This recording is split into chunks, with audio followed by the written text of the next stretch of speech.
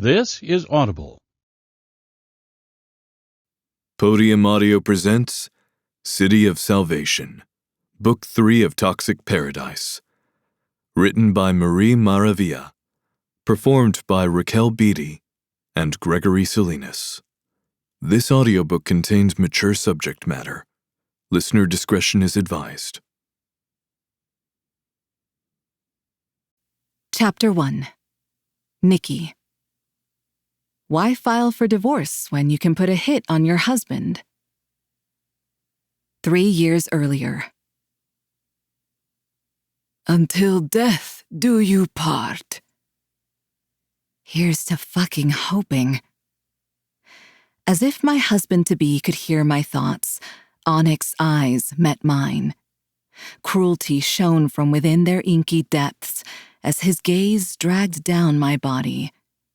It didn't matter that we were in the Lord's house or that a priest stood not 2 feet away performing our wedding ceremony. Yuri was still blatantly undressing me with his thoughts. It took all I had not to bolt back down the aisle. He knew what lay under the layers of lace and tulle that swathed my body, having already checked out the goods. Sick fuck had made me strip down naked in front of my own father a few weeks ago, telling him he wouldn't accept the offer if I wasn't up to his standards. I'd been poked and prodded like a piece of meat at the market. It was a pretty accurate comparison. Shame. That was Yuri's favorite control tactic. I'd seen it clear as day as he'd made me stand there in front of his men, their dicks hardening behind crisp suit pants, fingers furling and unfurling as they held themselves back from reaching out. They were accustomed to being able to touch the women Yuri acquired, but none of the other girls had been engaged to him. Bile gathered at the back of my throat. The memory had me fighting the urge to throw up all over the Bratva leader's leather dress shoes, but instead, I stood there, the picture of a good Bratva wife. For now. If control was what Yuri wanted, he'd chosen the wrong woman. He wouldn't use my body against me. I wouldn't allow it. My freedom might have been sold, but my obedience and submission weren't for fucking sale. Movement drew my attention back to my betrothed, the corners of Yuri's lips curling up in a taunting sneer. On anyone else, the expression might have come across as suggestive, but on Yuri, it was pure evil. I stood straighter, jutting my chin. He narrowed his eyes at the small act of defiance, the look promising punishment later. Yuri looked like the type of man who broke his toys for pleasure, and I was his latest procurement. I had to clench my teeth to keep them from chattering as adrenaline pumped through my veins, every cell in my body screaming at me to take flight. I must not have done as good of a job as I'd thought at hiding my fear, because the glare dropped away, replaced by the smile that had women willingly running to his bed. It pissed me off that he was actually handsome. His thick black hair was pushed back and neatly styled, complementing the trimmed beard along a strong jaw. A hint of his Bratva tattoo peeked just above the collar of his dress shirt. The random bridesmaids they'd stuck by my side, not that I had any actual friends that I would have asked to be at my wedding, had sneered at me as I'd cried while they dressed me, telling me I was lucky to be marrying someone who would be nice to look at while he fucked me. How did they miss how fucked up that statement was? I hadn't been crying over the wedding. I was mourning the loss of the life I never got to live, the dreams I would never get to accomplish because a man felt he had the power to dictate my decisions, my worth. In the end, My father had decided I was nothing more than a pretty face and cunt for someone to fuck. I'd been gifted to Yuri Sokolov, the leader of the St. Petersburg Bratva, as well as the Circle, the monster who managed to hold even the most powerful of men by the balls. At least, that was what my father's loose lips had divulged when he'd been drinking. He'd assumed, since I was a woman, I wouldn't pay attention. My role was to sit in the corner, to be seen and not heard. Arrogant of him to assume I'd remain obedient, loyal, when he'd made the choice to give me away. Yuri may have been 10 years my senior, but 35 was practically infantile in the Bratva. Yet his ruthlessness and black soul had propelled him to the top of the food chain. Tasha, you are bringing this family honor. My father dared to feed me that line of bullshit. I wasn't bringing honor. I was bringing him wealth at the expense of my freedom, my body, my sanity. A cacophony of emotions pooled low in my stomach, thoughts shuffling through my mind, none of them sticking for long. The oxygen in the air began to thicken, making it difficult for me to swallow down the panic clawing at my throat. The murmur of the audience and the droning on of the priest faded away, replaced by the whooshing of blood in my ears. The irony. This is how I die. A heart attack in my 20s, standing in front of a cathedral in an atrocious wedding gown I didn't choose. My panic was pushed aside by the pain radiating from my ring finger as Yuri shoved an offending piece of jewelry on me at the priest's direction. Asshole had probably made it too small on purpose, so I'd never be able to take it off. At the end of a trail of angry red skin sat a diamond-encrusted band that glinted under the sunlight, peeking through the church's stained glass windows. How appropriate that I was being wed before the depiction of the crucifixion. Death was always destined to be a part of this bastardly union. Icy fingers slid across my cheek, directing my attention away from my hand and into the eyes of my enemy. My bride, you'd better give our guests a show of a proper kiss, or you will not enjoy your wedding night, he taunted, his stifling breath sweeping across my face, stealing the air I needed in order to breathe. Disgust rolled through me as he plastered his mouth against mine, biting and sucking the plump flesh of my lower lip, while I stood there unmoving, fists clenched. The disgust was followed quickly by an anger that ran so hot, I was sure his hands would burn where they gripped my biceps. He pulled away, his face smug, and I nearly broke my teeth biting back my snarl. Resist spitting in his face. Wait for the signal. I sent up a silent prayer that God would smite this man where he stood. Hell, I'd take a vow of celibacy and serve only the church if he would open up the ground to swallow Yuri. But of course, my pleas went unanswered. For my sake, I was glad I'd learned to do what was needed to survive. Otherwise, my evening would be spent consummating a marriage with the devil.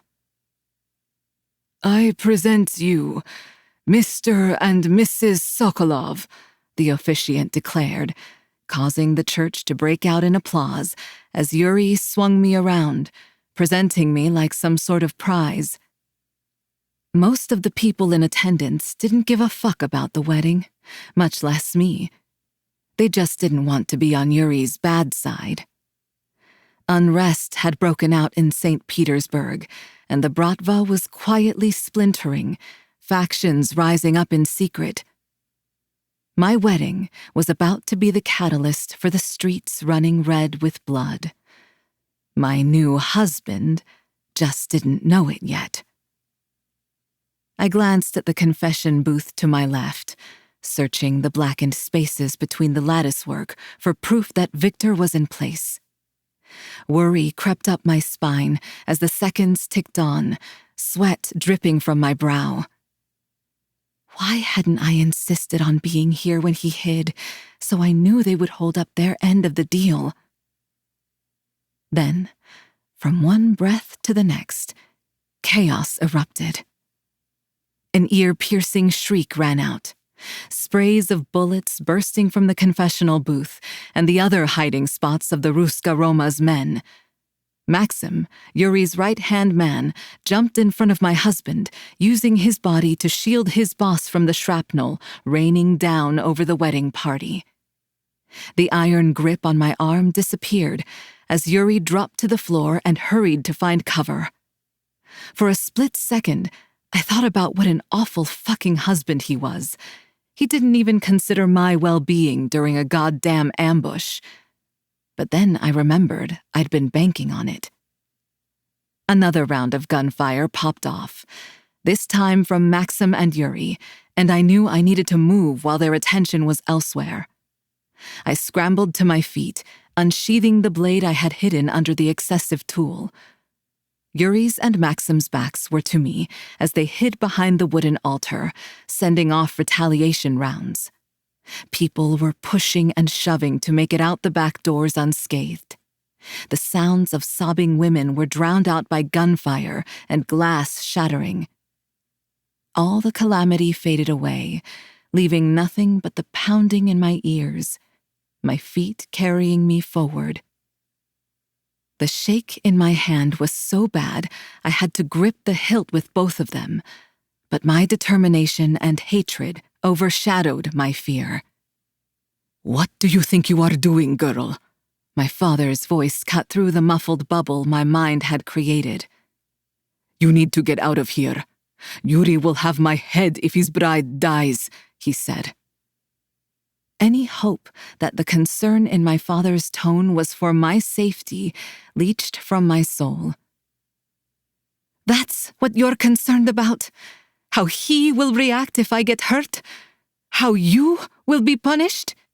Not what I will have to live through as his wife?" I yelled, distraught.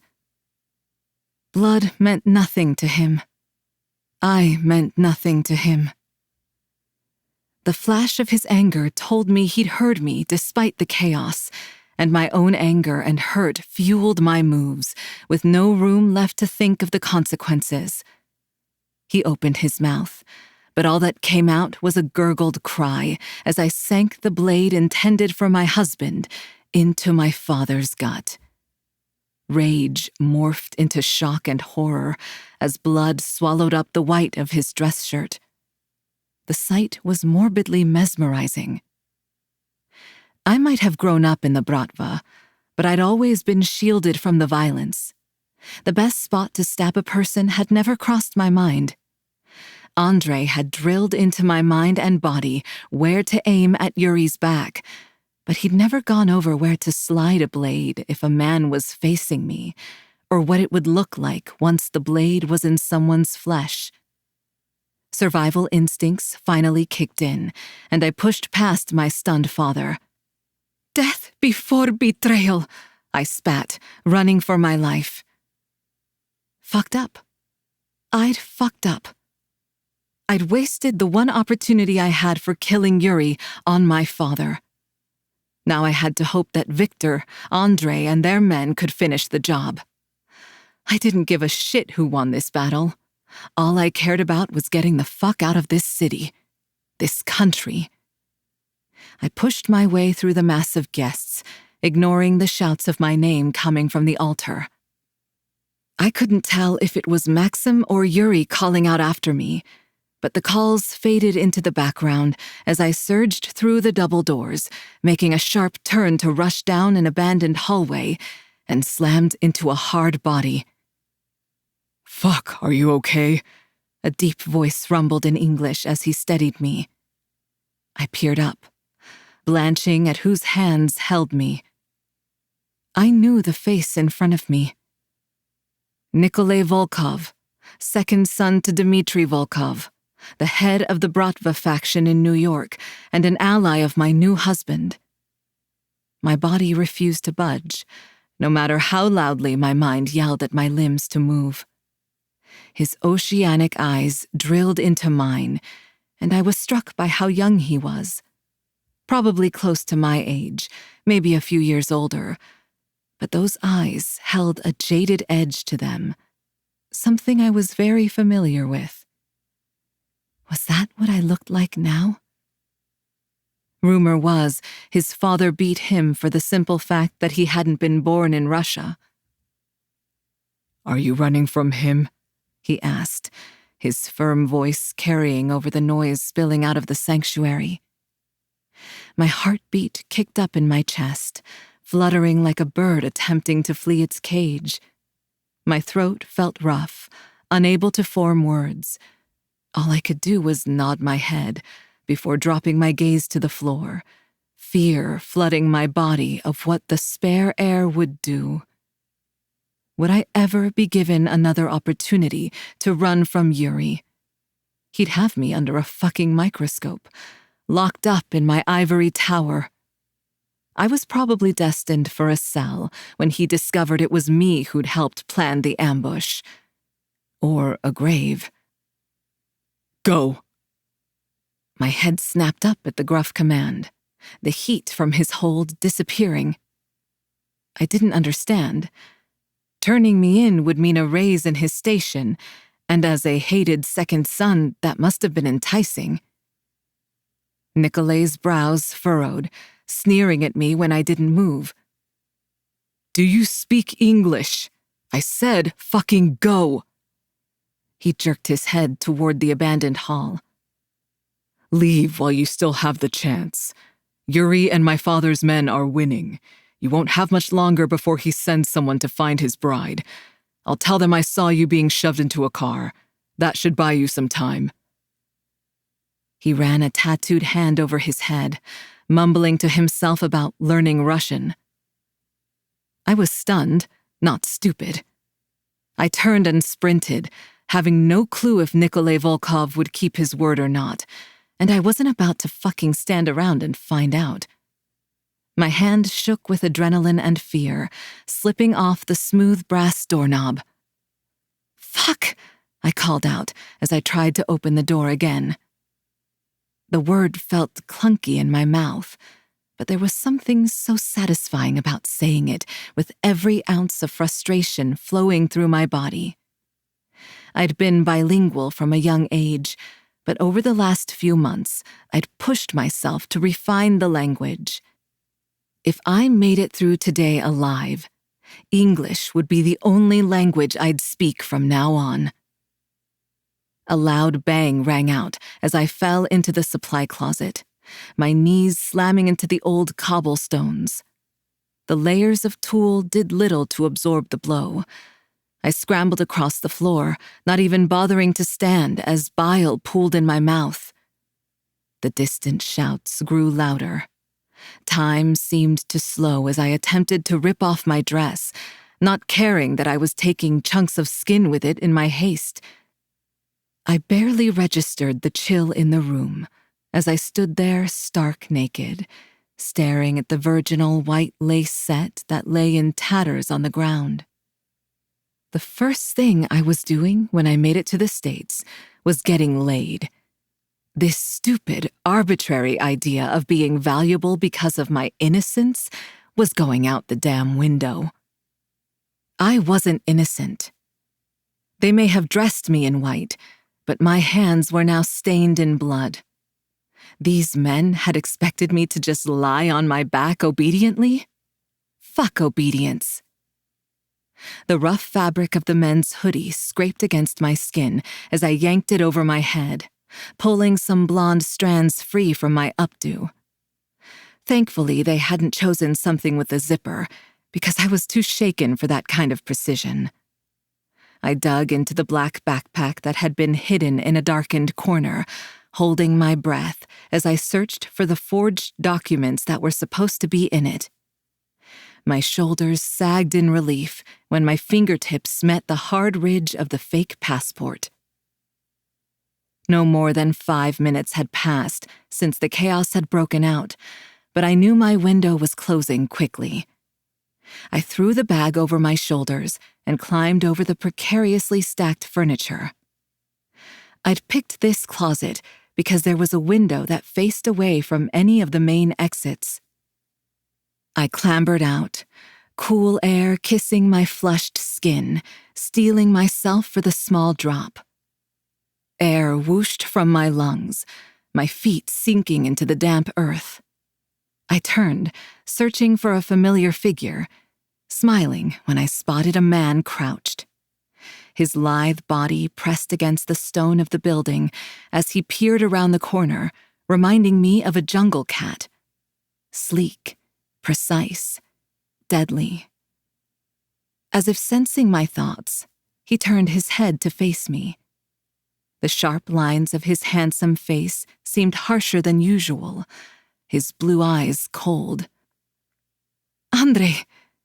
My voice cracked with tamped-down emotion. I stepped toward him, but my movements faltered at the tick in his jaw as he looked me up and down. "You didn't kill him, Tasha," he said, the words as icy as his glare. This was the tone he used with others, never with me. That was part of the agreement with the Ruska Roma.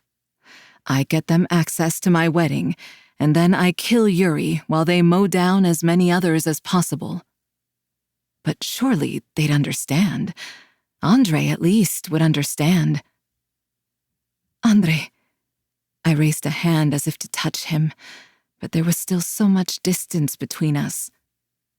"We can try again, no? Once you and I are in America. We will make a new plan when we get to New York." I let my arm drop when he looked away, gnawing on his bottom lip. The scar that cut through his eyebrow glinted in the setting sun. Anxiousness prickled over my skin. There was something he wasn't telling me. Hope drained from my body as he glanced back to me, his handsome face set in a harsh scowl. "There is no we, Tasha. Now go. Keep the plan. I will see you in a few weeks." The words hit like a slap. He'd been so nice, too. Made me feel included, like I had a say in my future. He was playing with me. "I said fucking go. This little crush you have needs to stop." He spat out the words like they were bitter on his tongue. "Leave.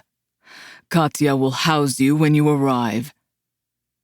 He turned his head, dismissing me. I ran, my world shattering in my wake. I would never trust another to hold my heart. I'd walked miles away from the cathedral before getting in a cab and taking it to the airport.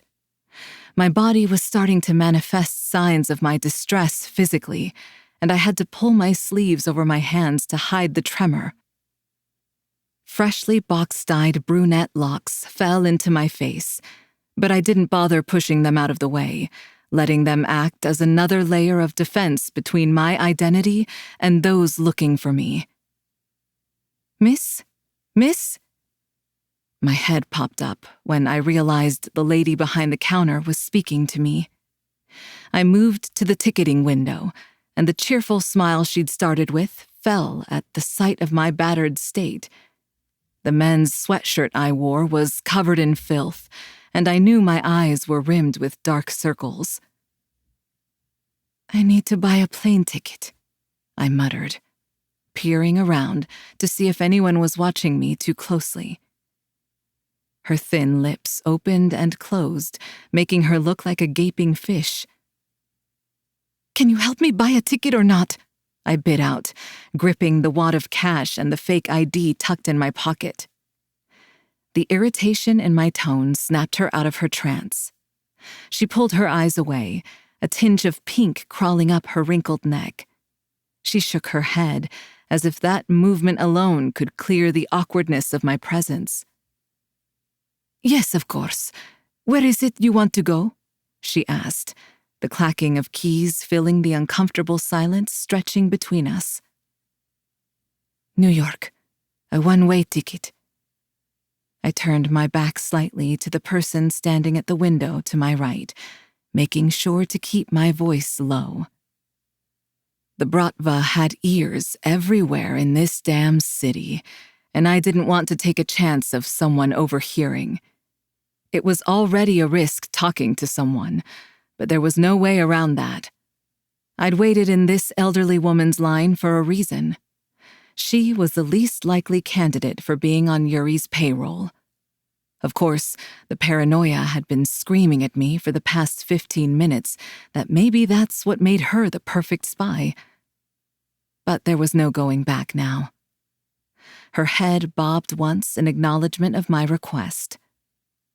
"And the name on the ticket?" she asked, clearly avoiding looking at me. "Not Nikki.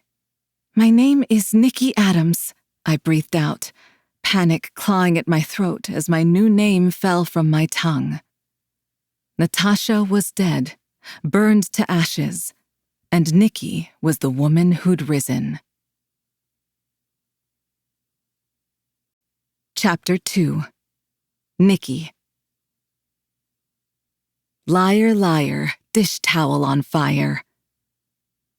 Shit, shit, shit.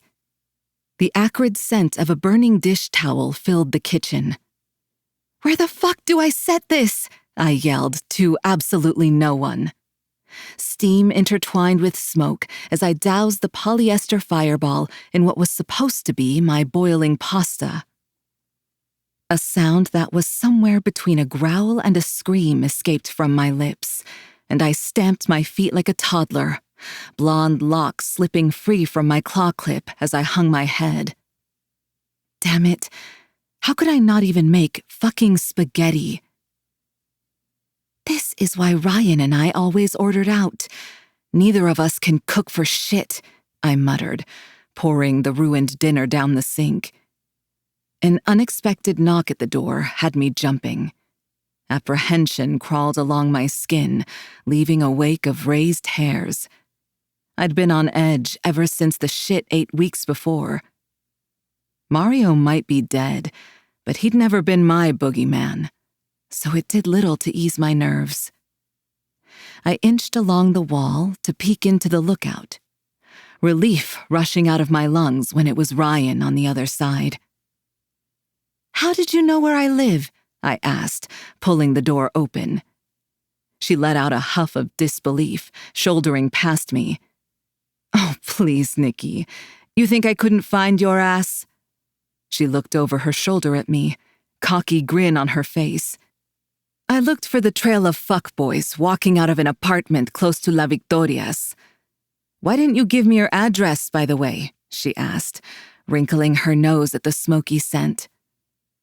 Or maybe the face was in response to the fact that I hadn't told her where I lived. I hadn't told anyone where I lived now.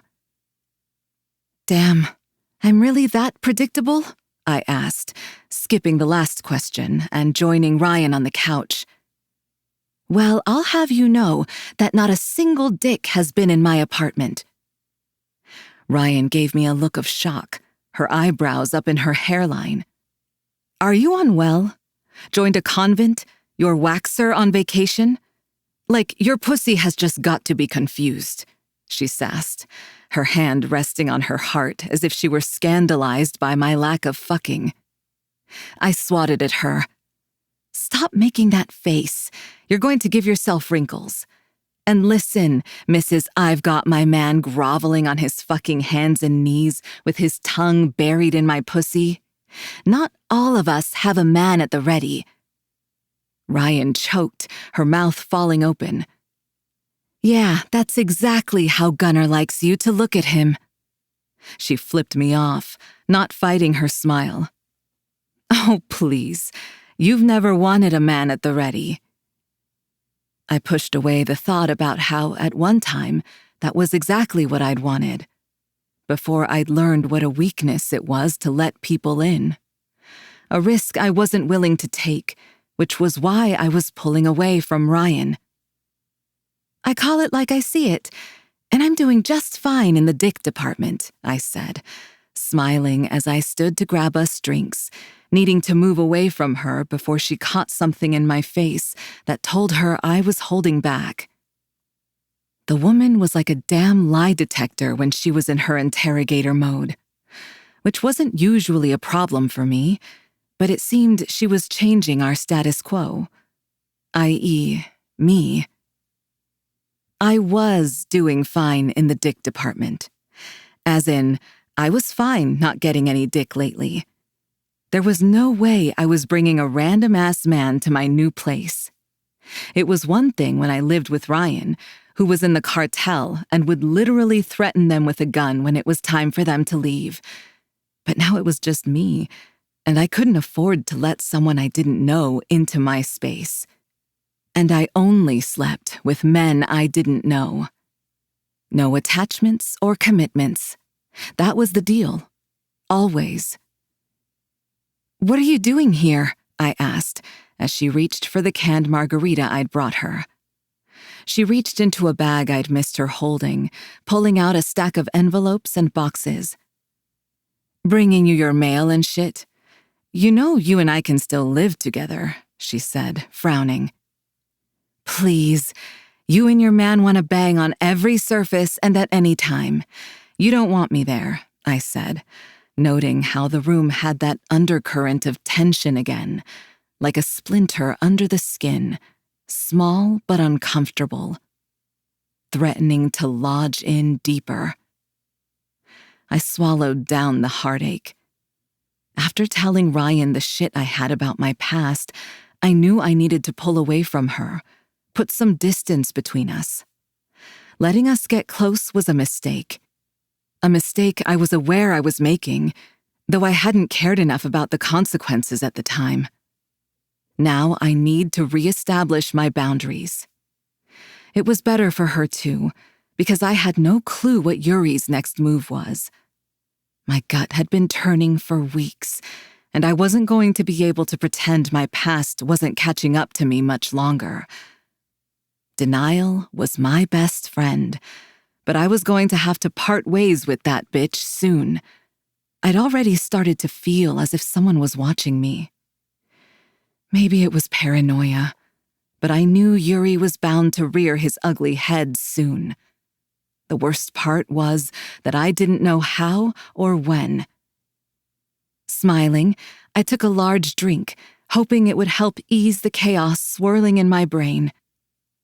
"And listen, I'm a down bitch, but I don't really want to watch your man's sweaty balls bounce off your cheeks," I added, keeping my voice cheery and light.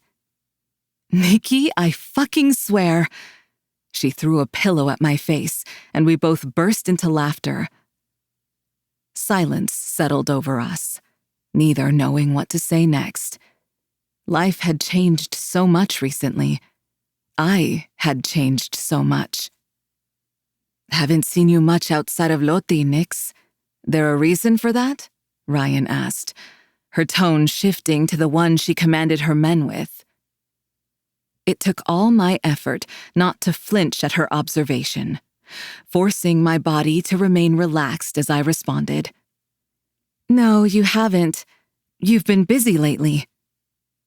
"So my schedule is what's causing you to avoid me? Es todo?" She arched a brow.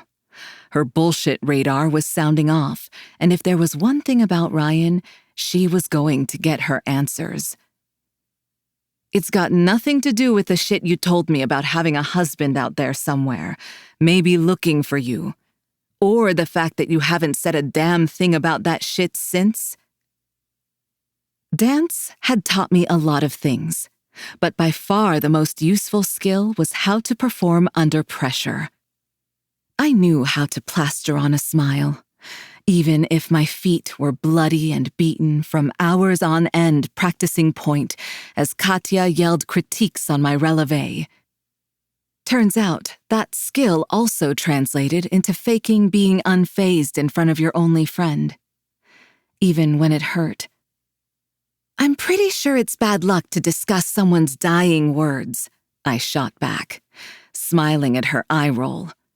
She hated it when I brushed things aside with my humor, but it was how I survived the heaviness of feeling. You didn't die, Nikki. I think it was close enough that we can extend the protection, you know? I quipped.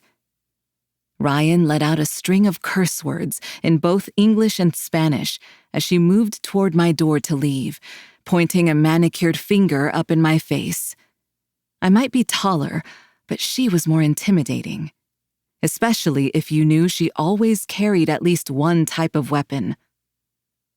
Listen, I'm not going to push this now, Nix, but I'm having Scar set this place up with security, okay? She doesn't have time for that. That bitch is busy being well taken care of. I'm bummed I didn't catch a peek at the hotties, I said, wiggling my brows. They were gone by the time I finished my set, and I couldn't get a good look through the damn house lights. Ryan shook her head as she walked down the sidewalk leading to my place, doing a shit job at hiding her laugh.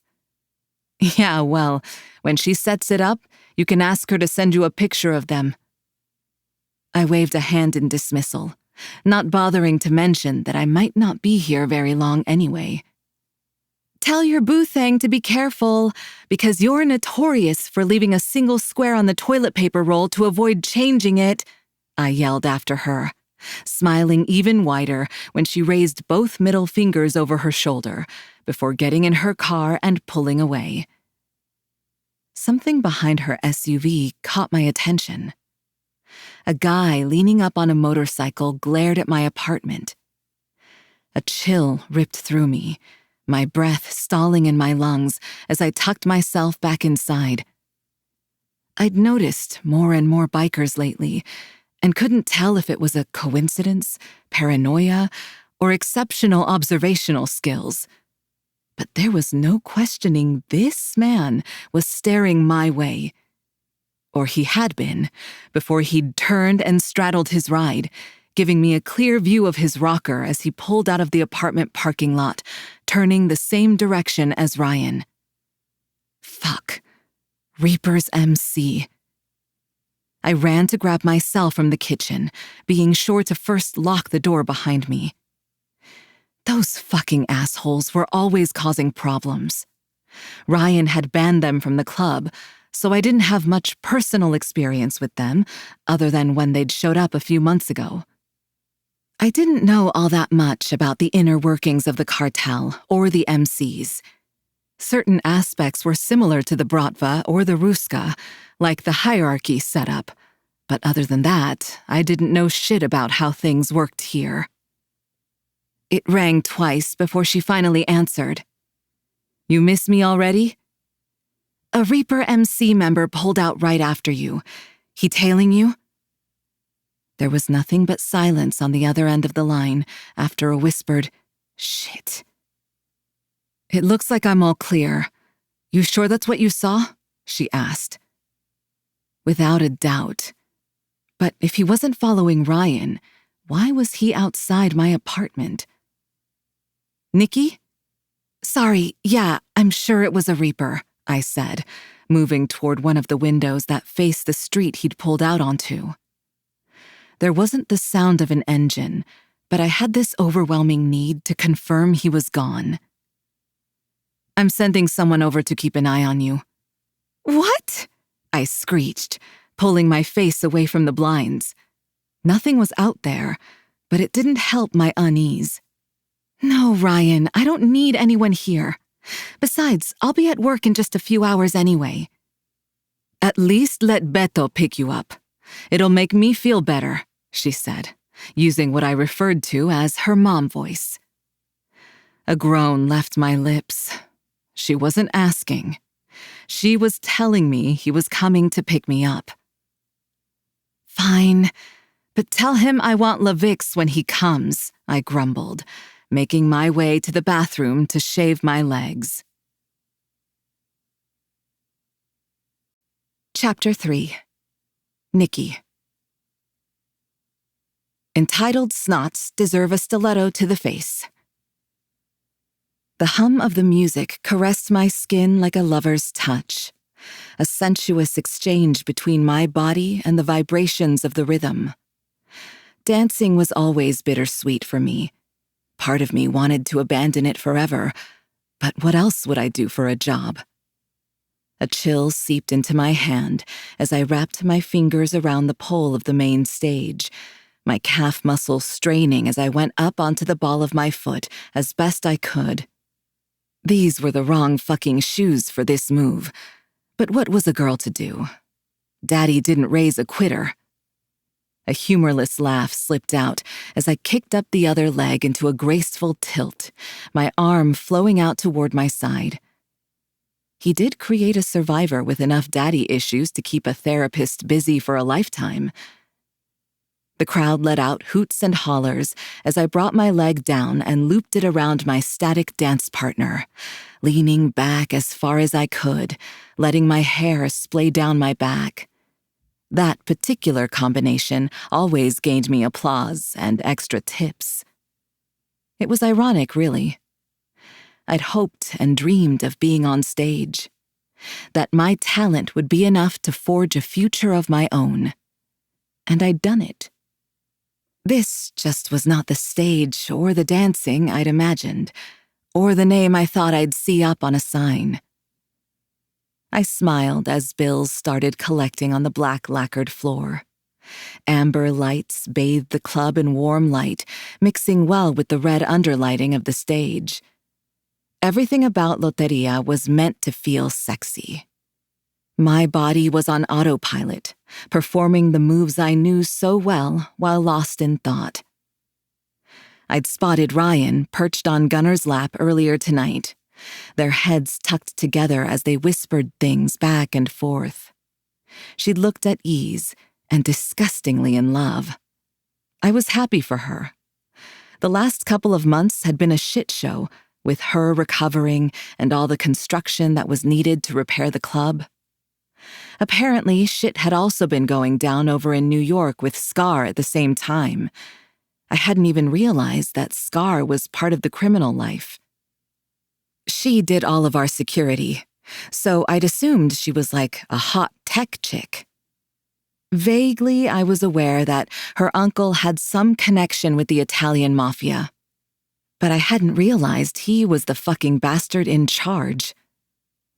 Scar and I had only met a handful of times when she was out here setting up security, and those nights had been filled with laughter, shots, and teaching the two of them how to work a pole like a pro. Skills that she had used 2 weeks ago on her 3 men. Damn, how do I get that to happen? Not that I want any fucking man to stay around longer than one fuck. My heart twinged at the same lie I'd been telling myself for years. Being a runaway bride to a man you were gifted to by your father really fucked up your views on love and men. I gave my head a shake, sending my hair flying. The patrons loved it when I whipped my hair around. They'd never guess this was my attempt at clearing out all the shitty thoughts clouding my mind lately. Ironically, the kidnapping wasn't the part that fucked me up. It was knowing that my ex knew I was alive and not knowing what he had planned. It had been 2 months since the incident, and I hadn't heard anything more from him. I'd almost convinced myself that it had all been Mario bluffing to get me to come back so he could snatch me up and use me as bait for Ryan. It was just a note on a door after all. And them flat out saying, "Hey, bitch, we're sending you back to your deranged ex-husband in Russia." There was this sinking feeling in my gut, a bone-deep belief that something was lurking on the horizon, and it had me worried. For the millionth time since I was forced to tell Ryan a little bit about my past, I wondered why the fuck I was still here. I willed my body to relax as I sashayed to the front of the stage. "Hey, bitch," someone said, followed by the sting of a hand slapping my ass. Blonde locks slapped me in the face with how fast I whipped my head around. My eyes narrowed in on the asshole who wore a grin a mile wide. He was young, probably in his early 20s, based on his baby face. Robert was probably already making his way to the main stage, but I wanted an opportunity to give this asshole a piece of my mind. It's always the entitled little snots who think everything is theirs. The heel of my stiletto met the tender flesh of his shoulder, and he flashed his 2 white veneers at his friends, thinking he'd won the lottery and I was about to fall on his dick. He probably thought I'd profess my love for him in hopes he'd take me home and train me to be a good little obedient wife. That's always how these types of guys treated me. The poor, lowly stripper who was waiting on a nice man to come save me from my wicked ways. I scoffed, digging my heel in deeper until his smirk turned into a wince. Hands that felt like he'd never worked a day in his life wrapped around my ankle, attempting to ease the pressure, but I only pushed harder. "Hey, bitch, you're hurting me. Ease up," he shouted over the music. "Oh, look, you also don't like being touched without permission," I responded. My hands hit my hips slightly above the lace of the crimson set I wore. The wince was now an angry look of entitlement smeared across his face. He was probably about to tell me who his father was, or ask to speak with the manager. "I pay to be here. That means I can do whatever the fuck I want." Wrong fucking answer. I yanked my leg out of his grasp, kicking his face as I pulled it back onto the stage. "Oops," I said, dropping down into a crouch in front of him. "Fucking bitch!" he yelled, clutching his nose as blood leaked out. Pathetic. I hadn't even hit him that hard. Chapter 4. Dex. Her ire made my dick hard. Pa arriba, pa abajo, pa centro, pa dentro. I let out a groan as tequila slid down my throat in a delicious burn. Fuck, I needed this damn drink. I needed this damn night, period. I'd spent the last 2 days tracking down a Reaper piece of shit and then spending some quality time with him. It had been happening more and more lately. Heard La Jefa is letting you use her playground. Robert's voice was low so the other patrons at the bar didn't overhear him. The club was all legit on this side of the walls, and Ryan wouldn't appreciate it if we scared them off with the talk of hacking off body parts. I'd have thought y'all would have one, he said, glancing over my way. All I gave him was a grunt as I tried to track down where the bartender had run off to. We do. Problem is, we are towing the fucking line with starting a war with those fuckers. Don't want anyone to find a Reaper in our playground. Claro. Rob nodded in understanding. Since they aren't welcome here, there's no real chance of them showing up looking for their man, he said, connecting the dots as to why I was torturing someone on cartel soil. If the Reaper started sniffing around the dude's disappearance, we could claim he trespassed on Los Muertos' turf, and La Brujita doled out his punishment.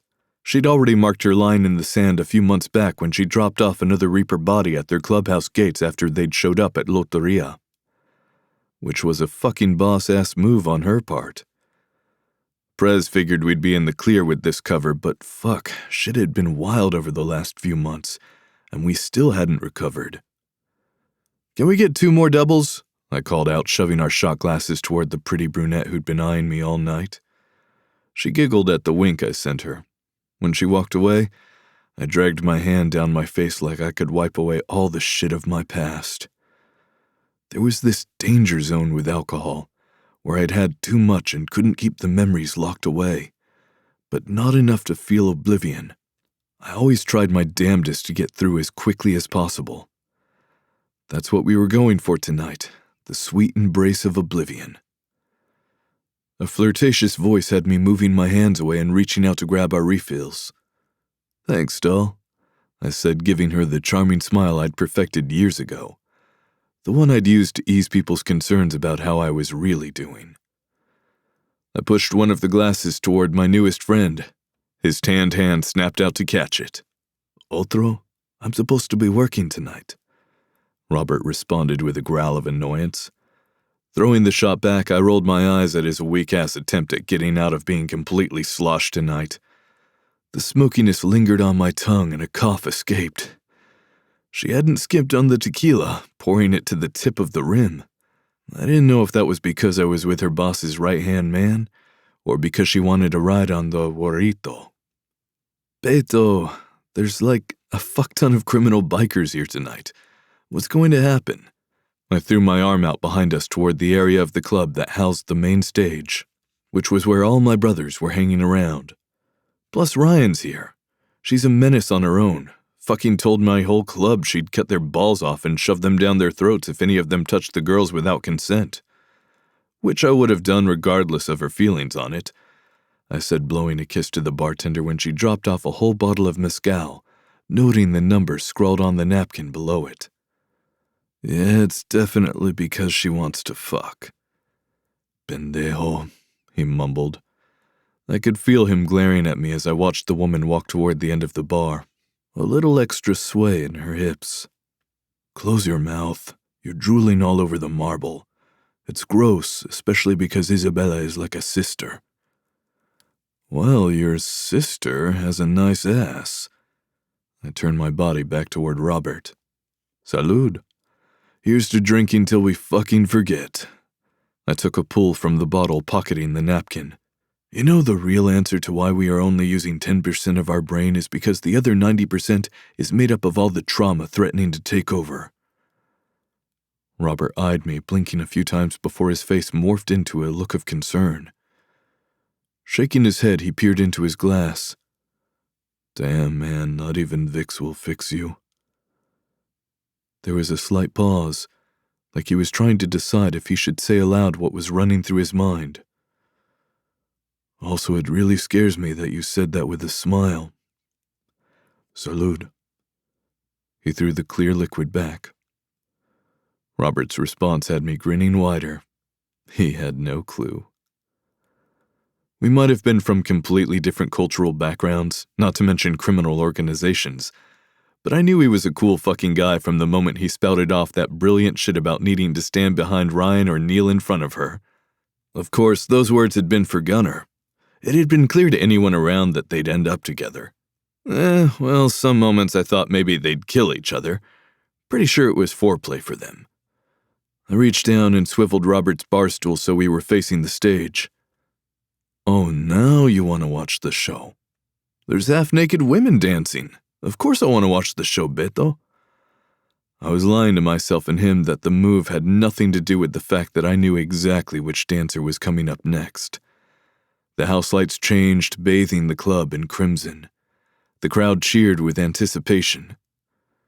"Sure, and it has nothing to do with the fact that your bestie is up next," he taunted, throwing up air quotes around bestie. "Never should have told you dick about that whole thing. Nikki and I aren't besties, but our friends are fucking, so we hang out now." I paused before tacking on, "as a group." He chuckled from beside me. "God, it's hilarious to watch you two. I don't know who wants to bend who over more." Disappointment left a bitter taste on my tongue. "Well, it's not her. She made that abundantly clear." Dickwad bursts out in laughter at my expense. Memories of Nikki chucking a shoe at my head and telling me we would never fuck replayed in my mind every single time I was around the woman. I slept around a lot, and every one of those hookups knew the score. No relationships, no emotions. Definitely no old lady offers. I knew how to fuck a woman and then walk away, so I didn't understand what Nikki's hang-up was, especially since she was the vagina version of me. Maybe it was the fact that she wouldn't sleep with me that had me feeling all funny when I saw her. I wanted to let out a pained groan when a stunning blonde strutted out onto the stage. Her legs went on for miles in her clear stilettos. I didn't know if I loved or hated the lacy crimson set she wore.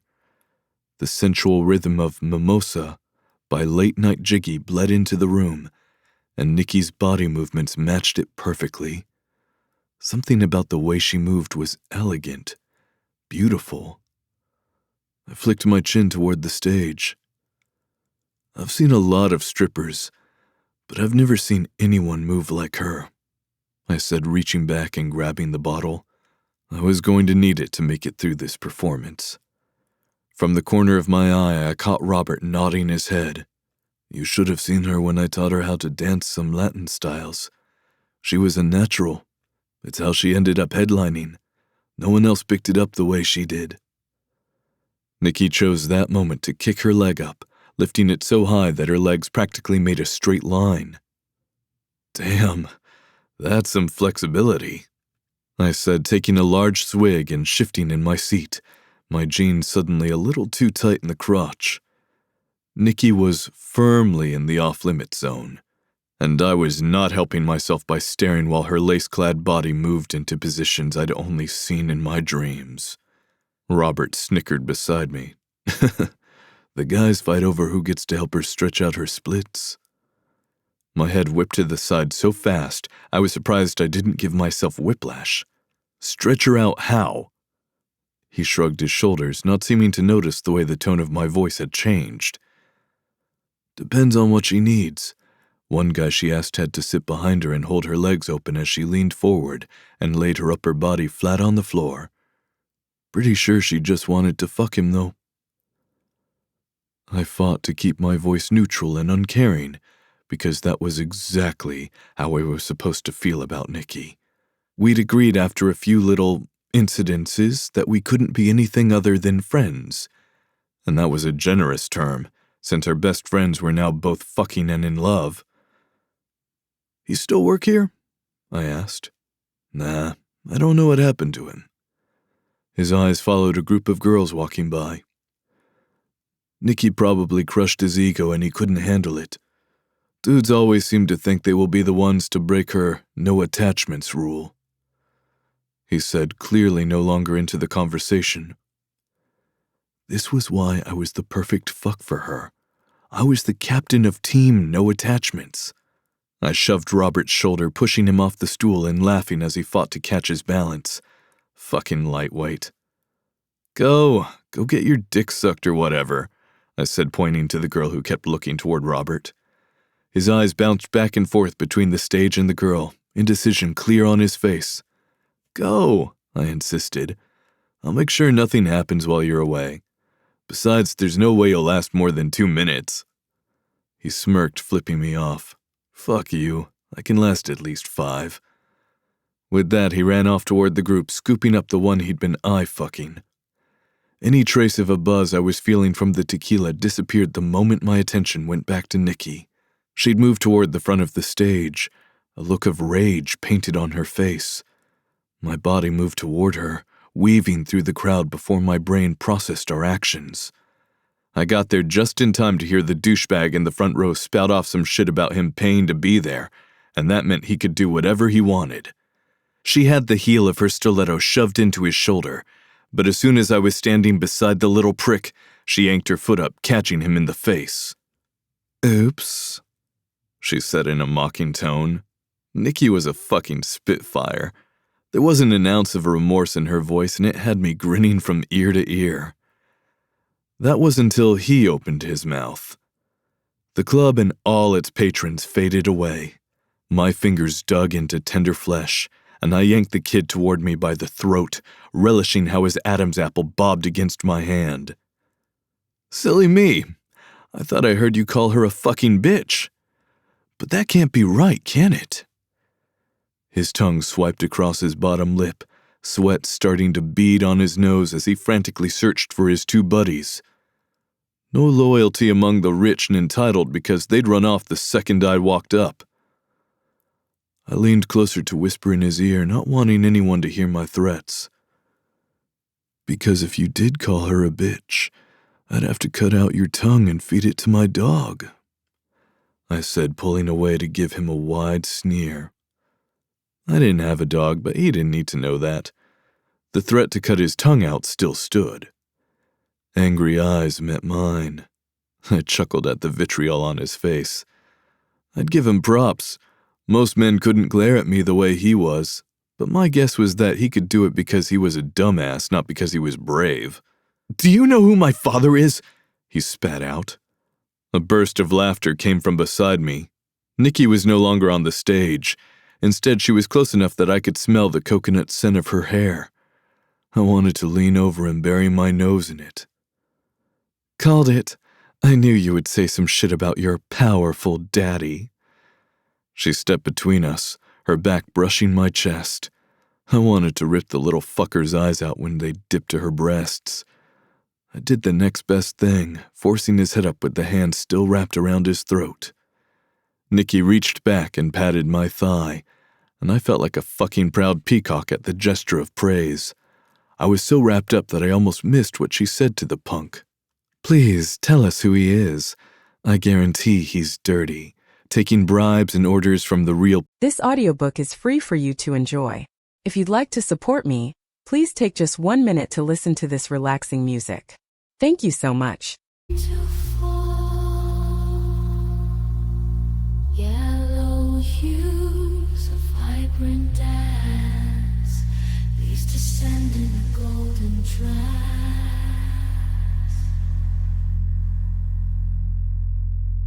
Blanket earth in warm embrace.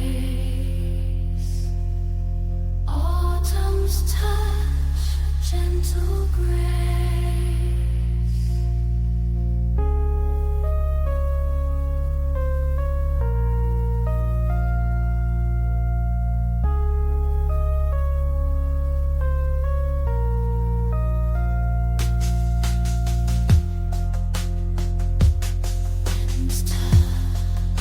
People who run this city.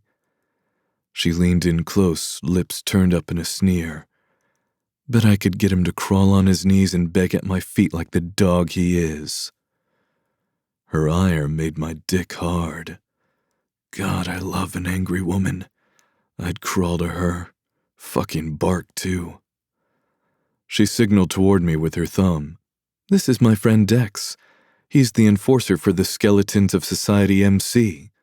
The kid began to pale when he spotted the rocker on my cut, confirming her claim. "And the owner you were probably going to demand to see? She..."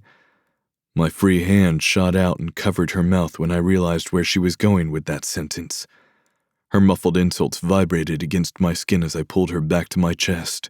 She was pissed I was manhandling her, but I'd prevented her from spouting off that a Los Muertos cartel's female kingpin owned the club. I doubted that Ryan wanted that fun little fact to go around Tucson. Plus, I knew Nikki would regret it the moment the word slipped out because normally she wouldn't share that shit. I cut in. "The owner would tell you that she's calling the cops on your ass for assault, and your daddy wouldn't like that shit-stained smear on his reputation, I'm sure." The way he flinched confirmed my suspicion. Pops was the real boogeyman in his life. I let him go, but to my surprise, he didn't run off the first chance he got. He looked at Nikki, needing to get in the final word. "I didn't want to watch you dance anyway. I was sent to give you this." He shoved a white envelope toward her. Painted nails plucked the stationery from his hand. I pushed him away, worried he might try to take a swing at her. "Get the fuck out of here, kid, and don't come back." I released the hold I had on Nikki as soon as he was far enough away, surprised she hadn't fought harder to get out. When I looked down, all I caught was her blonde hair flying behind her. She practically ran toward the private rooms. "What the hell, woman?" I mumbled under my breath, heading off after her. Chapter 5. Nikki. We yell fuck like a proper fucking lady. Natasha Petrov. That was all that was scrawled on the stationery the asshole had shoved into my hand. There went my hope that Yuri was looking for me elsewhere, because my name alone was a threat. No one here knew that name, not even Ryan.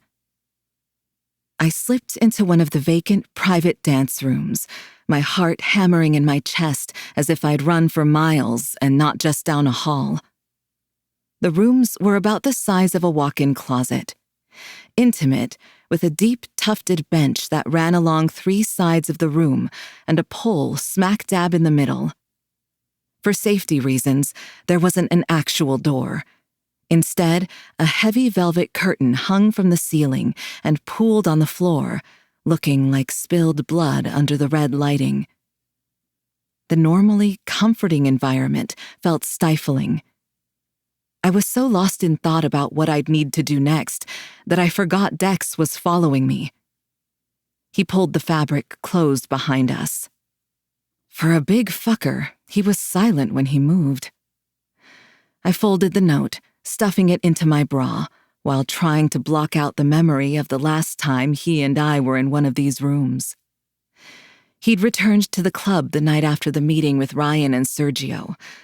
Somehow, we'd drunk an entire bottle of alcohol, which led to getting to know each other more intimately than planned.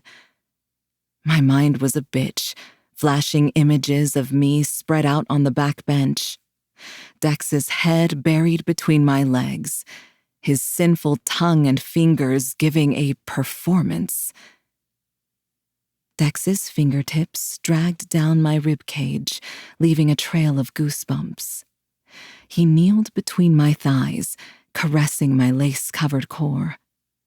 The rough pads of his fingers played with the edges of my underwear. A moan slipped out when he yanked them to the side, exposing all of me to his greedy gaze. Fuck, look at this pretty pussy just waiting for me, begging to be taken care of. The intensity of his attention was unnerving. He teased me with his touch, knuckles brushing lightly everywhere but where I wanted. I'm going to fucking devour you, Nikki. Coat my fucking face with your desire.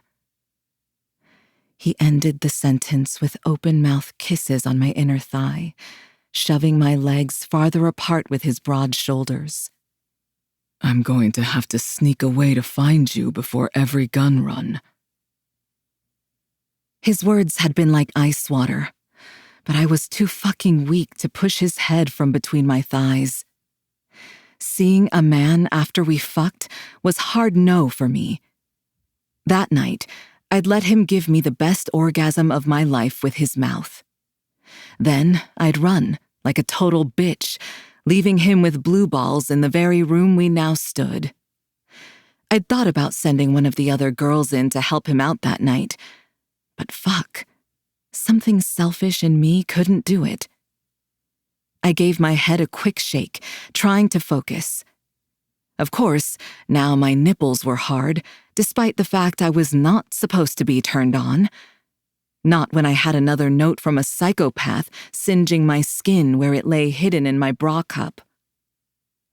Dex's deep voice cut through the silence, causing me to jump. Want to tell me why you looked like you'd seen a ghost? His toned arms crossed over his chest, the white fabric straining against his muscles. Confusion washed over me at his question. How had he noticed that? I thought I'd hidden my reaction well. Before I could answer, he swatted at my hand, catching me by surprise. Quit chewing on them.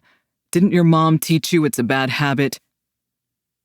My back stiffened, frozen like a deer in headlights. This was why I didn't get close to people. Even the most innocent of questions about myself required giving away secrets. How was I supposed to answer him? Nope, my mom didn't teach me shit. My dad took me away from her as soon as she pushed me out. Put me in the care of nannies and tutors whose sole purpose was teaching me to be the perfect bratva wife. Oh, and the husband I ran from is sending me threatening notes, one of which is in my bra. But I didn't say any of that. Yeah, of course, I lied, fisting my hands at my side to avoid chewing on my nail beds. I'd forgotten what it felt like to fabricate a past for people. Ryan never demanded answers about who I used to be. She just accepted me for who I was and ignored all the inconsistencies and awkward subject changes. Not once did she demand my secrets, because I never demanded hers. Then Mario had ruined that. Or more likely, this fabricated bubble was always destined to pop. I'd moved out of our shared apartment while she was hospitalized, told her it was because I figured she'd want more privacy with Gunnar. We both knew it was bullshit. She knew too much about me, and I felt too much for her. I'd made her swear on my life that she wouldn't tell a soul about what I'd shared when we were in Mario's custody. His lackeys had been killed, so Ryan was the only one who knew I was running from my criminal ex-husband. Current husband? Fuck, I didn't even know if we counted as being married. None of that mattered to Yuri. In his eyes, I was his property, and he was damned determined to get me back.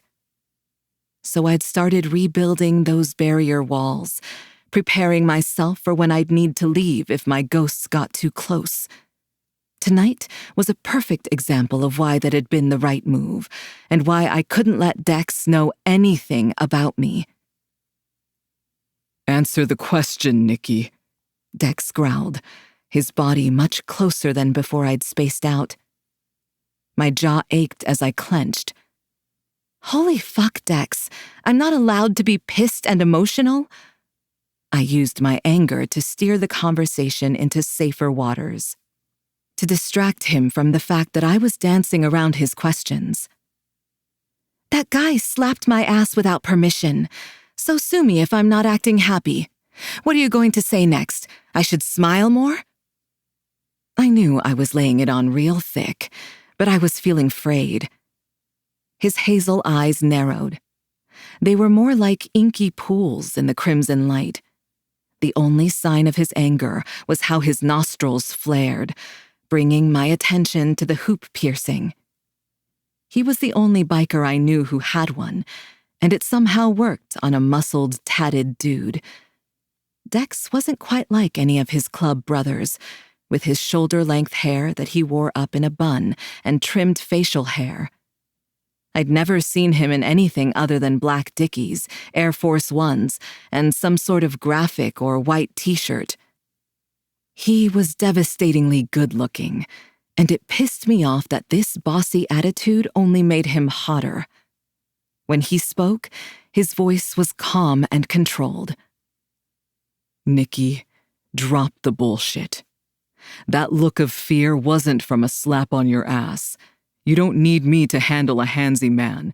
You've got that covered on your own. My hands hit my hips at his call-out. The sensation of my fingertips on my bare skin reminded me that I wasn't wearing any clothes. I didn't ask you to come handle shit to begin with, Dex. You showed up at the front of the stage on your own. I went to move past him, but he sidestepped in front of me, blocking my exit. Our bodies were so close, I felt the heat radiating off him. Even in my shoes, we weren't eye level. My head hit right under his chin, and when he spoke, it felt like a caress across my face. That was, until his words registered. They were more like a slap. No, Nikki, you didn't ask. I went up there, and then you looked like you saw a ghost and bolted. My dumbass followed you because I forgot. That's your MO, isn't it? I glared at him through my lashes, my shoulders tensing at the blow he'd delivered with his words. What the fuck could I say to the truth?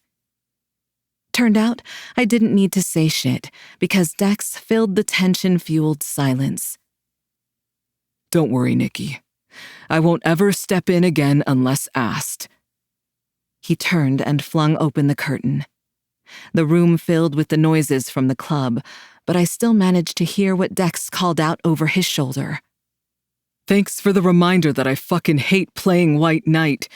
I'll stick to what I'm good at, having a good time. His voice was bitter with a clear tinge of hurt. He disappeared from the room, leaving me standing there all alone with a pit in my stomach I hadn't felt in years. The one I used to get when I disappointed my father. "Fuck!" I shouted, like a proper fucking lady, rubbing my face and focusing on the beat of the music in an effort to blank my mind.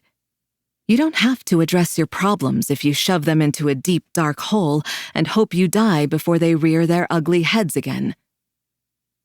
And how had that strategy worked for you so far, bitch? You barely made it 3 years, and shit is already coming back to haunt you. There was no time for a goddamn pity party. I needed to get out of there before I had a run-in with anyone else. "Hey, you okay?" Ryan's voice sent my heart into overdrive, the pit growing wider as I let out a startled yelp. She quirked a brow at my reaction. "Aren't you supposed to be banging your boyfriend on your desk or something?" I asked, plastering on a smile in an attempt to throw off her suspicion. But she was too observant. Caring for people was her blind spot, though. It's why she'd missed that the ones she loved the most were lying to her through their teeth. I couldn't help but feel like she looked at me differently after she'd learned what she had about my past when Mario had trapped us in that room. Her gaze ran up and down my body. There was suspicion in her tone. Yeah, I should be, but then I saw some punk-ass kid running out of my club with a bloody nose claiming that the blonde slut broke it. I rolled my eyes at his dramatics. "Pussy, it wasn't broken." She ignored my commentary. "Then I looked over and you're running off with Dex." Her shoulder hit the frame of the opening, making it clear we would be here until she got the answers she wanted, which pissed me off. I didn't need or want a keeper. If I needed her help, I would have gone and found her. "There a question in there, Ryan?" I bit the words out, feeling cagier the longer I stayed in the club.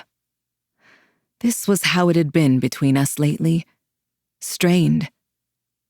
What happened feels like the obvious one. The tone, the stance, the air of authority. I hated everything about this exchange.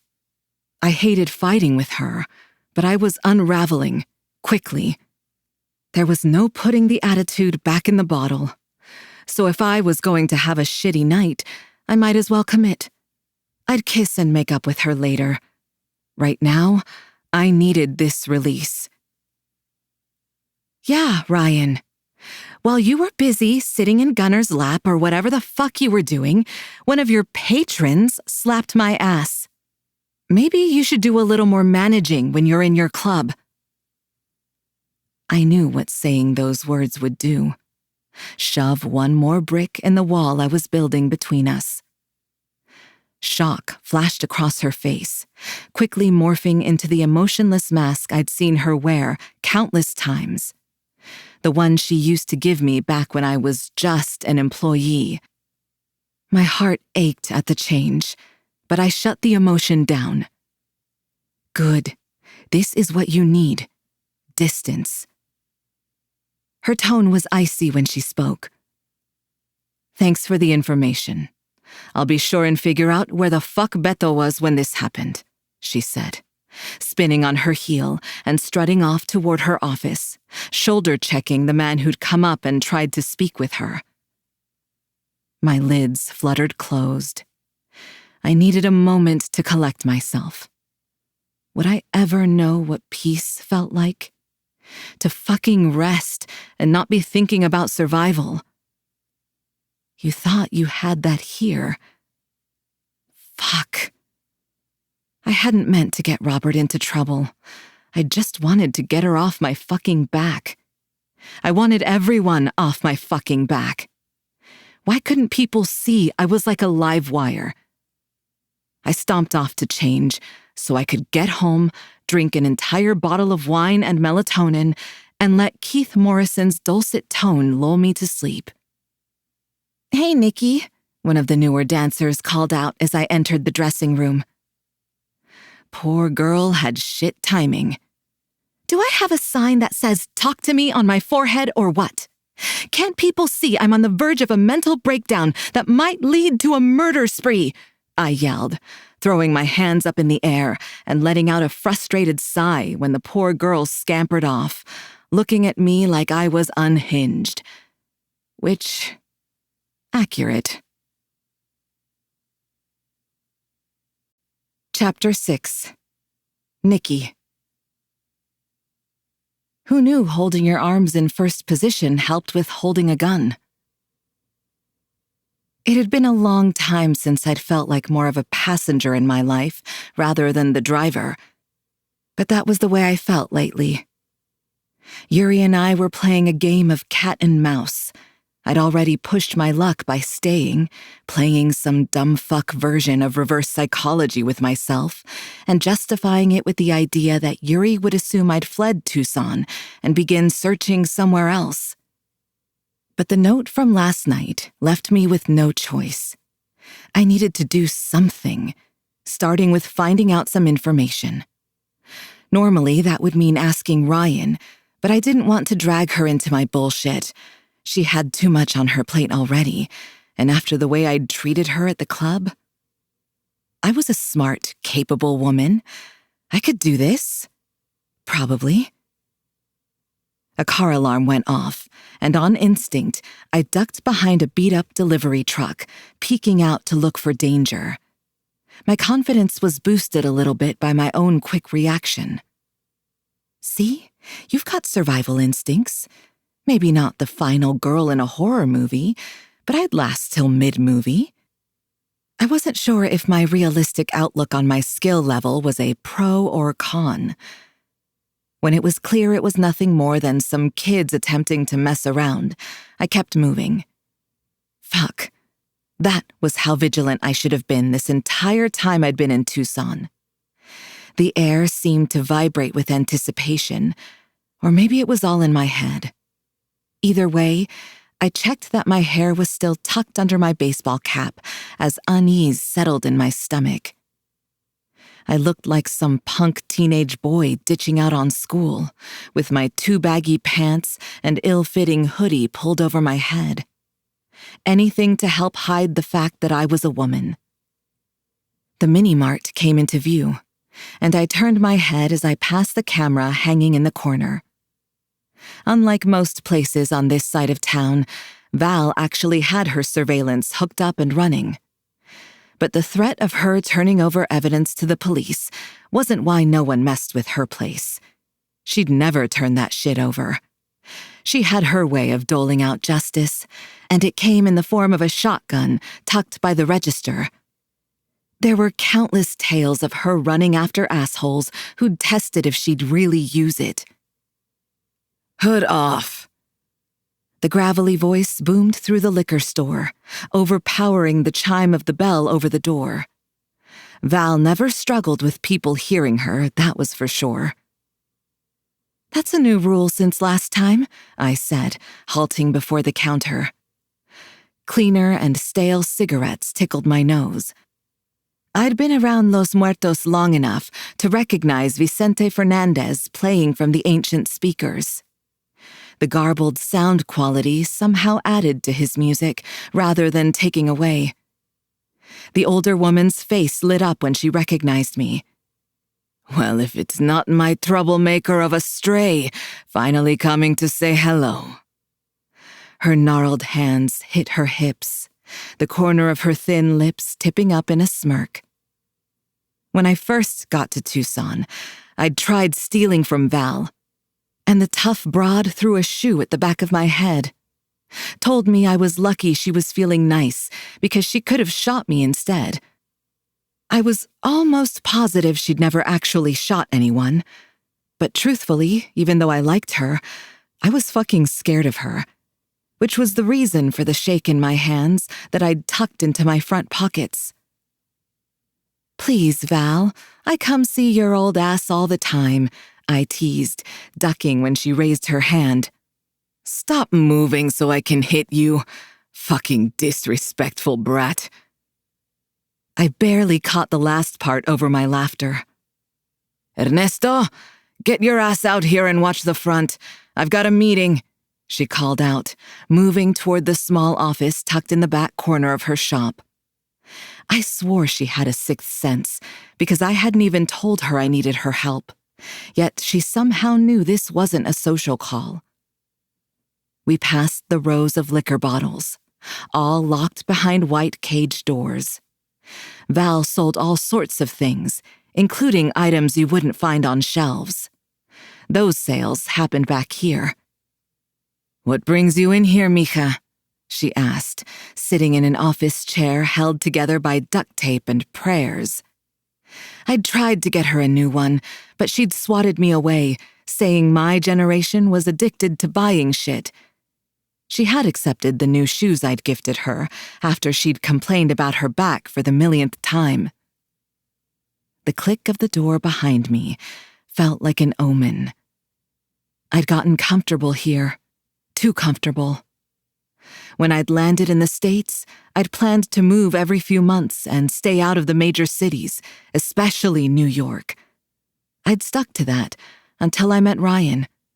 Told myself that being in cartel territory would protect me. But the truth was, I'd looked for any excuse to stay after clicking with her. I'd seen some of myself in her and her fucked-up relationship with Mario. I couldn't leave until I knew his hold on her was broken. Now it was. "Can you get me a burner phone?" I asked with a heavy sigh, finally pushing off my hood. The stifling heat of her office wasn't helping my already frayed nerves. She leaned back in her chair. I waited for it to collapse under her weight, but the thing held. "Stop giving my chair those dirty looks, and explain why you're coming to me to get a burner, when I know damn well you personally know La Brujita." I knew she'd ask that. It was the obvious question. I'd hoped my rapport with her would have earned me a no-questions deal, but Val was too smart for that. Information was the real bargaining chip in the underbelly of the streets. Pushing off the old door, I slid into the metal chair in front of the folding table turned desk. Stacks of paperwork and God only knew what else teetered on the edges. Val didn't have any ties with the cartel, but she had her own little world she was in charge of. Los Muertos didn't give a second thought to the smaller organizations that operated in Tucson. They could do whatever they liked, as long as they never crossed Los Muertos' boundary lines or took any of their business. My elbows dug into my knees as I leaned closer to the old woman, careful to keep my voice low. The walls in here were paper thin, and someone was always listening. "All right, I'll cut to the chase here. My feet hurt, I'm hungry, and my life is slightly fucked. So pretty please, will you tell me what the fuck you've heard lately?" I asked, ignoring her questions, hoping my pouting bottom lip would earn me some sympathy. It was doubtful, though. She steepled her aged fingers while her shrewd gaze picked me apart. Behind the wrinkled skin and graying hair, Val was a predator watching for the weak spot to strike. When stripping, a mile-wide smile that was borderline painful was my go-to mask, but that wouldn't work with Val. The pout clearly wasn't doing it. I blanked my face, keeping my body relaxed. Then I leaned back, kicking a leg over the other like I was at a fucking Sunday brunch. She might be fond of me, but there was still a price for her intel. If she sensed how desperate I was for what she knew, that price would take a steep turn upward. Finally, she broke the silence. "You're not very good at this, mija. You want any old information I have, or you want to know something specific?" She didn't give me a chance to answer. "I assume you mean what I've heard about you. Consider this a warning to get the fuck out of town, Because someone wants that cute white ass of yours. My heart kicked up in my chest. It wasn't anything I didn't know, but the confirmation from someone else moved it firmly from the category of "you're paranoid" to "you're fucked." She opened the top drawer of her filing cabinet and sent a phone skittering across the top. Few months ago, some anonymous person started asking about dancers at Loteria. Specifically this one. Vic paused to pull something else out of the metal drawer. This time it was a pack of cigarettes and a piece of printer paper with a grainy image, an image I knew far too well. I stiffened in my seat. Fuck, I shouldn't have come. She lit up a cigarette, taking a long drag and quirking an eyebrow at me as if to say, "Who the fuck did you piss off?" But I kept quiet and didn't make a move for either of the things she'd pushed across the desk toward me. It was a lesson I'd learned as a child. Nothing was ever a gift unless you were expressly told, and I didn't want to be indebted to anyone without knowing the price. The corner of Val's mouth inched up ever so slightly around the dangling cigarette. The lines on my face had apparently revealed my thoughts. Tension built as smoke wafted between us, creating a hazy filter as we stared at one another.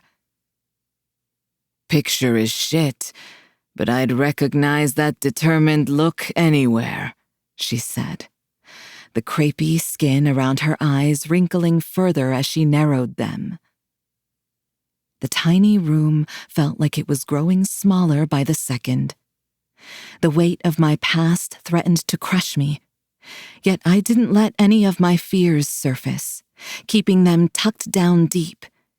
I shoved my hands under my thighs, preventing myself from gnawing on my cuticles, a bad habit my ballet professor, Katya, never managed to break me of. "You give them a name?" I asked, shifting my weight to my toes in case I needed to dash for the door behind me. She ashed the white stick on the plastic top, filling the room with the foul scent. "I'm not a fucking disloyal narc." Her words were harsh, offended. "Though I should have given you up, if that's what you think of me." Her tone was hurt, and I gave her a sheepish, apologetic look. "Sorry, I had someone come into Loteria with a note for me, and I am trying to figure out who sent the messenger." I pulled my gaze away to study the aged newspaper clippings that adorned her walls. Yellowed and curling at the corners, a collage of Tucson's history, and her own, no doubt. I already knew who'd sent him, but there was a small, delusional part of me that was hoping it could be someone else. Someone like Katya, or a person from my past that wondered what happened to me when I never showed up in New York as planned. But I knew that wouldn't be the case. "You've been burned before." It wasn't a question, yet I knew she was looking for confirmation. She sighed when I didn't respond, continuing to study the black and white text until she continued on. "No, I didn't say shit." Something in the way she said it told me it was the truth. "Anything else you can tell me?" I asked. A flash of black peeking up from just below the tabletop caught my attention. In the next moment, I had a gun in my hand and trained on Val. Her laugh echoed off the cinder block. She didn't look the least bit concerned that she was staring down a barrel as she set down her firearm, her hands raised in mock surrender. I may not have been as comfortable as Ryan with a weapon, but desperate times called for desperate measures. The last time I'd shot had been in the hallway at Loteria. One shot, dead center to the head. Surprised the fuck out of Ryan with that. The hard grip felt familiar. The weight of the piece in my palm was like an old friend, and my trigger finger rested right above, ready to move if needed. Please don't make me shoot you. I don't know shit about cleaning up those types of bodily fluids. Val's voice cut through my inner musings. You might survive this still, mija. Now put the fucking gun away. I think I'll keep it out if it's all the same to you, I responded, tracking her hands. Thank fuck for all the hours I'd spent holding my arms out in position while Katya had come around and checked to see if we were shaking. Because aiming a gun at someone for an extended period of time was surprisingly heavy.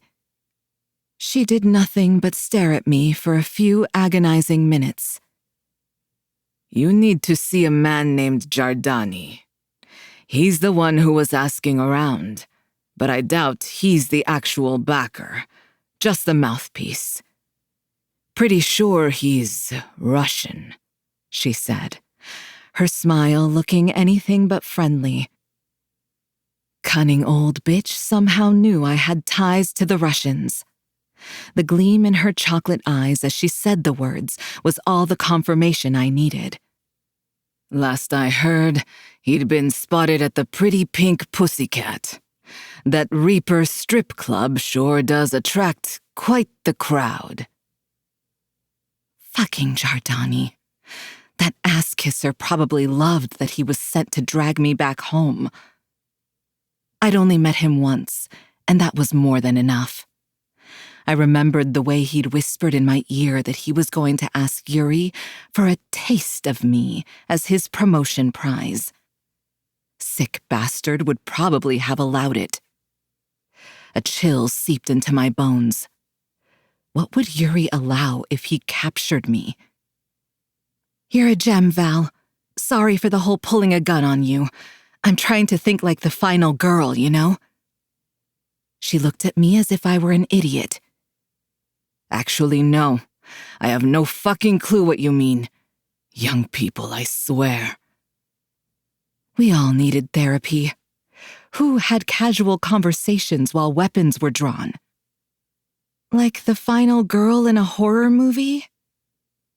Her face didn't change, so I decided to cut my losses with the explanation.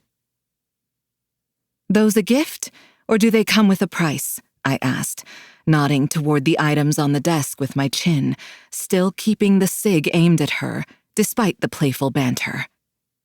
She let out a boisterous laugh, her graying bun swaying as she threw her head back.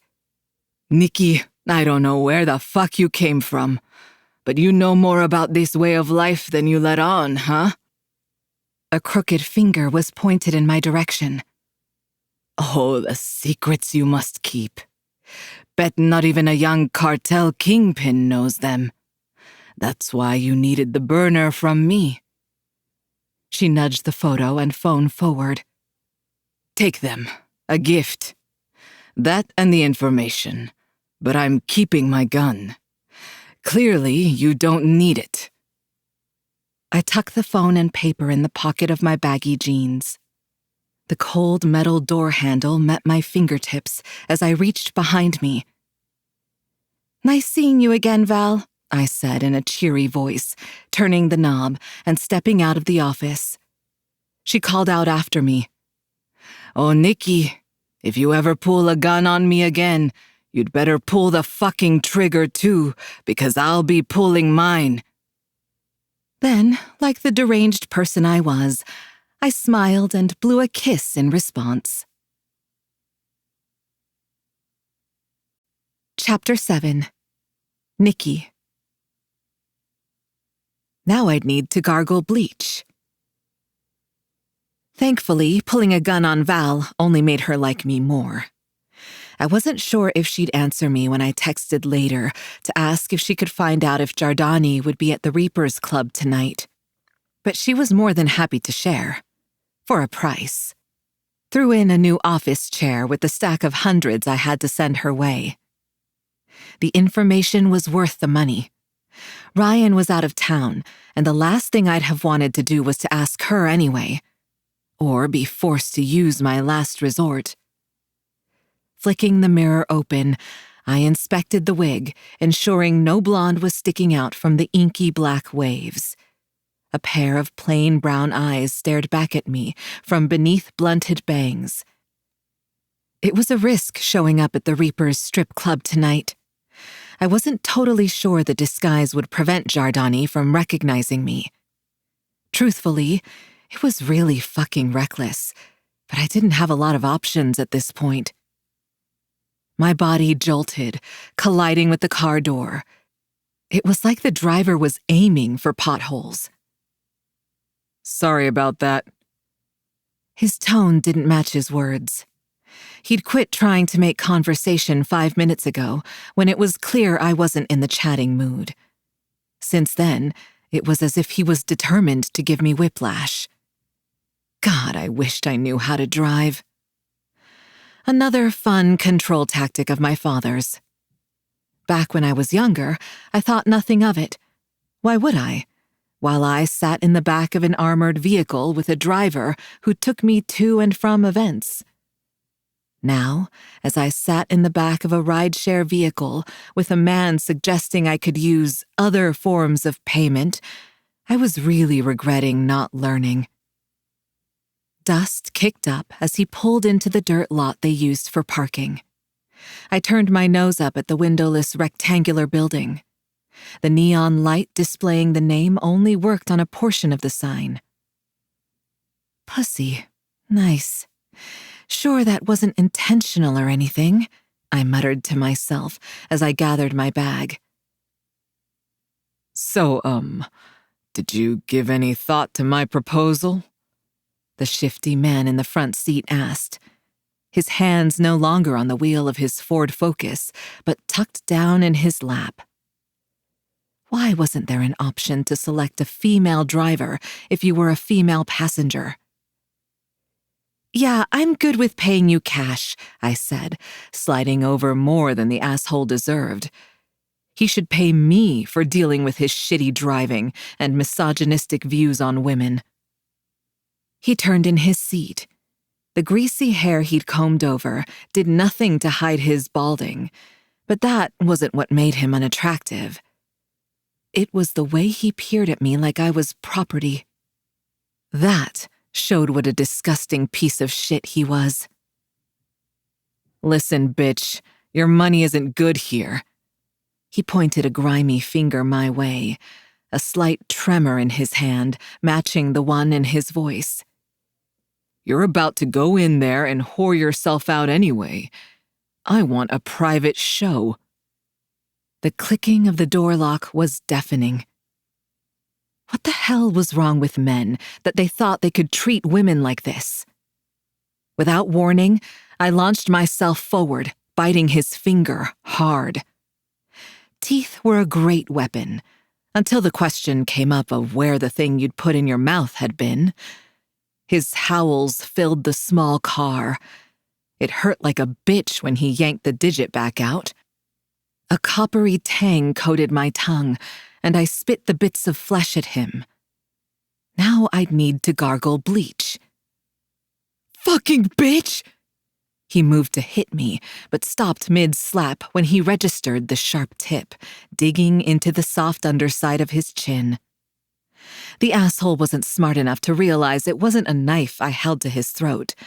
Really, I should have kept the gun on me, but I'd been nervous that the club might dig through my bag. No one would bat an eye at some hair-cutting shears. I need to rethink my stance on carrying weapons.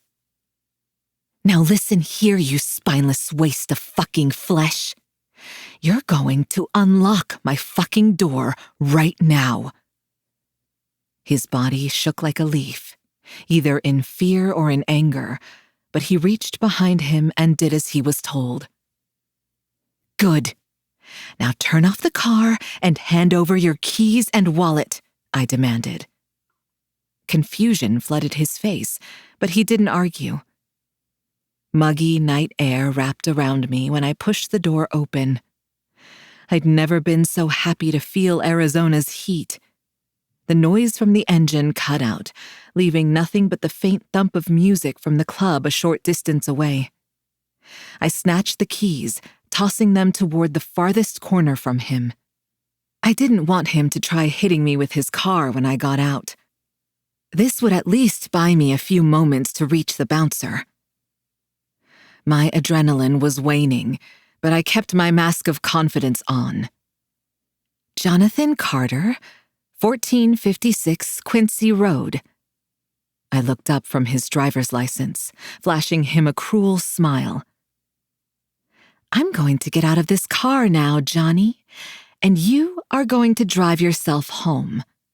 Delete your rideshare app and be on your best fucking behavior, because I will be sending someone to check in on you. I dug the tip of the scissors in deeper when he scoffed, whispering menacingly, La Brujita doesn't take kindly to men assaulting women in her city. All color drained from his face. Most predators knew her name. She was their boogeyman after all. Good boy, I said, shoving the wallet in my bag. I practically leaped out of the car. His hiss told me I'd nicked him when I pulled away. There were a handful of other cars and an entire line of bikes. I practically ran to the large bouncer at the front, his barrel stomach sticking out so far I couldn't see part of his waistband.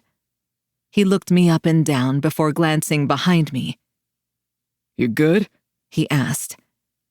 Yeah, just creeps, you know? I cleared my throat, internally sighing with relief when his attention didn't hold any real suspicion.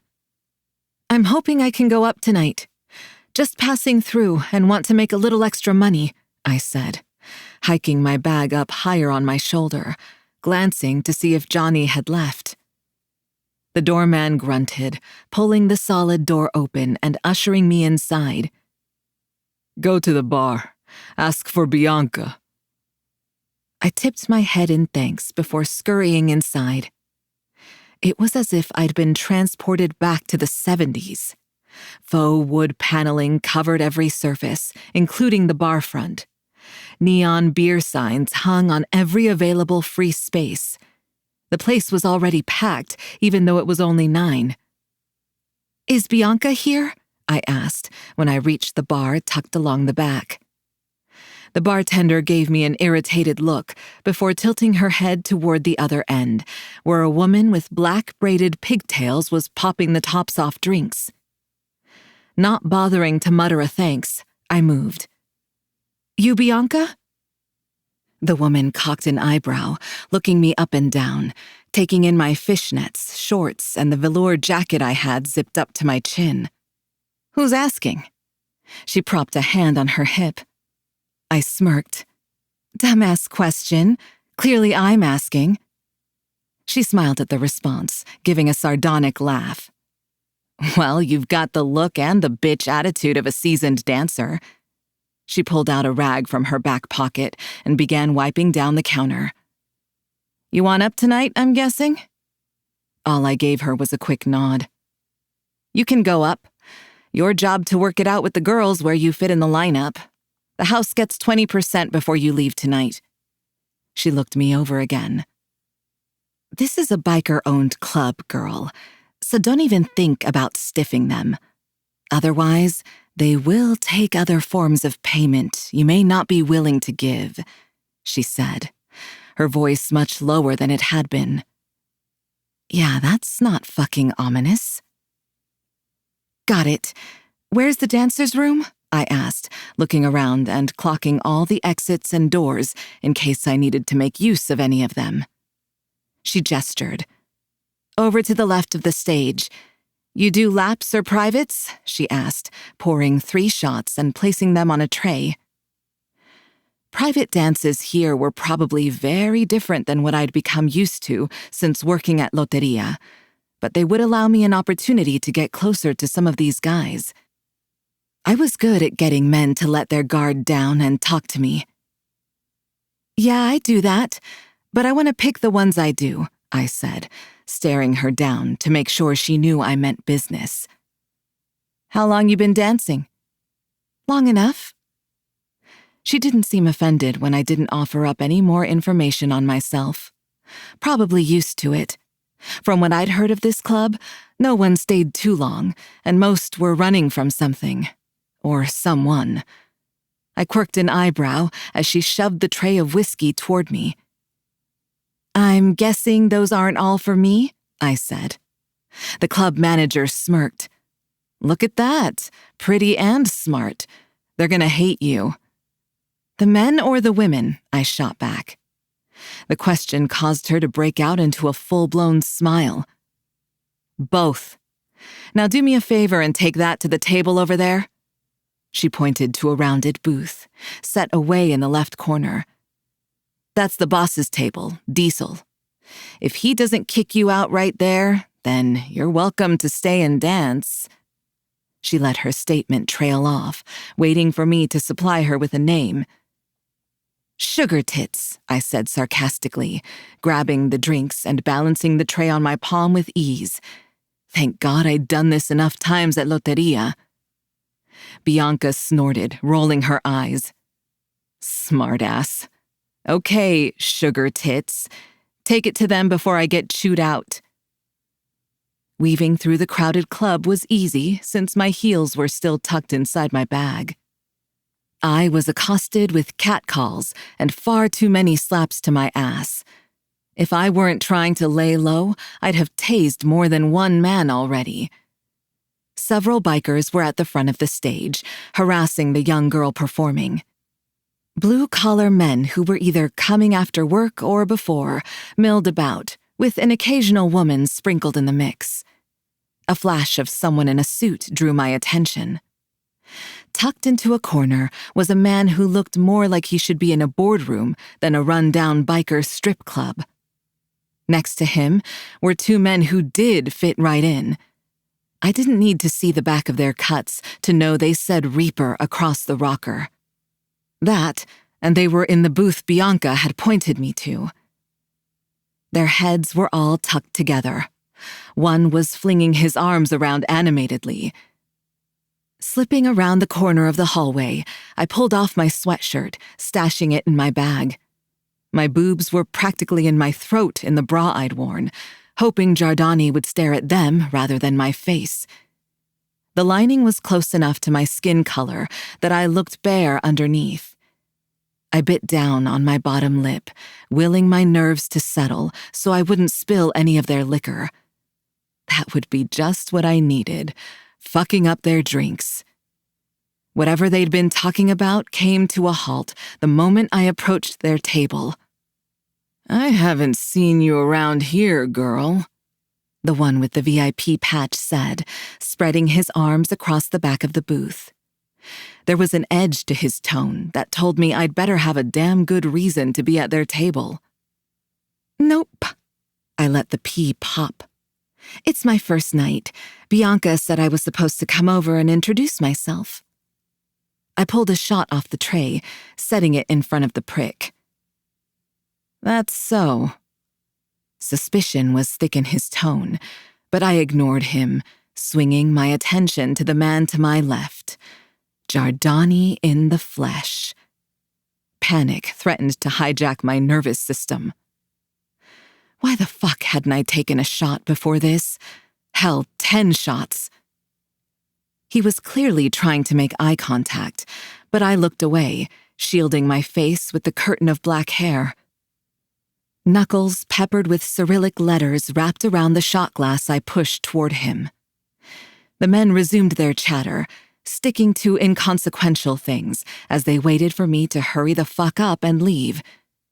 Sweat rolled down my spine, my tongue swiping across my suddenly dry lips. If I didn't find a fucking way to make an impression now, this night might be a bust. Because Giardani hadn't even glanced at the topless woman on stage, meaning this was all business tonight, unless I convinced him otherwise. The final whiskey felt like a gavel, and it was time to plead my case before sentencing.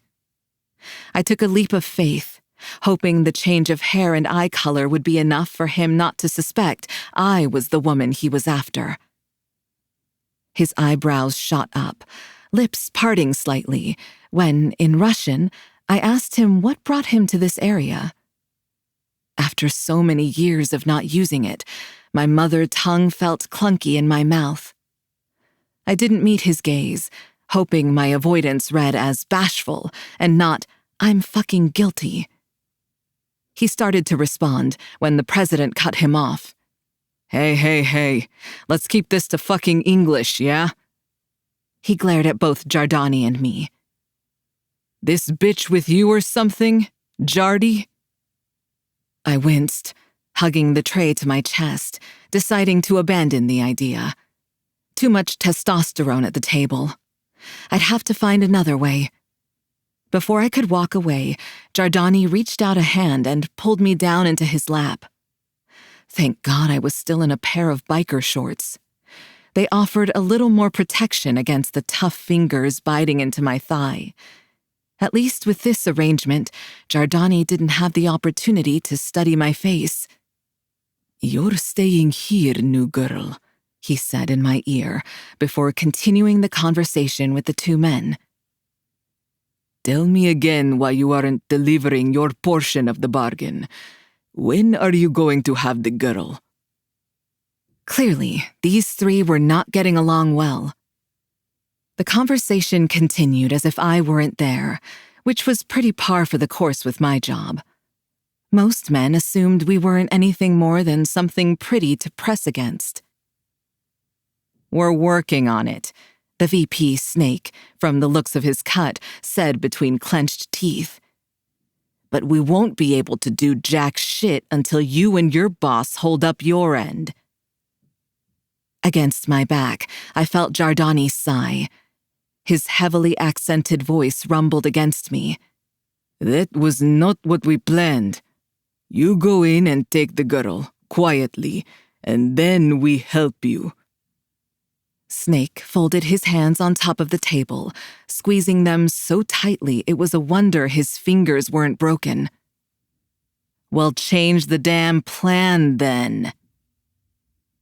I studied the chipping MDF table, curling my shoulders in and trying to make myself as invisible and forgettable as possible. The plan was to get Giardani alone so I could do what I needed, not get stuck on the lap of my enemy while he spoke to two other gems of humans. And why is it that Yuri would send men to help with your little... Giardani paused, rubbing up and down on the top of my thigh. The intensity of his stare was overwhelming, exactly what I'd been avoiding. What is the word? He whispered his question and the Russian term in my ear. Turf war, I said, clearing my throat when it cracked. It's called turf war in English. 2 rough squeezes. His stamp of approval on a job well done. Meanwhile, my lunch was threatening to make a reappearance at the party. What the actual fuck had I gotten myself into? Exactly. He gestured toward them with his hand. Why should we help with your turf war? The president spoke this time. He was young, probably only around his early 30s, with cruel eyes. Leaning forward, he folded his arms on top of the table, staring right past me at Giardani.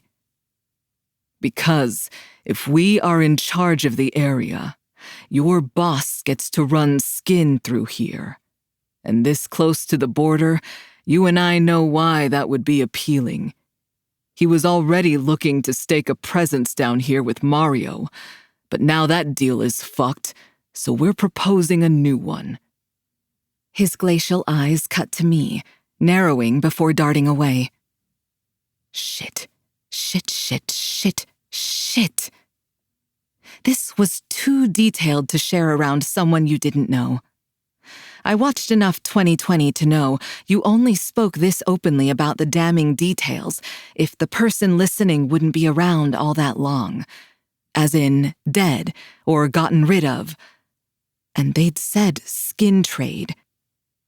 My mind worked at 1,000,000 miles a second, trying to come up with how the hell I would get out of becoming the next missing persons case. I only had one option in this situation, and it was The man I'd just bitched to about coming to my aid when I hadn't asked. His words echoed in my mind, causing that same tinge of regret I'd felt when I'd lashed out. "Don't worry, Nikki. I won't ever step in again unless asked. Thanks for the reminder that I fucking hate playing White Knight." I knew he was not going to let me live this shit down. Chapter 8. Dex. How else was I supposed to choke him unconscious? Laughter filled the clubhouse, mixing with the music blasting from the overhead speakers. The place was packed, brothers spread all over. It seemed like there was an ass in every leather bar stool or couch. The place had been built to party, or at least the first floor had been. Only members had access to the second level. Well, members and whichever fuck of the day they wanted.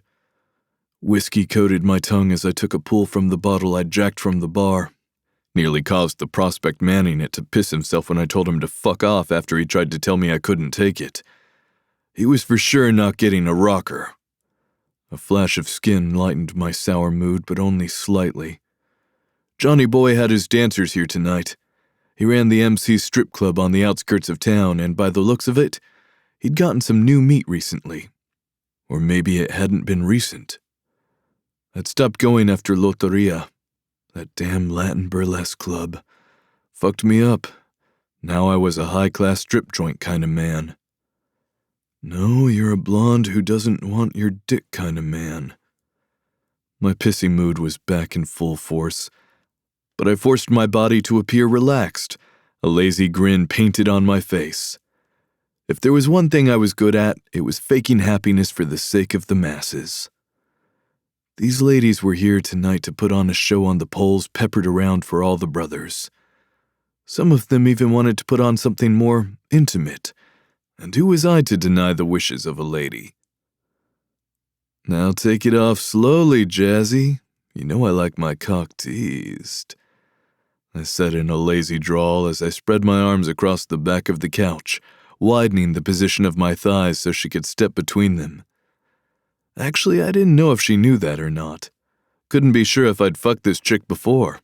She'd walked up as if she knew me, and I'd rolled with it. Her red hair appeared even more unnatural under the LED lights. I'd have remembered that color, right? It wouldn't have been my first hair color of choice, but what the hell did I know? Truly, I didn't give a fuck what color her hair was, as long as it wasn't blonde. I winced at the thought of the blonde bombshell who made me swear them all off. My irritation must have shown on my face because Jazzy ramped up the sway of her hips as she danced between my legs. I tried my damnedest to refocus on the practically naked woman in front of me, but there was no use. Nikki is not going to be the cause of my blue balls again.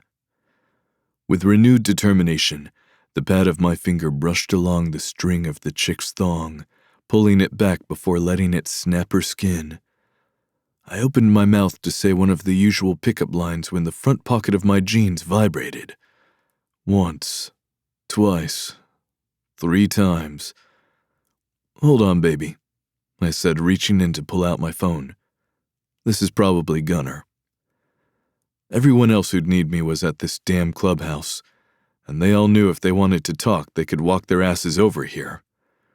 Pretty sure every brother and prospect had seen my cock being sucked.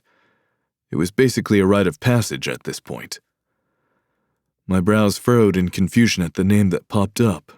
Without a second thought, my thumb swiped across the screen. A foreign, fluttering feeling entered my chest, but quickly plummeted when I read the texts. Nikki, bombshell with the tasty pussy and killer throw. "Hey, I need you ASAP. Think someone is trying to take me." Nikki, bombshell with the tasty pussy and killer throw. "I would have texted Ryan, but she's not here, and you're my only choice." Nikki, bombshell with the tasty pussy and killer throw. "Warning, you won't like where I am." Everything in me went rigid at the last message. The noises all faded into the distance. Only the blood pounding in my ears was audible. Subconsciously, I knew Jazzy was saying something. Her plump lips were clearly moving, but I was laser-focused on the screen. My body seemed to reboot in seconds, and I practically leapt out of the leather bench, plowing over the woman between my legs. Normally, I'd have apologized and promised to make it up to her, but not when I was in this mode. Me. Nikki. What the fuck does that mean? 3 little dots appeared and disappeared several times before her message finally came through. Nikki, bombshell with the tasty pussy and killer throw. I'm at the Pretty Pussy or whatever the fuck the Reaper strip club is called. I need a ride, like now. A million questions swirled in my mind as I shot off another text, shoving anyone who didn't move out of my way fast enough. Me. I'm on my way. Can you get out into the parking lot? Who's trying to take you? Like, kidnap you? The damn dots played with my emotions again, but all the color drained from my face when her text popped up.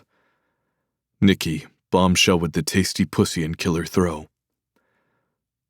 Probably not. I'm kind of stuck in a private dance room with an asshole. Nikki, bombshell with the tasty pussy and killer throw. Bring zip ties, maybe. It took all of my willpower to not crush the small device in my hand, but I knew I needed it to communicate with her. Why the hell would I need zip ties? I was killing the motherfucker. I made it outside in what felt like a blink of an eye. I wasn't sure if anyone had tried speaking to me, but when I looked beside me, Torque was standing at the door of the bulletproof SUV. Usually that would have been Gunner, but he was down in Mexico with Ryan. You lead and I'll follow, brother, he said, opening the passenger door and climbing in. I'd taken a liking to the kid over the last year, and it seemed he'd done the same. The engine roared to life, followed by the tires kicking up gravel as we tore off through the clubhouse parking lot, rounding the corner faster than I normally would. Thank God there'd been a party tonight, and we'd left the main gate open. Otherwise, I might have taken the fucker out in my haste to get to Nikki. The city zoomed by in a blur of lights and shadows. The gas pedal was practically glued to the floor of the SUV. What's the plan, brother? I respected the fact that the kid didn't ask too many questions. We were alike in that way. You wanted me to know something? Then you'd better fucking tell me, otherwise I'd figure it wasn't any of my damn business. Gunner said that kind of detachment was why women didn't like me. Some shit about the fact that they wanted me to ask questions about them. Nikki sent me a text, said she needed a ride. I paused, turning my head to look at him. From the Reaper strip club.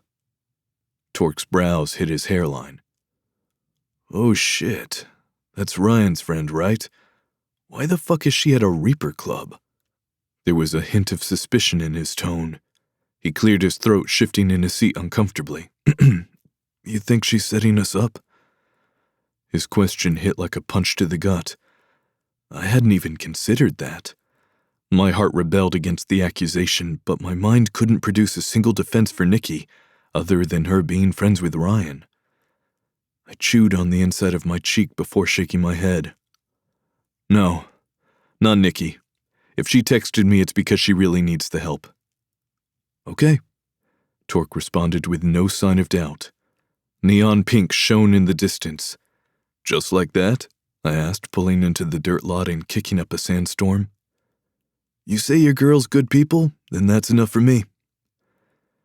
Agitation at how much time had passed bubbled inside, and I threw the car into park. A lot could happen in 10 minutes, but we'd gotten here as fast as possible. I just hoped it was fast enough. I'd taken a spot in the back. We were about to run in there. With our fucking dicks out, we were so unprepared. But I was hoping we'd be able to sneak in and out through the janky metal door. Rein it in, Dex. In for 4, out for 4. My breathing slowed as I repeated the mantra in my head, my heart rate dropping with each 4 count. This was why I was good at my job, because I shut everything down. There was no room for emotion when I was at work. Precision and ruthlessness.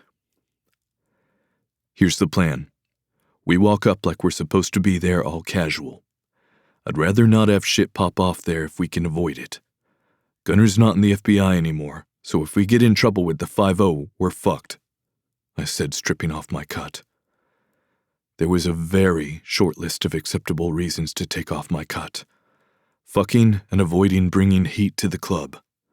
Torque copied me, pulling his off and stashing it in the back seat. He checked his Glock before shoving it back into his waistband and giving me a stern nod. I broke into a crouched jog, Torque right on my heels, ducking behind a dumpster a handful of feet away. I listened for any signs of trouble. Nothing but shitty music made its way through the cinder block. My phone screen lit up as I typed out a message to Nikki, praying to every deity I could think of that she was okay. Me. We're here. Your room close to the back door? Any intel would be helpful, Spitfire. The heaviness in my chest eased slightly when her reply came in almost immediately. Nikki, bombshell with the tasty pussy and killer throw. Hold on, I'll be right there. She'll be right here? Read Torque over my shoulder. I thought she was in danger or some shit. Before I could respond, the metal door popped open, and a woman with black hair popped their head out. We stiffened as she scanned the area. Shit, did someone have Nikki's phone? Dex, she whispered harshly. Nikki? Her head whipped to where we were hiding. Of course it's me. Who else would it be? The attitude and hands on her hips were all the confirmation I needed that the black-haired beauty was, in fact, the same person as the blonde who haunted my fantasies. Her pulse thudded underneath my fingertips as I wrapped them around her wrist, pulling her toward the car. The rescue was turning out to be easier than I thought it'd be. That was until she resisted. Wait. Her normally blue eyes were gone, replaced by a dull brown, but still I could read the emotion in them. She was nervous. Think we can get an unconscious body out of here? Hypothetically speaking, that is. My chest brushed hers as I invaded her space. Of course the woman wasn't fazed. Instead, she straightened her spine, standing tall under my glare. Nikki, what the fuck is your middle name? Her look of determination slipped at the question. Huh? Middle name. I bit out, pinching the bridge of my nose and counting down from 20, all too aware that we were standing out in the open, our window of going undetected closing by the second. When she answered, her tone was thick with suspicion. Why do you need that? Right, she doesn't share shit about her past. Because, I opened my eyes, moving closer and caging her between me and the exterior wall with my arms. I'm about to tear you a fucking new one for being at an enemy club and apparently needing help disposing of a body. Her throat bobbed, tempting me to run my tongue along the delicate skin. Even while pissed off at her, I wanted her. Yelling, Nikki, doesn't have the desired effect. The brat had the nerve to laugh instead of feeling ashamed. I cupped her face, needing to feel her soft skin. At least act like you're sorry for giving me fucking gray hairs. My heart was convinced we should always touch her like this, but my brain was screaming we needed to stay away. Luckily, our moment was interrupted before I could do something stupid, like kiss her. This is cute and all, but can we get the fuck out of here? Torque asked. Nikki pulled away, opening back up the metal door, kicking away the rock she'd used to prop it open. Come on, I'll show you where he is. Of course, the body question wasn't hypothetical. That would have been too easy. All I saw was red when I followed her into the private room. There was a man slumped in a chair, his suit pants down around his ankles. My knife was in my hand before I could register it. Shit, don't kill the asshole, Dex. Her hands gripped onto my forearm and yanked away from his gut. You really were going to kill him, she said incredulously when I faced her. My mouth literally fell open at her statement. Well, no shit, sweetheart. What did you think I would do when you told me someone was trying to take you? Which fucking Christ, woman? It's abnormal to be kidnapped once, and you're at what, fucking 3? I asked, throwing my arms up in the air. Why did I like the ones who were determined to give me ulcers? The guy in the suit chose that moment to come back too, moaning and shifting around in his seat. A shiny flash sailed through the air before connecting with the side of his head. Thwack, thwack, thwack, echoed through the room. I stared in disbelief at the downed man, blood seeping from his head. The trance was broken when Torque doubled over in laughter. "Holy shit, girl! You knocked him out with your fuck-me shoe?" he wheezed, clutching at his side. "We need to teach you some actual technique because fuck, you've got the balls to be a fighter." "We are not teaching her how to fight," I grumbled, taking the bloody object from her hand and pulling her away. "Why the hell not?" she asked from where I was cradling her. I glanced down. The faux bangs had parted, giving a full view of the crease between her brows.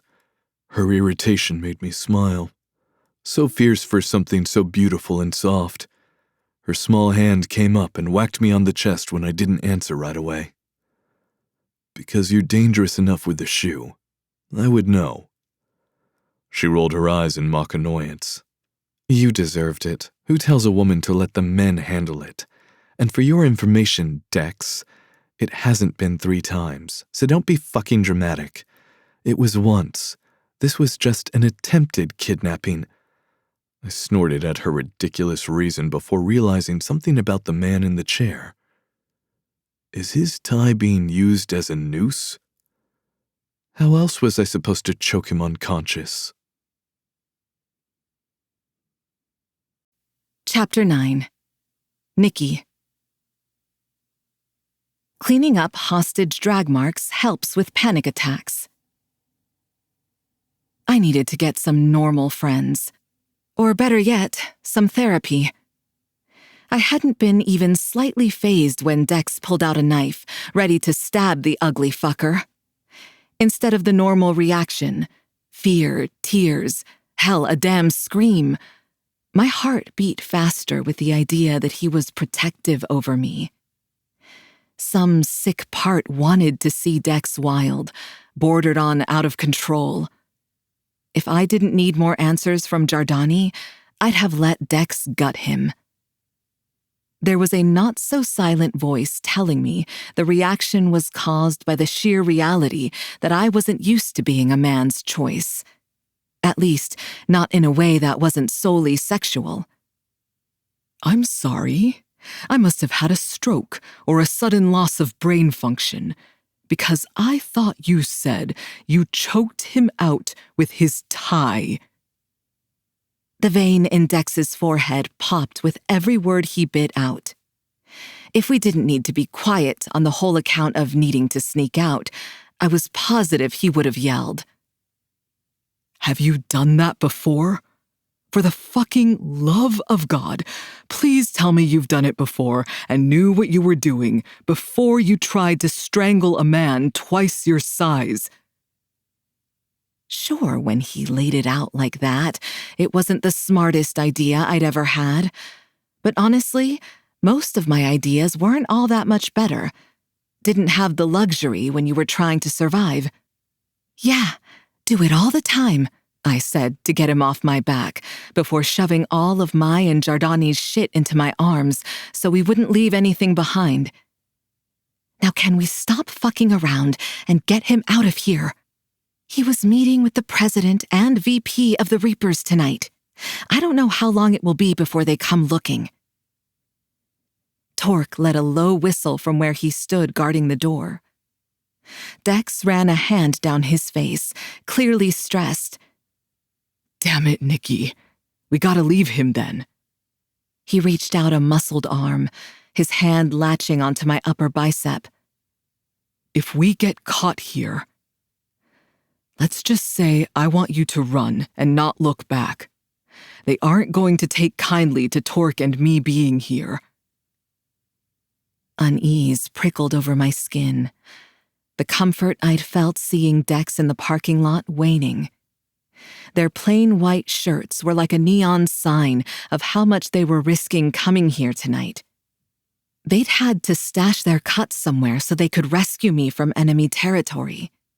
And now, I was going to ask them to help carry out the body of a high-ranking Russian Bratva member. I shut down that line of thinking. There wasn't room for guilt when trying to survive. No, we can't do that. The words were quiet, almost weak, the reality of the mess I'd dragged them into settling on my shoulders. Dex's arm shot out, pointing to the slumped man. What the hell do you mean? He's unconscious. You're in a fucking disguise, which, don't think you're off the hook for those questions either, but he doesn't even know who you are. In any other situation, the exasperation in his voice would have been funny. But not while we were hiding out in a room with shag carpet that the CDC should investigate. Thinking about the bodily fluids hidden within the fibers made me want to gag. Thank fuck I'd beaten Giardani with the shoe from my bag.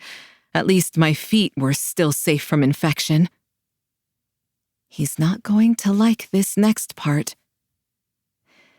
That's kind of the whole problem, I said sheepishly, tucking a strand from the wig behind my ear. He does know who I am, and that is a very, very bad thing for me. Dex's attention beat down on me, making me feel 2 feet tall. Torque, help me get his jacket back on. We'll carry him out between us like he's had too much to drink. The two of them draped Giardani's limp arms over their shoulders, propping him between them. I reached out and pulled his tie forward. My palms were still sore from when I'd pulled with all my might on the silky fabric from behind. I'd gotten lucky that the chair had a solid back, the perfect surface to brace my feet against. Leverage was a girl's best friend. The two boys discussed how to carry him, while I made sure the coast was clear. Lighting was non-existent, the only source at the mouth of the hall. Didn't take a genius to figure out dancers' safety and comfort wasn't a top priority here, but the dark would help hide our exit. Giggles came from the room to the left, but otherwise, all of the commotion was still out in the main part of the club. I motioned the boys forward, dashing to push the exit open for them. My shoulders cramped with how rigid I held myself. Closing the exterior door as quietly as possible felt like defusing a bomb. Our fate depended on not drawing attention. We were so fucking close to being out of this mess. Your mess. Dex and Torque moved with impressive stealth. This was clearly not their first time playing in this kind of fire. There doesn't seem to be any cameras on the backside of the building, Torque said quietly. I scanned the squat building. The entire back was one long windowless wall. Nothing back here besides the singular dumpster and the door we'd come from. Still, I kept the wig and contacts on. Giardani may know who I was, but if a Reaper came out, I didn't want them to realize their mark was basically in their grasp.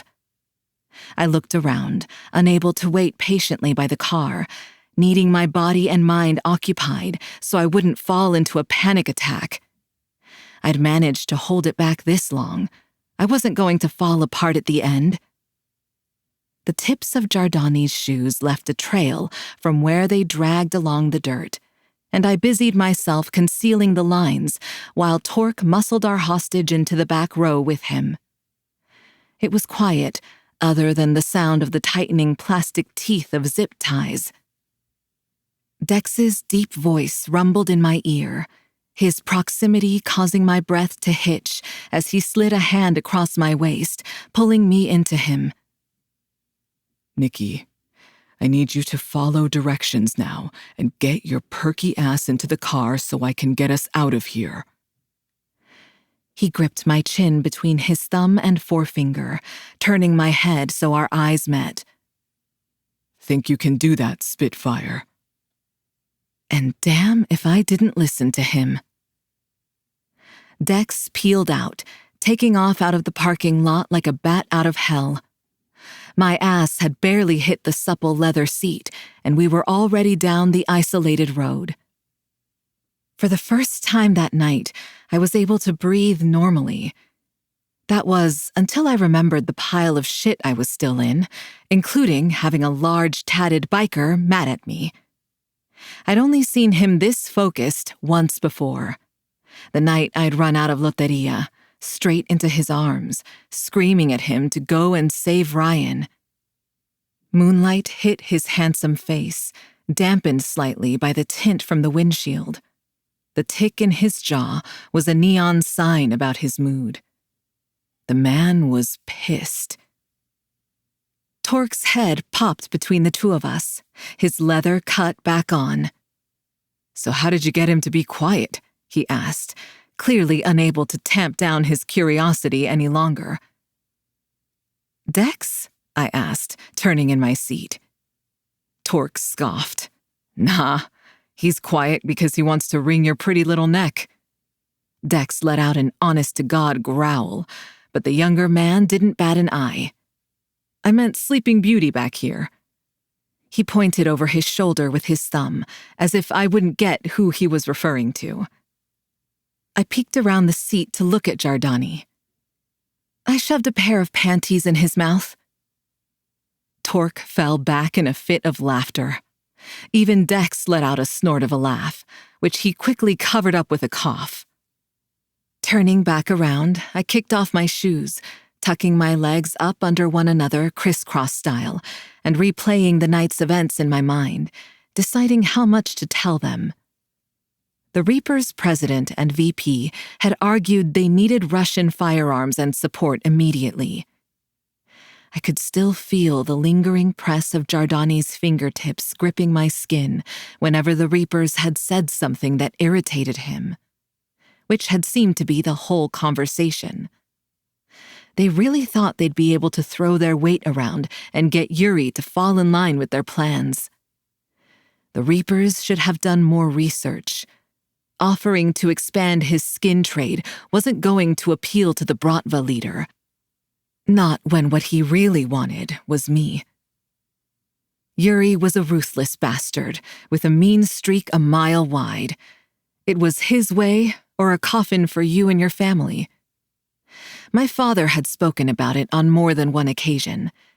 Yuri didn't garner the respect of billionaires through diplomacy, but through tyranny. He became the leader of the circle by butchering the family of his predecessor. And not only the immediate family. Yuri hung a family tree and ticked them off one by one. Well, he didn't. Fucker wasn't hands-on, but he was damn good at getting people to follow orders. When I got there, the club manager said I had to serve their table and see if they'd let me work tonight. The heat from Dex's attention licked up the side of my face, but I refused to face him. Homeboy back there pulled me into his lap and said I was to stay by his side, but then they started talking club business. I finally turned to face Dex. They were talking about expanding the skin trade in the area.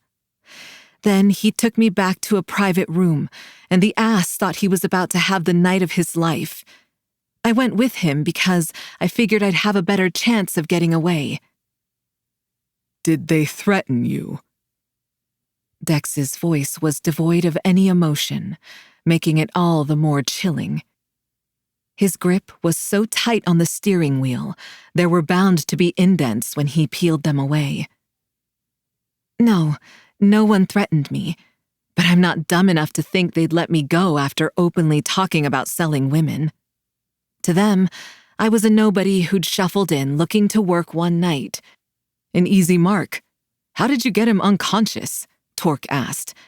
He'd popped his head between the two front seats again, resting his arms on the center console.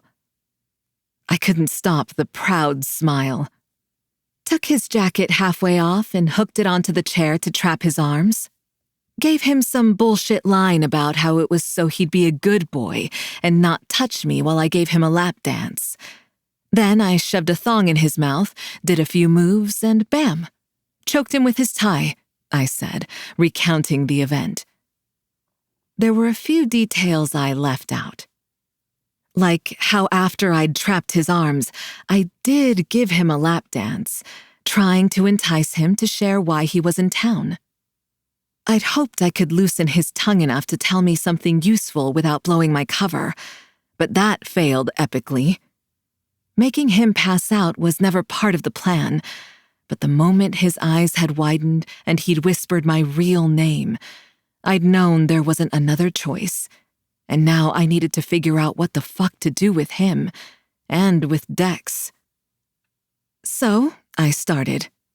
Hypothetically speaking, if I were to ask you to drop him and me off at my place, A loud squealing noise pierced my ears, my body shooting forward. My already damaged hands collided with the dash, barely preventing my face from hitting the plastic. Torque yelled out at the same time I did. "What the fuck, Dex?" I yelled, sending him a scathing glare. His thick finger nearly poked me in the nose. "You listen here, Nicole Marie, whatever the fuck your full name is. Under no circumstances am I going to let you be alone with a man you felt you needed to choke unconscious." He tapped against my head, rather hard if I was being honest. "Now I know you're smart, so that means the only reason you'd ask me such a stupid fucking question is because you're hiding something." We were at a standstill. Both of our chests rose and fell faster than normal. Every fiber of my being wanted to fight with him, to tell him to fuck right off with his suspicion. Problem was, he was spot on with his assessment. The other issue was that I was turned on by how much he clearly wanted to protect me. Because that was what I heard in his voice when he growled out that I was going home with him tonight and continued driving. Instead of fighting and telling him to take me to my own home right that moment, I sat back and went along for the ride, pushing away all the warning bells about why this was a bad idea. Chapter 10. Nikki. All right, we'll go the chicks before dicks route here. I don't know why I was surprised to find a full-blown rager happening at the 1%er motorcycle club, but I was. The thumping sounds of bass could be heard from outside. It's like 2 a.m. "Yep," Dex responded, popping the pea. "Torque, take him to the shed." "You got it," he answered, jumping out of the SUV and dragging the unconscious man out by his feet, not caring that his head was bouncing off the ground like a ball. My fingers wrapped around the door handle, but it was ripped from my grip when Dex flung it open. He slid his arm underneath the crook of my legs, pulling me out of the car bridle style. "Dex, I can fucking walk." I wrapped my arms around his neck to avoid falling to the ground. "Yeah, which means you can run, too. You've gotten into enough trouble tonight," he grunted. "So what, you're going to carry me wherever we're going?" "That's the plan." He held me close, crossing the club grounds as if I weighed nothing, his hard chest warm against my side. I was so focused on not nuzzling my nose into his shirt that I forgot to keep my mouth in check. You'd be a great partner. Embarrassment didn't come easily to someone who danced nearly naked for a living. Half of Tucson had seen my ass cheeks, and I'd never batted an eye over it. But this... I didn't need a mirror to know my face was bright red as I stumbled over my words to clarify. "Like, you're strong." Now he looked at me like I'd grown a third head, sincere concern swirling in his hazel eyes. "Did you get a concussion and not tell me? Because you're spouting out some weird shit." He leaned down and pressed his cheek to my forehead, lips brushing against my skin. "What are you doing?" I squeaked, unsettled by his lips so close to mine. "Checking to see if you have a fever," he said matter-of-factly. That's a sign of a concussion, right? How the hell would I know? I gnawed on my nail, willing myself to think through my words before they left my lips this time. I don't have a concussion, Dex. What I mean is that you're strong and you'd make a good dance partner, like for performing lifts. Without a doubt, my neck and cheeks were bright red. You do lifts and shit and pole dancing? His tone seemed genuinely curious. I looked away. I never spoke of this particular subject, but pretty soon he was likely to learn a whole fucking lot more about me now that I'd gotten him into this shit. Well, you can do partner work with a pole, like duo pole routines. I've only ever done it a few times, and always with another female dancer. But I meant it more like with classical dance styles. When he didn't say anything in response, I glanced up, startled to see that his full attention was on me and not where he was walking. The shadows playing across his face from the bonfires and floodlights made his stare even more intimidating. I averted my eyes the moment they met his, afraid they would give away all my carefully kept secrets, because I knew that was what he was searching for in that moment. Dex's talent was getting people to underestimate him and his intelligence. He was goofy, loud, and impulsive. Not to mention, he said stupid shit all the time. Sure, that was a part of him, but it was also a tactic to get people to pay attention somewhere else while he was busy dissecting you, finding the flaws he could exploit. How did I know this? Because like recognizes like. The only difference was I used my body to manipulate people and get what I wanted, like I'd tried to do tonight. So, I said, changing the subject as we entered the metal building. He set me down, the place too packed with people to continue to carry me. He didn't let me move from his side, though, draping a heavy arm over my shoulders and tucking me in close.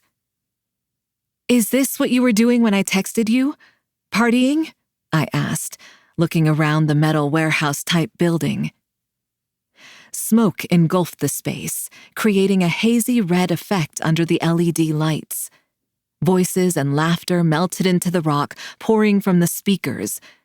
Porn star dancing, a stripper staple. I'd recognize the opening notes on my deathbed. My hips involuntarily started moving to the rhythm with each step I took. I knew my walk now looked more like a strut. It happened any time music was on, and there wasn't a damn thing I could do about it. Music and dance were in my blood, the only remnants of a past I hadn't completely severed. I couldn't. I'd rather have died that day all those years ago. Movement in my peripheral drew my attention to the woman up on the stage. She wasn't bad, but definitely new.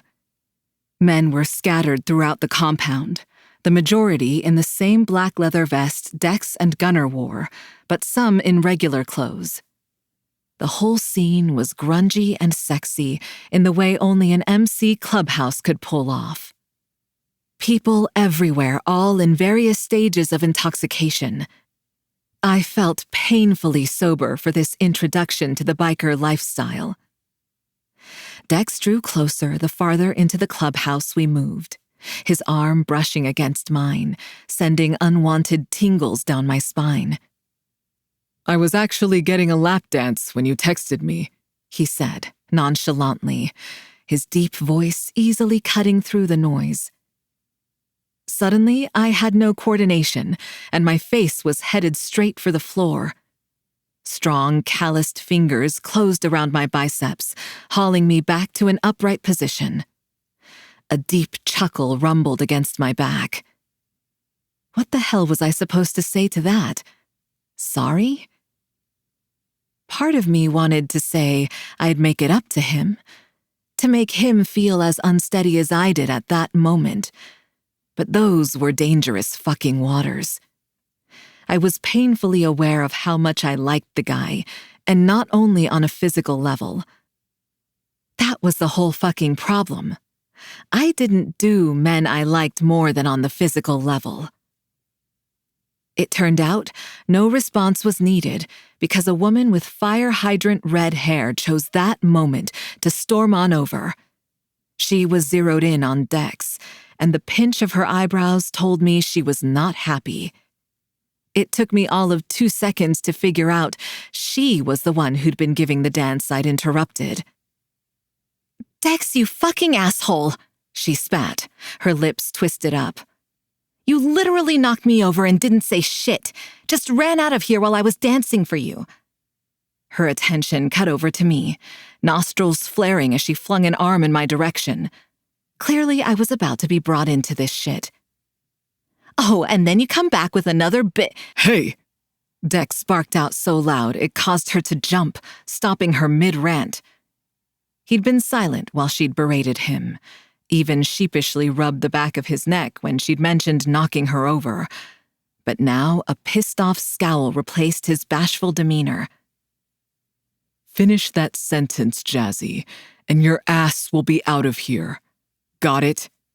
Nikki's had a shit night, and she doesn't need to become your damn verbal punching bag because you're pissed at me. Her mouth fell open at the scolding. Clearly, she hadn't anticipated being the one in trouble. Everyone was looking over because the two were practically shouting at one another, while I awkwardly stood there wringing my hands. It's not that I wasn't good with confrontation. Quite the opposite. I was very good with confrontation. But technically, I was the reason he'd left, so tearing into her didn't feel right. All right, we'll go the chicks before dicks route here. I flashed the room a smile, the one I used on stage all the time when I was trying to get the crowd to loosen up. Nothing to see here, folks.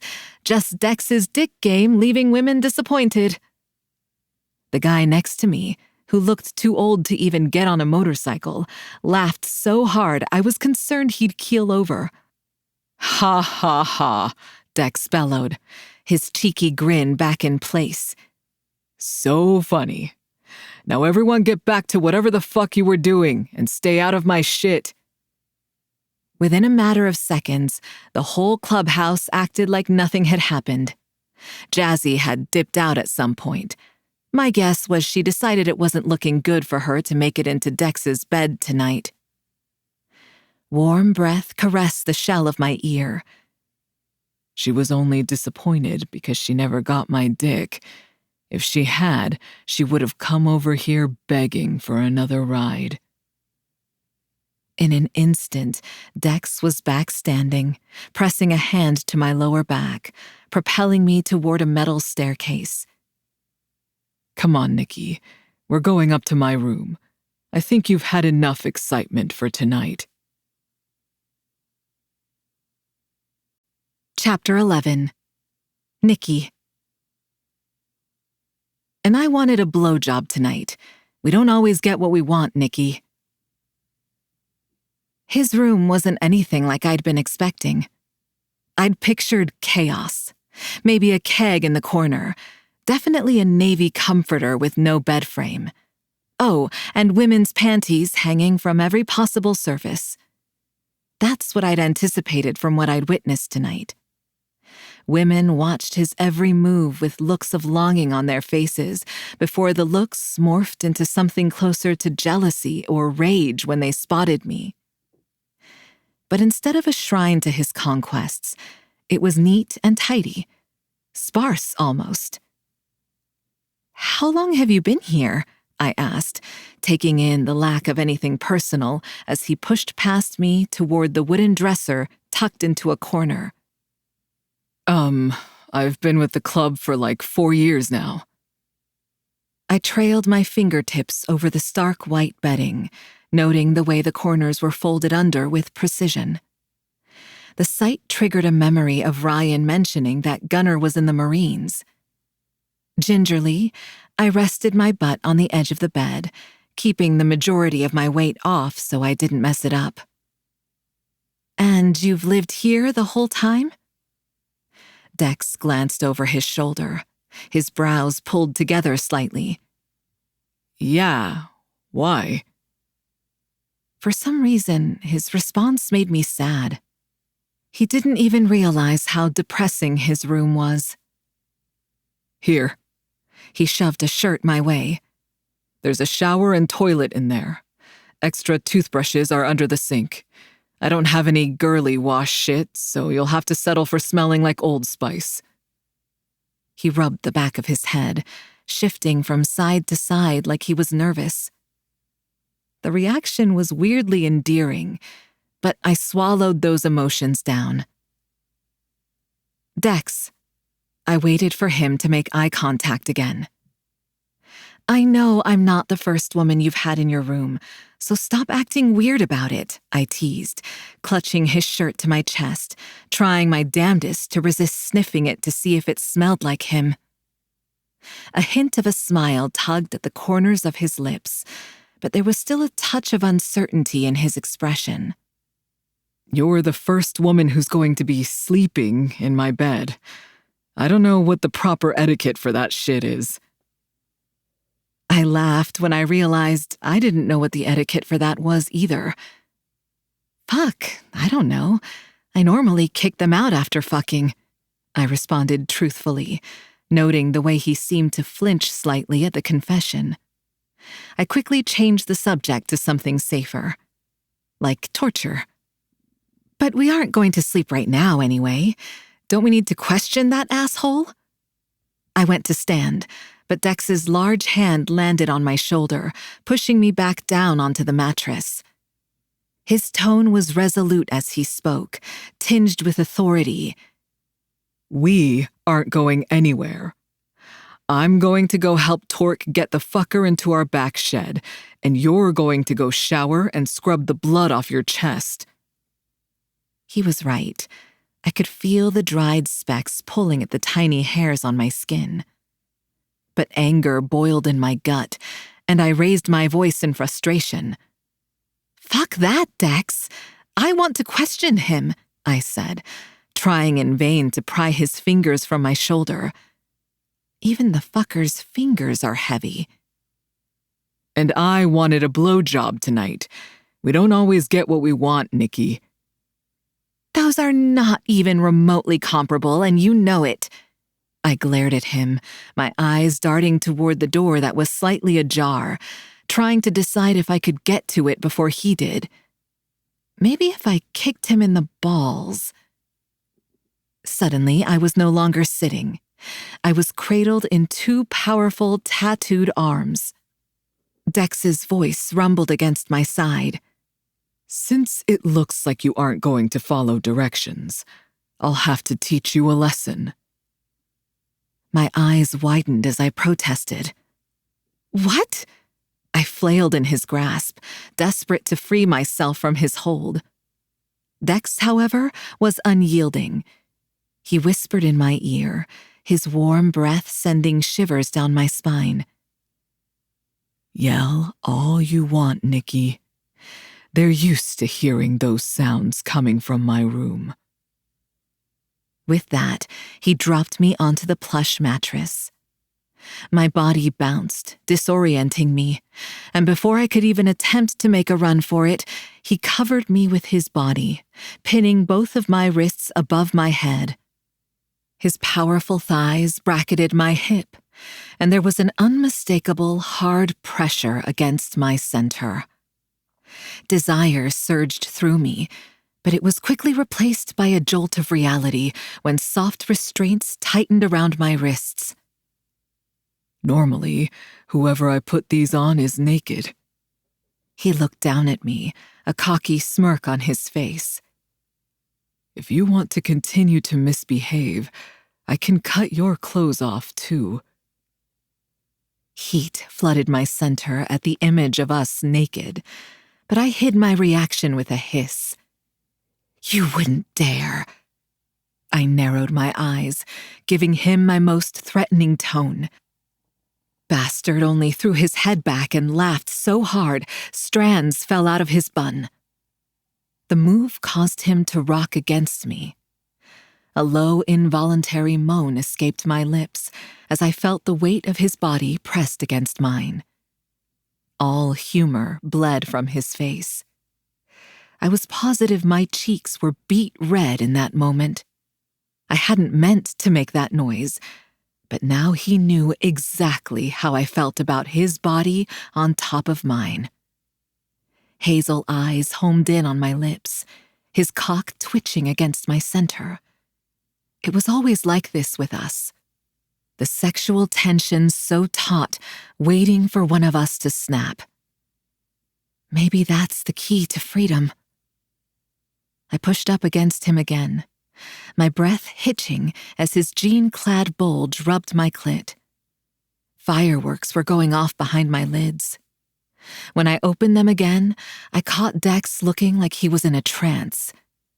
Unable to stop myself, I rocked against his cock again, debating taking him up on his earlier offer. Our labored breathing played like a soundtrack. Holy shit, why didn't I dry hump more often? I was supposed to be seducing him, yet here I was, with my eyes fluttering closed, my nipples pebbling, and soaked leggings. Fuck. I haven't dry humped a chick since I was like 20. His tone was husky. I wanted to laugh at how similar our line of thinking was. My lips parted. If you untie me, I'll let you do more than dry hump me, Dex. The next moment, his weight was gone, and I was left feeling empty.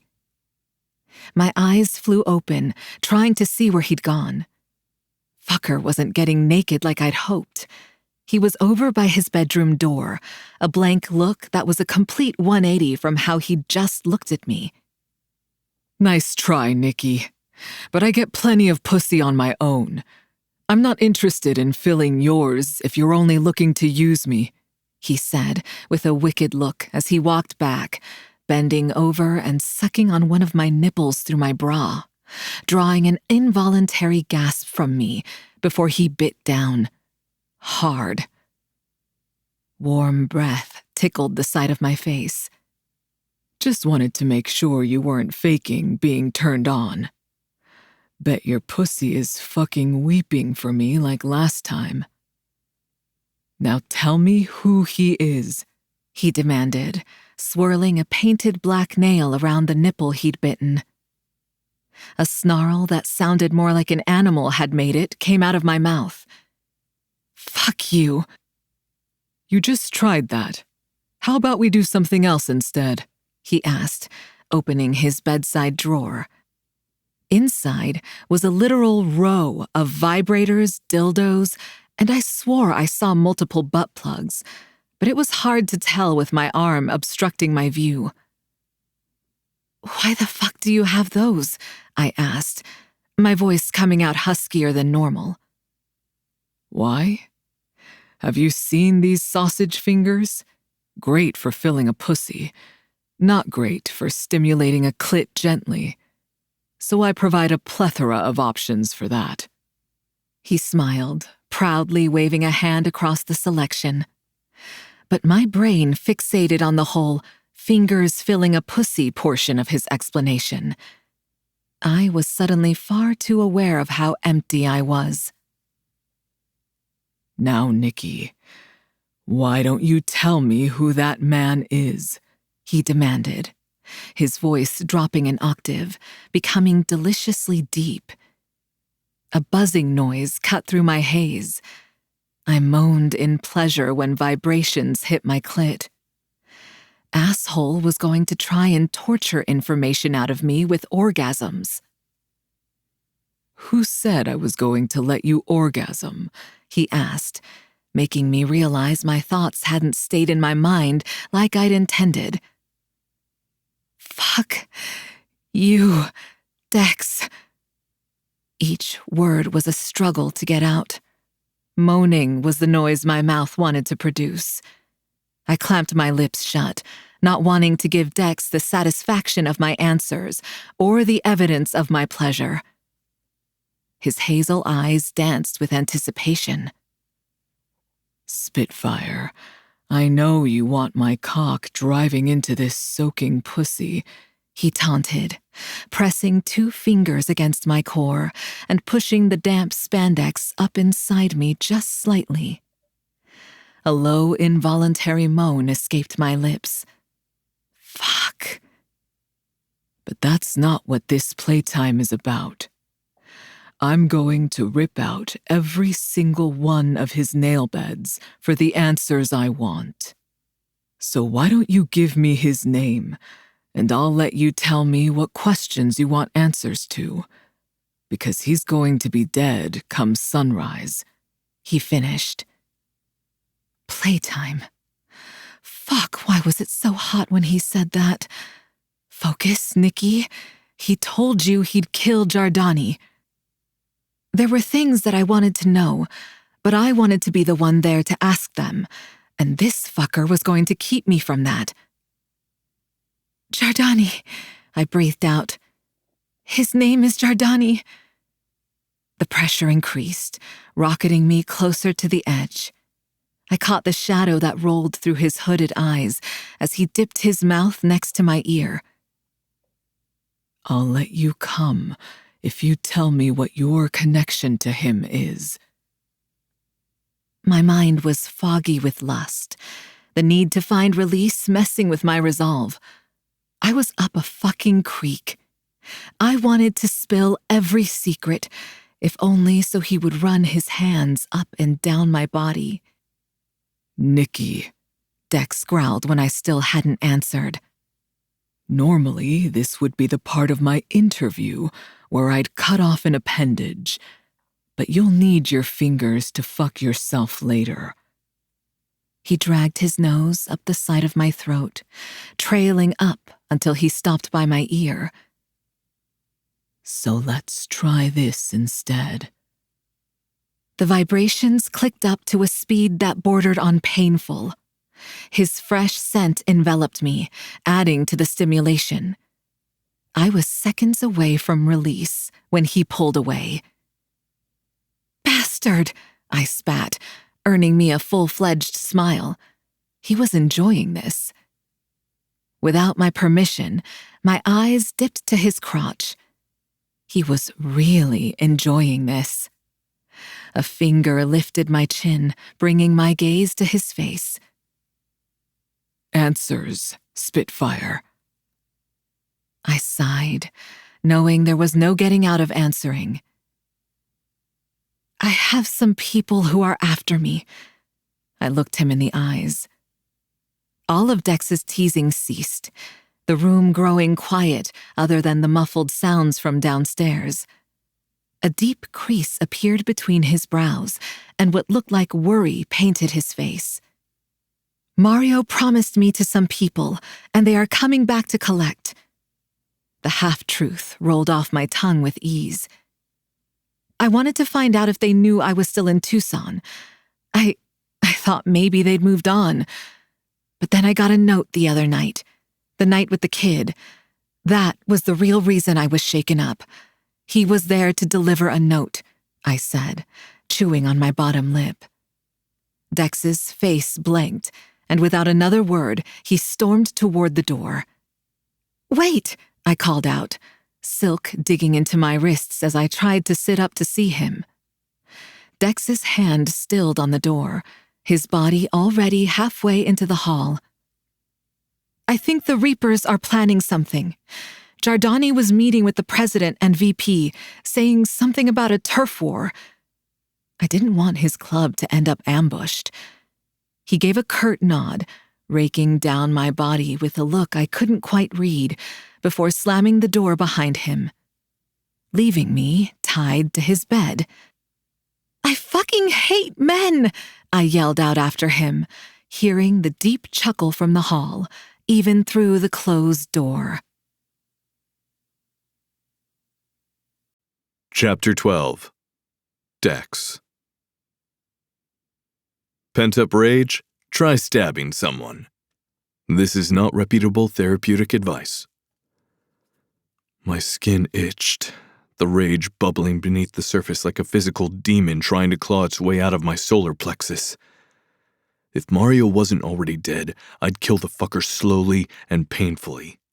How dare he try and sell a woman, period. But to sell Nikki... Chunks of cinder blocks scattered across the hall as I slammed the heavy metal door into the wall. Torque quirked a brow at the outburst, but otherwise remained silent. He knew better than to provoke me further. Smart man. He give you any trouble? I asked as I entered the shed. Calling it a shed was actually pretty deceiving. It was a concrete bunker big enough to fit all the brothers and their old ladies if needed. But there was one special wing where I did some of my best work. The harsh fluorescent lights bounced off white tiles that covered most surfaces, save for the special addition I'd wanted. 3/4 of one wall consisted of a one-way mirror, allowing Prez to observe the interviews.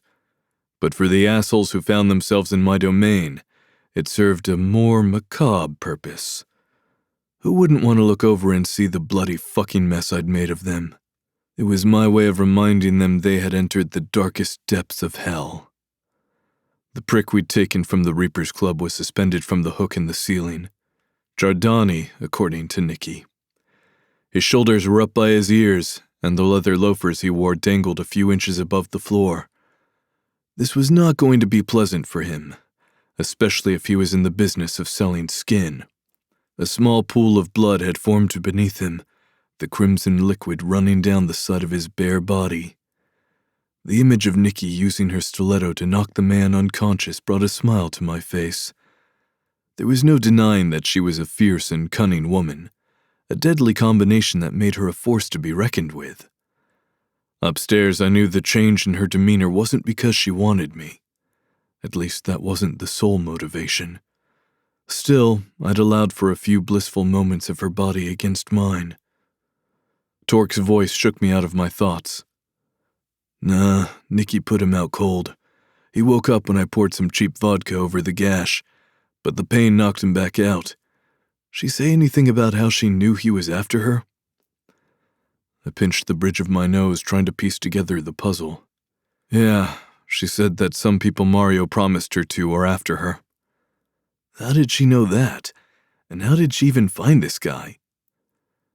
Both of those were good fucking questions. Ones I hadn't thought to ask, too busy being distracted by her perfect tits and how her nipples nearly popped out from the top of the cups. I sighed, realizing there were still many unanswered questions. I don't know, I bit out. But Nikki's a resourceful woman. She must have her ways. We need to get more out of her when the time's right. Until then, let's focus on this asshole. If Torque judged me for the misstep, he didn't let it show. He moved beside me, his eyes not moving from the unconscious body. Not everyone could handle torturing another human. It didn't make someone weak because they couldn't stomach the idea of blocking out the screams or the pleas for mercy. Honestly, Torque's reaction was a sign that he was more mentally stable than I was. You don't need to be in here, Torque, I said, moving toward the metal cabinet in the corner by the mirror. I'd left my cup back in the room. Blood managed to spray out in patterns and distances you weren't expecting. Spent a fucking fortune replacing clothes that got ruined in here. I reached back and gripped the collar of my shirt, pulling it off with one quick yank, revealing the tattooed canvas underneath. I need you to show me how to do that shit. Women love that trick. Torque's comment had me smirking.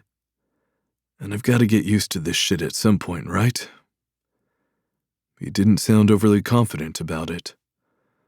The worn leather of my boots was soft against my calluses as I pulled them off before shucking off my jeans and placing everything on their designated shelf. Torque let out a choked laugh. Crocs? Seriously, Dex? How the fuck did you find one of those dumbass sticker things in the shape of a bloody knife? I shot him a deadpan look. First of all, they are called gibbets, you uncultured swine, and I ordered them special, duh. In my peripherals, I caught the way Torque shook his head. Whether it was in approval or not, I didn't know, but it didn't matter because no one could tell me shit about my choice of footwear. If these bad boys are good enough for doctors, then they sure as fuck are good enough for me. A pained groan interrupted the conversation. Our guest was starting to stir. I've got a speaker for them coming too, I tacked on, winking at my brother as I moved toward my workbench. I kept the space neat and organized like my room. The chaos in my brain and life was more than enough. I didn't need it reflected in other areas. Whatever you say. Torque's shoulder brushed against mine. His face seemed a few shades paler than normal, and we hadn't even started yet. You sure you want to be here for this? I asked, concern in my voice. A curt nod was all I received as a response. I wasn't the kid's mom, so if he wanted to stick around and risk blowing chunks all over, I wasn't going to stop him. I winced a little at the thought of the nightmares he was likely to have. The first one I'd watched still haunted my dreams. Before I could slip into the memories of that desert hovel, I turned toward my subject, blanking my mind. When I was in this room, I was methodical and precise. The jokester everyone knew was shoved aside for the cold and calculated man who always lurked right under the surface. Find anything helpful on him? I asked, noting the inky black art peppering his body. We had stripped him of his suit and tie, leaving him with nothing more than a pair of briefs. Some of the writing looked suspiciously like Cyrillic. The wolf tattooed on his neck triggered a distant memory just out of my reach. Under the unforgiving glare of the fluorescent lights, it became clear that he was likely in his 30s. He had a wallet. The name was different than the one Nikki gave you, so it's either fake or he lied to her. Torque reported, crossing his arms as he joined me. I nodded in acknowledgement, circling around the man and noting several scars that looked suspiciously like knife wounds. No, she knows him. I don't know what the connection is, but I could tell from her expressions that there's a pile of shit she's not saying. I replied, my unease matching Torque's. And you want to be a part of that? Torque's question held no judgment, but it was clear he was uncomfortable with the situation. I joined him again inside. Don't think we have much of a choice, I said, looking him in the eye. Nikki said the Reapers want this guy and whoever he's associated with to help him win a turf war. Torque cursed under his breath. We both knew we were getting pulled into this shit regardless of how Nikki worked into the mix. I grabbed the smelling salts, shoving them under the brim of his nose. Wakey, wakey, sunshine, I taunted as his eyes shot open. What the fuck? He yelled, his voice carrying a heavy accent. Eastern European of some sort. My money was on Russian. Eyes frantically searched the room. I clocked the exact moment he realized he was in deep shit. The whimper he released when his attention dropped to his body was satisfying. He did seem momentarily relieved that all his limbs were still intact. For now. Glad you're awake. Angry red lines erupted where I dragged the edge of a serrated blade down his chest. We've got much to talk about, you and I. I'm not telling you shit. Spittle flew from his mouth, hitting the painter's jumpsuit I'd put on. They never wanted to share information right away. Without any preamble, I threw a right hook into his gut. The metal restraints clanked when he doubled over in pain. Fuck you! He coughed out, pulling against where his wrists were attached to a meat hook. No thanks, you're not really my type. Torque's laughter echoed from the corner he'd positioned himself in to enjoy the show. Huh, this whole time I thought you slept with anything that breathed, Torque quipped. I flipped him off, ignoring his chuckles at my expense because we both knew exactly what my type was. She was currently strapped to my bed in silk restraints. Even at a time like this, she managed to make my dick stir to life with a single thought. Giardani thrashed about like an idiot. All he would manage to do was tear some ligaments in his shoulders if he kept it up. He practically foamed at the mouth like a rabid dog waiting to bite anyone who neared him, yelling out obscenities in multiple languages. They will kill you, hunt you down like animals. He snarled, another wad of spit hitting my jumpsuit. I give him 5 minutes before he pisses himself. First question, Giardani. Bushy eyebrows hid his hairline at the use of his name. Why were you trying to grab the girl? I asked, being sure I sounded as indifferent as possible. I didn't want him to know she meant anything to me. Otherwise, he'd make it a point to keep that shit to himself. If he was angry before, he now looked downright murderous. Where is the fucking bitch? He demanded, his voice dripping with venom. Another pained groan fell from his lips as my fist met his flesh in the same spot as the first. His suffering sent a thrilling shiver up my spine. Fucking and fighting. For a while, those were the only two things that made me feel alive. Then I tried my hand at getting a man to spill all of his sworn secrets, and that took the cake. I tutted my tongue at the comment, my fingers gripping his jaw hard enough to bruise. Watch yourself, Giardani. I am not a patient man, and I've perfected getting the answers I need. What are the Reapers planning? I asked, switching my line of questioning. He squirmed, craning his neck, trying to track me as I moved to his blind spot. The tips of his shoes desperately tried to find traction, but they were a hair's breadth away from reaching the silver drain below. Answer the question, I said.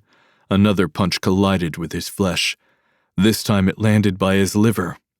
But his reaction wasn't what I'd anticipated. He laughed, his head falling forward. My fingers slid through his greasy locks, gripping the shit-brown strands and wrenching his head back so he was forced to look at the bloodthirst swirling in my eyes. I wanted him terrified of me and what I'd do if he didn't tell me every fucking detail. There was no terror, though. Instead, he wore a gloating smirk. You give me the girl, and I can ensure you and your club win this little skirmish, because your rivals are working a deal to have you all exterminated with the aid of the Bratva. He turned his head to face the mirrored wall, yelling his next sentence. You hear that, Mr. President? That's who's watching behind the glass, no? All we want is the girl. We have no loyalty to the Reapers. We're happy to be on your side. Asshole looked me dead in the eyes and winked. He thought making a plea to my president would get him what he wanted. Problem was, he was fucking right. Worry made me tense up. Nikki wasn't my old lady. Fuck, she wasn't anything to me, period. If it came to a choice between her and the club, Prez wouldn't bat an eye. Her only saving grace in this moment was that Prez was still inside the clubhouse, but I was going to have to tell him about this shit eventually. Without thought of the repercussions, I jammed the serrated blade into his hip. His scream was ear-piercing, the kind I loved to hear when in this room. Blood welled up around the hilt, running down and soaking the gray fabric of his underwear. Coppery tang lingered with the rancid scent of piss. There's something particularly brutal about a serrated blade being yanked out of the body. Now why do you want her? And what do the Reapers have planned? I leaned in close. His sweat and BO were almost unbearable as I whispered the next part. Tell me what I want to know, and I'll kill you quickly. Otherwise, I'm going to make this so incredibly painful for you for a long time. He fell silent, hanging his head so his chin rested against his heaving chest. Another ear-piercing shriek loud enough to shatter glass echoed as I yanked out the blade. The shouts morphed into sobs, neither of which were helpful to me. I'm going to start sawing off your ballsack, Giardani. Another sob as the metal tip brushed his family jewels. 1, 2, 3... Because the Bratva always collects what is ours. He rushed out, contorting his body to move his balls away from my blade. I don't know what the Reapers have planned. We didn't give a shit. They were supposed to collect the girl, and then we would provide them with firearms and bodies. He whimpered, his head lolling to one side. They want Los Muertos gone too. Why? Torque was now beside me, glaring down as he asked the question I'd been about to ask. The Russian shook his head, sending snot flying everywhere. I don't fucking know why. Only want the girl, he breathed out. Giordani's response earned a menacing growl from me. Wrong response. Metal met soft flesh and I sliced into the sensitive skin. Mother Nature had real jokes, putting all our shit on the outside, leaving it vulnerable. He shouted in protest, thrashing about from the meat hook he was suspended by. He'd been reduced to a blubbering mess. My next move was interrupted by the insistent vibrating of my phone against the metal shelf where I'd placed it. I wanted to ignore it, but it continued to vibrate over and over again. For fuck's sake, I muttered, storming over to the cabinet. I checked my phone and saw 3 missed calls, all from Gunnar. Before I could call him back, it vibrated in my hand, this time with a different name. La Brujita. What the fuck, Ryan? I began, but she cut me off. What the hell did you do to Nikki? Why is she calling me saying you're not letting her out of your room? That you locked her in there? I was caught off guard. How the fuck did she get out of her restraints? I muttered without thinking. Ryan's yell was so loud that I had to pull the phone away from my ear before she blew out my eardrum. Her what? Chapter 13. Dex. We fucked Dex. If he wants a hand, he can use his own. Ryan, our iconic queen. You can't be pissed at me. I tried to warn you, dude. Called 3 fucking times, Gunnar said. I stuck my tongue out at him from where I sat in one of Ryan's velvet office chairs. Oh, real mature, Dex. Oh, real mature, Dex. I mimicked, not giving a shit that I was being a child. My balls are no longer my own. A scary short Latina now holds them, I mocked, crossing my arms over my chest. You let her fuck you too? Okay, that's the one I get. Who doesn't like a little ass play? Gunnar glared at me from where he leaned behind Ryan's desk. Fuck, shit had changed from the last time we were in here together. If memory served me right, and it did, Ryan was the one leaning there and glaring at us.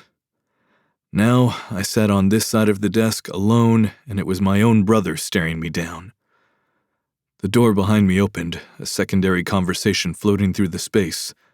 You didn't mention anything about someone trying to kidnap you, Nikki. There was a fierce edge to Ryan's voice, a tone I'd heard her use before, but never on Nikki. Then again, when the 4 of us had been around each other, it was all drinking and partying. None of us had been really getting to know each other. Well, except Ryan and Gunnar, that was. Angry footfalls grew closer. I didn't think it was important, Nikki bit out, plopping into the emerald chair beside me. Bare legs curled up, tucking underneath her.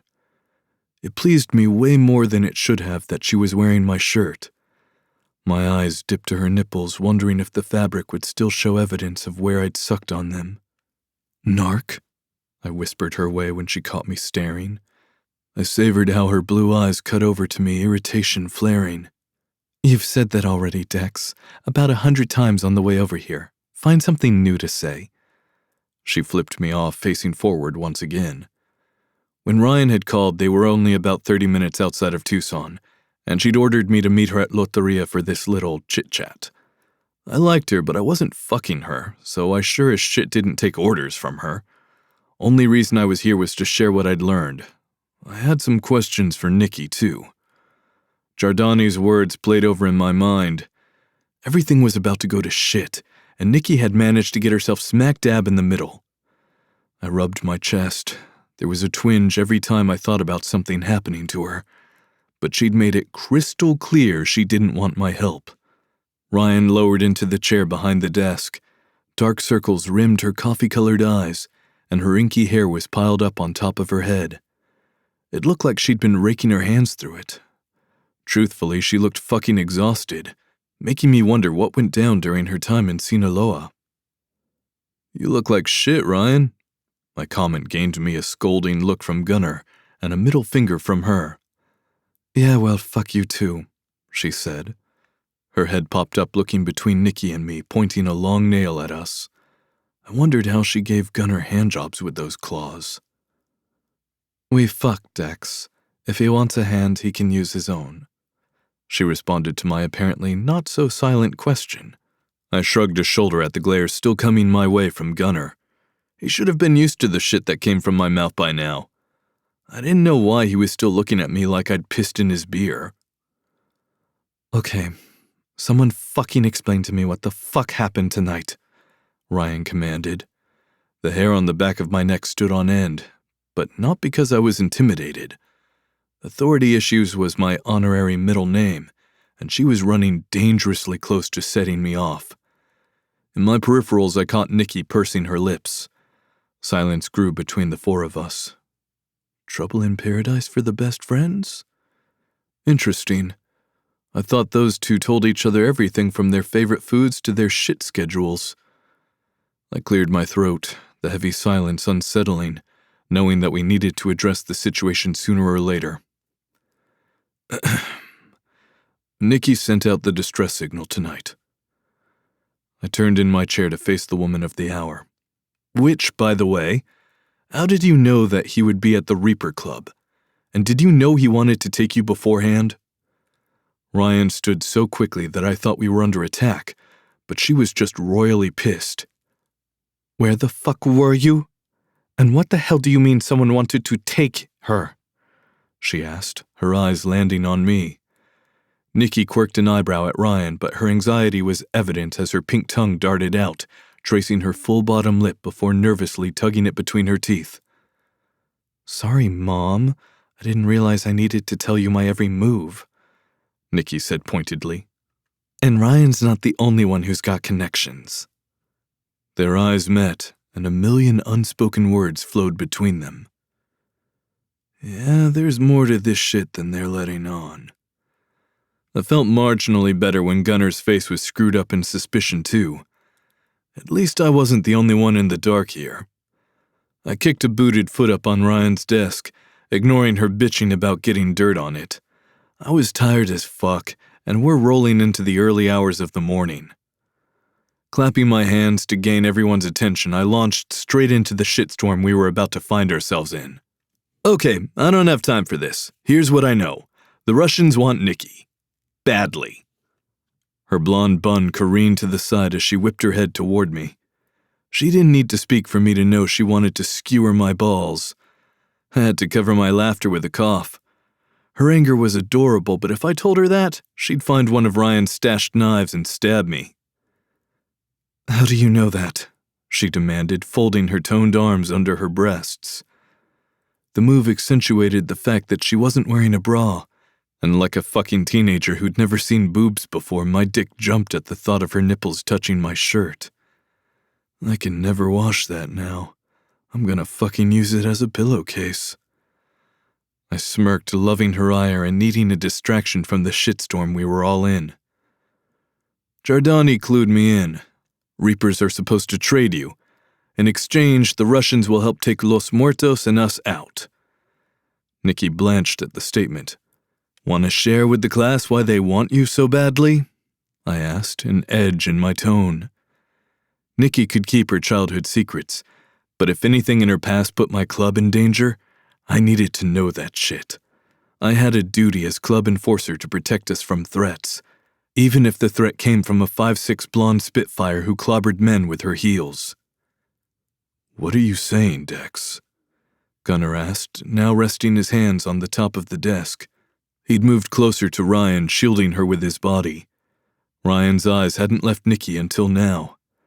Now they were staring me down. They want the territory, Ryan whispered.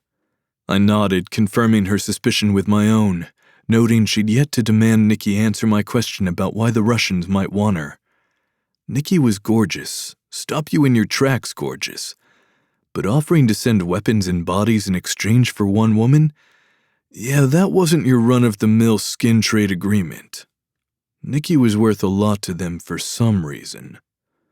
The woman in question looked like she was mentally a million miles away. Her thumbnail found her mouth, and she started gnawing on it. Irritation started crawling up my spine. There was something else going on here, and it didn't look like the girls were going to fill us in, or not me at least. Clearly I was not part of the group. which was fucking fine with me. I could go back to my bed and fuck my hand till I fell asleep. Tonight I'd tell Prez what I'd learned, and we'd decide what action the club would take. I wasn't part of Los Muertos anyway, so they could do whatever the fuck they wanted, and they didn't have to tell me jack shit about it.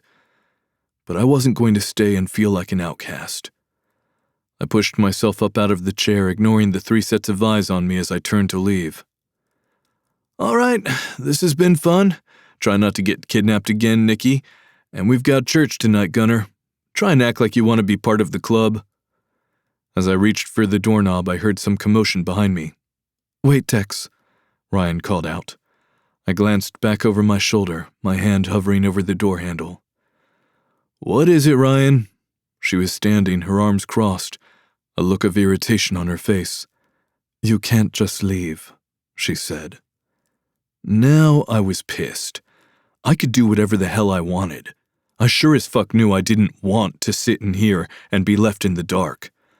I might play the part of a golden retriever, but I was no one's fucking dog. They weren't going to get me to lie at their fucking feet and wait for scraps of information. A familiar pang of betrayal hit me in the chest when Gunner remained silent. The fact that he wasn't demanding that they fill me in hurt, opening up an old wound between us. I refused to look at him. Let him feel the cold shoulder from me. And why the fuck not, Ryan? Because clearly the two of you don't want to share what the fuck is going on. I can see you both know more about why they want her, but you're not saying shit. I just happen to be the convenient person standing by to come to the rescue. I'm not going to beg y'all to fucking fill me in. She doesn't know the details, Nikki piped up, her blue eyes lit with fire. Listen, them wanting me is less of the problem here, right? So some Russian guys want to collect on a bad deal from Mario. The focus should be on taking down the Reapers. Nikki spoke confidently, her chin raised high as she locked eyes with Ryan, but there was a stiffness in her body that told another story. She was worried. I just wasn't sure about what. They clearly want you badly, Nix. Ryan shifted her attention back to me. Which is why I need you to stay. I need you to be Nikki's bodyguard. A humorless laugh left Nikki's pouty lips. Excuse me? I'm not Princess Diana. Rest in peace. I chuckled despite myself when she traced the symbol of a cross over her chest before continuing on. I don't need a bodyguard. I need a massage and a bottle of wine. Another silent conversation flowed between the two friends. The damn pull I felt for Nikki kept me rooted in place to hear out Ryan's proposal. Your boy toy would probably give you a better rate, I said, crossing my arms over my chest to keep from flipping him off. Ryan grimaced, peeking over at Nikki, and I swore she braced her body like she was preparing for a blow. Yeah, well, I need someone to stay with Nikki 24/7. Should he wipe my ass too? Come on, Ryan, this is ridiculous, Nikki protested, throwing her arms in the air. Nikki, the Reapers don't know we have Giordani, so they are going to continue with their plan. They're going to come after you. Ryan stared her down. The expression on her face said she was daring Nikki to protest the facts she'd just laid out. I covered my face with a hand to hide my smirk when Nikki pouted and gave a small, fine. It was a talent to lace that much attitude into a single syllable, but she'd managed it. The two BFFs were clearly going through a rocky spot. It was something that Nikki and I had in common at the moment. Love and relationships? Fuck them.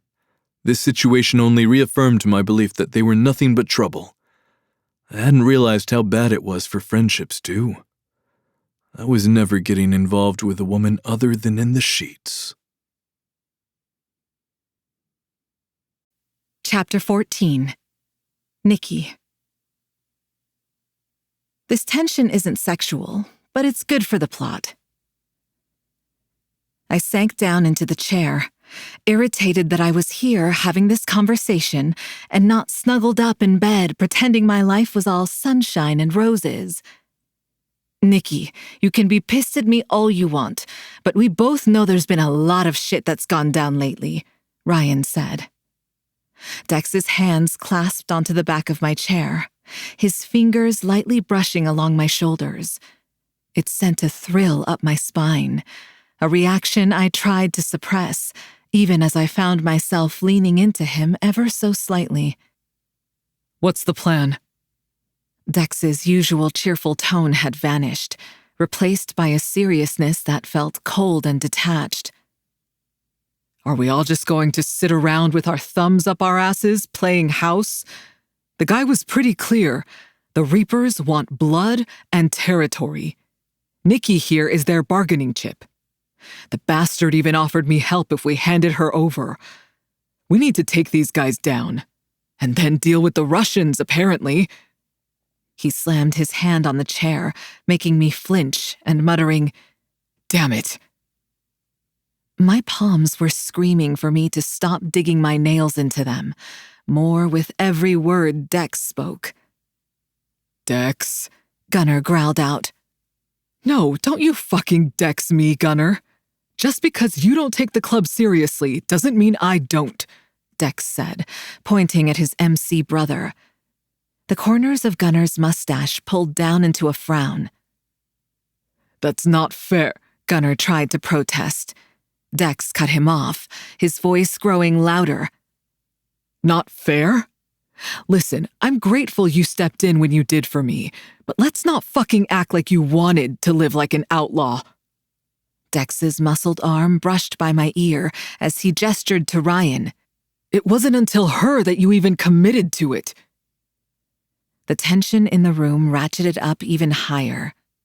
It felt as if we were a powder keg waiting for the spark that would send us all into a fiery blaze.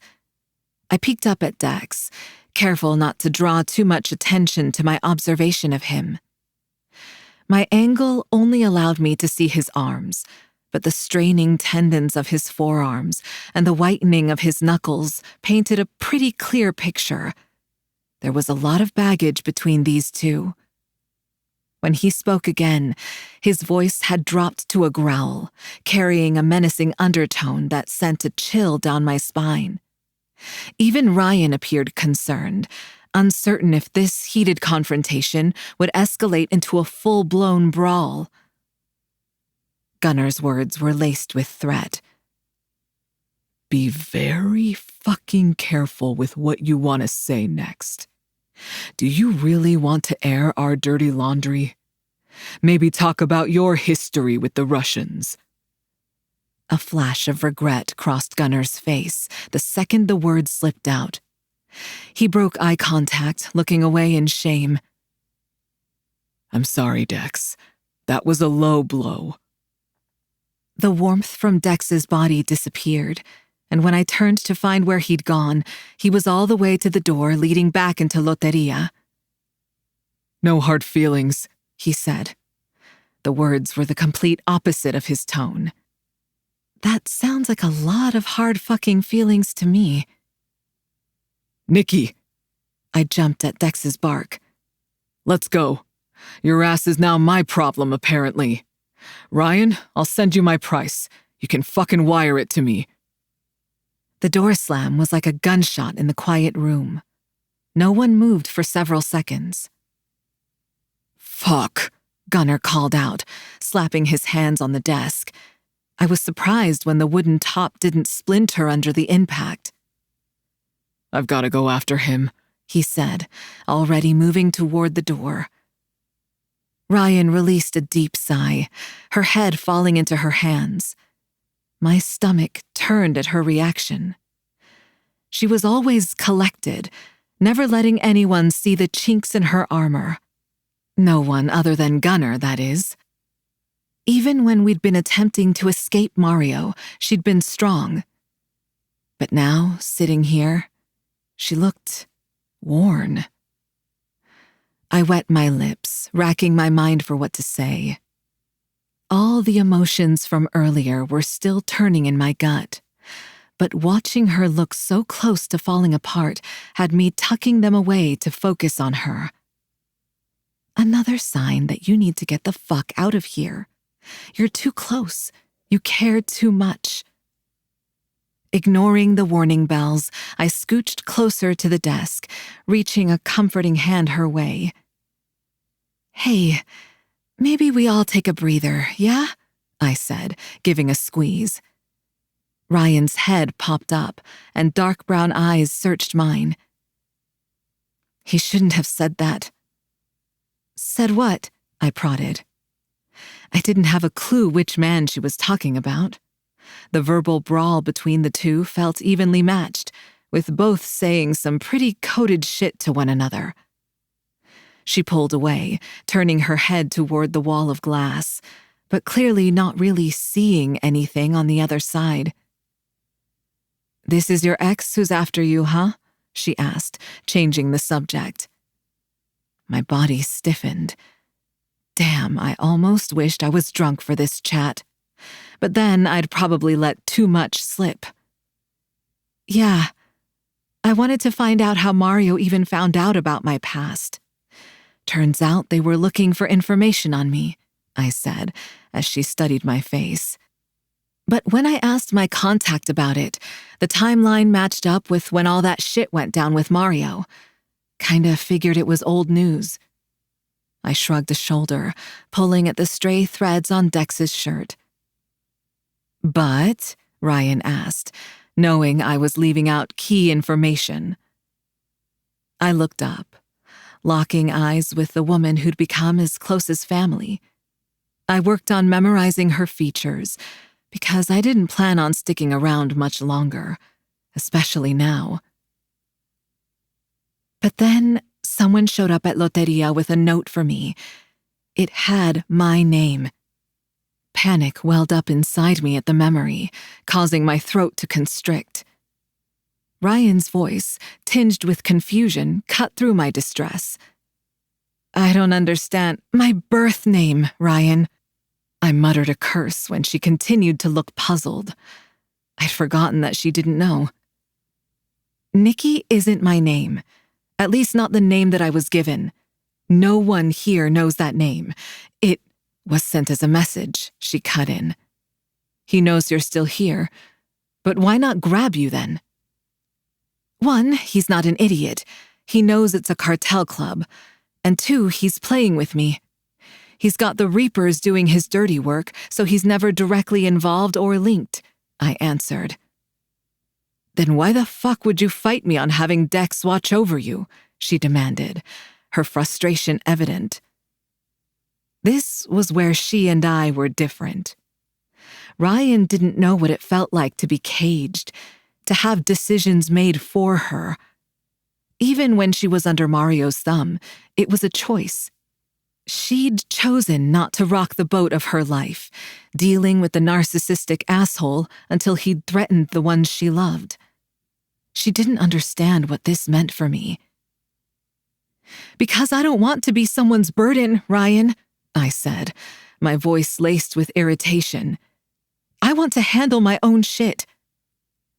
Ryan leaned in closer, her tone sincere. "Nikki, it's not about you being a burden. It's about having people watching your back. That isn't a sign of weakness." I looked away, still feeling a sense of frustration. "I get that, but it feels like I'm losing my independence, my freedom. I've already had that shit happen once, Ryan. I'm not being placed back in a box." She offered a small smile, coming to stand in front of her desk. "Nikki, there's no one who would be able to place you in a box, girl. You are fierce, intelligent, and frankly downright scary when you want to be. We're a family, and families look out for each other. I care, and I'm here to support you, not control you." Too bad family was who'd locked me away last time, too. But maybe family had nothing to do with the blood that ran through our veins. Maybe Ryan was right, and family really did look after one another. I nodded, exhaustion taking a toll on me.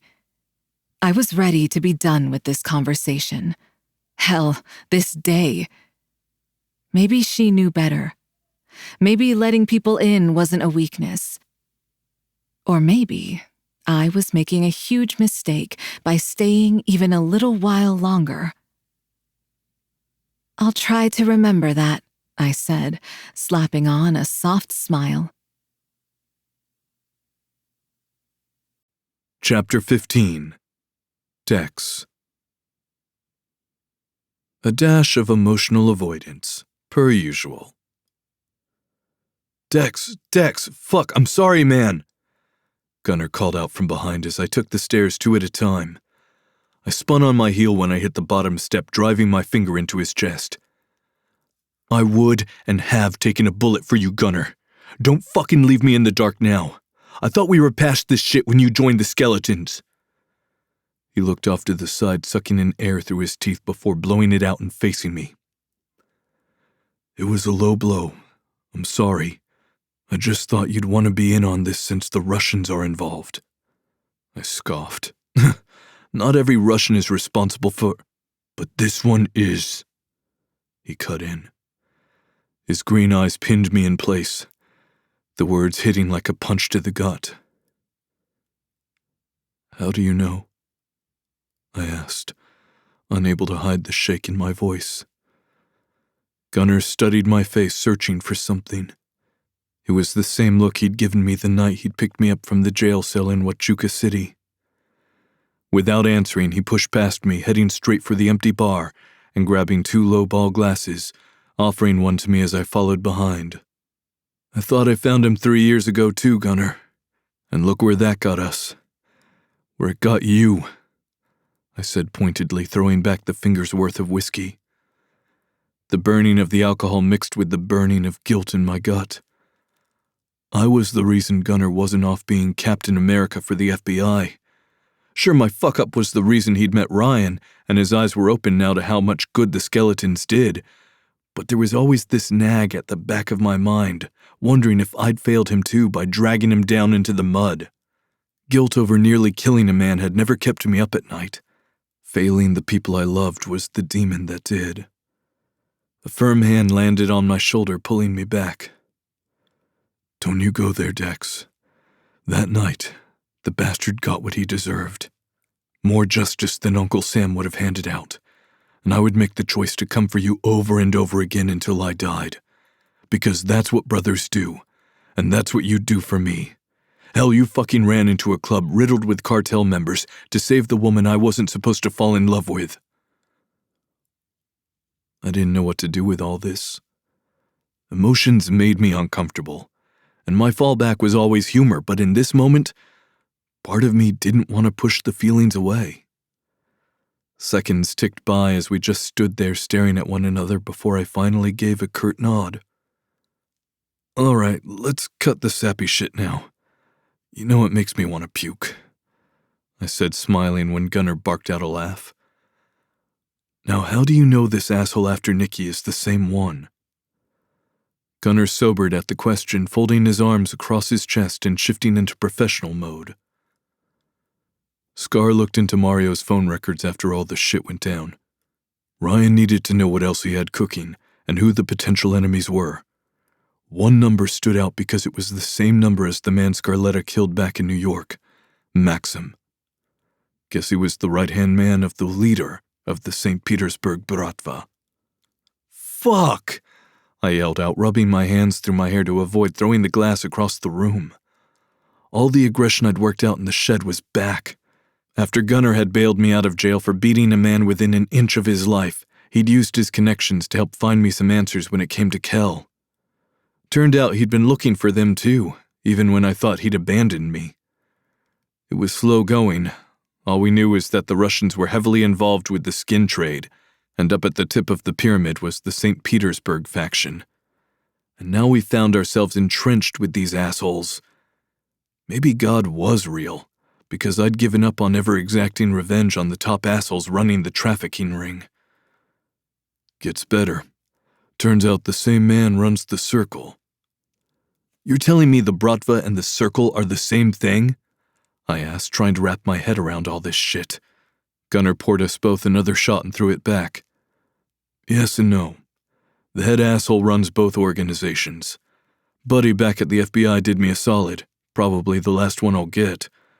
The Bratva used to be under the Circle's thumb too. His eyes cut over to me. Until there was a hostile takeover. Damn it, that's who's after Nikki? I asked, rubbing my forehead in frustration. Why the fuck does he want her? No clue, but fuckers like that have their own set of rules. He might just be pissed that Mario promised him women and then never delivered. Or she has a tie to them somehow.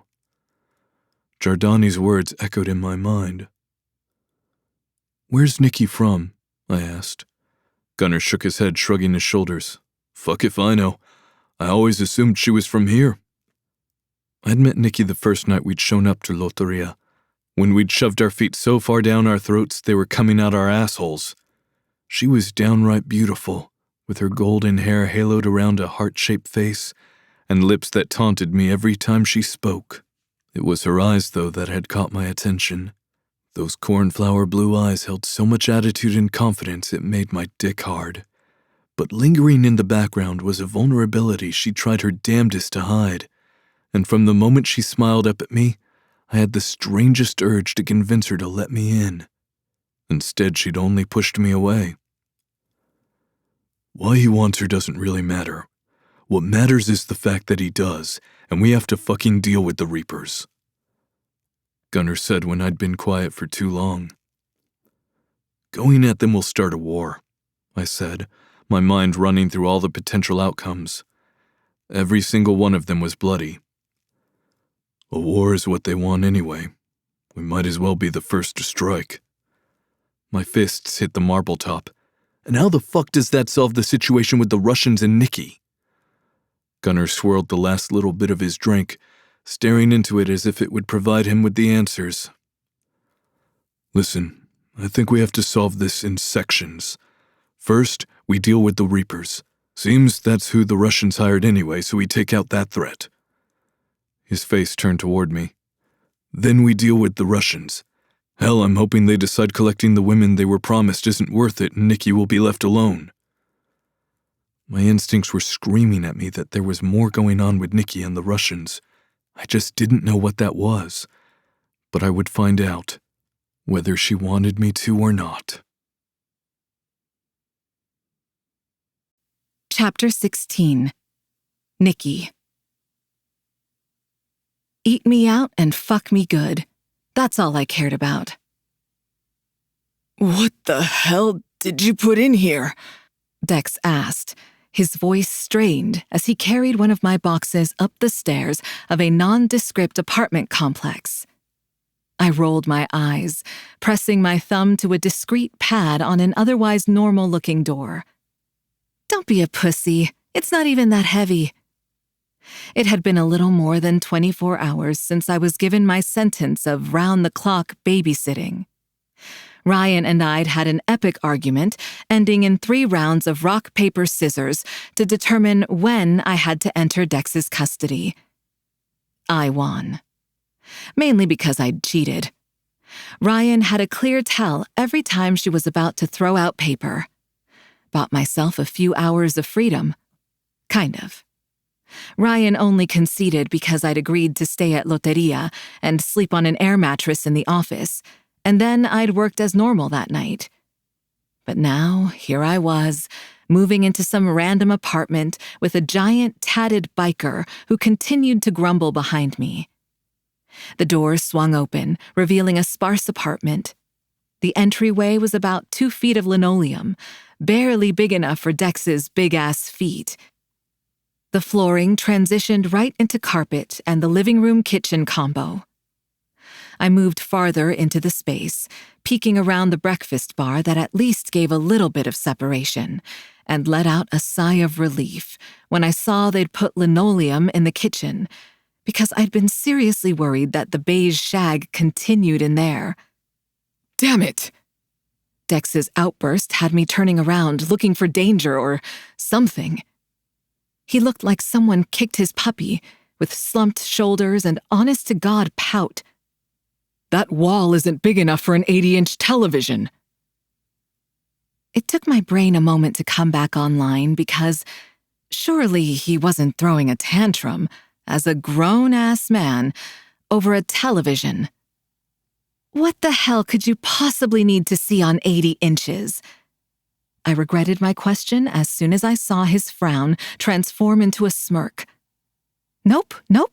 I do not want to hear what your answer is for that. I've heard too many of your freaky sex stories.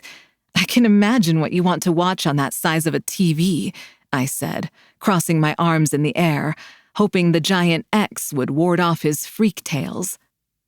He scoffed, dropping my box on the sofa so he could put his hands on his hips. What freaky sex stories have you heard? Oh, I don't know, I said, moving down the singular hallway that I assumed led to the bedrooms and bathrooms. The one that, cosplayed as an Australian bird or some shit? The bark of laughter from behind me was contagious, and I fought cracking up with him. She wasn't pretending to be a bird. She told me to attack her pussy like a magpie. What the fuck does that even mean? I called back, coming to the first of 3 doors. Didn't ask, didn't care. I shook my head at his logic, but I couldn't say shit because, honestly, I took the same approach when fucking someone. We weren't together to get to know each other. Eat me out and fuck me good. That's all I cared about. Dex's voice bounced off the walls of the sparse apartment. Also, you're one to talk. Didn't you fuck a guy because you needed a bank account? I winced at the accusation. He had no clue how close he was to the truth. I hadn't done that yet, but only because I wasn't interested in storing my money in any of the traditional places. I walked through the first door. Not a banker. He was some finance asshole, and I needed help with my stocks. Another round of Dex's laughter sounded from the living room. What's his name? I may need his help, Dex teased. I flicked on the light switch, taking in the bathroom. It looked like it had been renovated at some point. The vanity was on the smaller side, but that didn't matter. What I cared about was the giant glass shower that looked to have 2 shower heads and body spray. He was shit in bed, I called out, loud enough to be heard over the opening and closing of kitchen cabinets. Plus, Ryan ran him off with a gun while looking like an extra from a horror movie. He couldn't find your clit? The corners of my lips pulled up in a smirk. This conversation was a mirror image to the one I'd had with Ryan the night said encounter happened. Not even if I shoved his face where I wanted him, I said, moving on from the bathroom to find the bedrooms, hoping to snag the better one before Dex finished whatever the fuck he was doing. We'd been pretending that everything was normal since the meeting. Neither of us mentioned the elephant in the room. The most either of us had spoken about it was when I asked why we weren't staying at the clubhouse. Dex had grumbled about not wanting to fight off a pack of rabid animals every time I wandered into a room. My apartment was out too. We'd gone with the assumption that the Reapers knew where I lived, and if they didn't, they'd be working on it. So here we were, in some random safe house that Los Muertos owned. I knew the questions were coming, though. Dex would eventually tire of waiting on me to tell him why the Russians wanted me and demand answers. I just wasn't sure I'd still be around to answer him. The first room was pretty basic. A single window that looked out over the parking lot, its faded curtains drawn back to allow the natural light to filter in. A queen bed with neatly tucked sheets took up the center, flanked by cheap nightstands sporting aged table lamps. As much as I wanted the shower, it looked like the hall bathroom was for this bedroom. I hoped the main bedroom's ensuite was renovated too, because I could definitely put the detachable head to use. The last door was across the way, which wasn't ideal. I'd have rather been on the other side of the apartment from my unwanted roommate, but I really didn't have a say. What the fuck? Loud footfalls come barreling down the hall. What happened, Nikki? That's what fucking happened, I shouted at him, pointing at the door I'd just swung open, noting the fact that he had his gun drawn. The scent of leather and cologne hit me as he stepped closer, peering into the open door. He smelled so good, I had to resist leaning in and rubbing my nose along the collar of his white t-shirt. Maybe I could convince him to do my laundry. My whites never looked that crisp. You don't like the hall closet? He asked, clearly confused as he searched for what it was that could have caused my outburst. No, I don't like the hall closet that should be another bedroom, I said, crossing my arms and stomping my foot like a child. The irony wasn't lost on me that I had just been commenting about Dex throwing a fit, but my complaint was much more serious. What do you... He crossed the hall, disappearing into the bedroom. The only bedroom. Before popping back out and barging into the bathroom, all while I stayed rooted. There's only one fucking bathroom, too! His shout echoed off the tiles, and then there was a muffled conversation. Am I supposed to stay in the apartment next to her? I overheard him say. Please, God, let that be the case. Maybe Ryan had forgotten to mention that we were going to be neighbors, not roommates. I mean, that could work. He would be right next door, and I could shout for help if something went down. Hell, I'd even let them put one of those puppy cam things if it meant I got some breathing room. Tension in my neck caused me to close my eyes and roll my head from side to side as I dug into the tissue with my fingertips, trying to work out the knots that riddled that area. I needed to sit. I looked one more time, as if the closet would magically transform into a bedroom before making my way into the living room. It might not have been the furniture I'd have selected, but the couch was pretty damn comfortable. Dancing was tough on the body, and all the extra stress from the last few months wasn't helping. My sleep was shit, my eating was shit, and I desperately needed a massage. A soft moan slipped out when I hit a particularly tender spot, but the relief was short-lived when I heard the clearing of a throat close by. When I opened my eyes again, Dex was staring me down with an expression I couldn't quite read, which quickly morphed into one I knew well. He was pissed. Well, Spitfire, turns out we're sharing a 1-bedroom, 1-bath. All I could do was gawk at him as he plopped beside me. Surely he was fucking with me. What's your shitting schedule? Because that could be a real problem if we take our morning shits at the same time, he said. I pinched the bridge of my nose. Everyone who said calming breaths helped was a damn liar because they weren't doing shit to help me avoid a breakdown. That's what you're concerned about? What about the whole, where the fuck are we both going to sleep? I waved my hand between us to emphasize the fact that there were 2 people here with only 1 bed, as Dex didn't seem to understand that part. His face scrunched in confusion. What do you mean? It's not like the bed is a twin. Both of us will fit in it, he said, leaning back and propping his feet up on the worn coffee table. You'd think the cartel could afford to have some nicer fucking apartments. But beggars couldn't be choosers. And in all fairness, I'd stayed in a lot worse since my fall from grace. The first night, I'd slept on a park bench and woke up to someone digging through my backpack. Luckily, they'd only taken the few dollars I had left and didn't find my forged identification. I'd never had to think about hiding or watching after my things before. My father was a formidable figure in the Bratva. No one would dream about stealing any of his things or his daughters. Earth to Nikki, come in, Nikki, Dex called out, waving a hand in front of my face. I'd zoned out and hadn't even noticed Dex move in closer.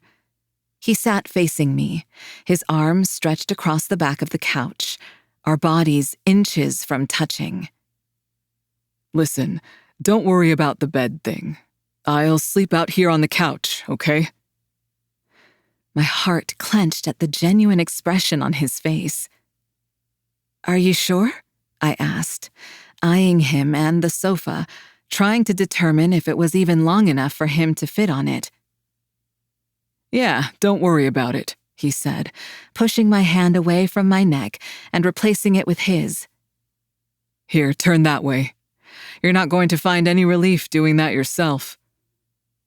Of course, my brain instantly turned his words sexual, thinking of all the other ways he could help me find relief.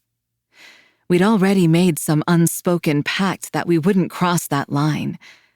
But we can get close, right? Thank God my back was to Dex, so he couldn't see my eyes rolling back when he gripped my hips and pulled me closer. But there was no stopping the groan when his strong fingers worked their magic on the knots in my neck. I struggled to resist the urge to lean into his touch. His dark chuckle wrapped around me, shooting straight to my clit. You like that? He asked, his breath brushing my ear. Tell me what you want, Spitfire. Harder, deeper, faster. He was fucking with me, but I didn't even care because the sensation of his skilled hands kneading my tense muscles sent shivers down my spine, soothing and electrifying. I tried to maintain my composure, but every stroke made it increasingly difficult to resist melting into his body.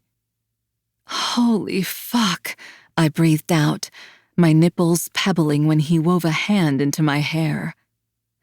The combination of the pads of fingers digging into my scalp and the slight pull of the strands was orgasmic. I desperately tried to bring up my mental list of all the reasons it was a bad idea to hop on his dick, but was coming up blank. Then, as suddenly as it had started, it stopped. Now let's go get the rest of your shit, he said, patting my leg before standing and heading out of the apartment.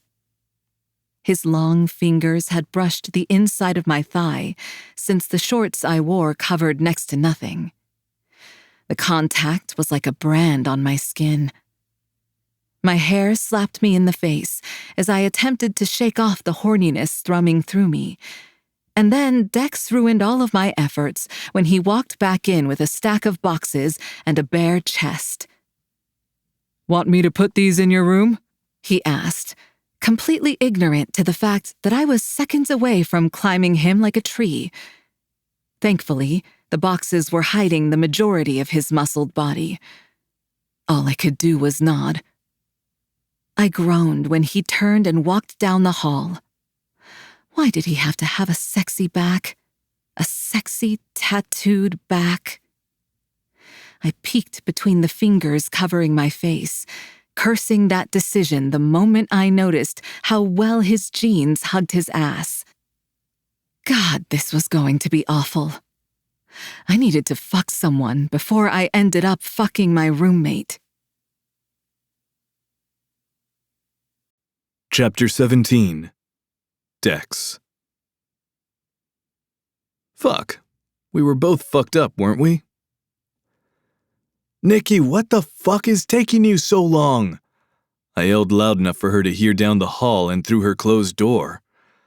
I opened the cabinet above the fridge, hoping to score. Would it be frowned upon if I drank my weight in tequila tonight? I let out a humorless chuckle.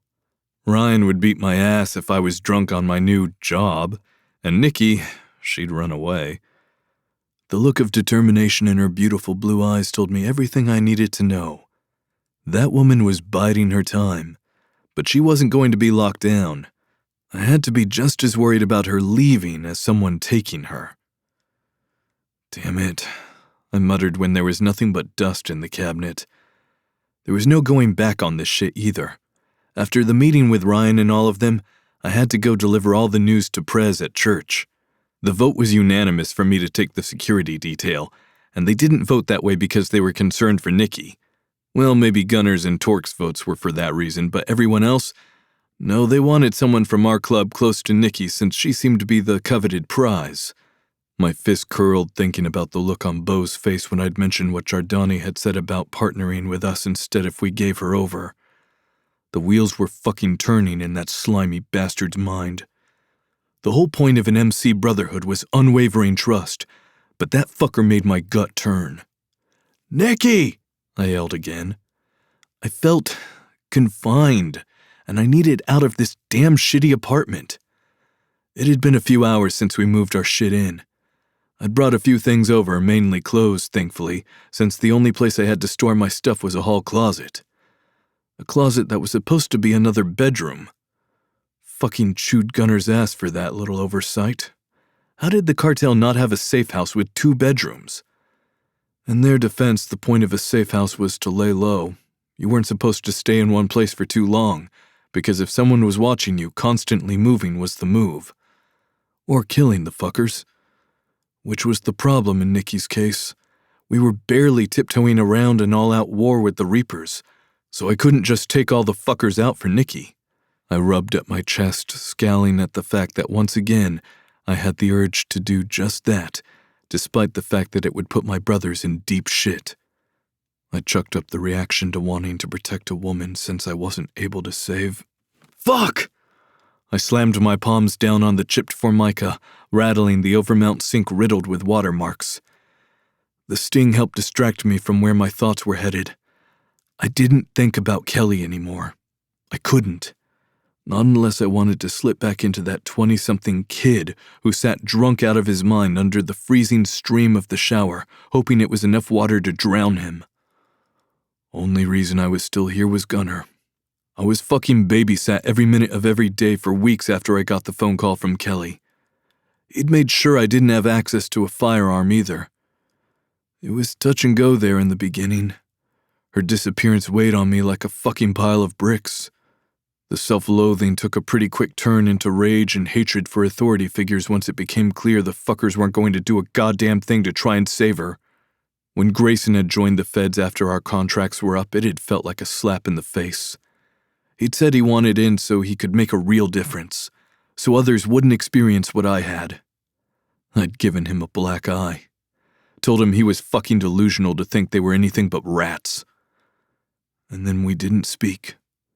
He'd run off to be a white knight, and I went and became the thing he'd hated, a criminal. Then one night I'd had to call him from a fucking cell in the middle of nowhere while a trigger-happy deputy loomed over me. Told him I needed his help, or I'd go away for attempted murder. The law didn't fucking care that the man I'd beaten was the fucker who'd sold Kel to the Russians. Tex? A soft voice cut through the chaos swirling in my mind. I blinked a few times as I looked up at her, clearing the remaining dredges of the memories. Blonde curls framed a heart-shaped fresh face. Her blue eyes were fixed on me, and I swore she looked concerned. I wanted fucking badly to be the one sucking on her berry-colored bottom lip. Something about the way she stood there in an oversized shirt that read, "I'm late because I don't want to be here," felt like a ray of sunshine breaking through the clouds threatening to close in. You okay?" she asked, looking around like she might spot what was bothering me. I forced a smile, a skill I'd mastered over time. "Yeah, girl, just worried about you being late for work," I said, glancing over my shoulder at the microwave's neon numbers that read 9. "What are you talking about?" Her nose scrunched up in the most adorable way. It was disgustingly cute, if I was being honest. "It's 9 p.m. and you work tonight, right?" I asked, not seeing what she was confused about. "Yeah, at like 10, that's an hour away." Her response had me frowning. "And you haven't eaten yet. When were you going to do that, huh?" I frowned when she burst into laughter, which grew louder every time she looked at me. At one point, she was full-on bent over at the waist, laughing so hard there were tears in her eyes. "I'm sorry," she said, seeming anything but. "You just look so much like a mother hen right there. No one's ever asked me if I've eaten before." Her humor died out in those last few words. Fuck. We were both fucked up, weren't we? I wasn't ready to unpack either of our traumas tonight. I cleared my throat, changing the subject before it got too awkward. Well, I'm fucking starving. Get your ass dressed so we can go get food. Something didn't sit right with me about her going to work on an empty stomach, so I wasn't going to give her a choice. Dex, do you think I'd travel to work with my ass and tits out? I am ready. I only take my clothes off for money, she said, smirking. She had to mention her ass and tits, didn't she? Now I was shifting uncomfortably, forcing myself to think about grandma tits and taxes so my dick could chill. It was already going to be a bitch riding with her on the back of my bike all the time and not pulling over to take her on the side of the road. She rode like a damn pro, gluing herself to me and leaning at all the appropriate times. Even fucking knew to tap my leg if she wanted me to turn a certain way. All right then. Well, I guess we should go, I said, rubbing the back of my head with my hand when I realized I'd been standing there checking her out. When the hell did I start having trouble talking to a woman? We stood there in awkward silence for a few seconds before she moved, breaking the spell. I should probably grab some different shoes, she said, shuffling toward her room before pausing and facing me once more. You're not going to have a bottom lip if you keep chewing on it, Nikki. Spit out whatever you're worried about. The flash of annoyance and anger brought a smile to my face. How are we supposed to explain why we're always together all of a sudden? She asked. The question took me by surprise. I hadn't thought about it. I've never had to address that during a protection detail, so I'd say we don't have to worry about it. I shrugged, stepping around the counter. What we need to be worried about is the fact that you haven't had any food and you're about to go do some strenuous shit. I couldn't read the look she gave me, but after a few seconds, she nodded and disappeared down the hall. Chapter 18. Dex. If your burrito isn't wrapped in foil, it doesn't fucking count. That's not even a sexual euphemism. Well, until now. We rode my Harley through the warm Tucson night, the engine's purr resonating in my ears, the hot desert air rushing past us. My hands gripped the handlebars, forcing me to focus. Nikki's body was pressed close against mine, her hands clinging low on my waist, a few mere inches from where I'd like her to touch. The city lights blurred into a streak of colors as we weaved through the sparse traffic on the way to Loteria. The white walls of Loteria's building came into view, standing stark against the dark night. We'd made it with 15 minutes to spare. I cut the engine, and the muffled sound of the crowd waiting to get in over by the main entrance carried through the night, laughter blending with the warm breeze. I threw my leg over my bike before lifting Nikki off. She could get off herself with no problem, but I used any reason I could find to get my hands on her, like I'd done on the sofa earlier. Nikki pulled the helmet off and the dim streetlight cast a soft glow on her, accentuating the golden highlights in her tousled blonde hair. The flush of adrenaline from the ride gave her cheeks a pink hue, her eyes sparkling with excitement. God, I love being on the back of your bike. Pride swelled in my chest at how she'd specified my bike. Who knew if she even meant it that way, but I sure as fuck was going to take it as such. The evening air carried her coconut scent on it, and I had to shove my free hand in my pocket as we walked toward the side entrance to resist the ridiculous urge to hold her hand. Beto! I yelled as we got closer. Damn it, Dex. Nikki's manicured hand whacked me in the chest. Do you have to yell? Just go look for him. I scoffed at her suggestion. First of all, ow, and second, I already got him a damn burrito. Now I gotta go find him to deliver it? The delicious scent of some bomb-ass al pastor taunted me. If he didn't come get his food soon, I was going to inhale this one too.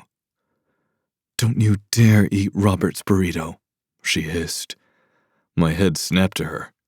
Did I say that shit out loud too? If I had, this was getting out of hand because I'd sworn I'd kept that one inside. The left side of her mouth pulled upward, revealing a dimple. The sight had me thinking all sorts of wild shit, like the fact that I'd like to kiss the cute little indent.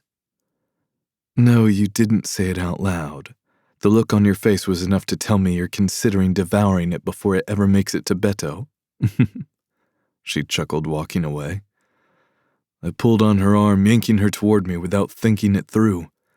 She let out an oomph as her back hit my chest. Her scent invaded my senses, and I leaned to whisper in her ear. Tell me, Nikki, did I have the same look on my face before I devoured your soaking pussy? Because I'm just trying to figure out how you correctly guessed what I was thinking. I wanted so badly to run my tongue up her neck, following the trail of crimson that was currently creeping up with every dirty word I whispered. But she was so still that I paused, thinking maybe I'd pushed too far, misread what I could say without making her feel awkward or uncomfortable. Shit. Nothing pissed me off more than when men made unwelcome sexual advances on women, and here I was doing exactly that. Her hair hit me as I spun her around, needing her to see my face when I apologized. When I caught her blue eyes, I dropped my hands to my side, not wanting to make the situation worse. Sorry, Nikki. I shouldn't say that shit to you. You've made it clear you just want to be friends, and there I go crossing a line. The nervous tap-tap-tap of my fingers on my jeans seemed deafening, a reminder of her silence as she stared at me like I'd grown a third head. It was making my skin feel too tight, and I needed to fill the space. Do you want me to find someone else to watch over you? Or stand 10 steps behind you? I asked. Still, there was nothing from her, though her lips were now tightly pursed. It seemed as though she was battling to contain her thoughts while I continued to blurt out words in my desperate attempt to fix my fuck-up. What puzzled me was how badly I needed her to tell me she forgave me. You want to slap me? Would that help? I mean, violence tends to help me. Okay, now I'm rambling. Damn it, woman, say something, I called out, desperately pacing in a circle. It wouldn't have surprised me if Ryan's employees thought I was high on something given the way I was fidgeting. Nikki burst into laughter so loud that it made me jump. Tears streamed down from the corners of her eyes, and she wiped them away with her knuckles before sobering. Something about the way she looked at me felt as if I was completely exposed. She cleared her throat. I've never had anyone apologize for something they've said to me.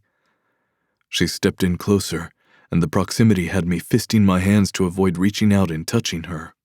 But then she wrapped her arms around my middle, pressing her cheek into my chest, and I went as stiff as a board. You can hug me back, Dex, she said into my chest with a chuckle. I placed my arms around her, holding her to me. I wasn't sure I'd ever let her go. I can't even remember the last time I hugged someone, I admitted, relishing how perfectly she fit against me. The crown of her head rested just below my chin, and an inexplicable desire to kiss the top of it washed over me. All my usual physical contact was either of a sexual nature or non-existent. Nothing soft and innocent like this. Not since Kelly. The thought choked me up, the grief taking me by surprise, like it always did. Grief was a selfish bitch who infected every emotion you possessed. It infiltrated each moment and memory, poisoning them with the knowledge that things will never be the same. I don't ever hug anyone either, Nikki said, mimicking my thoughts. But all I could give her was a grunt of agreement, too overrun with thoughts of the past. A soft smile greeted me when she looked up, but it quickly morphed into a frown and she pushed away. Now I'm the one being an ass. I should have asked if I could hug you. I reached out, freeing her bottom lip from between her teeth, unable to resist running the pad of my thumb along the plump flesh. You can hug me whenever you want, Nikki. I'm pretty sure friends do that shit all the time. We stared at one another until I cleared my throat, breaking the strange moment we'd shared. All right, let's go find Beto and get him his burrito, because I seriously do want to eat it. My stomach rumbled right on cue, and Nikki was quick to roll her eyes at me, tossing playful insults in my direction. We went in through the warehouse door on the side of the building. Nikki had mumbled back at the taco truck something about not being able to handle all the horniness if we walked in through the dancer's entrance. My eyebrows basically hit my hairline when we passed into the heart of the Los Muertos operation space. Damn, it doesn't even look like there was a full-on gunfight in here. Without meaning to, my gaze drifted to where I knew Ryan had killed Mario. They'd done a good job of cleaning, but there was still an area of the concrete that was slightly darker than the rest. There was a reason we covered our interrogation rooms in tile. Porous surfaces soaked up too much blood, and it was impossible to get out. Ryan hadn't known that I was perched up on top of one of the bays zeroed in on Mario, ready to take him out. But that wasn't how it all went down. She'd taken the motherfucker out herself, getting herself stabbed in the process. In all my years with Gunner, I'd never seen him go ghost white like he had in that moment. I stared at the dark spot. "Fuck!" Gunner screamed, sliding down the wall of the hospital. They wouldn't let us into the surgery room, and I'd had to physically hold Gunner back from attempting to force his way in. Only thing that had made him calm the fuck down was when I pointed out the tremor in the surgeon's hand. "You want him sewing up your girl while his hand shakes like a fucking leaf? Because that's what's going to happen if you don't get your shit together right now, Gunner." Only then did he stop thrashing in my arms. "Is this what it was like?" he asked me. Devastation poured from him. I didn't have to ask what he was talking about. I knew. To lose someone you love was a cruel form of punishment. I kneeled before him, clamping a hand on his slumped shoulder. "Nah, brother.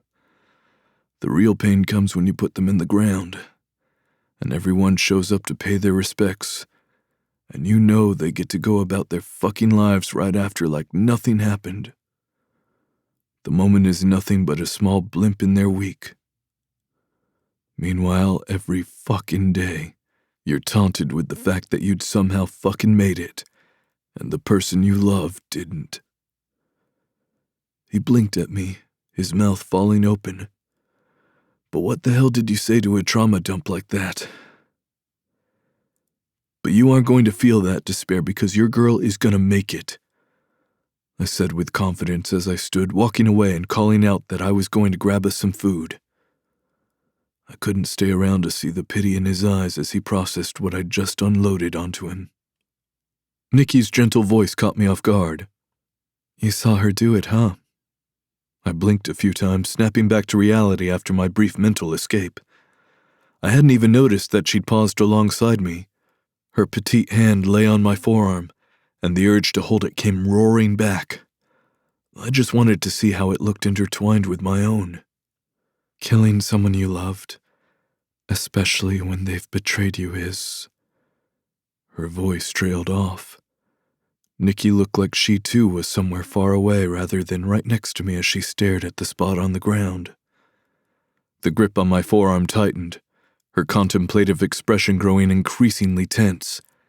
Angry. "That a secret wish, or..." I asked tentatively, keeping my volume low so all the guys milling around wouldn't hear our conversation. Something told me she wouldn't want anyone else to know what we were talking about. Hell, I wasn't certain she wanted me to know the details. Her shoulders tensed, making her already good posture near perfect. There was something in her tone when she spoke that had my gut telling me it wasn't theoretical. So who was it that betrayed her? Was that why the Russians wanted her?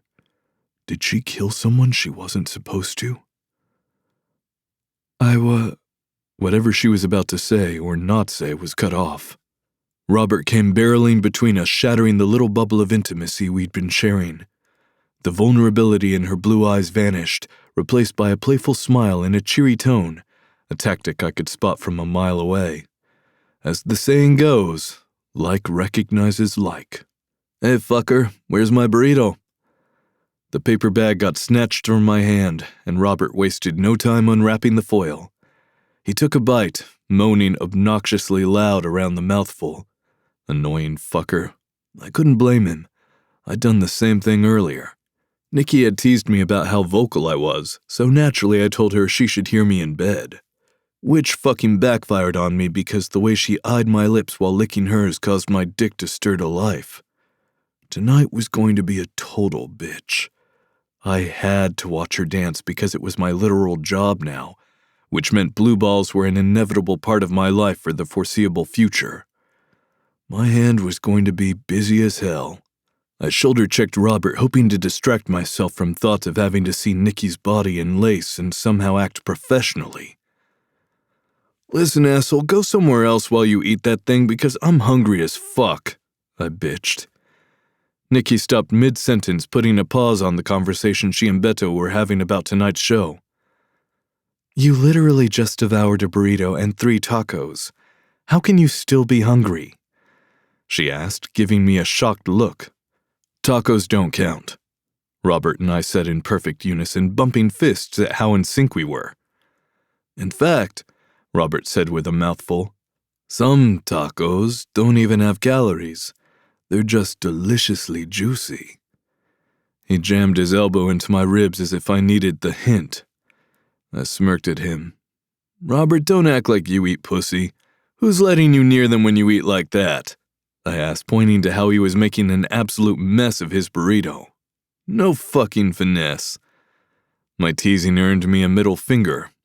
I almost slipped up and told him he could ask Nikki how good I was with my tongue, but I'd just gotten myself out of hot water from talking about eating her out, which, in retrospect, I wasn't entirely positive she'd gone completely still because she disliked what I'd said. "Y'all are weird," she said, throwing her hands up in the air like an actress in one of those Spanish soap operas Beto played in the background when I'd chill at his place. I never had any idea what they were saying, but clearly whatever was happening was juicy as fuck based solely on the amount of times people slapped each other. At that moment, Nikki looked like she was ready to do the same to us, or maybe knock our heads together. She left us, yelling over her shoulder, "Go find something to do. I'll see you both later. And don't you dare get any private dances tonight, Dex." Her tone was downright scary, but I swore there was a tinge of jealousy in it, and it did something to my insides. I loathed when women got territorial on me. Meant they were getting too attached.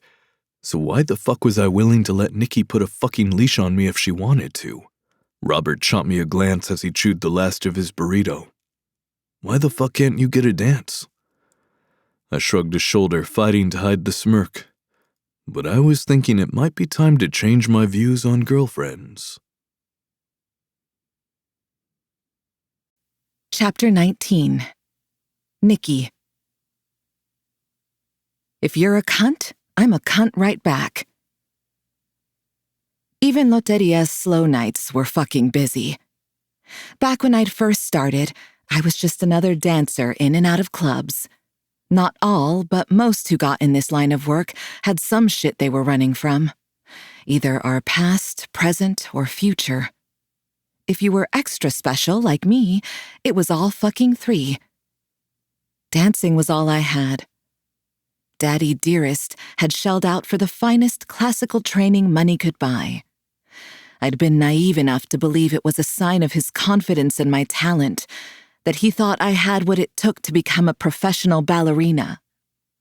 Little did I know, it was all just a way for him to keep me in check and under constant surveillance. Shit. I sucked off the bead of blood that welled up where I'd managed to cut myself with the tiny scissors I was using to trim my false lashes. Crystal let out a chuckle from beside me. "Girl, you've been out of it for a few days now. What's got your G-string so far up your ass?" she asked, eyeing me from the vanity mirror. We'd been vanity neighbors for a year now, and I'd always liked her. She kept to herself and was cordial to everyone, but never asked too many questions. Naturally, she had to pick tonight of all nights to break that pattern. I blew on the glue, buying myself a few seconds to figure out an answer that didn't sound like a total lie. I made a non-committal grunt, shrugging a shoulder. Tired is all. Ryan's been in and out a lot. Adds some extra shit to my plate, you know? The best lies are versions of the truth. Dear old Dad taught me that too. Of course, I think you will do great things. He'd left out one important part of that sentence. Like make me a very important man when I trade your freedom for power. Crystal's toffee-colored eyes stared me down for a few seconds before she gave a slow nod and went back to applying her own strip set. The dancer's room was lively, and normally I loved that about our space. Tonight, it was grating on my nerves. Concha had 16 shots blasting so loud, I was surprised Ricky hadn't walked back here already, yelling at us to turn it down. And 2 of the new girls were fighting over who would go up first. It was usually the shitty spot. Most patrons didn't show up until closer to 10, so I didn't get why they were at each other's throats over it. It wasn't like it was the only dance they'd get tonight. "Hey!" I hollered, swinging around in my chair to face the 2 of them, still locked in their showdown. "Cut that shit out! This is not how this club works!" I stalked over toward where they were standing. They stared at me like 2 deer in headlights. "If you can't act like professionals, find a new club, got it? This is not how my dancers behave." On any other night, I would have pulled them aside separately and been more diplomatic about this. But tonight I was itching for someone to fucking try me. I secretly hoped someone slapped my ass out on the floor so I could claw their eyes out like I'd lost my damn mind. Then, at least, I could blame my need to act out on the situation instead of admitting to the truth. That there was this swirl of emotions turning in my gut and making me feel restless. One of the girls sneered. "What do you mean, your dancers?" A sigh came from behind me. I guessed it belonged to Crystal, but didn't turn around to confirm that theory. Instead, I stepped closer to the bottle blonde who'd been mouthing off for weeks. Sapphire or some shit. Ballsy bitch. I might have liked her if she wasn't a cunt to everyone. What part of that do you need help understanding? Want me to pull up the dictionary definition? I canted my head to the side, laying on the condescending tone thick. She stepped up, and her courage brought a smirk to my face, mainly because she probably thought I'd back down. "What part did you not understand, bitch?" Spit landed on my chest, which was unfortunate because I'd already dosed myself in the devil's dust, which wasn't a drug, it was glitter. I couldn't even wipe off her disgusting DNA. Crystal appeared next to me, her hands raised between us placatingly. "All right, let's all calm down. Maybe take a shot? Fucking hug it out?" Sapphire or Emerald or whatever the hell her name was, slapped Crystal's arm away. It was the proverbial straw that broke the camel's back. I wasn't a girl's girl. If you were a cunt, I was a cunt right back. "Listen here, you fucking twat waffle!" I yelled, launching myself at her with the intention of punching her in her stupid face, with her drawn-on freckles and blush that was so intense she might as well use pink face paint. She shrieked as my fist flew toward her, thumb untucked like Ryan had taught me, so I didn't break anything in my hand again. But it never connected. A steel band wrapped around my midsection, and suddenly my back was pressed against something warm and hard, something that smelled like leather and cedarwood. Something vibrating with a deep voice that made my insides flutter. Whoa, whoa, whoa. What the fuck is going on here on this day? Dex asked, clearly amused, if the shaking of his chest with silent laughter was anything to go by. "She tried to attack me," the bitch sobbed, laying the tears on thick enough she could flood the place.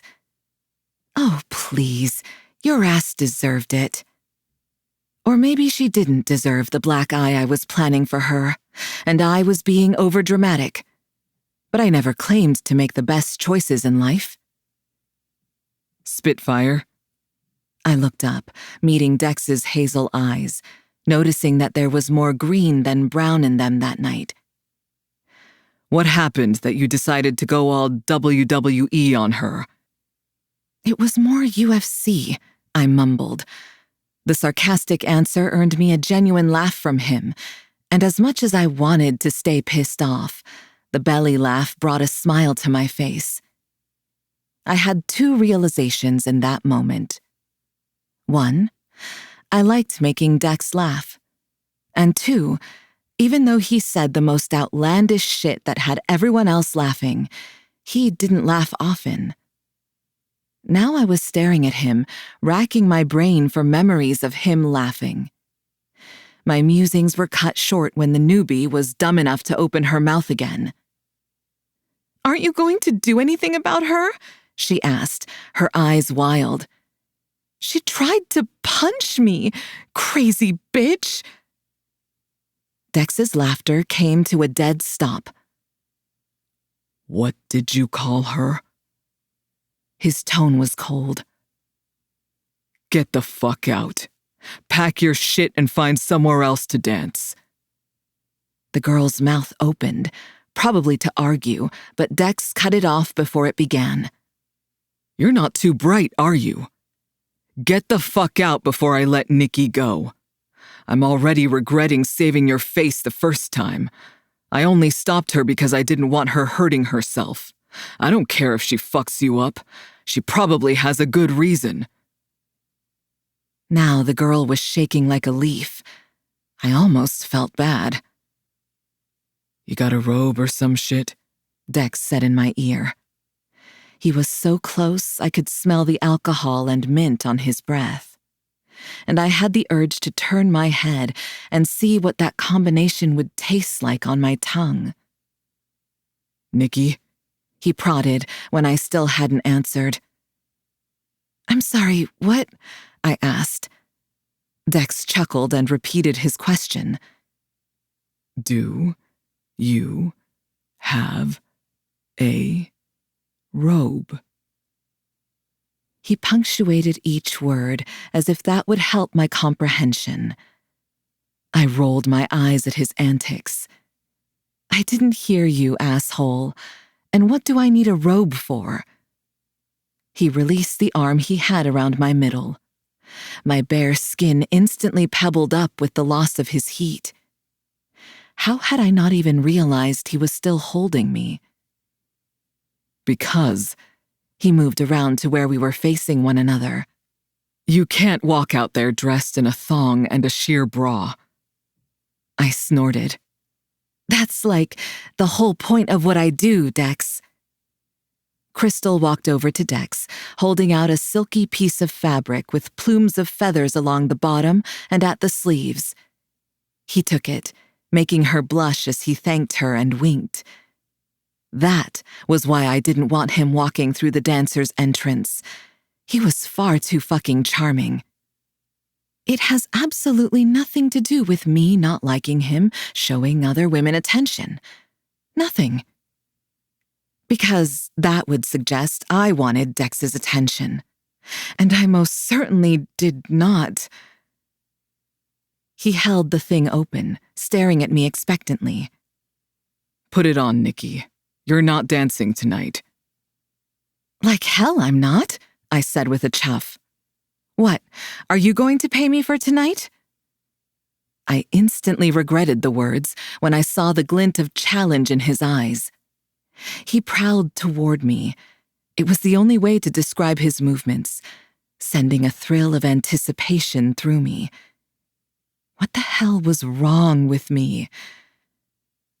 Dex moved behind me once more, assisting me in putting on the silky garment. I was used to having men help me out of clothes. I had never experienced how intimate it was to have someone dress me.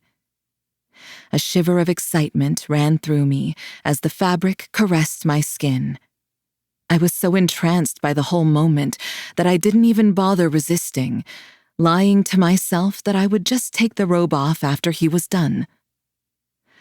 The coarse hair of his beard rubbed against my cheek as he leaned into me, reaching for the two open sides from behind.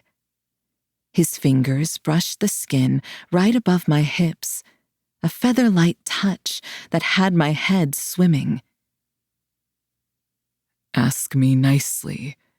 He purred into my ear, grabbing the two strings of the robe and securing them in a knot at my front.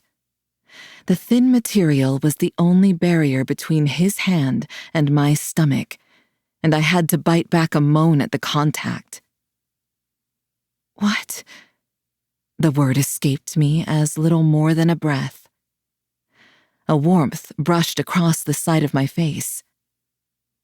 Ask me nicely to pay you for tonight, Spitfire. Because I will. I'll cover whatever you would have made. Hell, I'll even double it, he whispered, his voice low and seductive. His strong arms dropped away, leaving me feeling bare, even though I now wore more clothing than a moment before. I noted how turned on I was when he'd barely touched me, nothing beyond that initial contact when he'd held me back. But we were so close that if I leaned back just a bit, our bodies would practically meld together. I turned to face him, neither of us moving back. We were almost eye height when I was in my shoes, but he still had a few inches on me. His attention was intense. I wanted to look away, but he had me pinned in place. You need to release some of that built-up tension, Nikki. Yeah, in bed, with a hot biker, one that's not you, maybe. Dex continued to talk, unaware of the internal debate I was having with myself about the pros and cons of us sleeping together. And if you go up on stage, you'll end up in a damn fight. So instead, ask me nicely to help you let loose, he said, smirking when the entire room erupted in a symphony of encouragement, with the other girls eagerly urging me to go for it. I blinked, looking around at them. Some of them were borderline salivating as they watched us. "Aren't all of you hoes supposed to be getting ready?" I called out with faux irritation. Truthfully, I'd forgotten we were surrounded by people. That seemed to happen a lot with Dex. We fell into our own little bubble, and everything else faded away. "What's it going to be, Nikki?" he asked. The whole room went quiet, awaiting my response. Concha had even changed the music to something sappy and romantic, which was completely not what this was. Hell, Dex even admitted this was all so I didn't end up with an assault charge. There was nothing at all panty-melting about the fact that he offered to pay for my time while he helped me release some steam. "Fine," I finally said, though I wasn't sure if my words were audible over the cheers from the other girls. I added, "But you're paying for my drinks," poking his chest. I had no intention of letting him pay for my time, but I was more than happy to let him pick up the tab for my alcohol. Dex hit me with a blinding smile that sent a shiver down my spine. I couldn't help but wonder why I liked seeing that smile so much. "I'm sorry, I can't hear you," he taunted, holding his hand up to his ear. "My ears don't work with attitude." I mumbled smartass under my breath before stepping even closer, our chests touching, relishing the way his throat bobbed. "Dex, baby," I said in a sickly sweet tone, walking my fingers up his leather cut. "Will you please entertain me tonight?" Despite the ungodly amount of sarcasm in my voice, Dex's eyes heated when I said the word entertain, instantly triggering the memory of gripping his head while he kneeled between my legs. "I'll do whatever you want, Spitfire." His thumb brushed along my lower lip, pulling it from where I'd unknowingly been biting on it. All you have to do is ask. Fuck. Chapter 20. Nikki. Why does everyone keep acting like that's weird? I'd kicked Dex out after agreeing to his little proposal for the night. If I was really going to relax, I didn't want to do it in lingerie and Crystal's murderous wife robe. Dex's name for it, not mine. Groups of people milled about, their conversations acting like white noise to the music playing over the club's speakers. Ryan and I had carefully planned out Loteria's entertainment. Different themes and events occurred on different nights, and they switched fairly often, our way of enticing people to return. If tonight had been one of our choreographed nights, Dex wouldn't have been able to convince me to play hooky. But we'd pulled back on those ever since the incident with Mario. Ryan had said she didn't want to overwhelm me. The sardonic laugh I let out caused the woman closest to me to turn her head, and I gave her a reassuring smile so she'd know it wasn't aimed at her. If only she could hear my inner monologue of kidnapping attempts and murderous ex-husbands. Actually, I didn't know if Yuri wanted to kill me or just reacquire what he'd lost. I hadn't exactly reached out with a survey of his thoughts and opinions. I pushed my way through the bodies, choosing the path that would take the longest to get to the bar. My nerves felt like pinpricks of electricity all over my body, and I couldn't put my finger on what was causing the reaction. Then again, maybe it was everything causing that reaction. Did I even know what it felt like to relax? Sure, I played the part of letting loose all the time. People saw me up on stage, shaking my ass for everyone to see, literally. But I was never truly relaxed. In the back of my mind, I was always aware that my past was haunting me, waiting for me to fuck up. There she is, Dex called out from one of the end bar stools. The playful glint in his eyes turned dark as he dragged his eyes over my body, taking in the short black dress I changed into. My heart kicked up in my chest when his tongue popped out, swiping along his bottom lip. I was accustomed to being looked at, but this, his perusal of my body, made my body explode in tingles. The closer I came, the bigger his smile grew. It was bigger than the margarita in front of him. The thing even had those crazy straws with all the loops and shit. Oh, and 4 umbrellas. I just knew he'd asked for that many, too, because it didn't come with that many usually. Robert sat beside him, making wild gestures with his hands to Cassandra, our head bartender. She had her hands on her hips, with a look that said she thought Robert was full of shit. The whole sight had me battling mixed emotions. On one hand, it looked like a group of friends having a fun night out. It felt normal. But my life wasn't normal. And I meant what I'd said when I told Ryan that not loving anyone was how I avoided being heartbroken. I'd broken that rule with her, and now I was dealing with the consequences. Did I want to risk those feelings sneaking in again?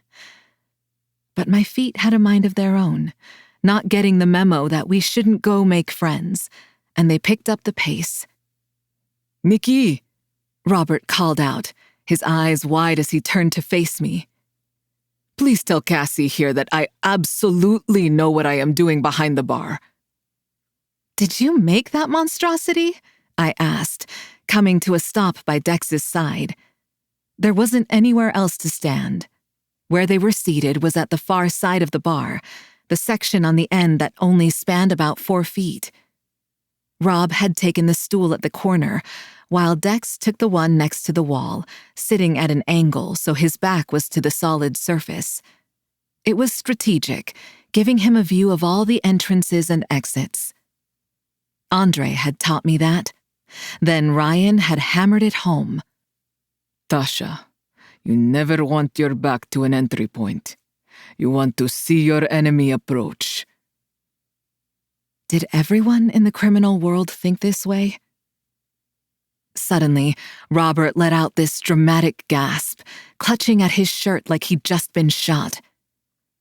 Pendeja, you never take my side, he said as Cassandra called out a, "See?"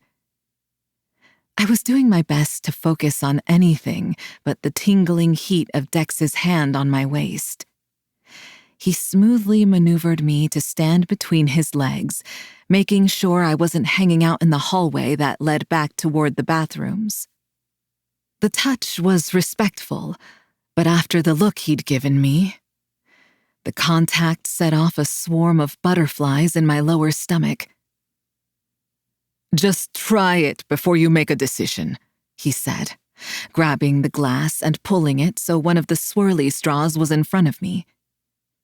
I didn't even know we had these, I admitted with a playful smile as I wrapped my lips around the neon green straw and took a tentative sip. We don't.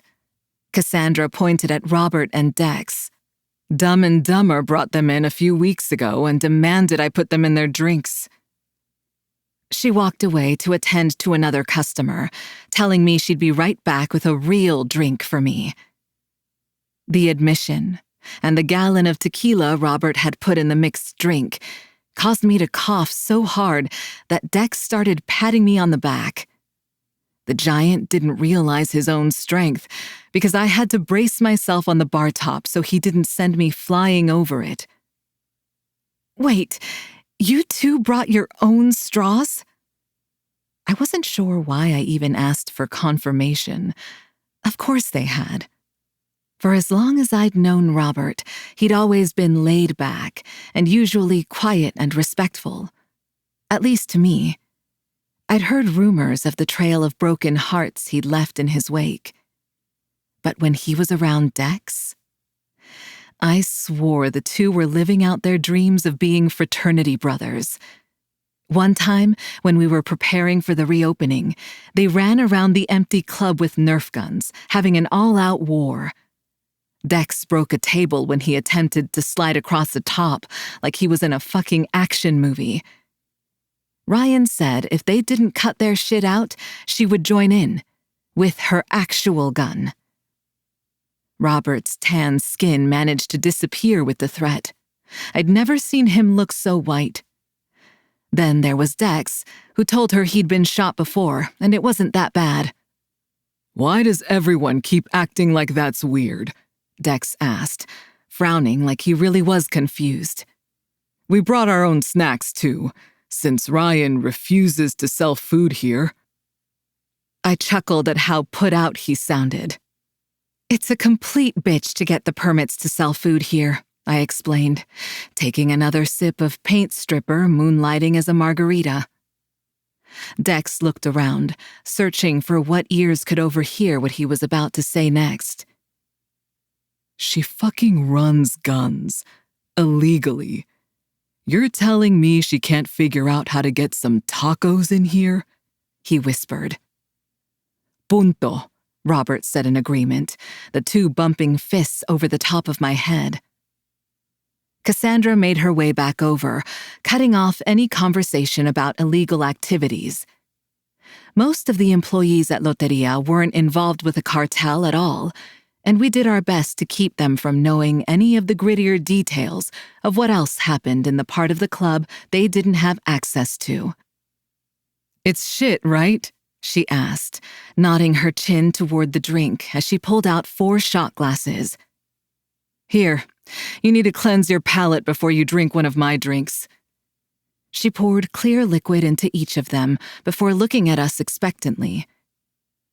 The delicious smokiness of mezcal traveled down my throat, the flavor lingering on my tongue before settling in my stomach, warming me from the inside out. Despite what most probably assumed, I didn't drink often. So between the shot and the monstrosity that Robert had made, I was already feeling light and fuzzy. The sensation amplified the excitement swirling in my gut whenever Dex brushed against me. How you feeling, Spitfire? Because your shoulders just dropped from out of your neck. His finger trailed along the tops of them. Which is where they always seem to sit lately, he said in my ear, so I could hear him over the noise, his facial hair tickling my bare shoulder. A giggle I couldn't control slipped out, along with a tidbit about my past that I hadn't meant to share. Katya would beat me if she knew that.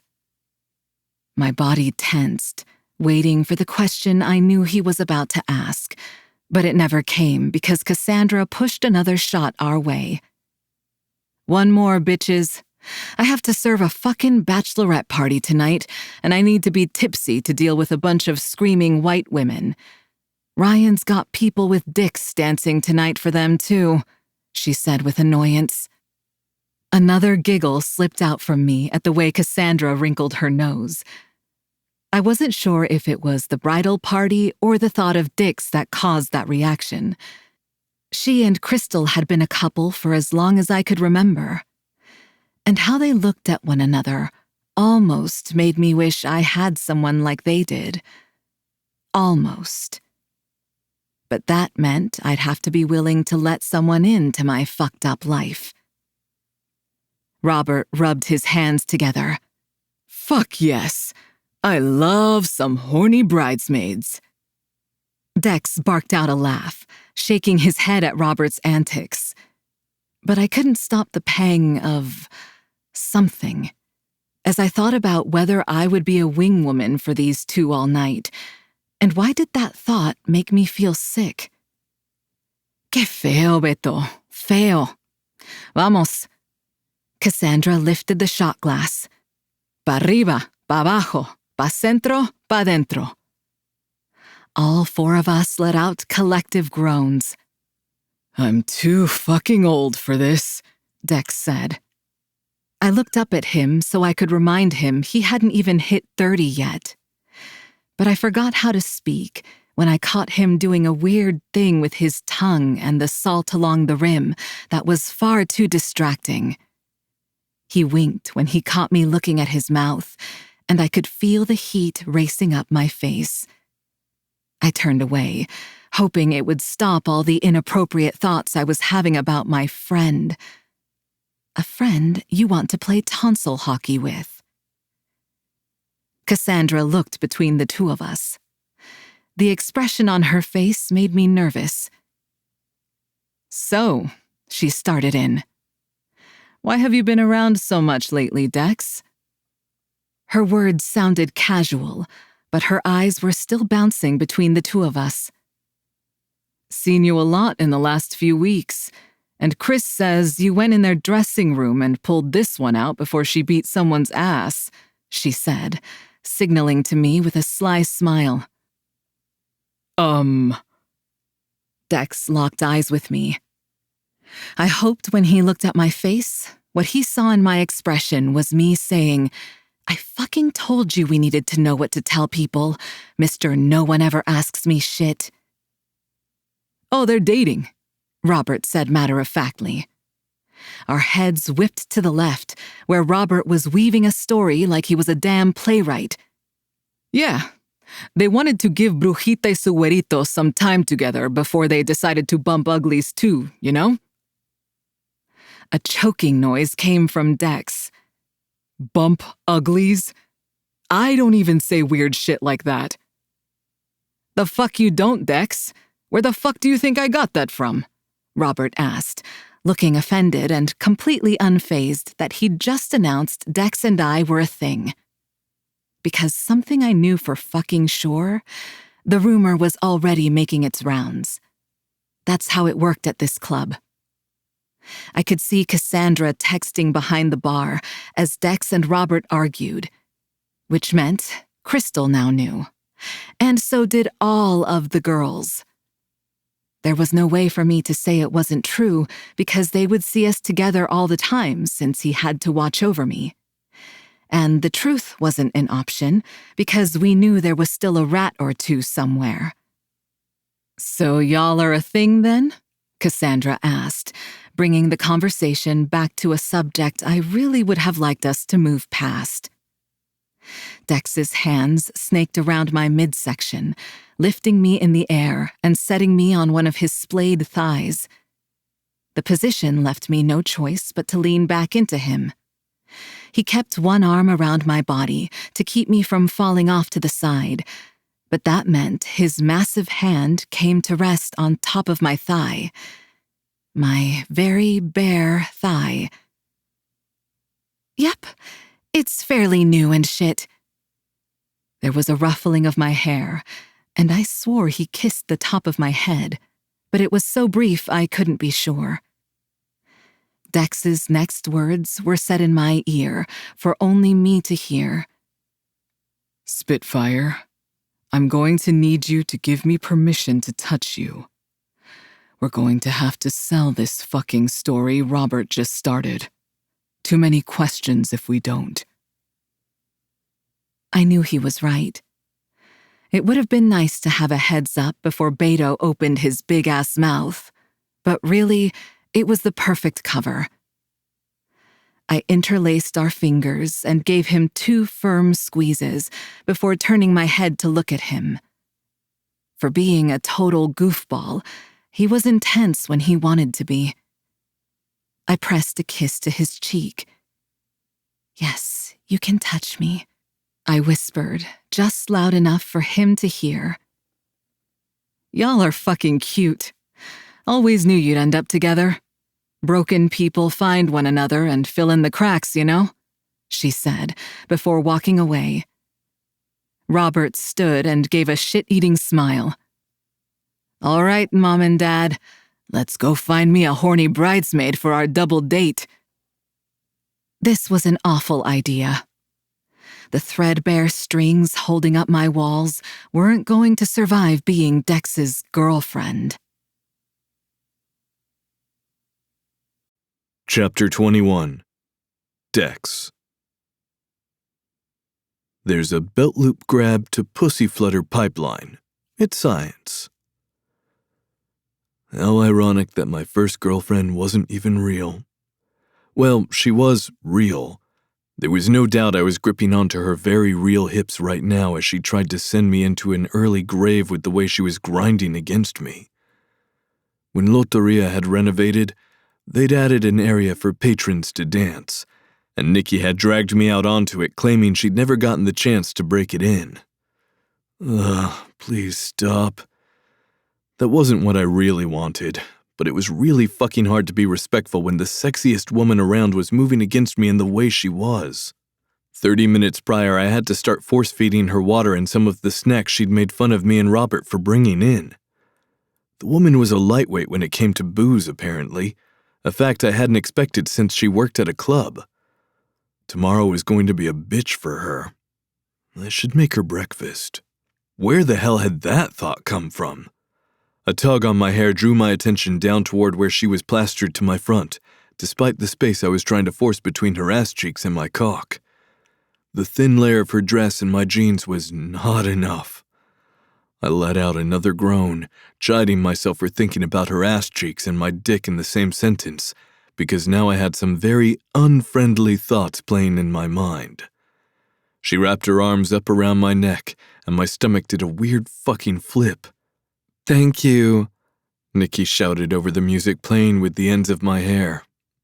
"For what?" I leaned down so it would be easier for her to hear me, but I hadn't anticipated her turning around. Our faces were inches apart, close enough that I could see the specks of glitter in the lip gloss she was wearing. "For forcing me to come have some fun. It's been a long fucking time since I've done that." She looked off into the crowd, but I could tell she wasn't actually seeing anyone out there. Her mind had drifted off somewhere. As quickly as it happened, it was over, and her blue eyes were back on mine with a glint of mischief that had me smiling. "Want to do something else fun?" Nerves bubbled up under my skin, a feeling which was completely foreign to me. Naked fun? I asked, my voice hitching. Because if that's what you're thinking, it's going to be a hard pass, Spitfire. The frown she gave me had me rushing out an explanation. I think you would cut off my balls in the morning and lecture me about how we are supposed to be friends and not fuck buddies.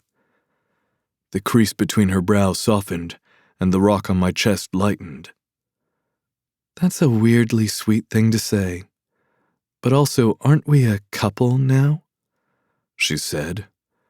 My cock didn't get the memo that she was messing around. It doesn't have to be in a bed either. I groaned and let my forehead fall forward against hers. Don't say those things, Nix. I am not a good man. My self-restraint against fucking you is abysmal. Something wet and warm traced the shell of my ear, and I nearly came. It could be right here, or in the bathroom if you're shy, she teased, dropping back down off the balls of her feet. She did not realize how fucking close I was to bending her over and letting everyone watch. I threaded my hand in her hair, yanking it back so she was forced to look up at me, her eyes sparkling with excitement. That what you want, Nikki? Want me to take care of that greedy fucking cunt of yours right here? I asked against her lips, shoving my thigh between her legs and pressing it against her clit. Your panties are soaked, Spitfire. I can feel it through my jeans. Did grinding your ass on your boyfriend's cock make you wet? She nodded her head, her lips slightly parted, pupils blown. This was going too far, and I was reaching the point of no return. I closed my eyes, releasing the hold I had on her hair. Nix, you gotta help me out here, I said in a pained groan. I won't be able to say no. Tell me to back off, Spitfire.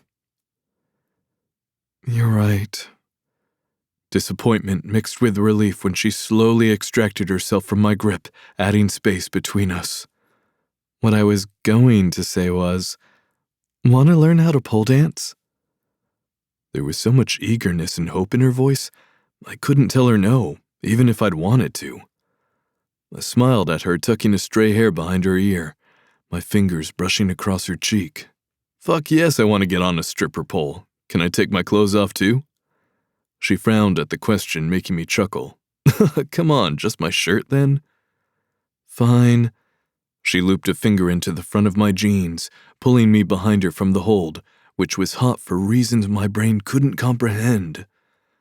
I readjusted myself as I trailed behind her because I was hard as a fucking rock, and now I had to endure watching her dance on a pole. Thank God I tucked up to the other side, where she'd see exactly what her touches were doing. Mom! Dad! Robert called out as we approached the larger corner booth where the bachelorette party was at. Of course he'd inserted himself there. I would have too under normal circumstances. The weirdest part of this whole situation was I knew I was going to bed with blue balls. Well, not really because I'd take care of it, but the job wasn't going to be done by a woman, and I was strangely okay with that. I am not qualified to be a mom. Nikki looked over at me as I plopped down in a chair away from the hungry vultures disguised as a bachelorette party. The way she was looking at me made me realize how guarded she normally kept her expression. He'd be a good dad. Dex is observant as hell, and he's nice to me, she said matter-of-factly, the alcohol making her more open than usual. Her words hit me in the solar plexus, and I was glad I'd sat down because they probably would have caused me to stagger. Robert arched an eyebrow at me, but all I could respond with was a shrug of my shoulder. I truly didn't know where that comment came from. She's tipsy, I called out, miming drinking with my hand in case Robert couldn't hear me over the woman plastered to his side, who was either whispering in his ear or shoving her tongue into it. A flash of blonde obstructed my view as Nikki popped into my line of sight. She clearly was not overthinking her statement the way I was. Seeing her so relaxed had the corners of my mouth tipping upward, until I saw what she had in her hand. Whoa there, Spitfire! I yanked the drink out of her hand, chuckling at the look of irritation she gave me as she protested. Where did you even get this, huh? I didn't get it for you. You need water. I made sure to enunciate the last word. It wasn't just the fact that she did not need more alcohol, but she had people after her. I wanted to watch every fucking drink she had been made and be the one to deliver them to her. She wasn't going to be roofied on my watch. I thought you were going to teach me how to strip on a pole, I said, desperate to get her to smile again. My assumption was dead on because her face lit up. And so did the other women when they saw Nikki dragging me onto the stage in the center of the circular booth. As if on cue, a new song started, and she grabbed onto the pole, doing a few full body rolls, ending it with the whipping around of her hair and a smile so sinful the devil wouldn't have been able to do a better job. Okay, Sexy Dexy, it's your turn.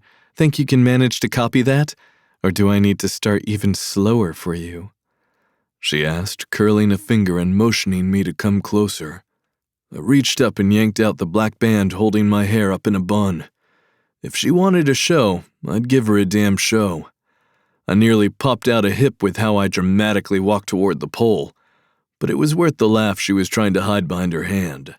The cool metal felt good against my hands, which had been clammy since the moment Nikki had dragged me out of my seat, pulling me onto the dance floor. I tried to figure out how not to pop a boner again from the feel of her skin against mine. I leaned over, determined to win the challenge Nikki had thrown down. I was a competitive fucker, something people didn't usually anticipate. It was part of why I was so good at getting information. It felt like a game to see who would break first. My moral code, or the person's hold on the information. Sometimes the third option won out, and their body broke before the other two. How about a wager for every move of yours I can do? I asked. She arched a manicured brow. What do you want? She asked, her tone thick with suspicion. I pushed away the images of her spread out on her bed, or even the one of her plump lips pressed to mine, because anything physical was out of the question. Not after what just happened on the dance floor, which had only proven how poor my self-control was with her. The crowd of people was the only reason I'd even paused, and I didn't have any issues with public play. So the next time a situation like that occurred, I probably wouldn't be able to stop myself if she didn't. Luckily, there was something else I really wanted. I motioned her closer with my finger, the same way she had moments before. Her steps were hesitant, but there was something in her eyes. The way they glinted under the red lights told me she was excited to know what I had to say. When I win, if... Ignoring her, I continued laying out my terms. I want to know something about your past. Something you keep locked away in here. The tip of my finger trailed up her torso, coming to rest above her heart, and I gave it 2 taps. Fear replaced the look of excitement, and I knew I needed to reel her back in. But hey, maybe you don't want to take that bet because you know I really am talented, I provoked, twirling around the pole once, being sure to look ungraceful. You're on. I tucked away my look of triumph before facing her again. The poor girl had no clue what she'd just agreed to. Now, how did that first one go again? Oh, that's right. The space filled with the sound of horny women hollering as I did a full body roll while holding the pole, flipping my hair back the way I'd seen Nikki do countless times. I knew I didn't look nearly as good as she did while doing it, but our little audience seemed pretty damn pleased. Nikki, on the other hand, had her hands propped on her hips, rolling her eyes when I held out a single finger. 1 point Dex. That's literally the easiest move ever. She strode over, hip-checking me out of her way. Don't get cocky over a little body roll. There was a hair flip in there, too, which I think gets me 2 questions, I said. I think not.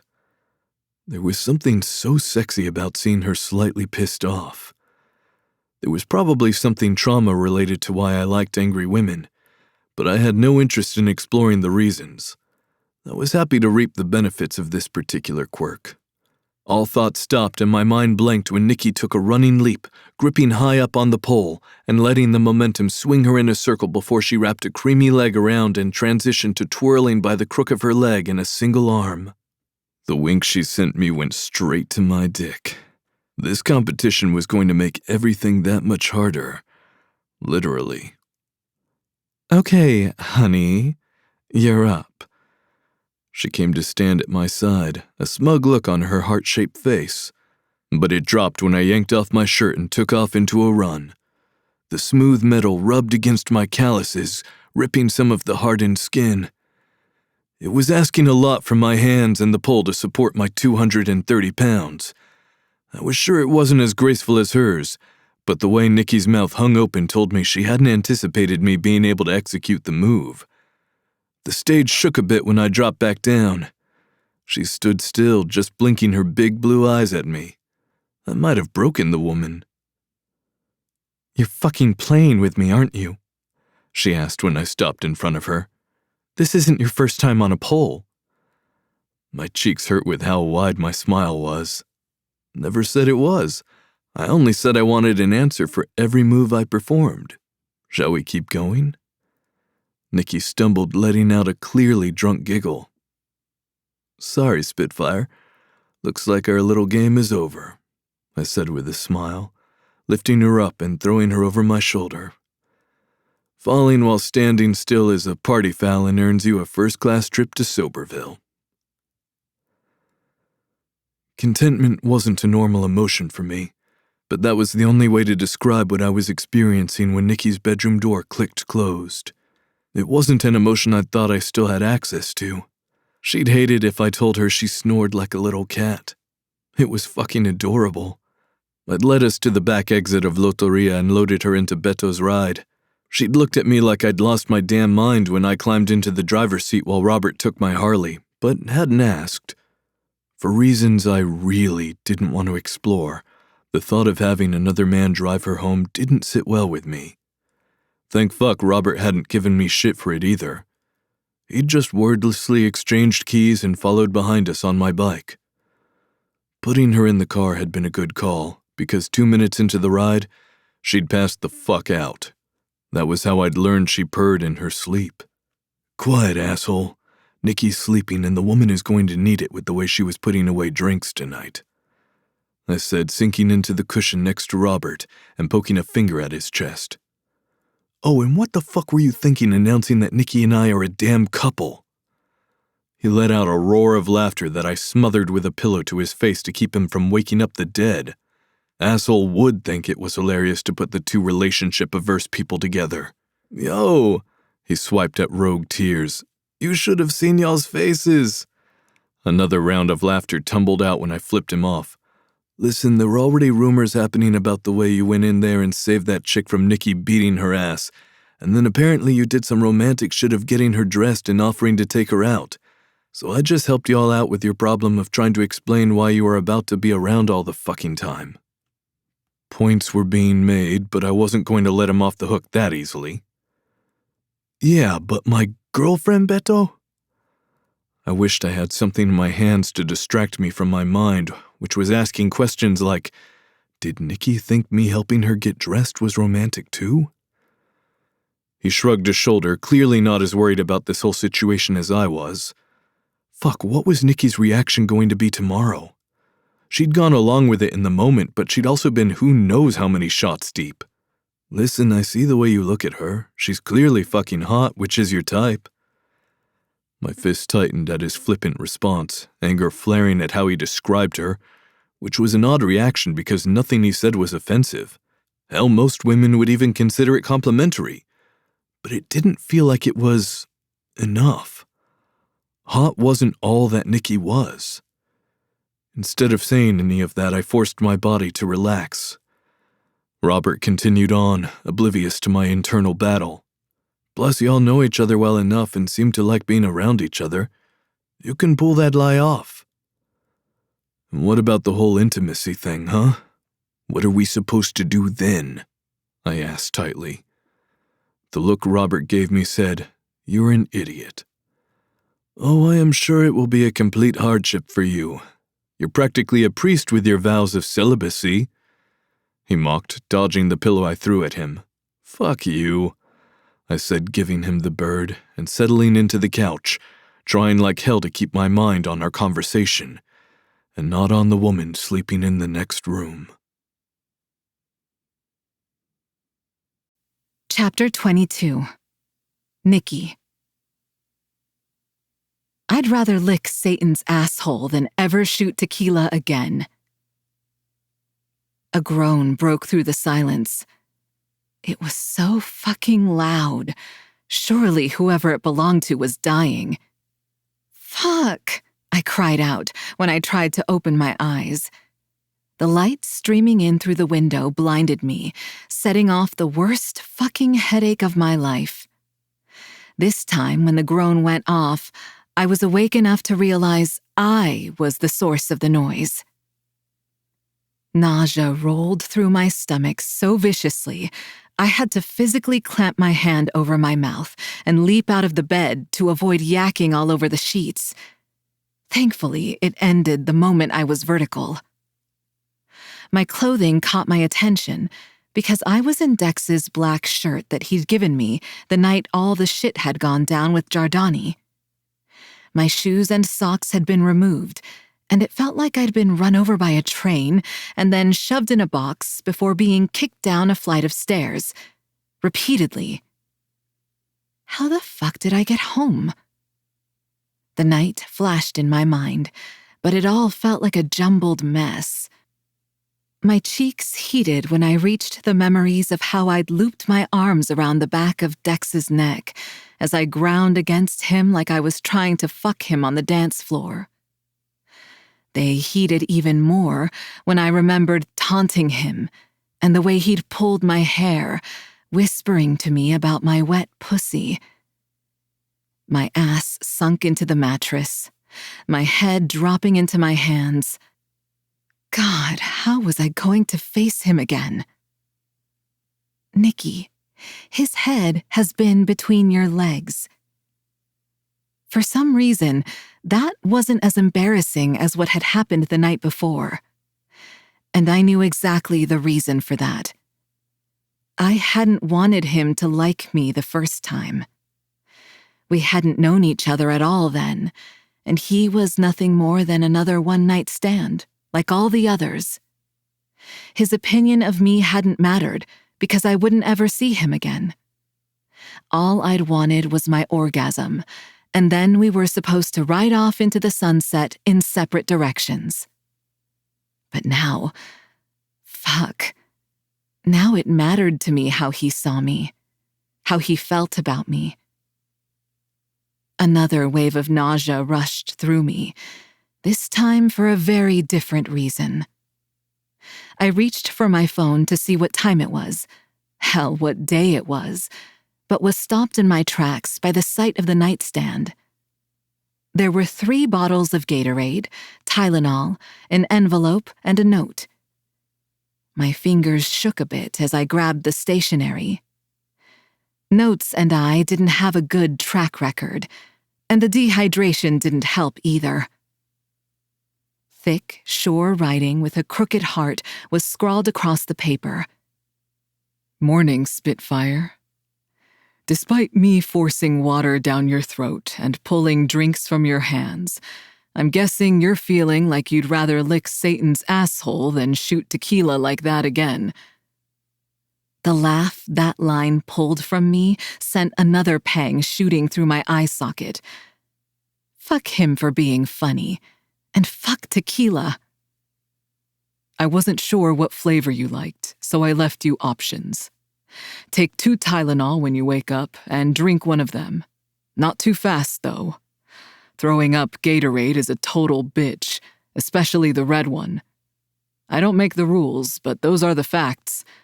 I had to run out, but I'll be back shortly. So if you wake up and I'm not here, don't freak. Oh, and sorry I only put you in my shirt. I tried to get shorts on you, but you were blitzed. Lightweight. P.S. Let me know if I owe you more. An emotion I refused to give a name to crawled up my throat from my heart as I pulled out a stack of bills from the envelope labeled Sugar Daddy. Water collected along my bottom lash line, and I angrily swiped at the moisture, chastising myself for how ridiculous it was to cry over something so small. But that was kind of the whole point. I'd never gotten the small gestures from anyone. "God, you're pathetic, Nikki," I whispered, following Dex's instructions. I'd never admit it aloud, but I chose the red one after several long seconds of wondering if it was Dex's favorite, and that was why he knew what it felt like to throw it up. And would it still be his favorite if it had made him sick? The door creaked open, and the scent of bacon and eggs wafted through the opening, causing my stomach to growl like I hadn't eaten in weeks. I wasn't sure how 2 seconds prior I'd thought I was going to lose all the contents of my stomach, but now I was starving. It wasn't just the heavenly aroma of breakfast food that had me moving toward the kitchen. It was the need to go yell at the person singing, very badly, that under no circumstances was I going to accept that money. I was joking when I'd told Dex he could pay me for my time. I rounded the corner, stopping dead in my tracks. All good intentions evaporated, replaced by horny thoughts over a half-naked man. Dex's heavily tattooed back was to me, a towel slung over one shoulder as he bent over to check something in the oven. There was no doubt in my mind that drool had to be pooling at my feet. The sight of his muscled physique covered in tattoos, while he wore nothing more than a pair of gray sweatpants slung low on his hips, was already a deadly combination. Throw in him doing something as domestic as cooking? Drool wasn't the only liquid pooling. The only thing better than this would be if you were, like, building me some furniture or some shit. The words were out before I could think better of them. The man didn't even flinch. Instead, he looked over his shoulder and yelled out the next line of lyrics while winking and throwing his head back, sending his hair flying everywhere. "I'm glad you're up. It's so hard not listening to this song on full blast." He pressed the side of his phone, making the room flood with music. "Let me educate you on one of the best bands. The story so far," he shouted while air drumming like a damn pro. I couldn't help but smile at the way he yelled every word with passion. Does he actually know how to play the drums? Why the fuck did I even want to know anything about him? First, it was the drink flavor. Now, it was whether his impersonation of the not-so-little drummer boy was him making shit up or carefully practiced skills. I forgot how to breathe when he turned and fully faced me. Thank God he was so into the concert he was putting on, he didn't notice the way I fucked him from head to toe. I am no better than a man. His front was as heavily inked as his back, and the silver bars running through both nipples had me shifting where I was propped against the breakfast bar. I was going to need to change my underwear ASAP. He pushed his damp hair back with one of his massive hands, and the smile he sent my way nearly sent me into cardiac arrest. It was so blinding and unguarded. The music dipped to a level that allowed us to hold a conversation without needing to be inches apart and shouting. Part of me wanted him to keep going, so I could just bask in the happiness he radiated when he was bouncing around like he was at an actual show. "Sorry, music helps me process shit. Without it, I'd probably be in a grave somewhere," he said with a laugh. But I heard the truth in his words. Only If for a Night. Put on Only If for a Night by Florence and the Machine and grab some fucking tissues. Cheers to a good sobbing session, especially if you're an Aquarius, since we don't do this often. The words tumbled out before I could stop them, and instantly blood pounded in my ears. His brows pinched. If only for what night? He asked, confused. I moved around into the kitchen, hopping up on the faux granite counter and staring down at my cuticles as if they owed me money or something. Only if for a night. That's the song I play on full blast while I sit on the floor of my shower, wondering if anyone's ever drowned under that stream, I said, trailing off, unsure of why I was even sharing this with him. It was the first vulnerable thing I'd shared with anyone in years. The last time I did vulnerability by choice was with Andre, and that shit ended horribly. Who the fuck knew why I was doing it again now? But it seemed that now I'd started, there was no stuffing it back in the bottle. And then Shake It Out would play next to remind me that maybe I didn't want to drown, I whispered. Warmth radiated against my shins as he stepped closer, tilting my chin with his finger until I met his hazel eyes. They were more brown than green today. In the pitch black? He asked. My breath caught in my throat at his question. In truth, it was more of a statement, but how had he known that? Words failed to form on my tongue, and all I could give him was the slight nodding of my head. Alexa, play What the Water Gave Me by Florence and the Machine, he called out, never breaking the contact of his gaze or his body. Melodic tones filled the kitchen, and my eyes fluttered shut. I felt like a live wire, too sensitive to all that was around me. You can dance if you'd like. His hot breath brushed across my face from where he still stood. Like a boulder in a raging river, his presence anchored me, as every emotion I kept locked up tight burst free. My feet carried me to the living room as if I were being controlled by someone else. Something else. I let the hauntingly beautiful lyrics flow through me as my body painted the picture of my grief, my insanity, my joy, my dreams. A manifestation of my soul. I danced barefoot in an apartment that wasn't mine, with a man who didn't know my God-given name, but who seemed to see more of me than anyone ever had. I didn't know where he was, but I could feel the heat of his attention on me as I moved into an arabesque. The only thing that would make this better would be if I had a pair of point shoes and a pole. Time seemed to go on forever, while simultaneously feeling like the blink of an eye. When I finally stopped moving, my chest was heaving, sweat pouring off me, and my muscles ached in a delicious way that was familiar but forgotten. That was the most beautiful thing I've ever seen. Dex's deep voice startled me, and a small grin played on his lips when I looked over my shoulder at him. You forgot I was here, he said, sounding pleased. Maybe because I'd felt comfortable enough to let go the way I had.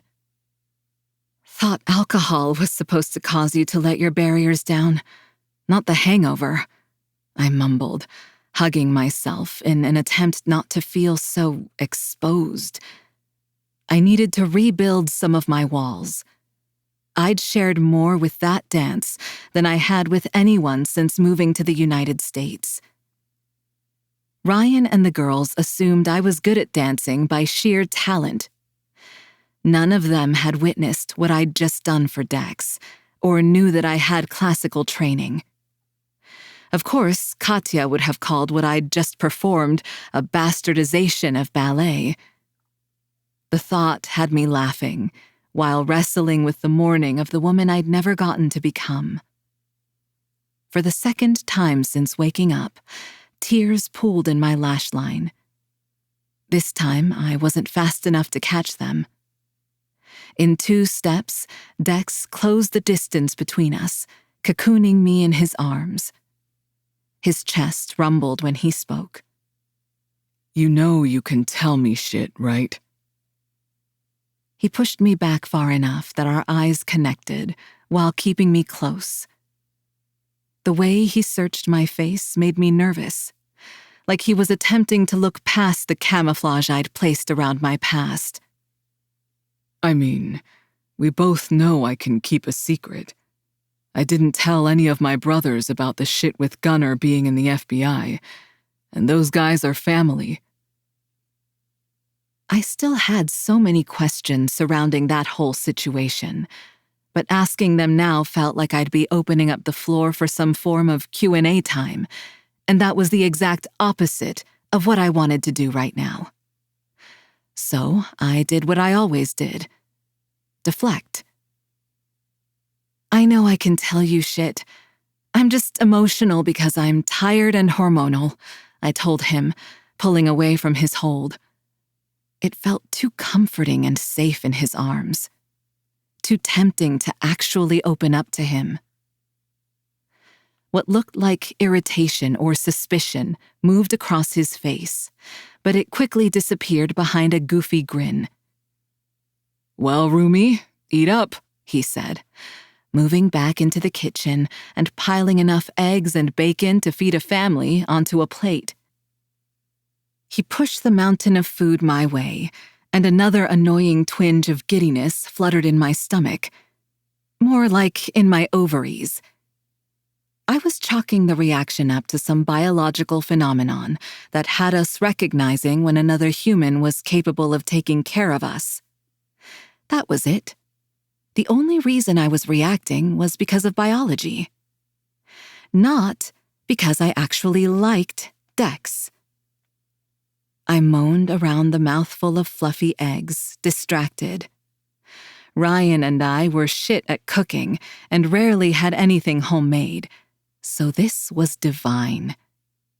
Maybe I could convince Dex to let me come over for his food even after we weren't roommates. Woman? Dex's irritated tone knocked me out of my musing. It is extremely hard to think of you in a friendly manner when you moan with a mouthful like that. His genuine irritation had me covering my laugh with my hands as he flipped me off. New roommate rule. No sex noises, he said, pulling out a pad and pen and writing it in all capital letters before taping it to the fridge. Is this rule for, like, when I'm eating? I'm just wondering what I'm supposed to do when I'm getting off. Do I need to be quiet during my self-care routine? I teased, not thinking through the consequences of my actions. One moment, Dex was beginning to make his way down the hall, and the next, I found myself trapped between the counter and his body. It took all my control not to lean back into his chest. The way I wanted to fuck this man was at complete odds with the fact that I also did not want to fuck things up with this man, which was new territory for the girl who made no attachments. Yet, here I was doing exactly that with Dex. You know, this brings up something important we need to discuss.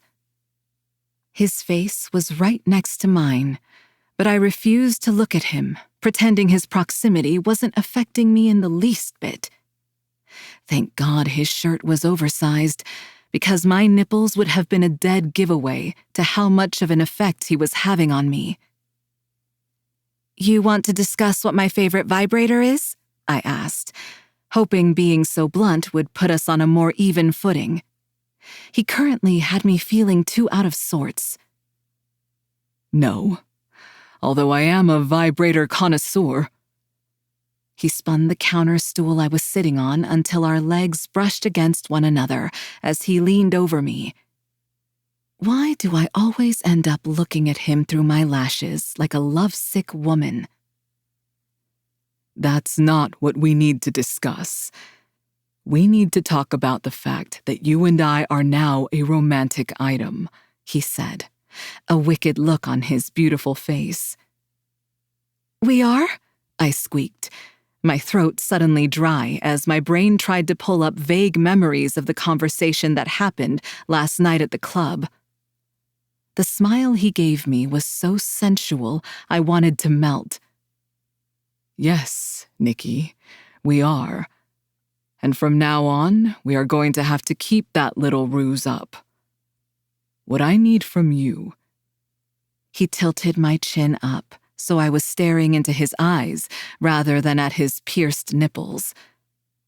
I wanted the ground to open up and swallow me whole when he gave me a knowing smirk, because I most definitely had been drooling over them. Is for you to give me permission to touch you as if I really were your boyfriend. All of the teasing fell away, and his face turned serious. I didn't think he had any idea how incredibly hot it was that consent was so important to him. It was also depressing that something that should be a standard wasn't, and that I found it attractive when I found someone who respected the concept in the way he did. I'd assumed Dex would say as much if I brought it up. His rough fingers held me in place, so I couldn't look away even if I wanted to. Clearing my throat, I answered him honestly. Yes. Yes, what, Nikki? The command in his tone had moisture pooling between my legs. I would do anything he wanted if he spoke to me in that confident tone while holding my chin the way he currently was. Yes, you can touch me the way you would your actual girlfriend. Panty melting. That was the only way to describe how he looked when one corner of his mouth curled up, and how he cupped my face, running his thumb along my bottom lip. But in the next instant, he was gone, walking away from me toward the bathroom door. What the hell, Dex? I don't even get a good girl or some shit? He stilled. That's not what you want, Nikki. You're not looking to be a good girl. He glanced over his shoulder as he yanked the door open. I have a feeling you got tired of being called that a long time ago. Chapter 23. Nikki. All men cease to mature past middle school. Another scientific fact. Incessant pounding on my door was today's alarm clock. I groaned and tried to ignore it. A rough voice called out, sounding sexy until his words actually registered in my sleep-deprived brain. Nikki, if you don't get your ass out of bed, I will come in there and get you, Dex hollered from the other side. Go away, I yelled back, throwing a pillow and the blankets over my head to block out his bitching about us having shit to do. I'd spent all of yesterday laying around, chugging Gatorade, and eating every greasy hangover food Dex brought me. He was a real mother hen, and I wasn't sure if he was like that with everyone or... Don't go down that line of thinking. Nikki, let's go, he called out in a sing-song voice that was far too cheery. What the hell could we possibly have to do? Ryan had given me time off, deciding it was better if I kept a low profile. The new rumor about Dex and I was the perfect cover-up. Everyone assumed I wasn't at work because I was busy fucking my brains out with my new boyfriend. Instead, I was over here letting him see parts of me I didn't show anyone. My stomach flipped, thinking about our moment in the kitchen. Fucking kicker was I'd wanted to share more with him. I wanted to tell him who I was and who was after me. I wanted us to be like Ryan and Gunnar, facing problems together. They made it through a hidden identity. Why couldn't we? Oh, I don't know. Because you have an evil ex or possibly current husband hunting you down? Thudding footsteps filled the small room, cutting off my musings. Dex's heavy body landed on top of me, sending the air whooshing from my lungs. Get off me! He was an immovable mass, and I tried to ignore how much I liked the feel of his weight on me as I pushed on what I assumed was his chest. A deep chuckle sounded in my ear, his hot breath penetrating the thin white blanket. Make me. Why were all men essentially middle school boys? His yelp made me smile from ear to ear. How did you find my nipple so easily? He asked, ripping the blanket off my head, causing my hair to tangle in my face. My bad, he mumbled, brushing it back and tucking a strand behind my ear. The rough pads of his fingertips had my stomach flip-flopping in excitement.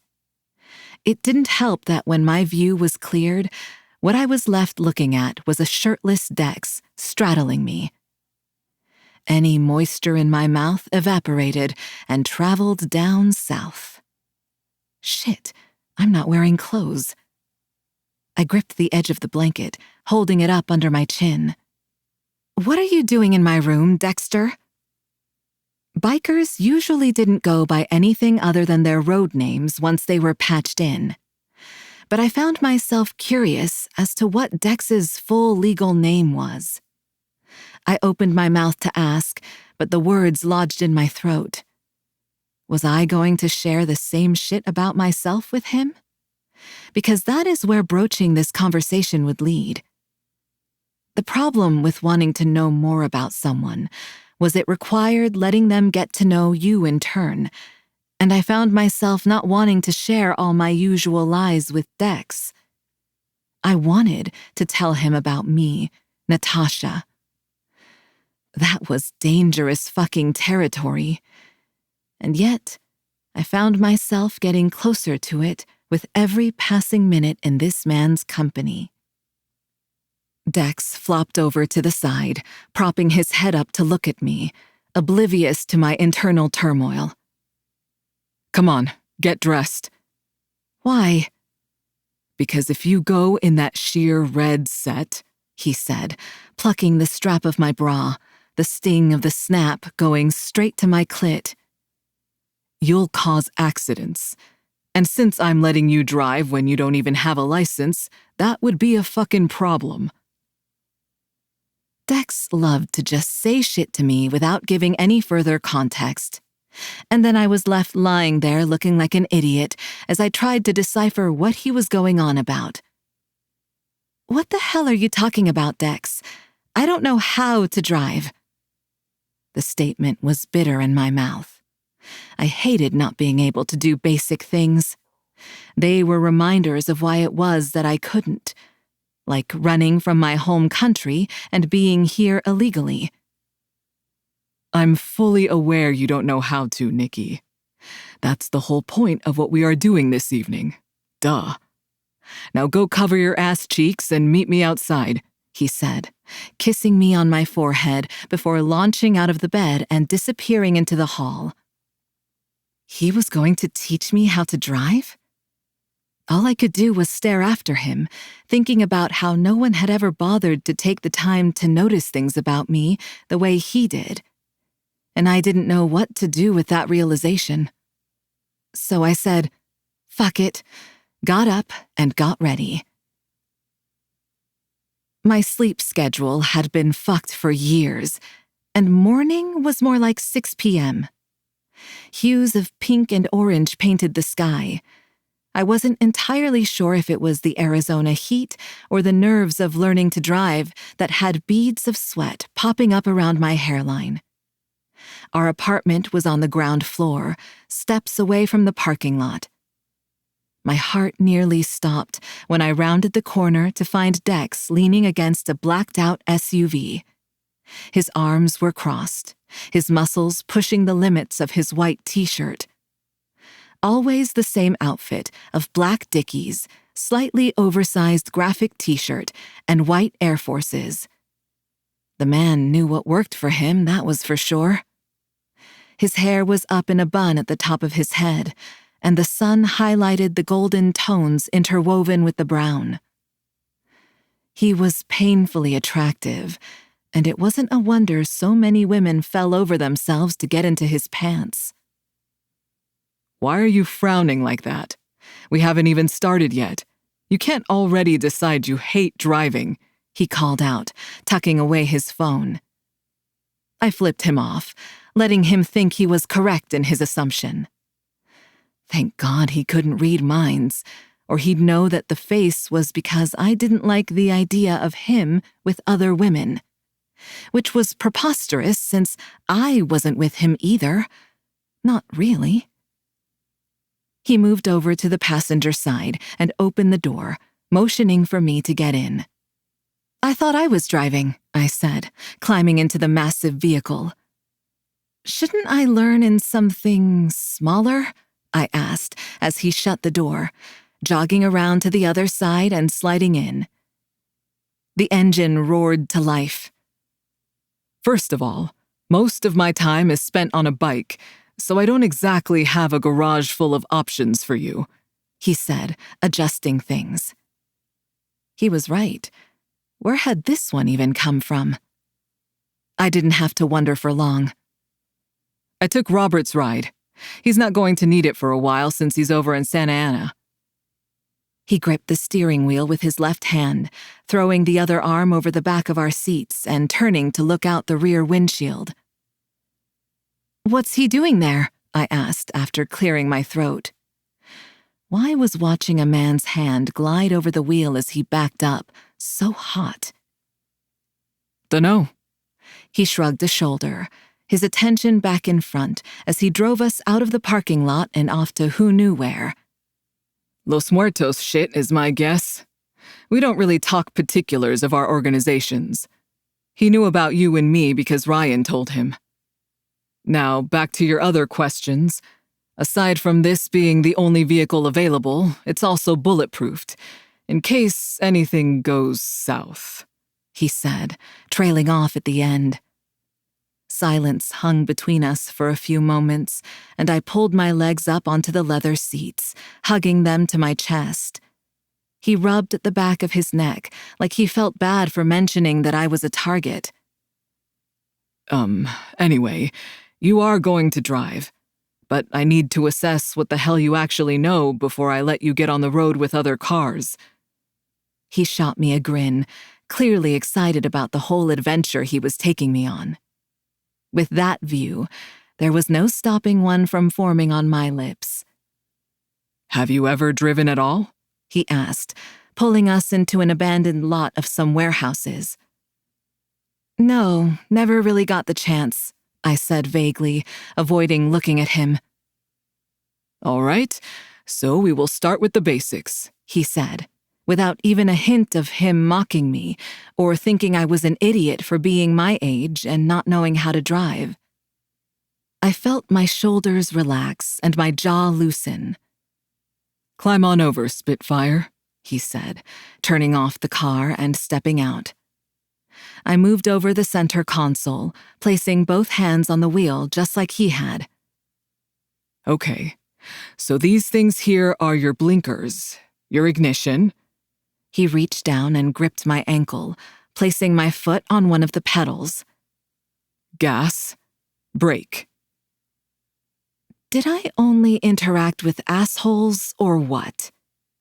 Because there I was, swooning over him placing my foot on a pedal. When he pulled his hand away, his fingers brushed the back of my calves, and I wanted to skip the driving lesson so we could do something else in the car.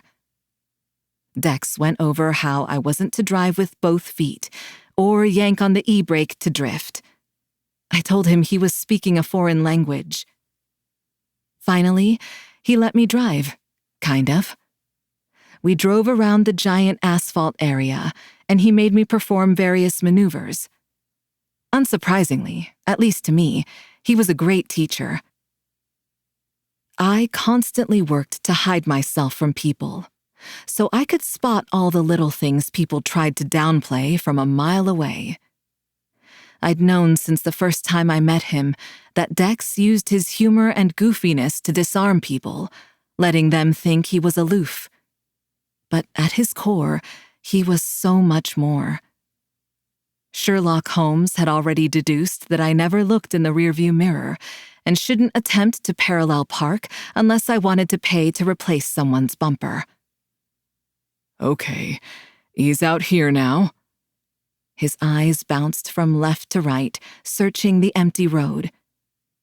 Make sure you look Both ways, I finished for him, pulling out, a thrill shooting through me. I was actually driving on a road. My cheeks began to ache with how hard I was smiling. I'm doing it! I'm driving, Dex! I practically shrieked. Yeah, you are, babe, he said. My breath caught on the term. Something about it just did it for me, like when he called me Spitfire. He looked at me with such pride that my heart actually palpitated.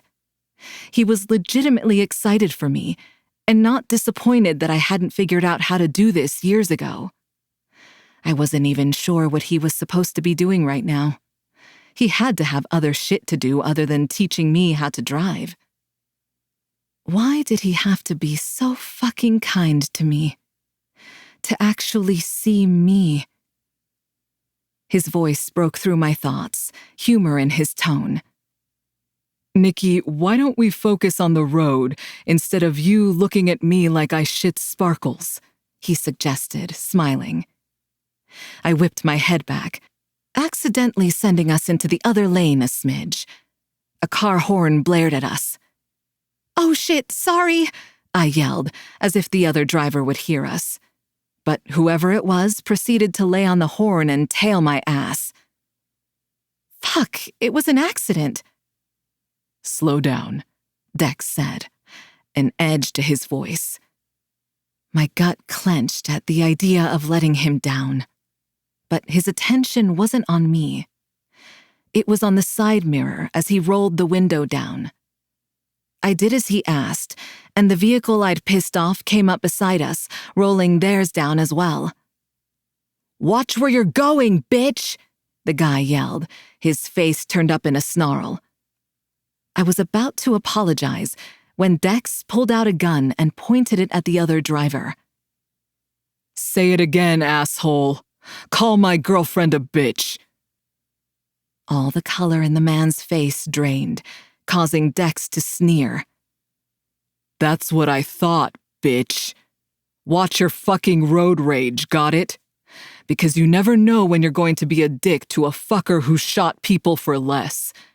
Now apologize for being a dickwad, he demanded, looking dangerously close to getting out of the car and beating the dude's ass. It took every ounce of my restraint not to laugh as the guy apologized, his voice shaking so badly that it was gibberish. I also ignored the nagging voice pointing out that Dex had called me his girlfriend, in front of someone we didn't need to put on the show for. The level of overthinking I was doing in trying to decipher his reasoning was absurd. Meanwhile, Dex probably didn't even realize he'd said it. Men. Good. Now get the fuck out of here. The words were barely out of Dex's mouth, and the small electric car was gone. Damn, I was going to tell you to give him a little ram to the ass, too. Fucking electric cars are fast on the takeoff, he said, looking over at me. You okay, Nix? Yeah, I'm good, I answered, keeping my focus solely on the road. His attention and sincere concern were too much. I couldn't look at him. Why couldn't he have been like a fuckboy? I mean, he kind of was a fuckboy, but a sweet one who made me breakfast and watched me dance in the living room. One who brought me 3 different types of Gatorade since he didn't know which was my favorite color. Turn left up here. Don't forget your turn signal. I think we need milkshakes, he said. One who fucking teaches you how to drive and then buys you a milkshake after pulling a gun on someone who called you a bitch. Romance wasn't dead, but I wasn't supposed to be looking for romance. Chapter 24. Dex.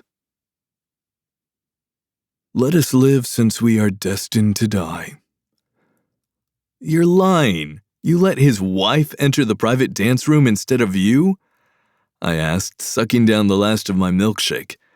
We'd pulled off the main road and parked out in the desert to finish our drinks, and I was doing everything in my power to stop thinking about how it felt dangerously close to a date. Nikki's laugh bounced around the parked SUV. Of course I let her in. That asshole was stepping out on his wife. Aren't most of the dudes in there doing that? I didn't condone cheating. It was why I made it so abundantly clear to women that we weren't a thing.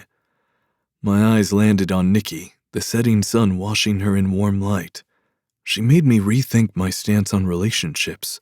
I had no clue why that was, but being around her made me feel like I was alive, bathed in her sunlight and warmth, and I never wanted to leave. She pinned me with a look. She was 8 months pregnant, Nikki said flatly. And if I know they are in a relationship, I won't take the dance. When she came in earlier in the night asking about the asshole, I instantly knew I was going to help her.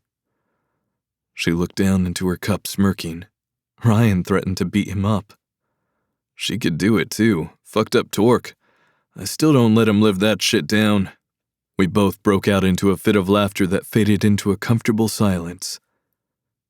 Hey, she said, her voice small and unsure, the opposite of the verbal jabs she'd been delivering only moments before. Without thinking it through, I brushed a strand of blonde that had managed to break free, tucking it behind her cute ear. Fuck, when did you start noticing ears?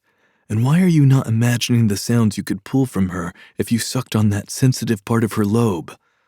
Okay, now you are.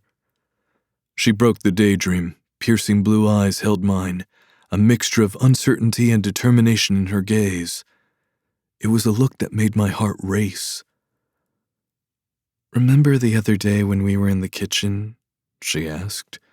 The memory of that day had left an indelible mark on me, etching itself into the corners of my mind.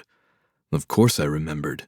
I'd never witnessed someone move as beautiful as she had in that moment, when she seemed to pour out her soul barefoot in the dingy apartment we were hiding out in. But I didn't say any of that. We're in the kitchen together a lot, Nikki, I said casually, turning my body in the seat so I could watch her facial expressions. She seemed to grow frustrated with my response, her nose scrunching up in a telltale sign of annoyance. I watched her closely, determined to unwind her tangle of thoughts and feelings. Force her to share no matter how stubborn she might be. And if that meant playing the part of a dumbass to get her to spell out what she wanted, then I would do it every fucking time. As she clenched her fists in her lap, I could see the storm of emotion swirling beneath her composed exterior. She turned fully in her seat. Her unwavering stare told me she was on a mission. It was a silent challenge, a dare, and I was more than willing to accept it. How did you know?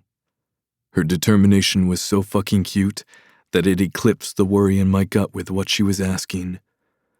Truthfully, we'd both been raw with our emotions that day. Even though we hadn't discussed them, we'd allowed one another to witness something private. What do you mean? I asked, leaning back and trying to hide how my heartbeat had kicked up in my chest, my palms growing damp. How did you know I would sit in the shower in the dark? She asked, so quietly I almost didn't hear her. The question was a punch to the gut. I scratched at the back of my head, stalling. At the time, my heart had decided to speak before my mind could intervene, revealing a secret I hadn't intended to share. Silence stretched between us, unspoken truth hanging heavy in the air. It wasn't an easy answer to tell. I knew I had a choice to make. I could lie, brush it off as a lucky guess, and protect the fortress around my emotions, but I knew that would set us back. All the small morsels of herself that she gave me would stop dead in their tracks. In that moment, I realized that getting to know Nikki and letting her in mattered more than locking up my own demons.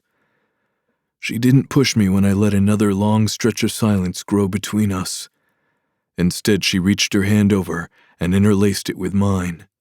Her unmarred skin was a stark contrast to my inked fingers, and I liked the sight of our joined hands more than I should have. I don't know when I last held hands with a woman, I said, turning our hands over and inspecting them. I liked the feel of her fingers intertwined with mine. Yeah, I don't think I've ever held hands with a man. Not unless he was dragging me behind him. The last part was so quiet I would have missed it if we'd been anywhere besides a parked car out in the middle of the desert. I wanted to know exactly what she meant by that. Dragging her willingly? Unwillingly? Either answer had me wanting to hang someone by their ankles and flay them. I wanted to know more about her. I needed to. And to do that, I'd have to open up. There was no way I could look her in the eye while I shared the worst parts of my life. So I stared out the windshield, watching the stars as they seemed to shift in the night sky. How much has Gunnar or Ryan shared with you about my past? I asked, briefly stealing a glance. Nothing, really. I don't know much past you and Gunnar knew each other before you joined Skeletons. She shrugged a shoulder. Heard a few mentions of him making a deal to save you from jail time, and that you were both in the Marines, but that's pretty much it. I don't even know your real name. I didn't know hers either. My head nodded, almost of its own accord as I mulled over where to start. I didn't know if I was relieved or disappointed that that was all she knew. It would have been easier if she'd known more, and I wasn't the one to peel off the layers of scabs over my battered heart to relive what had happened to Kel. I took a deep breath, steadying my nerves. Well, first of all, it's Derek Kelly, but I don't ever go by that.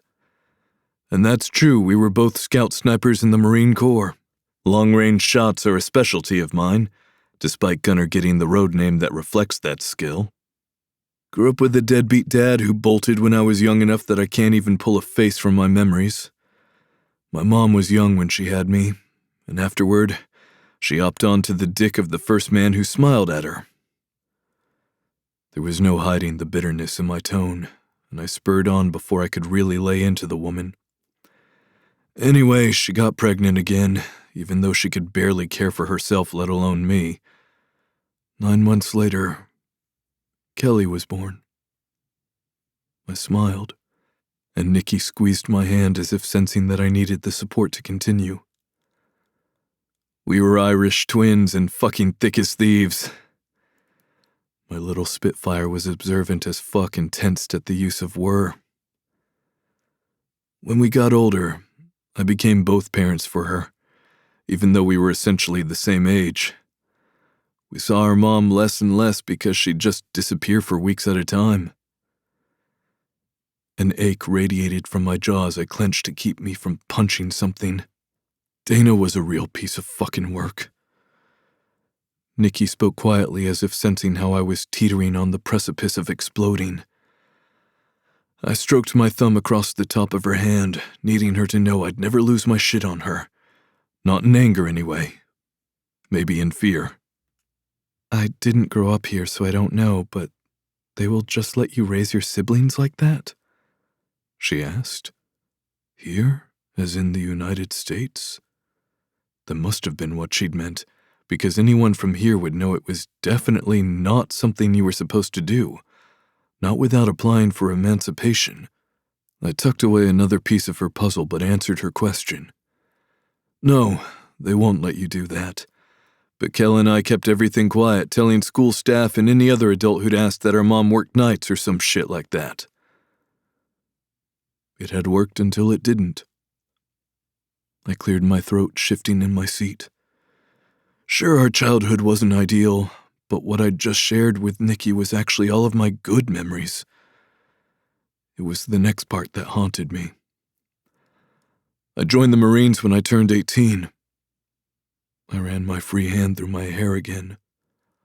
I was young and stupid. We'd been on our own so long, I figured Kel would be fine while I was away. I laughed, remembering the pact I'd made with Gunnar when we were going through scout sniper training together. What is it? She prodded gently, smiling. One night I made Gunnar swear he would ask Kelly to marry him.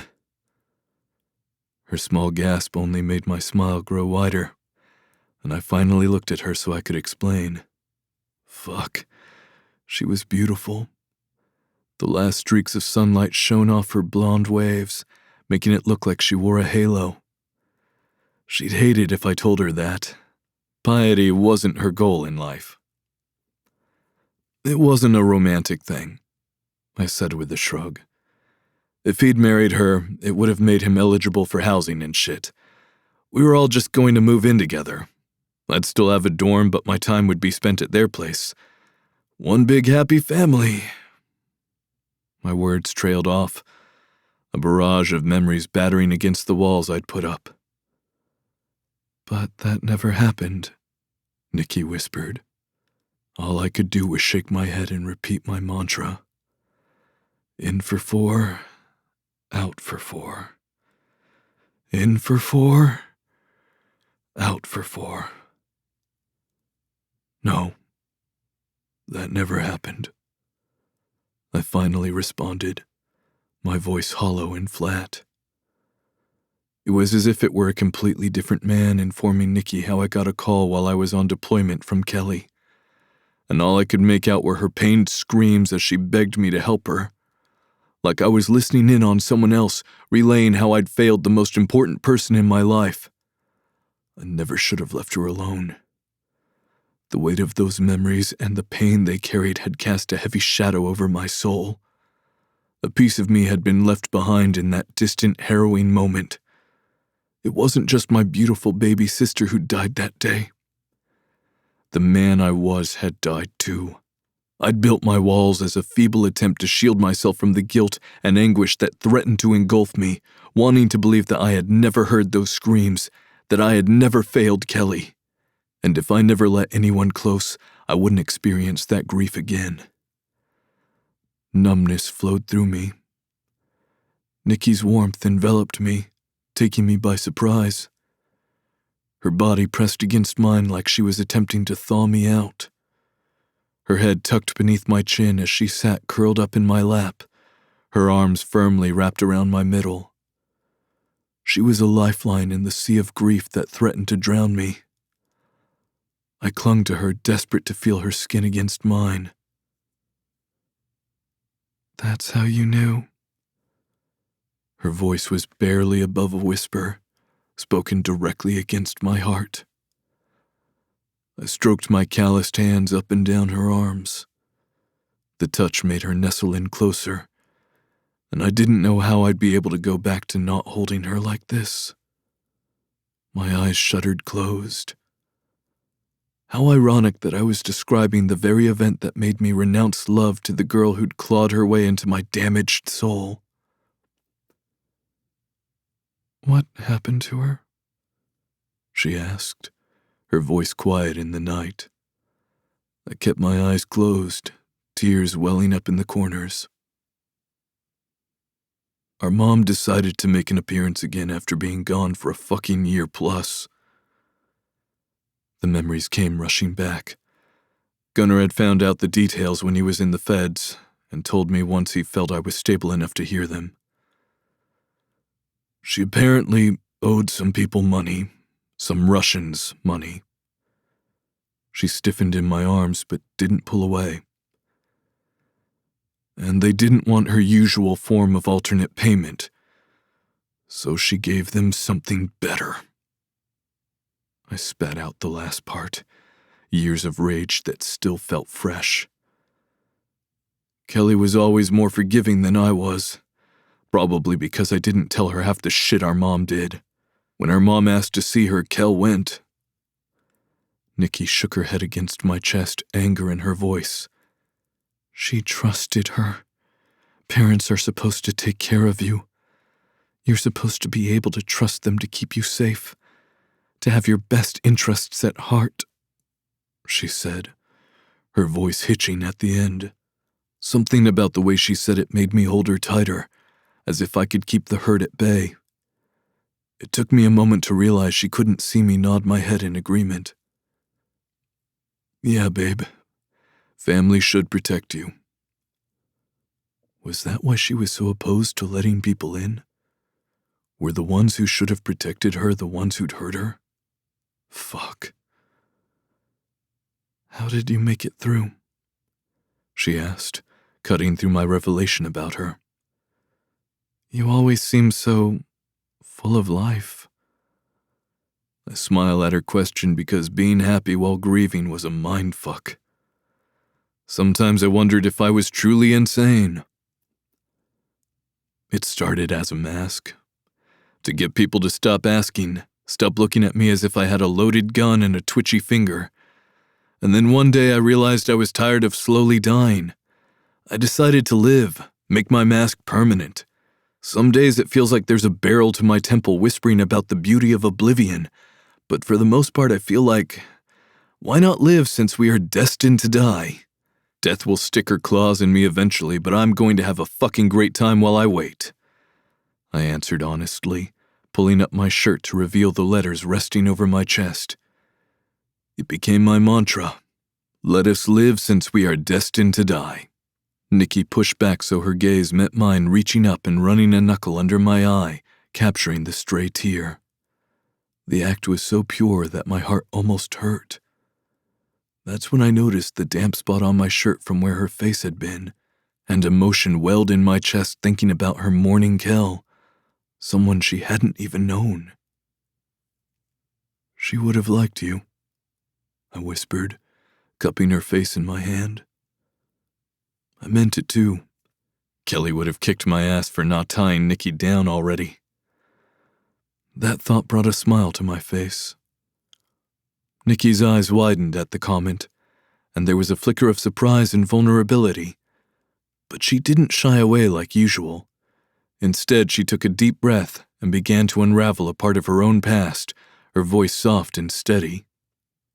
When I showed up in Tucson, Ryan was completely different than anyone I'd ever met. No one else had ever cared about me. All they cared about was what I could do for them, but not about me as a person. She paused, canting her head as if surprised by her own thoughts. Well, that's not entirely true. My ballet teacher seemed to care. Woman was a tyrant in the dance studio, but she was the mother figure in my life. You still talk to her? Nikki's blue eyes darkened, and she pulled her bottom lip between her teeth in thought before she went on. No. I wasn't supposed to end up in Tucson, but the first chance I had to run, I took it. It's what Katya would have told me to do. She let out a laugh. I was a damn mess. Up until that point, everything in my life was controlled for me. I didn't know how to do shit. Like driving? I teased. Her hand hit my chest, a faux scowl on her beautiful face before transforming into a breathtaking smile. You should see me try to cook. I've set more than one towel on fire. Her confession had me smiling back. More than once is concerning, Spitfire, I said, running my thumb across her bottom lip. So how did you end up friends with an arms dealer? I prompted, hungry for more about her. Oh, fucking hard-ass pulled me off the floor one night when I was piss drunk and told me it was time to grow up and pull my head out of my ass. She smiled, nuzzling into the hand I'd yet to pull away. She was great with words of affirmation like that, she added. I laughed, the action jolting Nikki backward, the movement rocking her against the crotch of my jeans and reminding me that she'd climbed across the center console and was now snuggled up on my thighs. Up until this moment, Not a single sexual thought had crossed my mind. But now, nothing said sexy like dead sisters and deadbeat parents. As if she sensed the shift too, she hurried to keep talking. Have you ever met someone and you just knew their soul was worth loving? That you didn't need to know anything more than what you saw before you? Nothing else would change how you were connected, because they'd already made a place in your heart? She asked, her words coming out in a rush of emotion. I reached for her wrists, feeling the way her pulse had quickened. My gaze locked on hers, and I allowed my feelings for her to slip through. A silent confession. She had no clue she was describing how I felt for her, and I was jealous that Ryan was the one who'd earned Nikki's love. I wanted her to feel that way for me, even if it was only fleeting.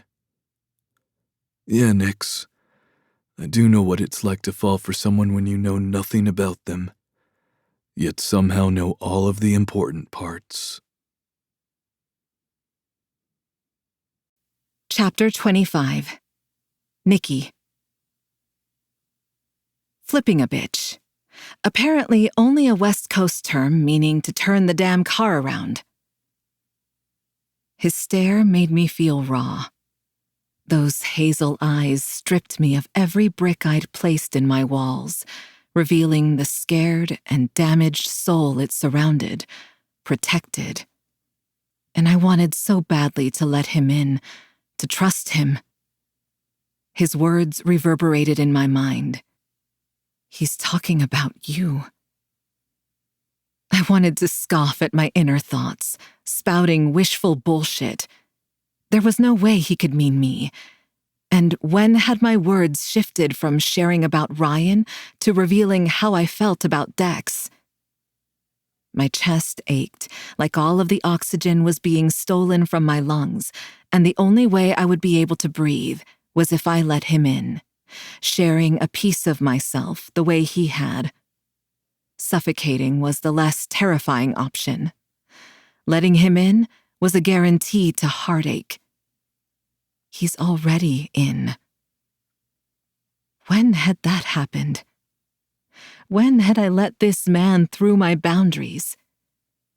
He'd slipped in, filling in my cracks and making me whole. But I didn't tell him any of that. I never got the chance. A barrage of bullets hit the driver's side of the SUV, pulling a scream from my mouth. "Fuck!" Dex yelled, wrapping his arms around me and tucking our bodies down near the floorboard. Another round went off, pinging off the glass but not piercing it. "Baby, I need you to stay down here, okay?" he asked, smoothing his hands over my hair, searching my face. "Yeah." I swallowed down my initial shock, tucking away any fear. He needed me to be strong, not a fucking weeping mess. Luckily for both of us, this wasn't my first time being in shit like this. "Got an extra gun?" I asked. He untangled his massive body from mine, maneuvering into the driver's seat with surprising ease. "Spitfire, you don't need a gun. You've got me to take care of you," he said, throwing the car into drive and peeling out. "That's fucking cute, but I've managed to survive for 27 years without you, Dex. I'm not sitting on my ass while we're being shot at." He chuckled, but the smile quickly fell. "Shit," he hissed. Dread flooded me at the tone in his voice. "Get in your seat, Nikki, now, and buckle the fuck up." The car took a sharp turn that sent my head into the door. I scrambled up off the floor and buckled up, pulling my phone out and shooting off a message. It was dark out now, and the headlights of the car following us were so bright I couldn't tell the make or model. "What's the plan?" I didn't get a chance to finish my question. Glass shattered, the rear window exploding, sending shards of glass everywhere. "Fucking hell, they have bullet piercing!" Dex shouted, yanking the steering wheel to the side and directing us between a set of boulders as we moved farther out into the desert. Without a second thought, I started digging through the glove box. Come on, Robert. I know you've got to have one. My hand wrapped the familiar grip of a gun. Bingo, I said, unbuckling my seatbelt and crawling into the back. Dex's hand grabbed my ankle, briefly taking his eyes off where we were going to look me in the eye. "What the hell are you doing?" he asked, his voice thick with concern.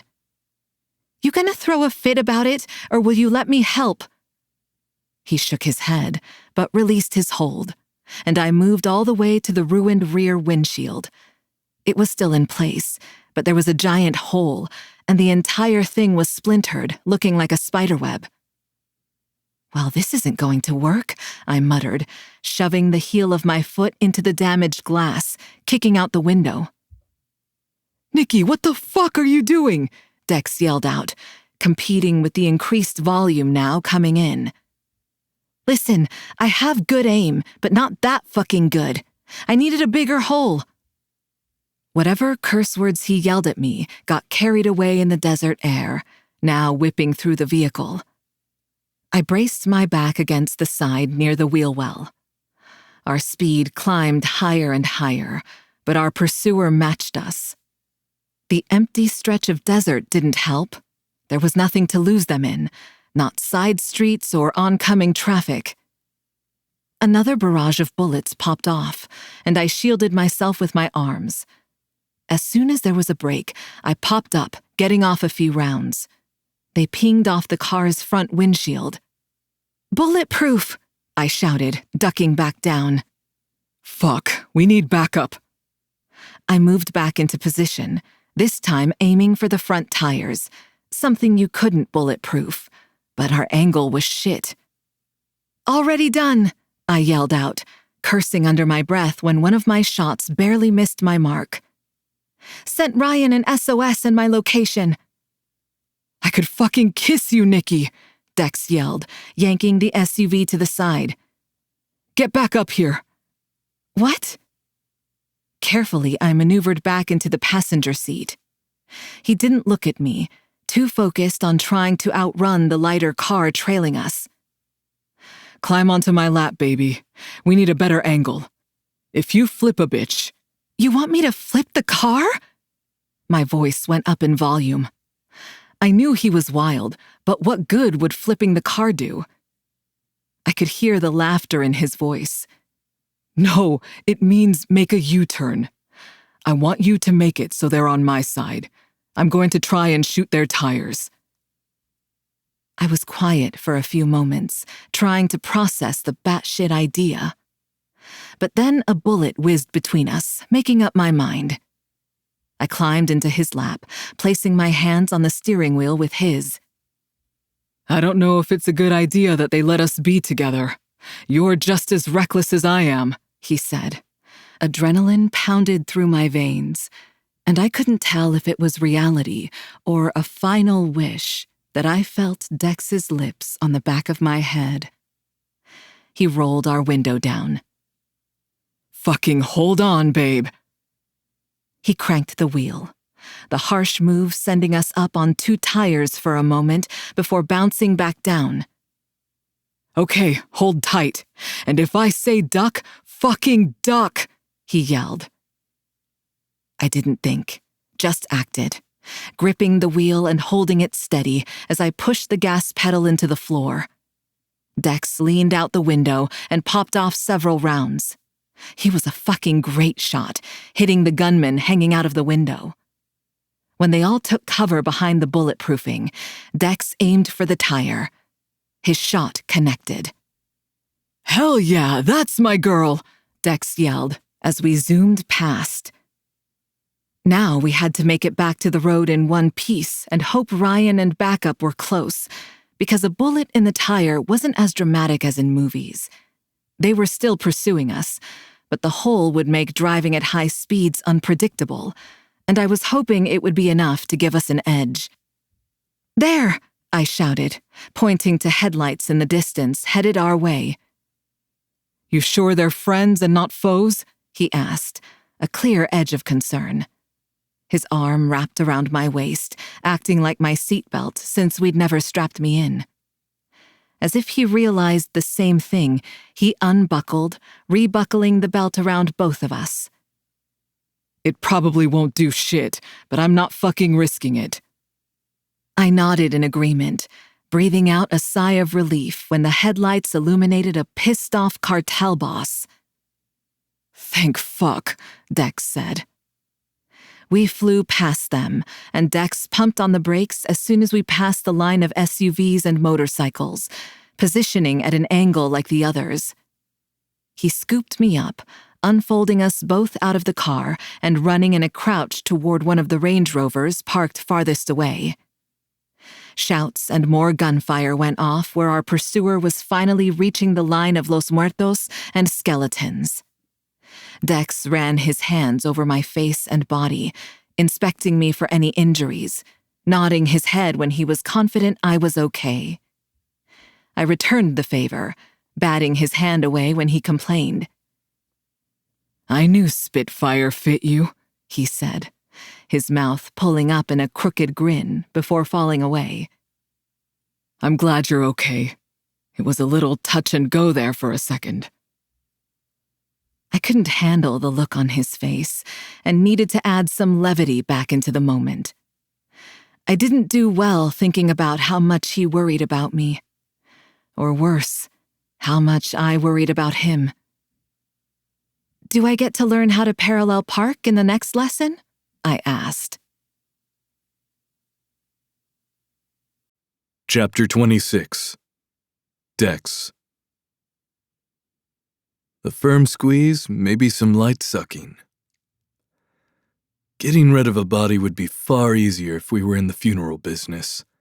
"I'm a buy a crematory," I announced, wiping the beads of sweat threatening to run into my eyes.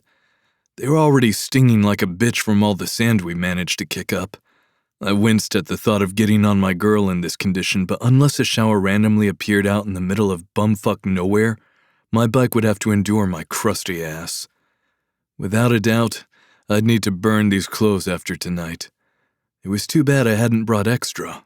I could have added these to the roaring inferno we presently had going. Going home in my birthday suit was a no-go. I knew from experience that my ballsack did not like being out on the open road. He was more into being cradled and caressed. Maybe a firm squeeze every now and again. Some light sucking. You're the only motherfucker I know who will randomly start talking out loud about their junk as if it were another person. You name him something stupid too, like Goliath?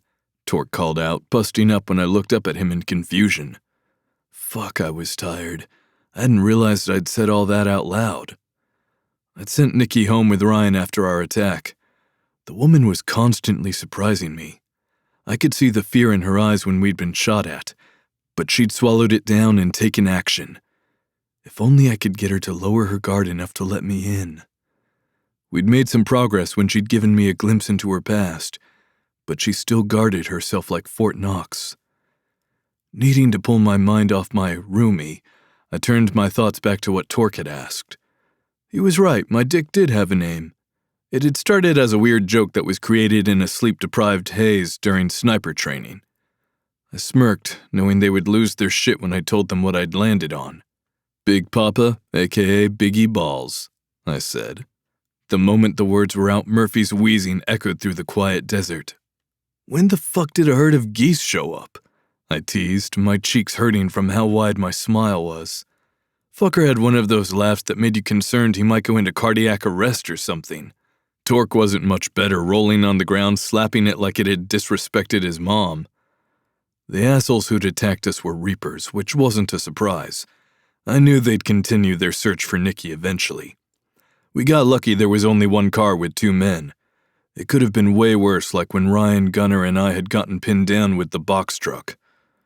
My gut was telling me shit was going to get messy soon. Bo walked over, his pudgy face pinched in a scowl at the sight of us. "I finished getting the last of the accelerant on the burn pile. Let's get them on before the smoke calls too much attention," he said. I could feel his eyes on me with that last part, but I ignored him. Bo and I didn't exactly get along, but that was nothing new. He thought I was an idiot, and I knew he was one. Torque let out a gag from beside me. Ugh, how the fuck can you do that without... without throwing up? He asked, referring to my task of removing the Reaper's chompers and other potentially identifying body parts. One body was already burning. A squelching noise emitted from the dead asshole's mouth as I pulled the final molar. Easy. I just remind myself there's no way I'm leaving that shit out here and chancing a murder charge, I said with a shrug, peeling off my latex gloves and tossing them into the biohazard bag along with my homeboy's phalanges and teeth. I left out that this was one of the least fucked up things I'd done. At least this guy wasn't feeling any of this shit, but that was only because it was hard to understand someone with a mouthful of bloody gums. This was all precautionary. I didn't want any charges coming back to the club or my brothers. I'd used my one get-out-of-jail-free card. Gunner was a full outlaw now, so there wasn't anyone to save our asses this time. Heavy footfalls sounded from behind me. Please, making sure the evidence is gone is the least Dex can do. He's already brought enough fucking heat down on the club. Everyone stilled at Beau's remark. Beau and I patched in together. He'd never been all that thrilled that I'd been voted in as enforcer, which meant I had Prez's ear when he didn't. Guy had a real complex about wanting to be in charge. Truth be told, I'd always thought the fucker was pining after the president patch. Don't you agree, Dexy boy? He asked, cocking his head to the side, the question laced with taunting sarcasm. What's this, the second time you fucked up over pussy? How had I never gotten in the ring on a fight night and beat his fucking face in? Torque stepped between us, blocking my line of sight. His muscled arms spread placatingly like he was breaking up a schoolyard dispute. It always made me chuckle how diplomatic Torque was. Probably easy to have decorum when you could kick someone's ass. Anyone except Ryan's. I'd never let him live down that he got choked out by a 5'2" Latina. The woman was terrifying, though. Okay, let's just cool it so we can finish up and get out of here. Torque's gaze bounced between us. I shrugged a shoulder, crossing my arms over my chest to hide my white-knuckled fist. It's okay, Torque. Beau seems to have some grievances he wants to air out. Ones that can't wait for church. I responded coolly, moving around him to step closer. The last part was a clear dig. This shit was meant for church. You had issues with someone? Bring it up with everyone present. Bitch move to do this out in the middle of fucking nowhere. So tell me, brother, what's on your mind? I asked, my tone chilling. Beau shifted uncomfortably under the weight of my attention. Dex, Torque called out, sensing the shift in my demeanor. I lifted my palms in the air, hoping the placating motion would ease Torque's concerns. Don't worry, I'm just asking so I can become a better man, Torque. Go on, Beau, I encouraged with a curt nod. Maybe I'd finally learn what the fucker's problem with me was. Can you even fucking do your job correctly with your anger issues? Did you get any information out of this one before you killed him? He used the toe of his boot to nudge the body right where the bullet hole in his chest was. We're getting into this fucking war because of you. His tone was smug, and he puffed out his barreled chest, trying to stretch his 5'8" frame. Beat a man over a bitch, and then they had to send in your friend Gunner, to keep your ass in line, like a fucking dog with a handler. Now some other bitch is costing the club problems. Ice filled my veins as the puzzle pieces clicked together. Torque caught it too, and moved back between us, his eyes never leaving me, like I was a wild animal about to attack. He wasn't that far off. Hey, Beau, let's drop it, all right? None of this shit is on Dex. The Reapers have been stirring up trouble for a hot minute, and we all put it to a vote. We aren't turning Nikki over. He scoffed at Torque's suggestion. Dumbass mistook my silence for admission and kept working his fucking mouth. Your owner in the room with you when you did this? He taunted, moving around toward the feet of the dead Reaper. What did these two tell you, Dex, huh? They give you any information, or did you kill them before they could answer? He went on, his tone bordering on almost desperate. Fucking dumbass didn't even know that these two died after the car chase. Burning rage bubbled in my gut, threatening to spill over, but on the surface, I was collected, calculated. I cleared my throat, tucking my anger away. Bo didn't know a damn thing about my anger and ability to control it. You're right, Bo. I'm probably not the right man for the job. When we get back, I'll let Prez know you have thoughts you'd like to share with the class. He flinched when I flashed him a smile. I knew how it looked. Unhinged. I gave my subjects the same one when I tied them up in my mirrored room. Nothing fucked with the brain more than watching yourself get tortured. Now let's get this fucker on fire, yeah? I asked, bending down to grab the upper half of the body. Torque's questioning gaze itched at my skin, but I didn't pay him any mind. Murph was a smart fucker and had scurried off toward the bikes when Bo started spouting off. On 3, Bo said, eyeing me cautiously, clearly wary of how easily I dismissed the insults. You got it, man. The rigid corpse flew through the air at the end of his count, and the instant it was out of my hands, I rushed forward, kicking out the back of Bo's legs. His knees slammed into the desert sand. A pained yell echoed in the night as I wrenched his hands behind his back, gripping the hair at the base of his skull. The light of the flames bounced off his face as I thrust it close to them. Heat licked at my skin like a lover's caress, inviting me to fall further into chaos, but I reined in the impulse to add Bo's body to the pile. The killing of a brother was forbidden unless voted on by the club. Hell, this would have consequences as it stood, but I'd take the fucking punishment. My lips brushed his ear, relishing the erratic pulse pounding in his throat and his pained cries. Bo, maybe you should do some better research before you mouth off to someone so much bigger than you. I taunted as he flailed in my grasp, calling out for help from the other two. Neither moved to his aid. That bitch that I beat the fucker's head in for, that was my sister. The one he'd sold to the Russians. So you're damn right I'm not going to turn in another woman in my life to them. The snarl that slipped from my lips sounded more monster than human. He stilled at the admission, his shouts turning into whimpers. And if you ever call Nikki a bitch again, brother or not, I'll beat your fucking head in with a bat. Got it? Now admit you're a piece of shit who runs his fucking mouth too much. He hesitated, attempting once more to free himself from my hold. All it did was piss me off further and rip free some of his greasy locks. I pushed his face closer to the flames and he blubbered like a baby within seconds.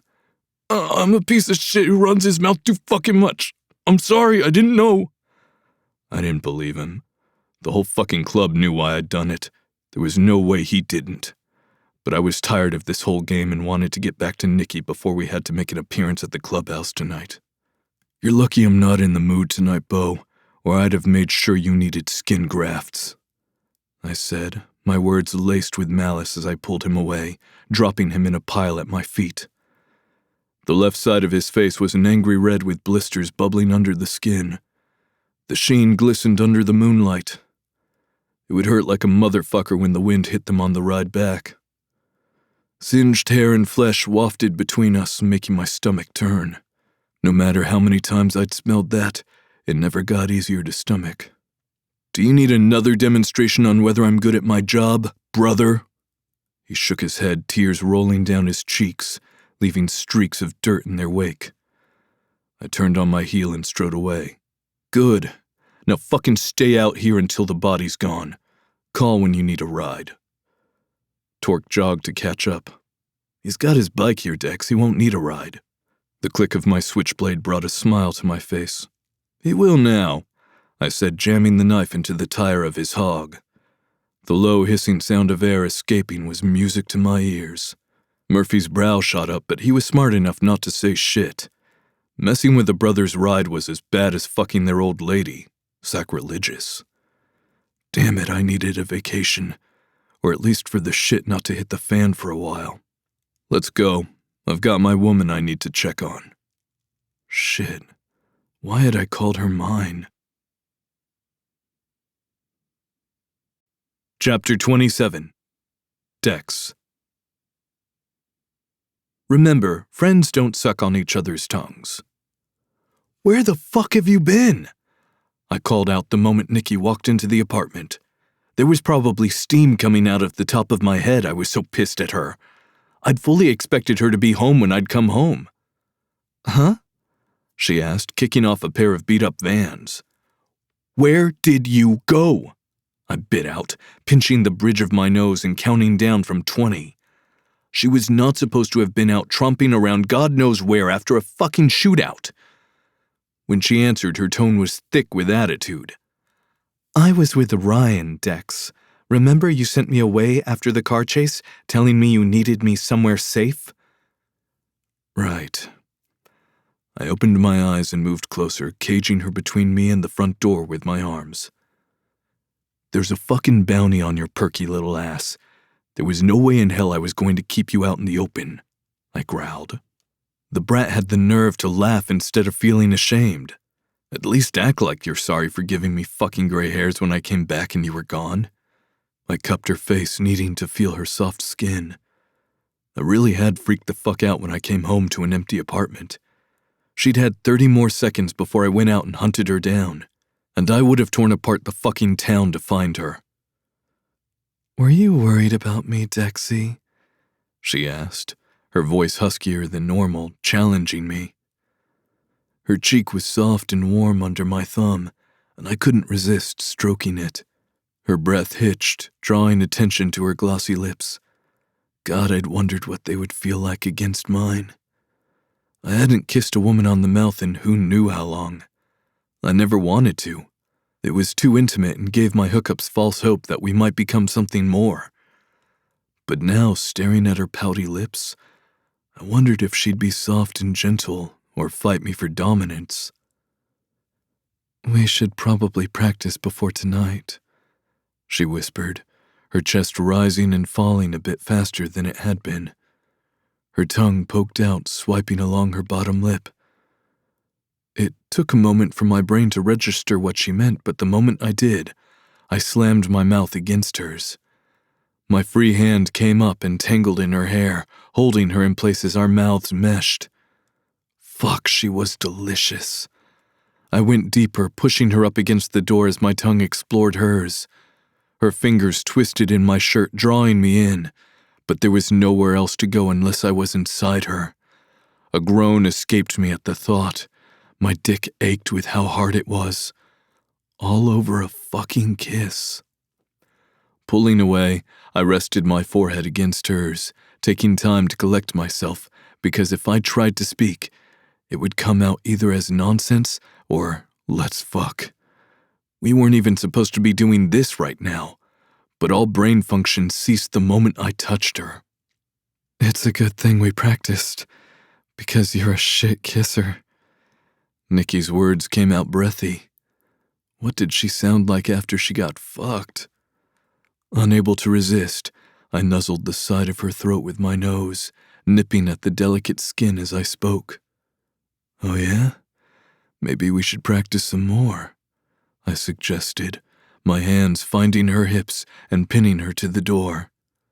That's probably a good idea, she moaned, grabbing my face and directing me back toward her lips. Now I knew why people kissed. There was something so damn delicious about feeling their tongue slide against yours. I nearly came when Nikki sucked on the tip of mine.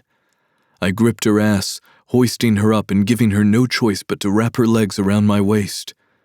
Her giggle was like fucking sunshine, and the way her fingers went straight for my hair had me ready to get on my damn knees for her.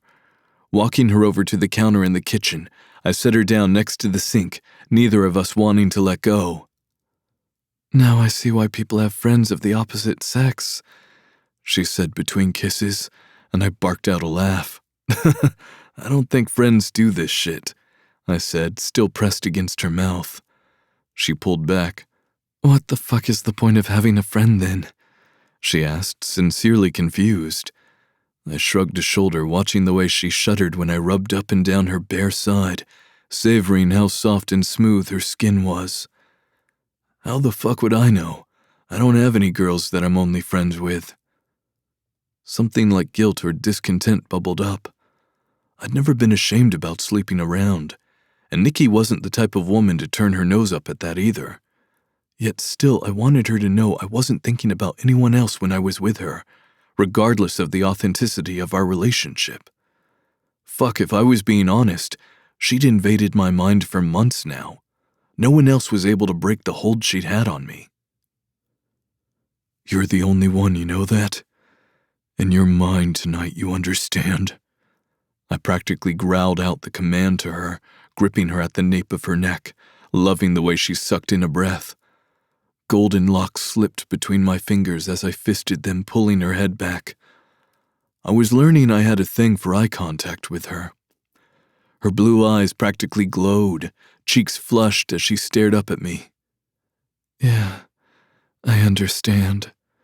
Her fingers tangled in my shirt, yanking me closer.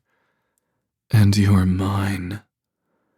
The growl in her own voice nearly sending me into cardiac arrest. God, she had no clue what she'd unleashed by saying that. Careful, I warned, my voice husky and thick. You start talking like that and I'll forget we're supposed to be friends. She inhaled sharply, tongue running across her bottom lip. I needed to change the subject. Have you ever been to a 1%er party? I asked, needing to prepare her for what she was in for. She shook her head as best she could with my hold. Her hands moved down to my shoulders, and she ran a single finger across my white t-shirt. I didn't think she even knew she was doing it. I've danced for plenty of bikers at clubs. My fist tightened in her hair, noting how her back arched slightly. But I've never been to one of their parties. The other night with you was my first time in a clubhouse, she said. I pushed down the flare of jealousy. I'd ignored that emotion along with the others trying to surge forward from my no-go zone list. It was a long fucking list. Well, they are all a bunch of rowdy assholes who will fuck anything with tits. For some of them, they don't even require that. So you... I pulled her even closer, but my dumb ass hadn't considered that her legs were still wrapped around my waist. The warm heat of her pussy was poised right where my tip was tucked. It took every ounce of restraint to continue talking, and it still came out sounding strained and choked. Are mine tonight. Right next to me every fucking moment of the night. Understand? I asked, tamping down my lust so I could get my point across. Because if she didn't understand, she could end up in another brother's lap, and I really didn't want to fuck anyone's face up tonight. Right. Stay right by your side and sell the whole fake dating thing because friends don't suck on each other's tongues. Nikki responded, throwing in a salute. Fucking smartass, I said, pulling her hair again and tilting her face up toward me. Her mouth was parted ever so slightly, like it was pleading for me to spit in it. Fuck. She was in the perfect position for it, too. Instead, I buried my nose in the crook of her neck again. The scent of coconut and her was just as tempting. What I needed to do was push away from her, but the thought of that was almost painful. You're just practicing getting used to each other's touch for tonight, so it's believable. Look at you, you overachiever. Even in my own head, I was a fucking liar. We were teetering on a tightrope, playing with fucking fire, and I should have been concerned for the degree of the burn I'd suffer. Because I would get burned with her. I'm serious, Nikki. I've never had an exclusive girl. All the girls I've fucked, my brothers have fucked too. This whole thing, I extracted myself from where I was still inhaling her scent so I could point between us, is all fucking new, and all their horny asses will try and get in your panties. Don't make me fight off my own brother, Spitfire, because not one of them gets to touch you. I said, my tone low and fierce. Again with the fucking growling. Now I understood why Gunnar had dressed Ryan in his shirt. I'd made fun of him and suggested he'd just pee on her instead if he was going to be that territorial. I owed the asshole a beer and an apology. I lowered my head so that when I spoke, my lips brushed against hers. Tell me, Nikki, that you understand my directions. Her legs tightened around my waist, her breath quickening. We both could have come from the tension alone. When she wet her lips with her tongue, Our proximity made it so it also brushed mine, and I moaned, snaking my tongue out to run across her lips too. I'd done all sorts of shit with all sorts of women, but nothing had ever been hotter than this moment. Us in this kitchen, as I stood between her legs, her head pulled back and my hand tangled in her hair. Fucking utter perfection. And we were fully clothed. "Ask me nicely," she said with a smirk. Our breaths intermingled as she parroted my words. My brain malfunctioned. God damn. I might like a woman who followed directions, but I liked one who made me work for her obedience even more. So I did what any man would do when a woman became so intoxicating and tempting that he wanted to keep her for his own. I sprayed her with the hose function of the sink faucet. She shrieked, her hands coming up to shield her from the onslaught of water. "Dex, what the fuck?" She'd released her legs in her panic, and I'd untangled my grip on her hair. I stood a few feet away, pointing a finger at her. "Stop trying to seduce me when we're not in public." Her eyes narrowed. "You sprayed me because I was seducing you?" she asked in disbelief. "No, I sprayed you because you thaw the constant numbness that flows through my veins, keeping the emotions at bay." "Yup." I popped the pea, shrugging a shoulder. "Don't people spray cats when they're misbehaving?" Nikki hopped down and shoved a finger at my chest hard. "I'm not a fucking cat, Dex. And you were trying to seduce me with that fucking growl in your tone and getting all caveman with me." Her nostrils flared. "And I am so flirting with your club brothers now," she said, storming off to her room. Someone should probably study the way my brain worked, because why was I smiling from ear to ear? I didn't make a move to follow her. It wasn't safe to be around her in horizontal surfaces. I'd find a way to fall into her pussy with my face, or my fingers, or my cock. All three, preferably. We needed space to let the lust die down so we could remember we were trying to be just friends. And friends don't suck on each other's tongues. Chapter 28. Dex. Committing credit card fraud is acceptable if the guy you steal from is an ass. This is not legal advice. Who was in charge of the length of standards of women's shorts? Because I didn't know if I wanted to kiss them or kick their asses. Did your butt cheek stick to the seat of my bike? Because it's taking you a while to get off that thing, I asked, holding back my laugh when Nikki sent a scathing look my way as she hopped off. Her ass had literally played peekaboo with me as I trailed behind her to my bike, and then I had to ride with a half chub all the way to the club. Your brothers are going to love them. She flipped her hair over her shoulder, giving me her middle finger in the process. I'd let her get away with saying that shit back at the apartment because I had sprayed her with the faucet, but that shit wasn't going to fly now that we'd entered compound grounds. Laughter and the roar of engines were reminders of how many men, both ones I knew and ones I didn't, would be here tonight. My finger hooked in the back belt loop of her shorts, hauling her backward until her back hit my chest. I loved the way her pulse quickened under the palm I wrapped around her throat. I don't give two fucks if they look, Nikki. You deserve their attention. You're gorgeous. But they are not fucking touching you. I whispered in her ear, tightening ever so slightly on her throat because I couldn't resist drawing out more of her little gasps. This is my favorite handhold, Spitfire. Maybe I'll just walk around all night like this. She moaned, and I didn't know if it was because I'd drawn her lobe in my mouth or because I suggested collaring her with my hand. Not even a sheet of paper could have been slipped between us at that moment, and when she shifted her weight from one foot to another, the damn short she'd worn rubbed against my cock, making me moan. The snickers she let out told me she knew exactly what she was doing. This what you meant by only seducing you in public, Dex? She squeezed my crotch, palming my growing hard-on. Because everyone is about to know how good I am at that. There was a bite to her tone, but I didn't get a chance to explore what had caused it. Dex, get your ass over here, Prez yelled out, looking the part of a pissed-off dad. My hold on her dropped, but I kept my finger hooked in her loop in case she thought she could run off. "We've got church, fuckhead," he added before turning and storming into the clubhouse. Fuck. I ushered her forward, trying to come up with a plan of what to do with her. Stashing her in my room was always an option. If I knocked her out, of course, because there was no way in hell she'd willingly let me put her in there again. I'd forgotten that tonight was going to start with church.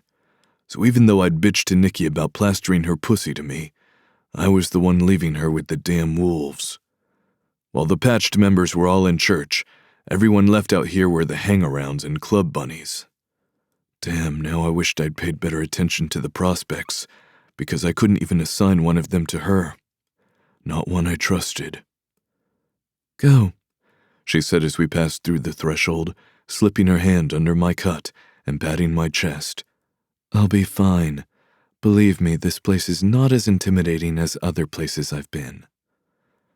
Her eyes bounced around the room, and I could tell she was clocking all the exits. That was something about Nikki that I'd picked up on early on. For whatever reason, no one else seemed to notice the way she watched her surroundings.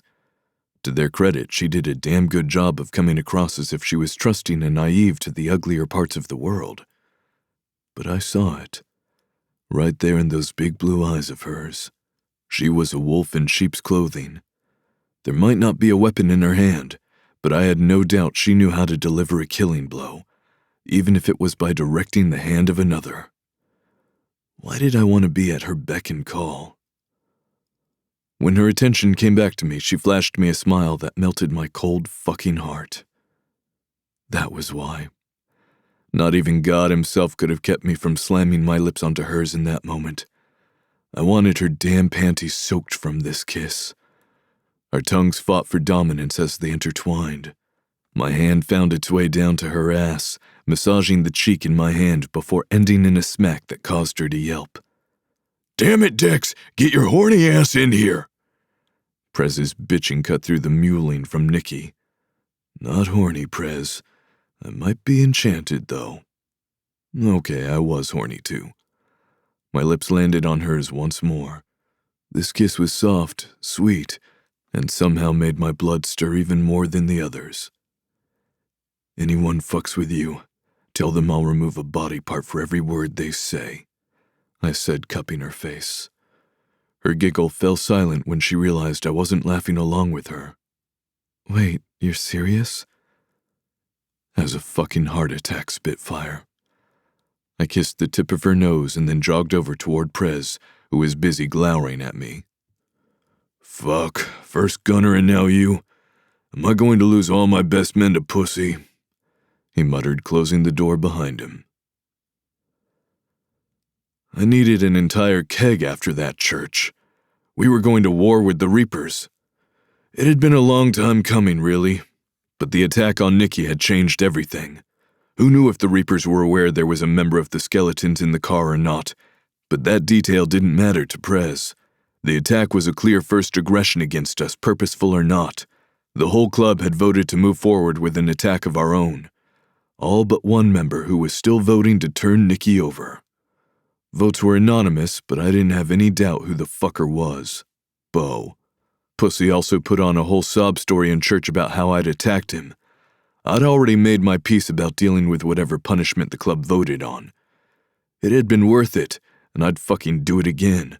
But then Torque piped up, giving some extra context to how it all went down. Bo had left out one particular part, the detail about how he'd decided to taunt me about my sister. That caused Prez's eyes to twitch, his only tell when he was pissed. Well, Bo, play stupid games, win stupid prizes. I could tell by the glare Prez shot me that he wasn't happy I hadn't spoken up, but I was a glutton for punishment. The party was in full swing when I exited church. My heart sped up when I didn't spot Nikki. I hadn't expected her to run up to me like an eager puppy, but I thought she'd at least be sitting at the bar so I would see her as soon as I came out. A rock settled on my chest. What if something had happened to her, or someone caught her attention? I wrinkled my nose at that second thought. A woman selecting someone else had never bothered me in the past, but with Nikki? Pay up, bitch. I spun on my heel at the familiar bark of attitude. I'd been on the receiving end of Nikki's tone plenty of times. What the fuck did you call me? Someone else said. Nikki was over by the pool tables, cue in one hand while she held her other out to some dude with a shaved head. His back was to me, so I couldn't tell if I knew who he was or not. More than likely I didn't, because I never bothered getting to know the hangarounds. They were a bunch of bitch-ass men who only wanted to look like they were in an MC, but didn't have the actual balls to get in. Same pieces of shit who'd call the cops instead of settling shit the real way, with a fight. Nikki pulled her hand away, placing it on her hip. He was in for it now because she was staring at him with her "I'm not the fucking one" look. I said, "Pay the fuck up, bitch," she said, enunciating each word like he was an idiot, which clearly the shoe fit. But I didn't like the way the asshole tightened his fist as if he was going to swing at her. He wouldn't even be able to flinch without me being on his ass. On silent feet, I moved in closer. "Fuck you! You played me, you whore!" He practically spit out the last word, and I saw fucking red, plowing through people to get to her. But before I could even get there, Nikki was up in his face. Every cuss word I knew spilled from my mouth. She was too damn brave. "Call me whatever the fuck you want. Unlike you, that shit doesn't faze me. But you owe me money. It's not my fault you're a shit player and bet too much." She flicked her eyes to me for the briefest of moments. She knew where I was. I moved behind him. My stomach did a stupid flip when her shoulders dropped ever so slightly. No one else would have noticed, but I did. She knew she was safe when I was around, and fuck if that didn't have me standing taller. "You must be new around here because all you are is a hole for us to stick our cocks in. In fact," he began unzipping his jeans. "I wouldn't do that if I were you," Nikki said, looking at her nails as if she was talking about the weather. If I weren't so entertained by her, I'd have shot the fucker 30 seconds prior. The sick part of my brain liked that she was toying with our victim, and I had a brief vision of her in the interrogation room with me. Her weapon to wield. I shoved away the thoughts, focusing on her. The asshole wasn't too bright and opened his mouth again, even though she'd warned him. "And what the fuck are you going to do about it, whore? I can take you whether you want it or not," he spat. Rage like I'd never felt flowed through me and in the next instant, his face hit the felt of the pool table, repeatedly. His yelps of protest were so pathetic that they only fueled my anger. I wanted a fucking fight, to revel in the adrenaline of swinging fists and taking punches, because the only thing that would tamp down the bloodlust that had taken root was either killing him or fucking someone. A pool of blood appeared under where his face was landing, seeping into the felt and transforming the green into a deep crimson. Somewhere in the haze, I remembered that Nikki was standing nearby, and the burn of fury flipped to something I hadn't felt since Kelly's death. Fear. Fear that she wouldn't be around after seeing me lose my shit like this. I wasn't ashamed of my violent nature. Take it or fucking leave it, but fuck, I didn't want her to leave me. My lids fluttered shut, and I blocked out all the noise besides my inhales and exhales. In for 4, out for 4. Never in a million years would I have guessed what I'd see when I opened my eyes again. I thought for sure Nikki would have been long gone, probably calling Ryan to get her the fuck out of here and under the care of someone more sane. Someone who could take better care of her. Instead, Nikki was crouched on top of the pool table right next to where I was holding the asshole's face into the blood-soaked puddle. 1, 2, 3. That's it. He's out. She swiped her arm across her body like an ump. Damn, got your ass handed to you twice tonight. Should have just paid up, Chad, she said to the barely conscious man while delivering condescending pats to his head. My boyfriend told me he was removing body parts of people who touched me, so you should be happy you're only walking away with a concussion and a fucked-up face. Reaching into the back of his pants, she slipped out his wallet, thumbing through his cards and pocketing them in the cash he had. I let go of the piece of shit, holding my arms out so Nikki could hop into them. The moment my hand sunk into the soft skin around her middle, I never wanted to let her go. I was going to carry her all fucking night long now, needing the peace that only she seemed to bring me. Legs around my waist, babe, I whispered into her ear, adding enough bark that she knew this wasn't a negotiation. She obeyed without hesitation, and I peppered kisses along her throat while carrying her to the bar. "I'm keeping you in my arms the rest of the night, got it?" I bit the sensitive section of skin where her neck met her shoulder. "Have anything you need to order?" she asked, completely unfazed by my need to feel her as close as possible. She was like my personal drug, and I needed a hit to take the edge off. I pulled my head away, confused by her random question. "What the fuck are you talking about?" She laughed, holding up 3 of the dick's cards. "What do you think I took his wallet for? I'm going to spend that asshole's money," she said with a shrug like it was obvious. "I may not be able to beat someone's ass in quite as sexy a manner as you, but I do my own damage." The laugh I let out had people turning their heads. Somehow, she'd surprised me while not surprising me at all. Chapter 29. Nikki. The last line in this chapter makes me feral. Someone needed to direct me to the nearest patch of grass so I could go roll in that shit, because there was no way I was okay. I'd literally said "aw" in my head when Dex had slammed that man's face into the pool table. There had to be a rule somewhere about how violence wasn't supposed to be considered sweet. So why did I feel like the man had just performed a grand romantic gesture for me? Beating in his fucking face was as good as him telling me he loved me.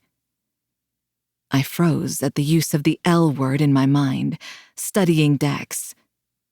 The man in question plucked one of the cards from my fingers as he positioned both of us on the bar stool next to Torque, adjusting my body so I was sitting side saddle across his muscular thighs. "This isn't your first time taking someone's wallet, is it?" he asked, a thread of humor running through the question. It was a stark contrast to how he'd sounded when he was threatening the asshole a minute ago. It was deliciously scary, the way he'd calmly slammed his head into the hard surface of the pool table. The sound of the guy's skull smacking the wood, mixed with his screams, wasn't something I'd easily forget. Concerningly, though, that wasn't because it bothered me. The opposite, actually. I liked the thought of those who wronged me experiencing the consequences of that, even if it wasn't my physical hand doling out the punishment. "Hell no," I answered, forcing myself back into the conversation. "All my lingerie is gifted to me by men." Dex stiffened under me, and not in a sexy way. I smirked at his reaction, enjoying his jealousy. For a woman who didn't want to be tied down, I sure was enjoying things I'd swore I never would. They didn't know they were giving me a gift until the fraudulent charges showed up on their statement. I finished with a wide smile, noting the way he relaxed. Torque shook his head, throwing back a shot of something amber in color. "You two are the same type of chaos. We should all be very worried," he said. Dex signaled for a beer while scoffing. "Please, Nikki and I are upstanding citizens," he threw back. The look Torque shot him spoke volumes. These two were adorable together. They reminded me a bit of, hey. Looking around the clubhouse, I searched for someone in particular. "Where's Gunner? Shouldn't he be here too?" Torque was the one to respond.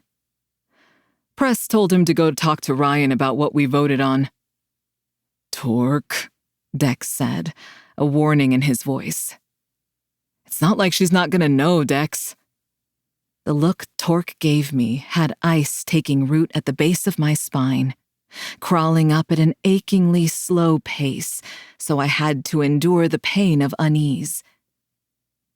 "We need Los Muertos to partner with us in our war with the Reapers." "War? You guys are going to attack?" The words were barely above a whisper, since I didn't know if anyone was supposed to hear this shit. "We're retaliating, Spitfire. For what they did to us in the car. They fucking shot at you." Dex slammed his hand down on the bar top. The bang echoed through the bar and cut through the noise. His chest was heaving against my side, and I placed a hand on him. He lowered his voice, his arm tightening around me. "We're going to take care of it, okay? You're going to be safe soon."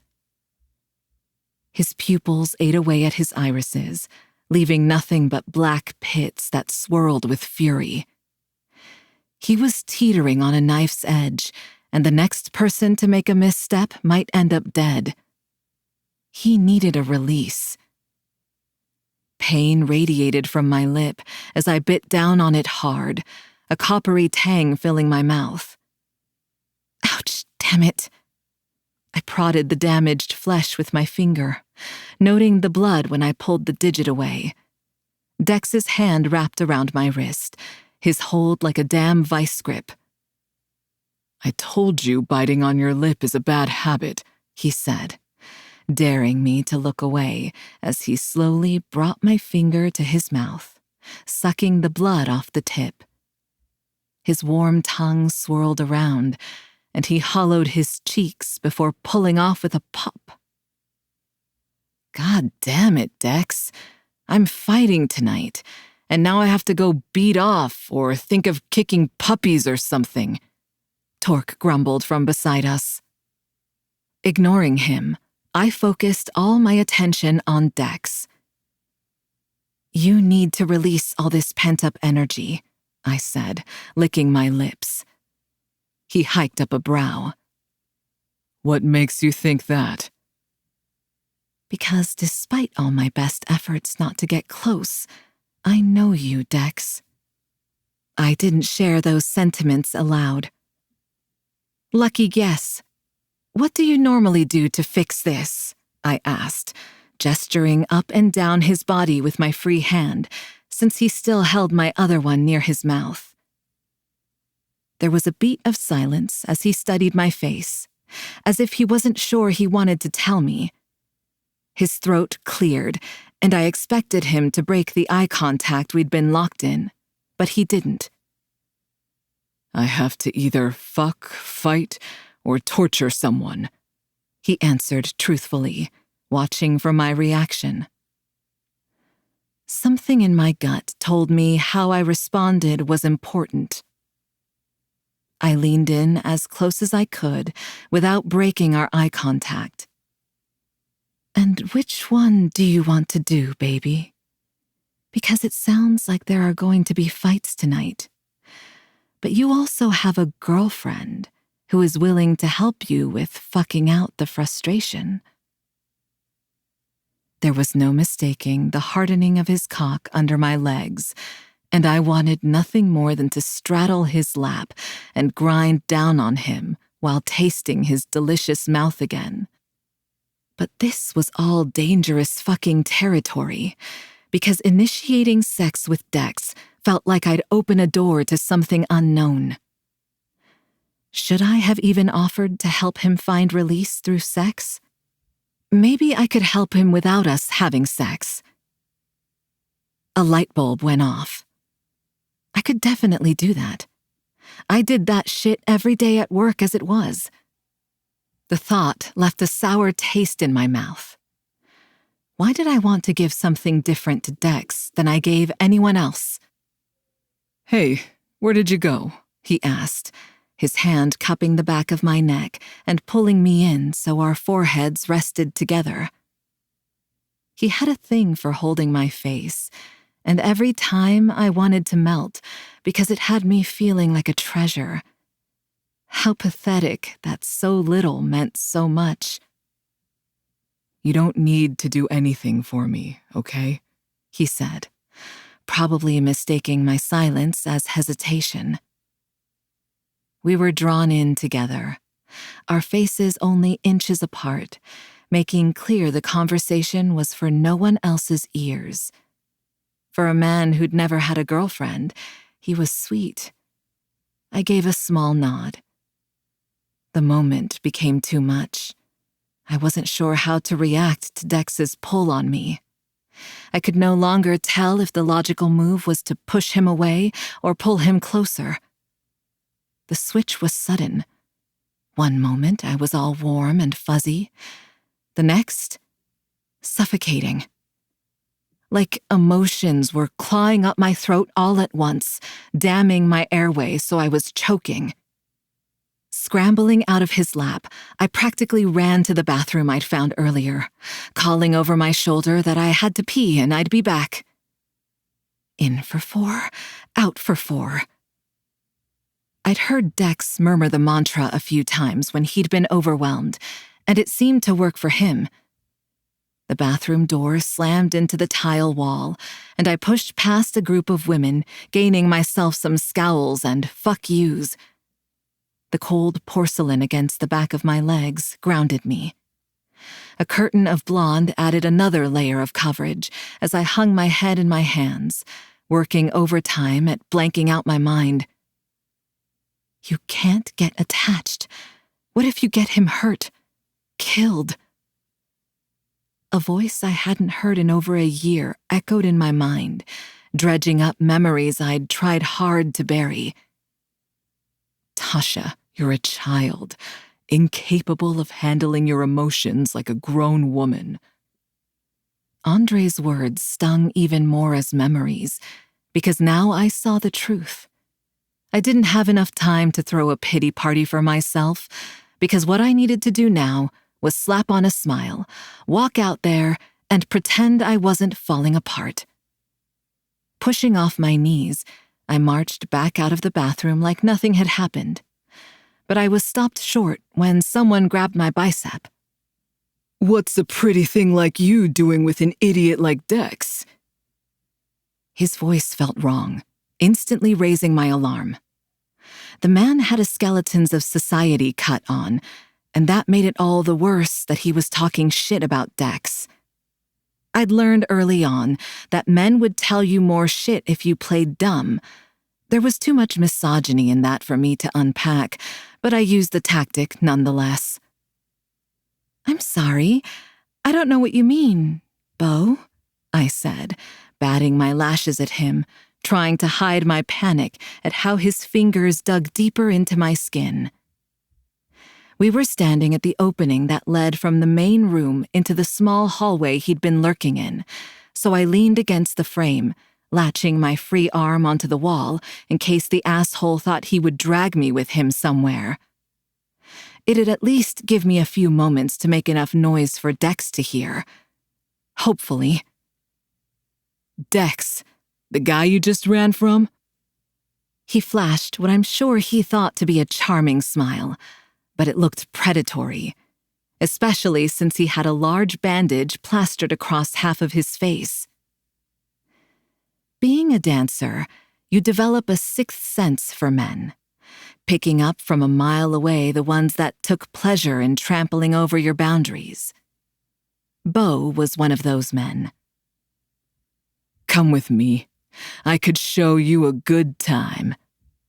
He sent a seething gaze over toward where Dex was sitting. Someone really needs to take him out.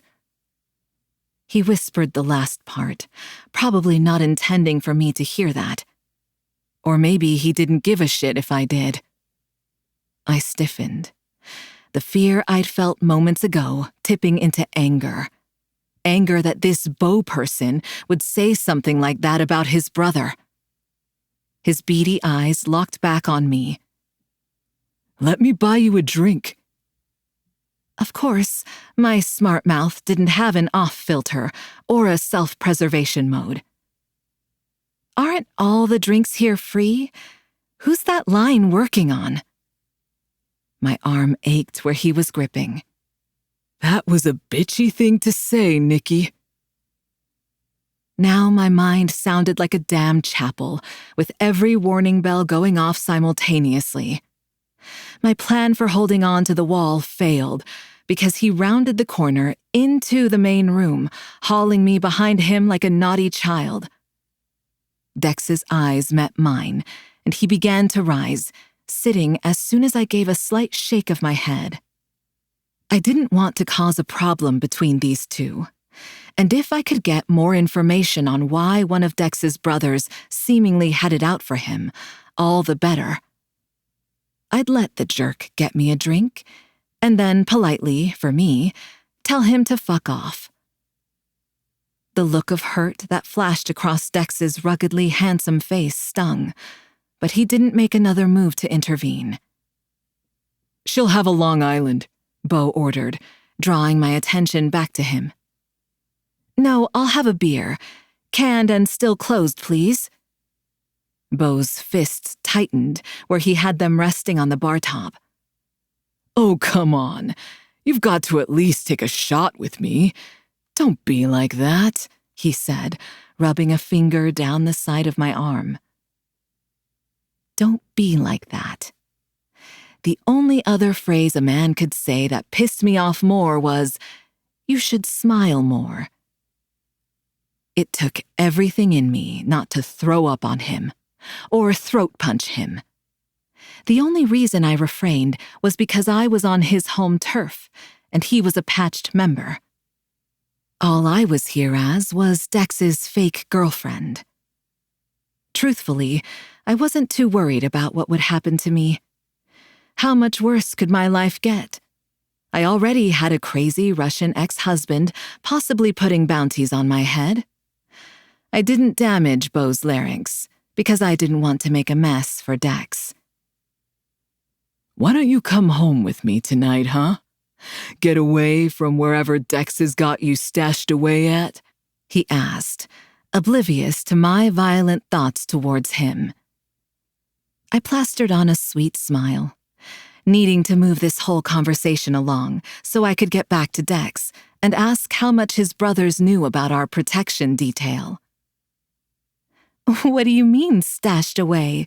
I asked, adding a giggle to sell the airhead act. His mouth opened and shut a few times before he finally answered. "Oh, I just meant I haven't seen you around is all. And that can't be because you want to be around that idiot." He laughed. "I mean, who would want to be with him? He's an asshole who thinks he is so great at everything, but really, he's a dick with anger problems." He leaned in closer, his rancid breath flooding my senses. "A good girl like you doesn't want to be with someone like that, right?" Good girl. Dex was right.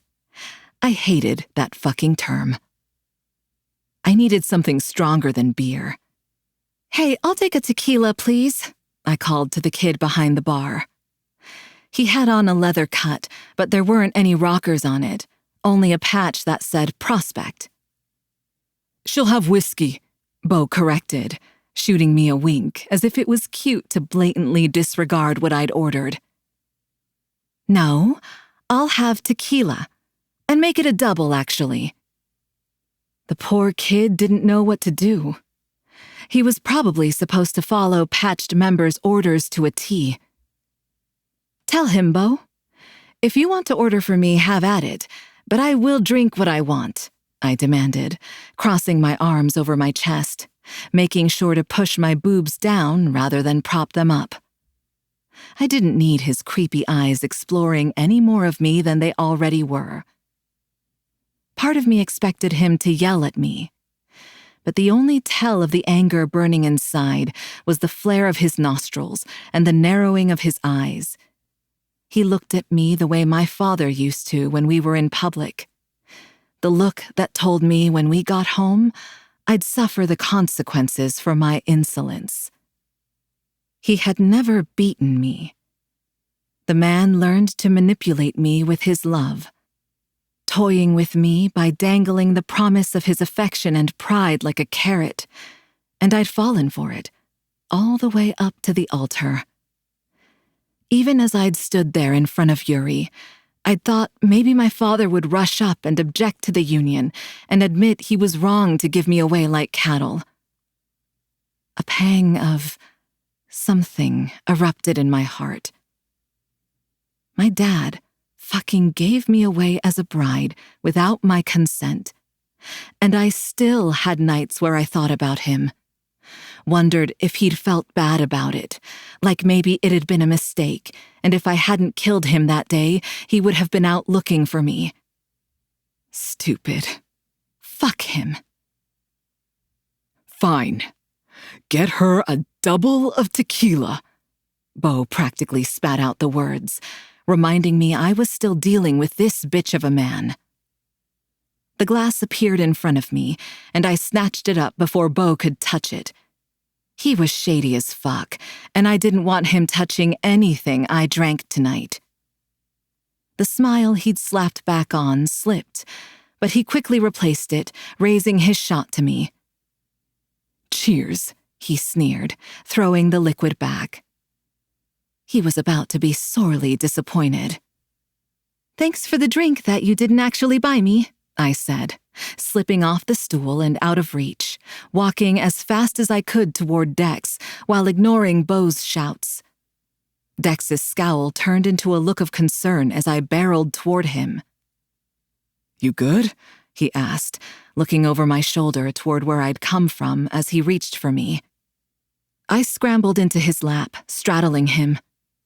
Thank God my job had taught me how to do all sorts of things while holding drinks. My nerves settled the moment my body touched him. His hands felt like brands where he'd placed them on my hips. Your brother, I said the word as if it were a curse, is shady as fuck. Dex's face darkened, and the menace in his tone sent a chill down my spine. What the hell did he do? If his grip got any tighter, I'd have bruises. What did it say about me that I liked the idea of being marked by him? Friends, bitch. You two are friends. I'll tell you later. Right now, I'm going to show him exactly what I think about being with you, I said. His brows furrowed in confusion as I lifted onto my knees, high enough so I was looking down at him. I cupped his strong jaw. His stubble was rough on my palm, and I desperately wanted to feel it on my thighs again. He was beautiful, with his full lips and a nose that was slightly crooked. It was so him to have it pierced, too. My thumb pulled at his bottom lip, and he obliged. Leaning down, I whispered against his lips, loving the way they curled up at the corners. Good boy. The excitement shining in his eyes as he waited with his head tipped back and mouth open had me so turned on my underwear was soaked.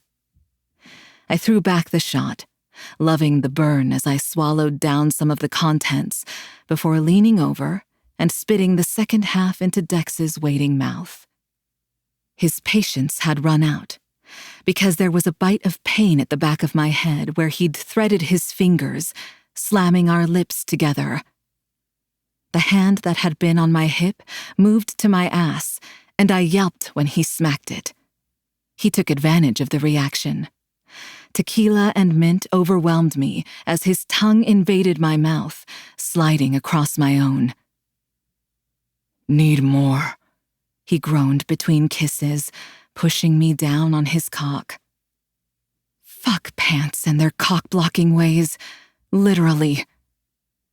I was vaguely aware of the fact that we were in public, but it didn't stop me from grinding down on him.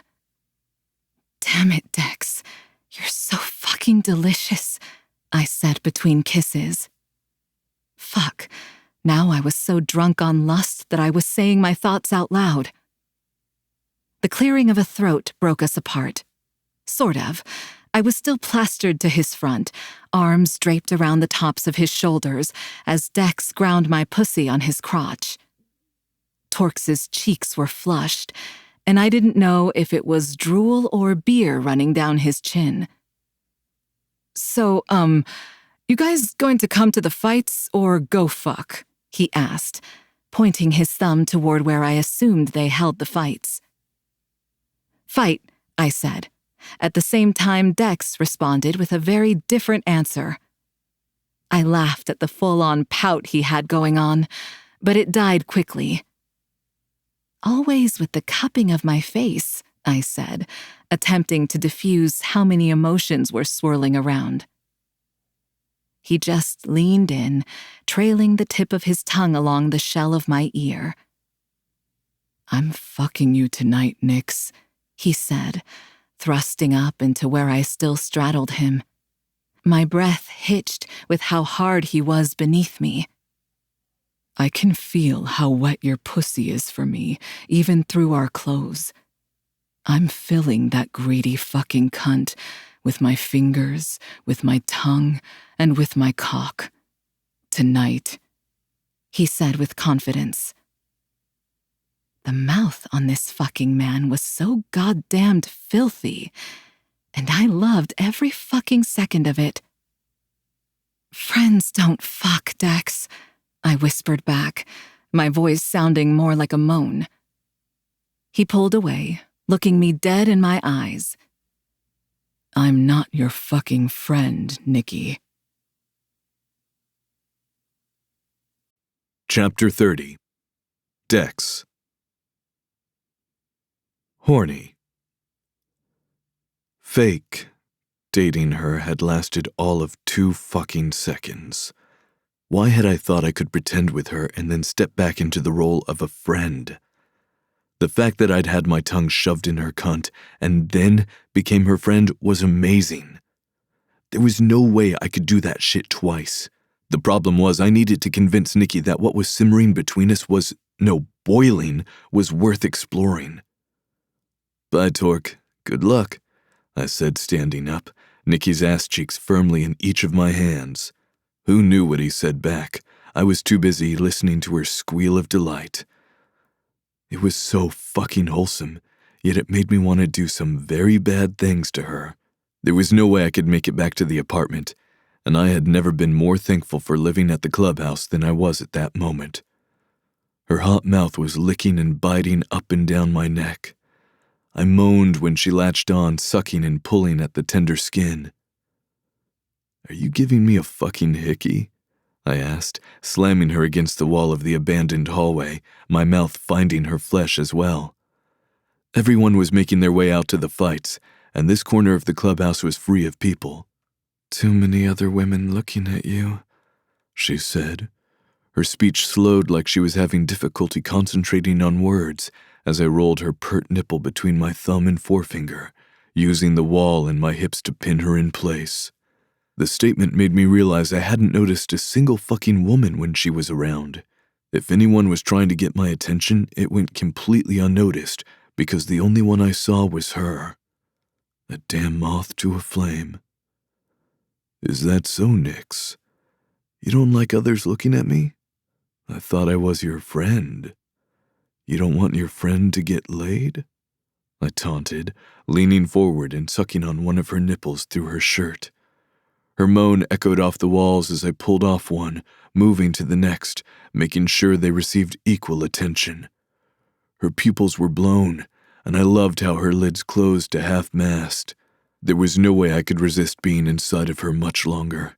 She squealed as I gripped her ass again and full-on sprinted to my room. Her laughter was like a balm to my broken soul. I wanted to listen to her laugh every day until I died. Fuck, when had that happened? When did she burrow herself into my soul, latching on so tightly that if she were ever to leave, my heart would be shredded? My cock jumped at the sound of the door closing behind us, and I set her down so my hands would be free for everything I wanted to do to her. The toe of my boot hit her shoes. "Spread them, baby," I commanded, smiling when she complied without any hesitation. My hand found her chin, tilting her head so she looked at me as I towered over her. "Look at how well you listen to directions, Nikki." Her eyes lit with the praise, and I rewarded her with my fingers on her clit, rubbing over the jean shorts I had a love-hate relationship with. Good girl wasn't Nikki, but she liked to be told what a good job she was doing. Bet she'd like being told what a pretty little cum-slut she was. I wanted to record all her little noises and make it my fucking ringtone. Could you even still set a ringtone? I'm not fucking you yet, Nikki. She whimpered in protest. The sound had me smiling, knowing she wanted my cock as badly as I wanted to give it to her. I'm going to take my time with you, but look how worked up you've got me. I took her hand in mine and shoved it against my crotch, showing her how much of an effect she was having on my body. Last time we found ourselves in this predicament, I ate that pretty pussy of yours, and you ran away from me. I stroked her cheek with my fingers before shoving them in her mouth. Show me how well you know how to use your mouth, Spitfire, I said, working the digits in and out. The moan she let out shot straight to my cock. Her hot tongue slid between the two digits, wrapping around one of them and hollowing her cheeks, giving a hard suck before pushing her head down and taking them in further, her spit running down the corners of her mouth. Fuck. The vixen knew exactly what she was doing as she peered up at me through her thick lashes. A siren luring me to my demise, and I didn't give a fuck. You're going to get me to come without even sucking on my cock, I said, pulling them out and dragging my saliva-coated fingers down the length of her torso, slipping below the waistband of her shorts. She gave a sharp inhale when I swirled around her clit over the lace of her thong. Time for the real thing, Nikki, baby, I smirked. She licked her lips like she was about to have her favorite fucking meal, and damn if I didn't hope it became just that. I'm going to coat your throat with my cum. You going to swallow it down, baby? I asked, running my fingers through her slick pussy. She bit her lip, nodding her head. Every fucking drop, Tex. Don't disappoint me. She taunted, biting my lip until she broke the skin, sucking on the wound. I moaned so loud they probably heard all the way outside. It was rare to find a woman who had a mouth as filthy as me, and I wanted to know what else she would tell me before the night was over. Without warning, I plunged my fingers inside her, loving the way her head fell forward against my chest, her breathing heavy. She was so fucking ready, it made my chest rumble with pride. Look how fucking wet you are for me. I was dying to taste her on my tongue again, but I wasn't a total simp for her, so I settled for a compromise. Eyes on me, Nikki, I said, smirking at her protests when I pulled out of her pussy. She watched me with rapt fascination as I cleaned her mess off my fingers with my mouth, biting her lip and rubbing her thighs together in an attempt to find some relief. You don't get to have all the fun, Dex, she said, dropping to the ground and pulling at my zipper. I look good on my knees. My cock sprang free, and I moaned loud enough to wake the dead when she languidly pumped my length, scooping up the bead of pre-cum with her mouth. I knocked her hand away, replacing it with mine. You look good all the time, Nikki, I breathed out. But when you're on your knees with my cock in your mouth, you're fucking breathtaking. I rubbed cock along the seam of her lips, her tongue poking out to meet my head, but I pulled just out of reach, relishing in the way she whimpered. Nikki hissed as I gripped her chin, her desire clear as I angled her face to look at me. Cheeks flushed, eyes glassy, her lips swollen from our kisses. The image of how she looked right then would stay with me forever. Ask me nicely. She blinked at me in disbelief before her open mouth curved up into a smile, and she leaned forward on all fours. Her lips peppered my thighs with kisses and bites as she stared up at me through her lashes, before dragging her tongue up my inner thigh. Fuck. Dex, she said in a husky tone, dripping in pleasure and sass. Pretty please, will you fuck my mouth with your cock before you empty your balls down my fucking throat? I groaned, letting my head fall back so I was looking at my ceiling, asking God to save my fucking soul because I was about to commit some very sinful acts. I didn't even give a shit that she was laying the dirty talk on thick to be an ass. My cock didn't give a shit that the words were dripping in sarcasm. They were exactly what I wanted to hear. Without warning, I shoved into her warm mouth, my vision going white. It felt like a fucking religious experience, and I hadn't even been inside her pussy yet.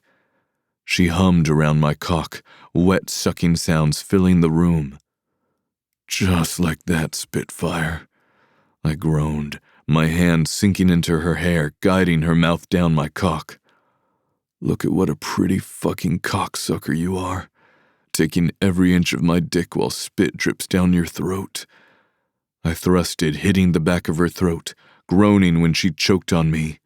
The sensation was divine, and the way she was peering at me told me she was loving this as much as I was. Her hand snaked down her torso, disappearing out of my sight, but I knew exactly where it was headed when her lids fluttered close. I wanted to touch her so fucking bad, to shove my cock into her. The temptation was too much, and I pulled out moaning as I watched a string of saliva stretch from her lips to my throbbing cock. "I was enjoying that," she said, her brow quirking. Nikki's hand was still going to work on her clit, and the growl that erupted from me was more animal than man. My fingers clamp onto her wrist, ceasing her movements. "Your orgasms are mine. You'll be coming on my cock, not your fingers. Now go stand over by the bed, Nikki." She glared, defiance dancing in her eyes, but she did as she was told. Her obedience had my cock jumping. "Strip before you bend over the bed, and spread those fucking legs. Let me see how your pussy weeps for me." "I swear I hate you, Dex," Nikki panted, moving into position, shimmying out of her shorts and underwear and tossing her shirt. "Fuck me. You don't." I let the sight of her bent over the bed, her slick cunt on display, soak in. The picture was perfect, her long hair cascading down between her shoulder blades, settling in that sexy curve of her back. On silent feet, I moved toward where she waited. My hand connected with her ass, and she yelped at the pain before moaning as I rubbed the sting away with my palm. "You've been wet this whole night, Spitfire?" Another smack landed on her reddening ass. "Yes." Her response came out as a breathy cross between a moan and a whimper. The sound made my dick twitch in my hand as I positioned myself behind her, propping her knee up on the rail of the bed frame and admiring how perfectly spread she was for me. "Nikki, are you on birth control?" I asked, dragging my knuckle up and down her drenched slit, my fingers dipping into the first knuckle. A nod was all she could manage. "Good, because I'm going to fill you with my cum, and I don't think either of us is looking for fornication trophies." The laughter she barked out faded to moans as I grabbed 2 handfuls of her ass, driving my cock deep inside her. I was immediately lost in how fucking tight her pussy squeezed around me, slamming through every clench of her walls. I knew she'd have bruises with how tightly I was gripping her hips and pounding into her, but the thought only fueled me, my hips pumping in and out of her even faster.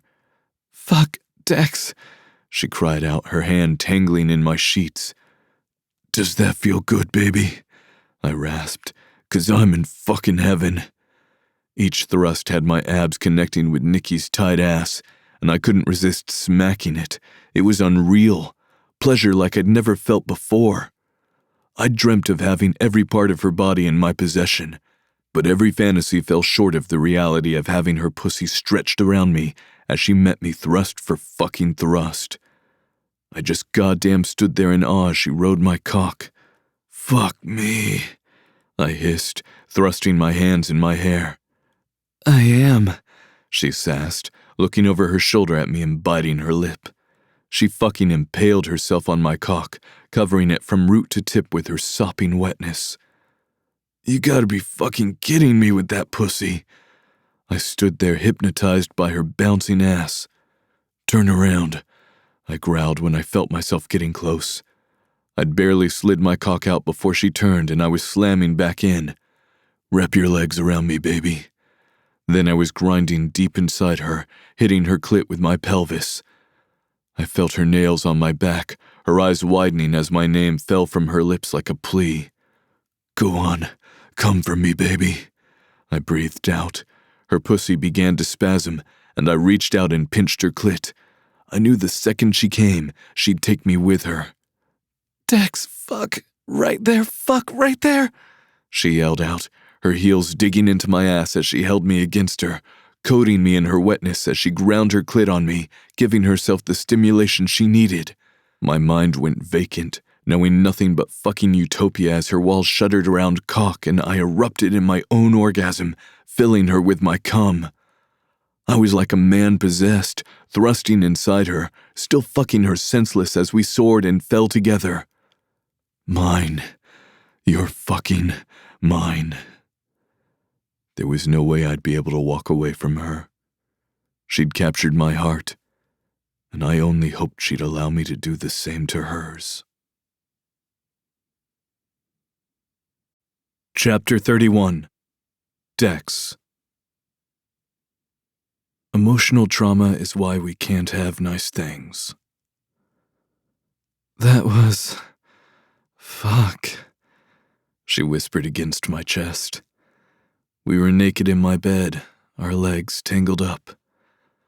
I'd never cuddled with a woman after sex before, yet here I was curled up with her, fucking entranced with the way her blonde hair was splayed out across my arms and chest. Goosebumps pebbled up along her skin as I drew lazy circles with my fingers. I could get used to this. I wanted to get used to this. You know, you still owe me 3 answers from our little pole dance bet, I drawled lazily, looking down at her. She stiffened for a brief moment before burrowing closer. I guess I do, she said with a shy smile on her glowing face. But it's only 2. The hair flip doesn't count as a separate move. What do you want to know? I thought about arguing, but didn't want to push my luck. Why do you hold back? The smile dipped, her eyes darting away. The pause was long enough that I wondered if she'd refuse to answer again, but then she spoke. You know how your mom was never there? Mine wasn't either. It was just me and my dad, and he was... a lot. I never wanted for anything, but I didn't realize until it was too late that all the stuff he gave me was to keep me from noticing the golden cage I'd grown up in. I trailed my fingers across her bare skin, taking in what she was saying, and what she wasn't. He did give me dance, though, she said, a smile evident in her tone. I thought I was going to be a professional ballerina. Why didn't you? I saw you dance in our living room, Nikki. You were breathtaking. I rubbed at my chest where it suddenly ached. She was breathtaking no matter what she was doing.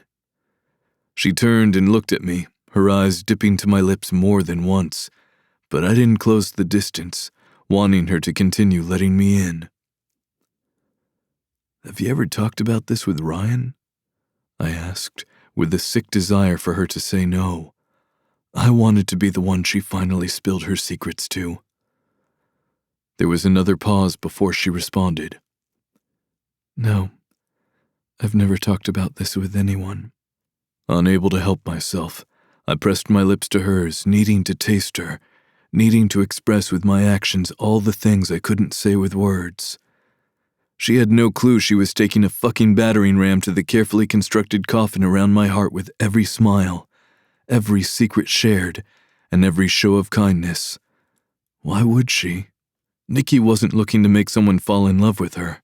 Yet here I was falling, and I wasn't sure there was a damn thing I could do to stop it, or if I even wanted to. She cupped my face, stroking my cheek, but there was something in her gaze that had me tensing. But to answer your question, circumstances changed.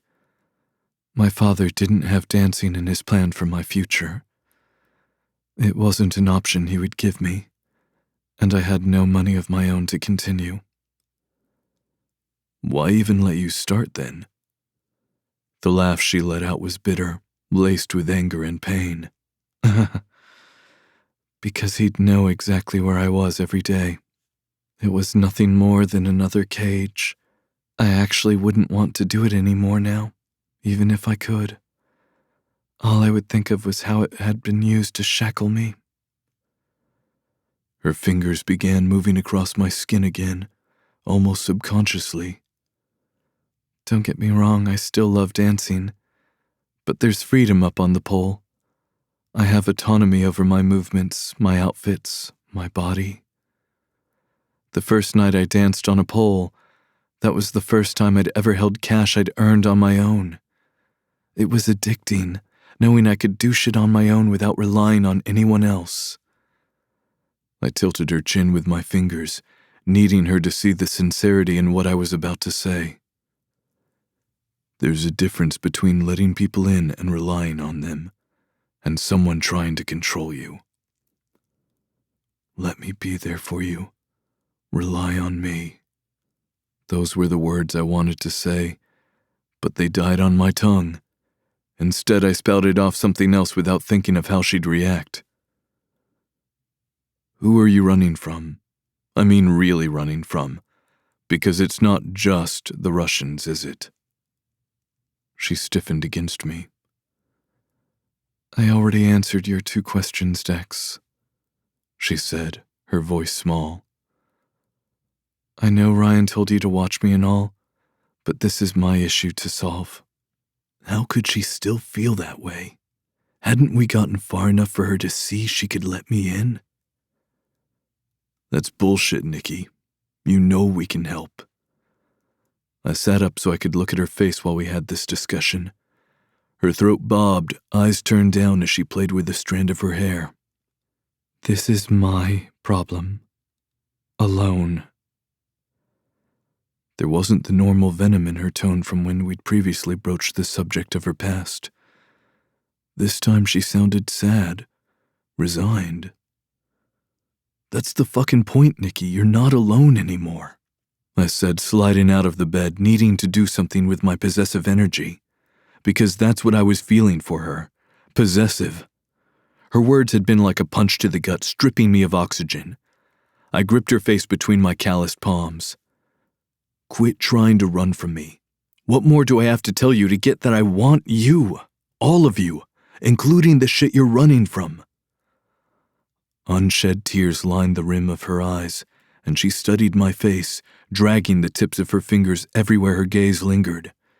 The emotion in her expression gutted me because it looked like a mournful goodbye. That wasn't part of the deal, Dex. It came out as a whisper. We fucked. Nothing more. I thought you, of all people, would understand. I've never offered anyone part of me other than my body. What she said sounded hollow, rehearsed. But that didn't matter to me at the moment. My emotions were too frayed and I lashed out. Anger bubbled up inside me, working its way up to erupt at her, since I had nowhere else to put it. I dropped my hold as if she'd physically burned me, blinking my face. Every bit of warmth leached from my body, leaving nothing but a cold shell. Fine, Nikki. That's what you want? A single fuck to get me out of your system? I bit out the words. The thought of only having her once was like a knife to the heart, but I couldn't give her more of me if she didn't want it. A sob fell from her lips, her body curling in on itself like she was seeking protection and comfort. I wanted so badly to wrap her up in my arms and tell her it would be okay. It doesn't have to be the one time, Dex. Why can't we fuck and be friends or whatever this is that we have? She motioned between us. I flinched away from her hand when it came too close to my bare chest, and she dropped it away, crestfallen. I couldn't handle her touching me, or my resolve to give her what she asked for would break. I'd end up stealing her away, locking her up like Rapunzel in a tower, but that wasn't what either of us deserved. No. Choose, Nikki, I said in a pained voice, backing away from her, each step like a knife to my heart. If you want to work through this alone and not let the people who care about you in, fine. That's your choice. and I don't ever want to take away your choices. But it's not only your wants and needs in this. I want to make a choice too, if you're not going to let me choose you. Because life is too short and too precious to be led around by the dick. If you don't want the man attached to it, that's fine, but this won't be a repeat Spitfire. My lungs seized as I reached for the knob, pulling the door open before leaving without a backward glance. How ironic, I got what I usually wanted. One fuck, and then they'd leave. But this time I wanted the woman to stay. Because this time, I loved her. And I was pretty sure she loved me too. She just wasn't ready to admit that. The slam of the door was like a gunshot, right to the heart. Chapter 32. Nikki. Bo, you're a bitch. The numbers on my screen read a little past 1 in the morning. I hadn't seen Dex since he'd stormed out. Fuck, I muttered when the waterworks appeared for the 5th time. It's better this way. You were getting too close. I mean, look at you, crying over a man. We said we'd never do that again. I let the words trail off. My lids fluttered shut, but quickly opened again. Every time they closed, all I saw was the look of hurt before Dex blanked his features completely. That empty look was so chilling, the room might have dropped in temperature. He'd texted me, telling me he wouldn't be back tonight and that Torque would take me home after his fight.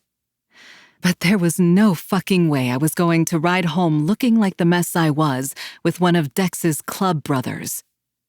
My phone vibrated, letting me know that my driver was here to pick me up outside the club gates.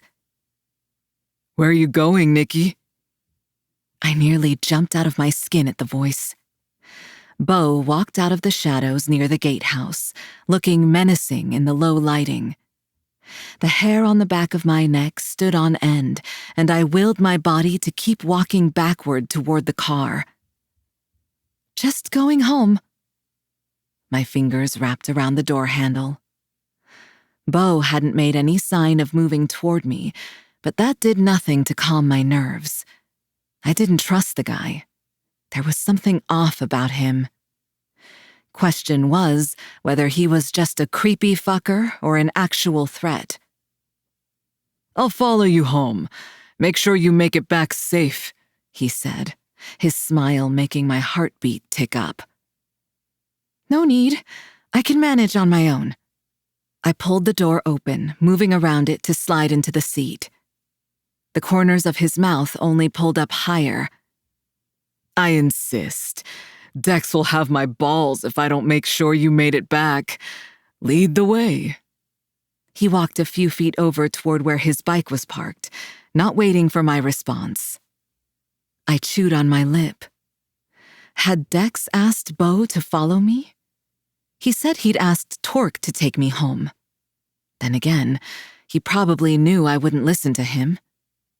Maybe Bo was the backup if I decided to do my own thing? Part of me wanted to text him and ask, but I'd tried calling earlier and it went straight to voicemail. Clearly he didn't want to hear from me since he'd turned it off. Where to, miss? Something still didn't feel right, but I wasn't entirely sure what was wrong. Trusting my gut, I spouted off an address near my house before shooting off a text to someone else I wasn't entirely sure would answer. Then I sat rigid in the seat, hoping I was overreacting and dreading if I wasn't. The bright lights of Val's corner store came into view, and my shoulders relaxed just a bit. Bo's motorcycle sped up when he saw where we'd pulled in. I could have gone to Loteria, but I wasn't sure who would be there tonight. Robert had already left for California, and Ryan had left earlier too. Something about a meeting. The car hadn't even pulled to a complete stop before I was leaping out and running into the store, the rumble of the bike growing louder. What the hell, Nikki? Val called as I barreled through the door, causing the bell to go crazy.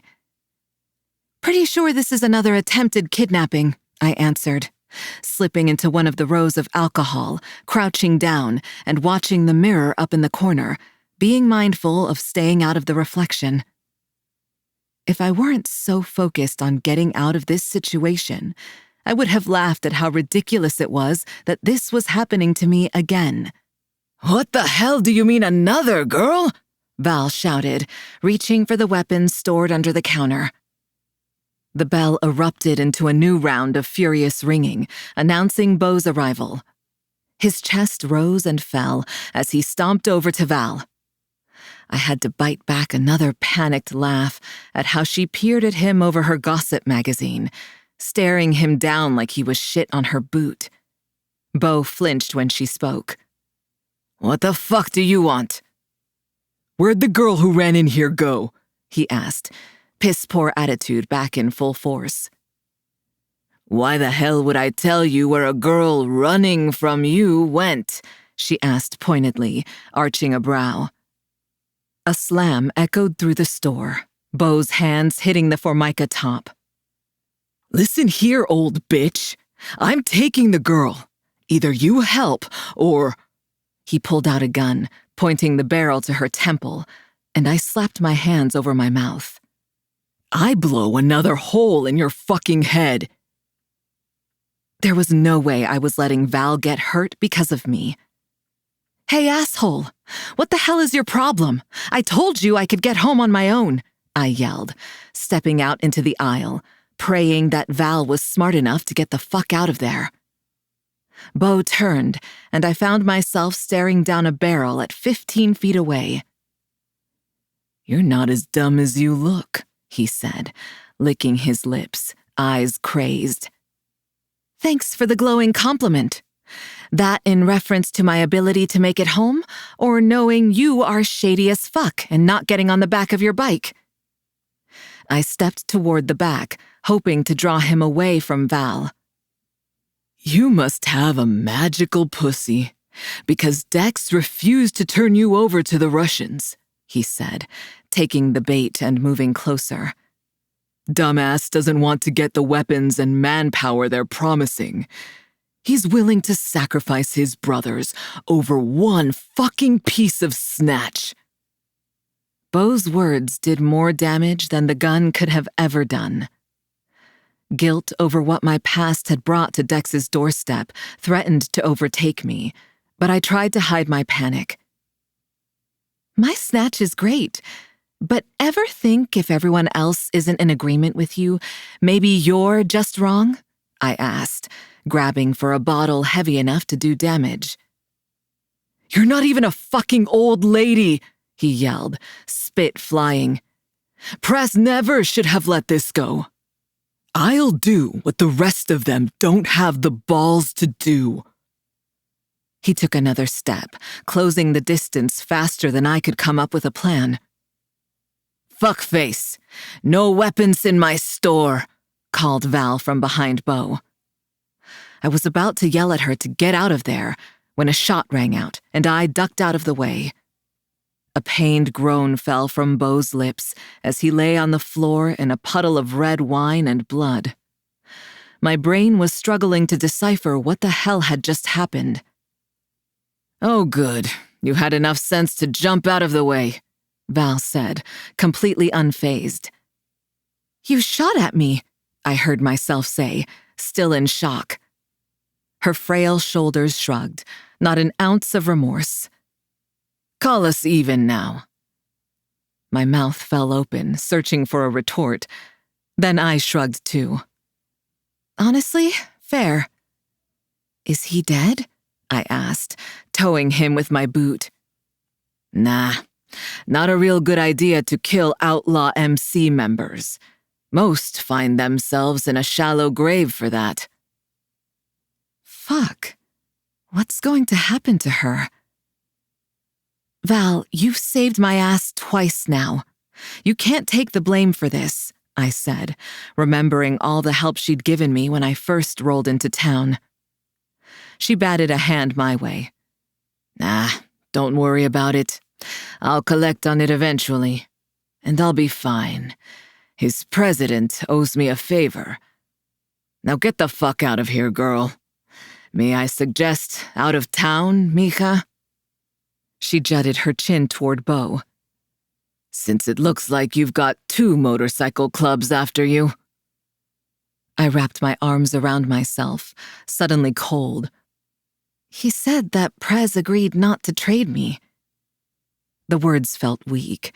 Val's scoff confirmed my thoughts. Baby, if what he said was true and you're not an old lady, then you don't mean shit to the club. Their president probably extended a favor to whoever your boy is, but after this... Her eyes slid to Bo's cut, the club rocker standing out like a beacon. A taunt. She was right. Bo was a member of the skeletons of society, a brother. It would be his word against mine. Val's too, but I wasn't sure how much her testament would mean to his president. I wasn't worried about what would happen to me. I was worried about what this would do for Dex. The club was his family, the thing that gave him hope after Kelly. Me being here was fucking up the thing he loved most, the thing he needed most. Fuck, and Ryan. How would I live with myself, knowing I'd brought more devastation to her doorstep?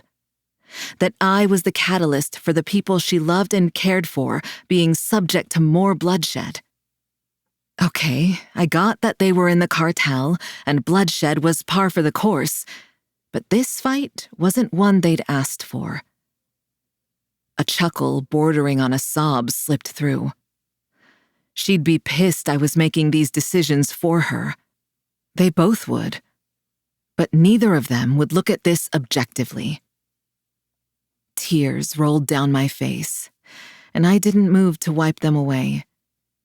I'd allow myself to mourn, if only for a little while. Another life I never got to live, lost, and more dreams I would never get to accomplish. This time, though, there was also love I'd never get to explore. This city had been both our salvations, and I would leave it in a heartbeat if it meant Dex could stay where he'd made a family.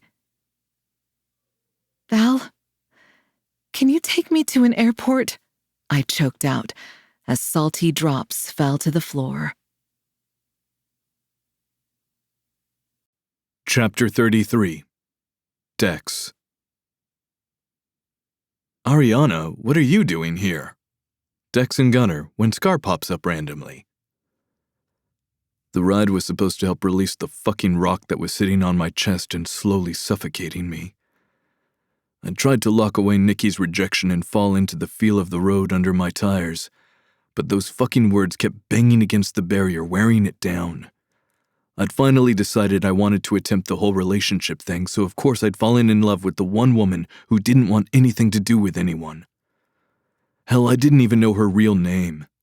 Not that I gave a shit. I loved her anyway. I'd take her past if she wanted to give it to me, but all I cared about was her present and her future. But that wasn't enough for her. Or more accurately, that was too much. I jumped at Gunnar's voice coming from behind where I still sat on my ride. "Hey, you okay?" he asked, looking at me with concern. "Yeah, I'm cool. Just fucking tired, you know?" I took the bottled beer he'd brought me. "Didn't think you'd be back for a while. How'd it go?" Gunnar had pretty much burned every bridge he'd had with the FBI, but there were a few informants who liked him more now that the government wasn't paying him. One of the dudes ran odd jobs for some of the smaller organizations around Tucson. Bastard was a wealth of knowledge, for the right price. "From the looks of it, the Reapers are lying low. My guy says the club is split. Some of them want to make a move whether they have the Russians backing or not. The smarter half knows they will be obliterated if they go against us and the cartel." The cool liquid from the beer did little to help shake off the heavy feeling of the night air. Something was off, and it had me worried. "You know when we'd go out on missions?" I asked, staring off toward the desert that surrounded our compound, catching Gunnar nodding his head in my peripherals. That gut feeling we'd get when something was about to pop off, some instinctual warning system that told us the energy was shifting and something was coming. Our eyes locked, his body stiffening. He knew exactly what I was talking about. "It going off?" he asked, taking a tentative sip of his beer. Cutting the connection between us, I stared forward once again, only answering with a nod of my head. "You fell for her," Gunnar said. It wasn't a question. "I had a feeling you would. You two are like twin flames." I rubbed at my chest as another pang went off because, of course, heartbreak was fucking physical too. That's not what I was talking about. Call it a change of subject then, since we can't do shit about something popping off until it does. He was quiet, waiting for me. After draining the rest of my drink, I sighed. Yeah, well, it doesn't matter how I feel. Nikki made it fucking clear that all she wants is a fuck. I growled, shifting on my ride. She tell you that, or are you assuming? The humorless chuff left my lips. She made it very clear. Should have taken the hint the first time she ran out on me. And then when she threw a shoe at me. I turned toward Gunnar, shooting him a smile that probably looked like I was in pain. Third time's the charm, right? He opened his mouth to respond, but was interrupted by Prez walking up. The way he held his body had me sitting up. Is a carrier pigeon the only way to reach you motherfuckers or what? Your fucking phone is off, Dex. He was clearly pissed. Sorry, Prez, what's up? I asked, not bothering to give him my sad reasonings for why it was off. I turned my phone off after telling Nikki that Torque would take her home. There was no way I'd be able to resist contacting her, begging her to reconsider. And tonight wasn't the time to do that. Not when we were both emotional, our judgment clouded. If she didn't want to be in a relationship with me, I'd respect that. But that didn't mean I didn't need time to process and try and wrangle my emotions into submission. Regretfully, I'd asked Torque to take over watching her. It had been too painful to sleep under the same roof as her and know we didn't feel the same way. At least not right away. Beau's been shot, he said, staring me down. I didn't fucking do it. Prez crossed his arms over his chest, rolling his eyes at me. He was well informed of our feelings toward one another. Didn't say you did, asshole. He okay? Gunnar asked, but there wasn't any real concern in his voice. He didn't like Beau either, but the asshole was a brother, so there wasn't shit we could do other than avoid him. Yeah, he's good. He was shot somewhere non-vital, but here's the problem. Your girl is involved, Dex. The words hit like a goddamn freight train. What the fuck do you mean she's involved? I leaped off my ride, tearing my phone from my pocket and powering it up. What did he do to her? Where is she? I told you your brother is shot and you want to know what he did to her? Prez asked. A large hand landed on my chest as I barreled forward, and looking down I recognized Gunnar's tattooed arm. Easy, brother. Let's keep cool heads and find out what the fuck is happening, yeah? He spoke to me as if he were taming a wild animal. Prez looked unfazed, drinking in my reaction.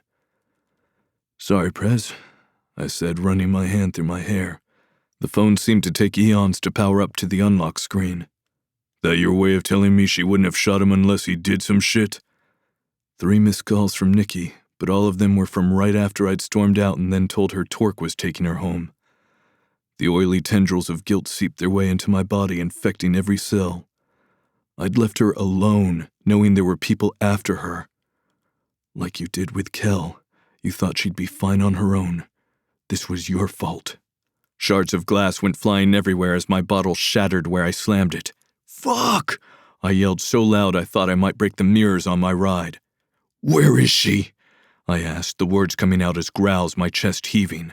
My lids fluttered shut when Prez looked down, tongue running along his bottom lip. He didn't know. In for 4, out for 4.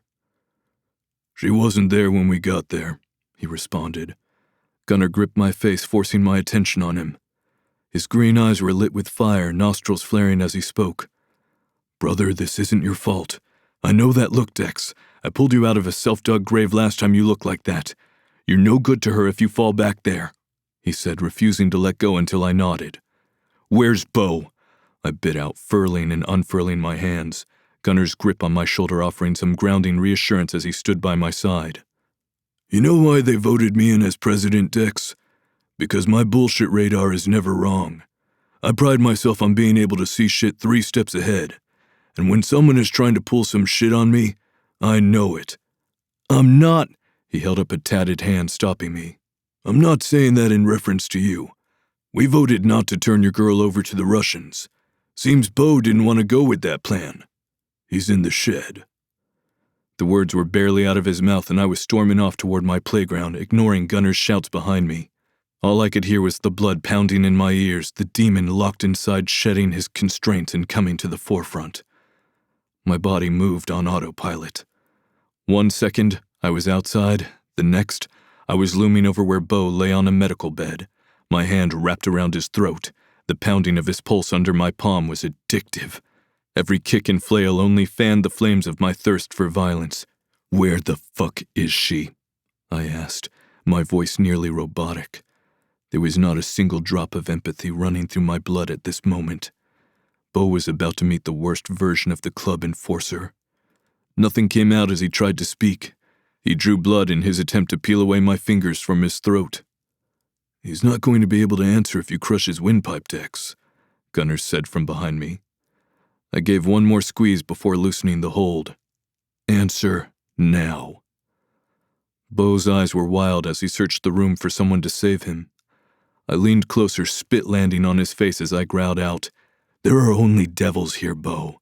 No salvation, only damnation. I'm your executioner, motherfucker.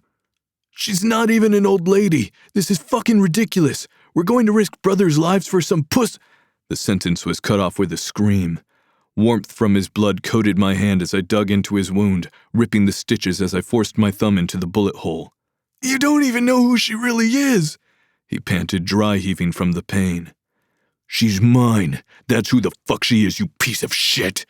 I roared, the statement bouncing off the walls in an echo overshadowing his whimpers. You dared to try and take what is mine, Bo.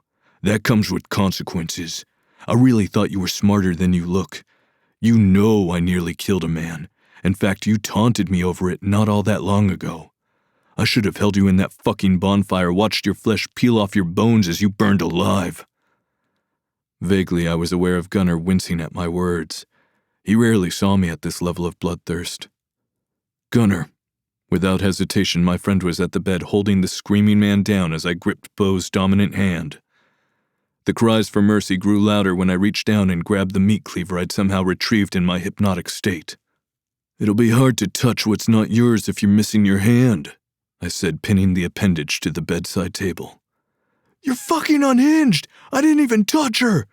He screamed, renewing his efforts to break free. But he was no match for Gunner's massive frame on a good day. There was no way he'd shake him loose while injured. Tell me where she is, I demanded. I don't know. Told her you told me to follow her home. My body stopped cold.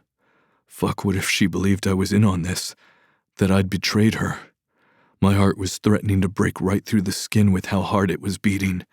Bo was unaware of my inner turmoil and continued to spill what had gone down. She went to some corner store. Then the old bitch shot me instead of minding her own fucking business. I don't know where your girl went after that. I never fucking touched her. He spat at me, breath labored. Piss coated the front of his jeans, the scent competing with the copper tang of his blood pouring from the ripped stitches. The blood-curdling screech that fell from Bo's mouth, the crunching of his bones had the corner of my lips pulling up into a sneer. No, but you were going to. If you had, I'd have taken both hands, I said, tossing the bloodied cleaver aside while Bo turned, the contents of his stomach landing on the floor. He likely hadn't heard a word, the pain causing him to pass out shortly after. Ryan's tried calling Nikki. She's not answering, Gunner said, his green eyes tracking my every movement. Before I could reply, my phone began ringing. The screen displayed an unknown number, so I pocketed the device, but it rang again, and again. On the 5th ring, I answered. Who the fuck is this and what do you want? I barked out. I'm guessing you don't know your girl is on her way to my city, said a feminine voice. Traitorous hope that no one had taken Nikki filled my blackened heart. but I kept it in check since I had no clue who was on the other line.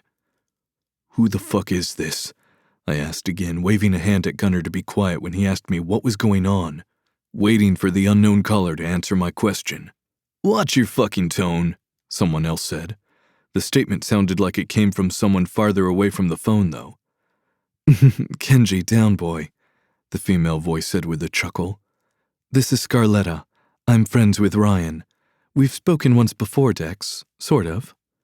As soon as she said her name, I pressed speaker so Gunnar could hear as well, and she instantly said hello to him. "Now that you're done being paranoid, you can listen. Nikki is on her way to New York." Dread filled my body. My hand vibrated as a text came in with a picture of Nikki in the same wig she'd worn the night she'd gone to the Reapers Club. The second photo was a security cam shot of her sitting at an airport terminal. "Why is she going to New York? She going to see you?" I asked, staring at the side of Nikki's heart-shaped face. "I don't know yet, but I doubt she's on her way to me. If she is, she's dropping in unannounced, because I haven't heard a peep from her." "We'll find out," I bit out, still studying Nikki's face. The picture was too grainy to tell if she was injured, or what her emotional state was. Scar said something else to someone in the background. It sounded a lot like, "Let him be." Then she was back in my ear. "I've got connections everywhere, but I'm not God.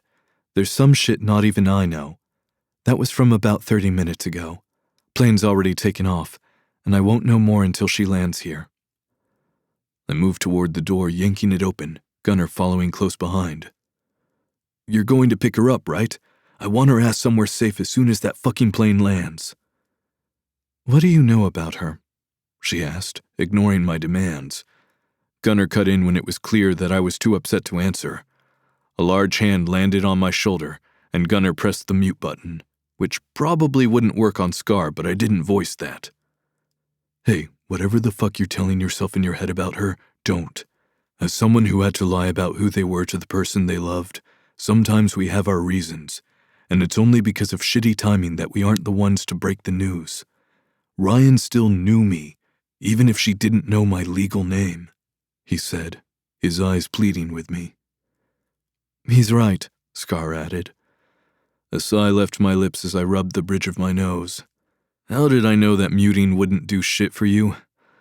Okay, clearly you know more than we do about Nikki, so just lay it on me. Even to my ears, I sounded tired. "Nikki Adams is actually one Natasha Petrov, born and raised in St. Petersburg. Her daddy was a high-ranking member in the St. Petersburg Bratva." Gunnar and I exchanged looks. "Yep, the same Bratva led by one Yuri Sokolov. Here's where it gets particularly interesting. Natasha, aka Nikki, was gifted to Yuri as a bride in exchange for power for her father, and then she went missing." The puzzle pieces began to click into place. I'd always knew she couldn't only be another woman, but his fiancé? That one hit like a sucker punch. Her father gave her away? I bit out, barely containing my anger at the idea of her being traded like a fucking piece of meat. "Yep, and before you ask, he's deceased," Scarletta commented. 1,000,001 questions swirled in my mind. Luckily, Gunnar was more level-headed as he furiously sent off a text. I assumed to Ryan. "How the fuck do you know all of this?" I asked. "I told her," answered someone with a deep voice. "Imagine my surprise when I spotted the infamous missing Bratva bride dancing at Lotteria." Scarletta cut back in. "Nico saw her when we visited Lotteria a few weeks ago. Thought she looked familiar, so he started looking into her. Nearly beat his ass thinking they'd slept together. Turned out he knew her because he'd been at their wedding-turned-massacre, so I dug up more information on her since it didn't seem like Ryan knew she was harboring a missing person. Too many coincidences for my liking, with us killing Maxim and then Ryan taking out Mario due to his new dealings with the Russians. Then Nikki happens to be in the middle of this. Ironically, though, it is a coincidence. Nikki picked the wrong place to hide out. Yuri was looking to expand his skin trade with my uncle in New York. Mario wanted in on the action, and the dumb fucker fell into some luck when he discovered Nikki had a husband looking for her. Offered her back to Yuri in exchange for power. I said, filling in the missing pieces. That's why they want her so bad. Gunnar piped up from beside me. Her past is catching up to her. His eyes met mine. The Russians want her, and the Reaper saw an opportunity like Mario had, he said. And like Bo did. My fist hit the cinder block, knuckles splitting. I needed the physical pain to distract my mind from the emotional pain. She probably thinks the skeletons are taking advantage of her too. I left her alone, Gunnar. I was supposed to protect her, and I turned my fucking phone off and left her. Bo fucking told her I said for him to follow her. What if she thinks... I couldn't even voice the possibility that she thought I'd sold her out. Gunnar grabbed my arm when I raised it to land another punch. Or Nikki probably doesn't see any other way to end this than to run. Figures she's out of the picture, then the Reapers lose their meal ticket. Skeletons in Los Muertos are safe, he said. Ryan did the same thing. These women are fiercely independent and love with their whole fucking chest, even if they don't realize that's exactly what they are doing. She's not stupid or even reckless, Dex, but she's used to surviving. We stood in the hallway of the shed, locked in a stare-down that felt like déjà vu. I gave my friend a weak smile. Gunnar, for a cocky asshole, you sure do have a warm and gooey center. Please don't use the words warm and gooey in the same sentence as my name ever again. His jab did the trick, allowing my mind to relax enough to act objectively. Scar cleared her throat. Well, now that we have all of that taken care of, we can talk about the load of shit we are all in. Since the Reapers royally fucked up on getting Nikki, I killed Yuri's right-hand man when I offered Maxim, and apparently he had another employee named Giordani go missing in your area. It was too much for him to ignore. The boogeyman is on his way here. Gunnar and I exchanged looks. You three need to get your asses on a plane and get to New York so we can nip this shit in the bud, because we're about to experience the joy of becoming the focus of Yuri's full attention. And how do you know we'll all just hop on a plane to New York? I knew we all would, but Scarletta was making a lot of leaps for someone Nikki barely knew. The laugh she let out was sarcastic. Well, one, there's no way in hell Ryan is going to let Nikki deal with this alone. The chick fucking Laura Croft did her way into an enemy compound not 4 months ago. Gunnar grunted from beside me, still pissed she hadn't taken him with her. And you are in love with the woman Yuri is fucking obsessed with. I am not... A deep voice cut me off. You totally are, my man. It happens to the best of us. One day you're pulling all the hose. There was a yelp of pain on the other end of the line before the guy continued. The next moment you're fucking running into burning buildings that she decided to go into so you could save the other man she's in love with. Why did we choose the independent, unhinged ones? I wasn't fully sure if the question was rhetorical or not, but damn did I relate. Anyway, Scar's voice was back. That's why we have to address this, because we all know there's no way in hell you're letting Nikki run away to face this alone. Fuck, she was right. Ryan's already on her way to my plane. I sent the coordinates to your phones. With that, she hung up. Chapter 34. Nikki. Dun dun dun. Drama. True delusion was believing that if you pretended your problems didn't exist, they'd go away on their own. That the monsters living under your bed wouldn't get tired of waiting for you to crawl into the dark with them. But they always did. And then they dragged you under, snuffing out the prettied-up fantasies you'd foolishly created. I'd foolishly created. A heavy sigh left my lips as the cab pulled down a dilapidated street. The sight had my nerves ratcheting higher, and I used the fabric seats to wipe off my clammy palms. Corrugated walls of metal buildings lined this part of the city for as far as the eye could see, only broken up by smashed-in windows and darkened street poles. I'd considered renting a car, but that would have required a license, and Dex's one lesson might not have been sufficient enough for me to try my hand at New York traffic. The thought of Dex had my heart tightening. But I pushed the emotions away, locking them in a box so I could focus on what needed to be done. The car rolled to a stop in front of a burnt dumpster and one of the only working lights. "You sure you want me to drop you off here?" he asked, leaning close to the windshield to peer at our surroundings before looking over his shoulder at me, clearly wondering what a 5'6" blonde woman would be doing here. He'd probably caught me wiping the sweat off, too. It was a fair question, but not one I'd be answering. "Yeah, I'm sure." I pulled out a small stack of bills, placing them on his center console before exiting my door. At the last second, I poked my head back in the cab. "Listen, if anyone stops you, tell them Andre gave you a pass. And for the love of all things unholy, do not freak out. It makes you look suspicious," I told him, watching the color drain from his face. I wasn't sure if his reaction was because he was familiar with Andre's name, or because this was so far out of his comfort zone. Maybe both. "Here," I said, pulling out a few more bills because he looked fucking petrified. I rolled my eyes when shaky fingers wrapped around the money, careful not to touch me. Like contact with me would taint him. "Maybe next time ask where they want to go before taking the fare," I added, throwing the door closed before he answered. He peeled out seconds after it latched, filling the air with the scent of burning rubber. I shook my head. He's for sure getting stopped now. I didn't bother moving from my spot on the sidewalk. This whole area would be carefully monitored. Andre knew I was here the moment I'd crossed into his territory back at the railroad tracks. The piercing whistle of a train horn sounded as if on cue. My eyelids fluttered shut as I pulled in a deep breath, holding the polluted air in my lungs for as long as possible in an attempt to steady my heartbeat.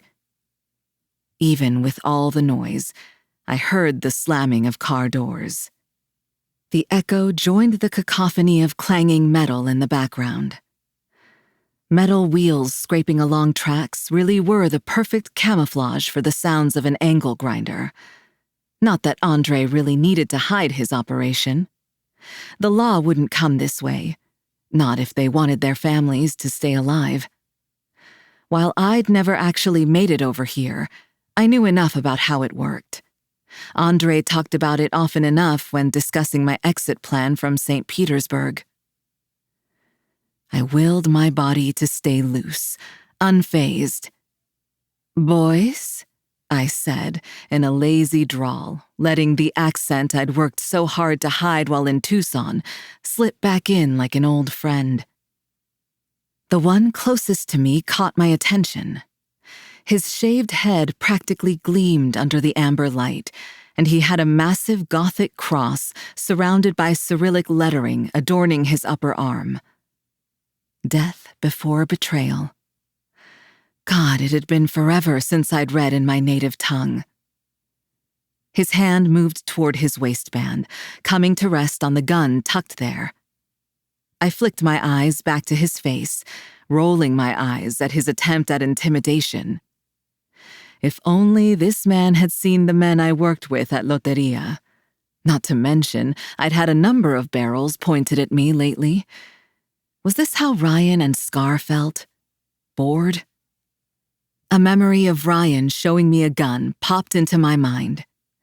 Her look of surprise and pride when I shot that one Los Muertos asshole dead center between the eyes was on replay in my mind. "Babe, that was great and all, but don't ever do that again when I'm standing in front of you." I forced myself to focus on the current situation. "We both know Andre told you not to harm a hair on my head." I gestured to my blonde hair. I'd pulled off the ratty wig and contacts the minute I'd landed at JFK. "So open the fucking door for me like a gentleman and take me to your boss." I moved toward the seat behind the driver's side. A grunt was his only response as he climbed back into the blacked-out Mercedes. A young guy held the door open for me, looking me up and down. He couldn't have been older than 19, so he wouldn't have a clue who I was. 2.5 years was a long time to be away, especially for the Ruska Roma. No one spoke during the short ride, but I could feel all 3 sets of eyes on me as I stared out my window. Their curiosity about who I was and what I was doing here was palpable. Gray eyes glared back at me in the rearview mirror. Katya always calls ahead before she sends one of her girls. I cocked my head to the side, holding his stare. What makes you think I'm one of Katya's? My voice was neutral, careful not to reveal anything. A scoff filled the car. I'm not stupid, girl, he growled. You hold yourself like one of her dancers. Only the ones she beats sit and stand with such posture. I smiled at the truth of his words. It was a trait I'd never be able to rid myself of, since it had literally been whacked into me, usually in the form of a point shoe to the back of the head. Ryan always joked that I could be blackout drunk and I'd still have perfect posture. I always laughed and played it off as her being dramatic, because it hit too close to the truth. Well, Katya didn't call because she didn't send me, I responded, avoiding answering whether I was one of her girls or not, because truthfully, I didn't know what the hell I was nowadays. We pulled up to a metal door. A few moments passed before it began to rise, revealing a busy chop shop. Sparks were flying, and men with cigarettes hanging from their lips ran around, tearing apart stolen cars for parts. Not everything got disassembled.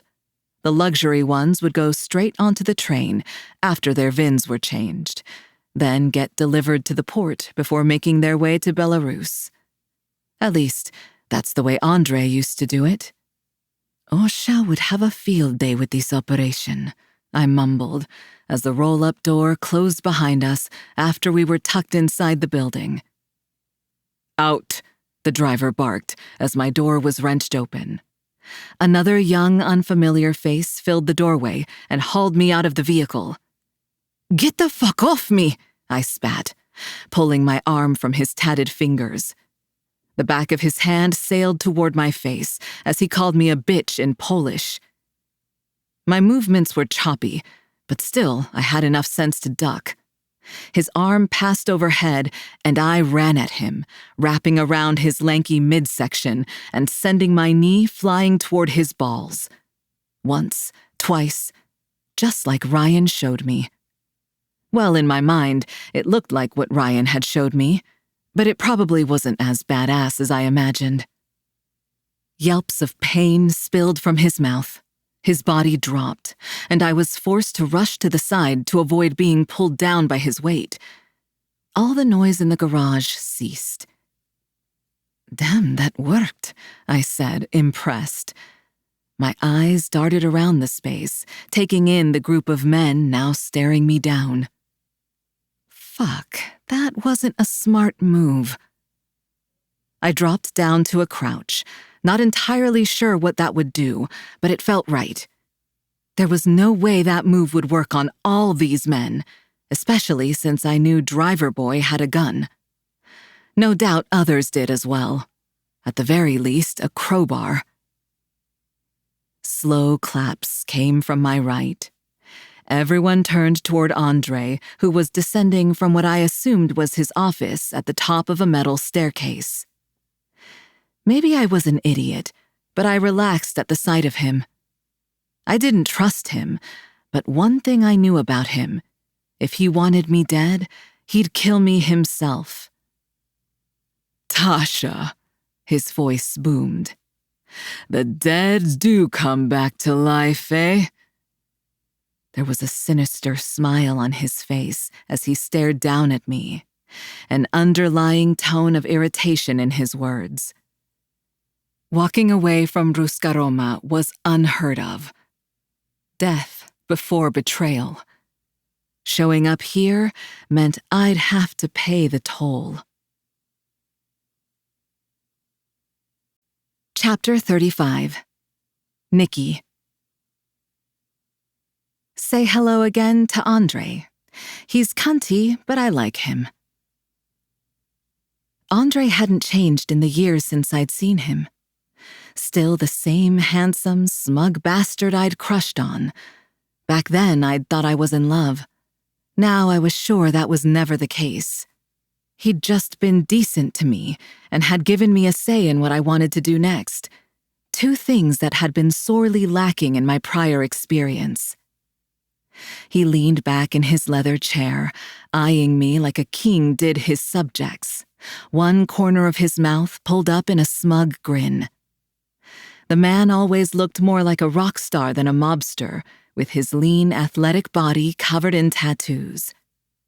He wore his hair shorn short into a bleached buzz cut. The style seemed to accentuate the sharp lines of his jaw and cheekbones. His blue eyes lightly lined with black. I felt like I was being picked apart with every passing moment we sat in the silence of his office. He steepled his fingers on his desk, finally speaking. Years later, and you show up here unannounced?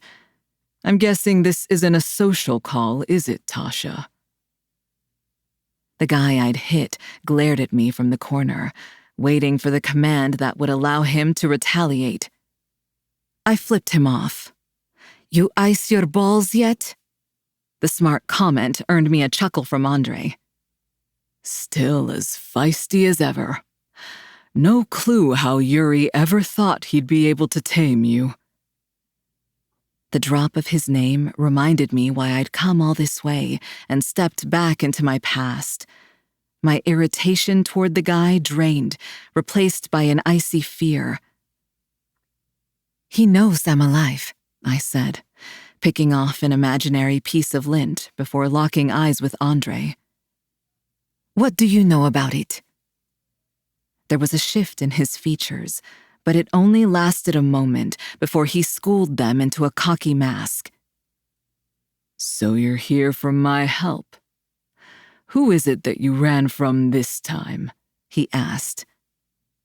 The truth in his words cut deep, but I pushed them aside and channeled my anger at him instead, dredging up the old wounds he'd inflicted on my battered heart before I'd shut it off to everyone.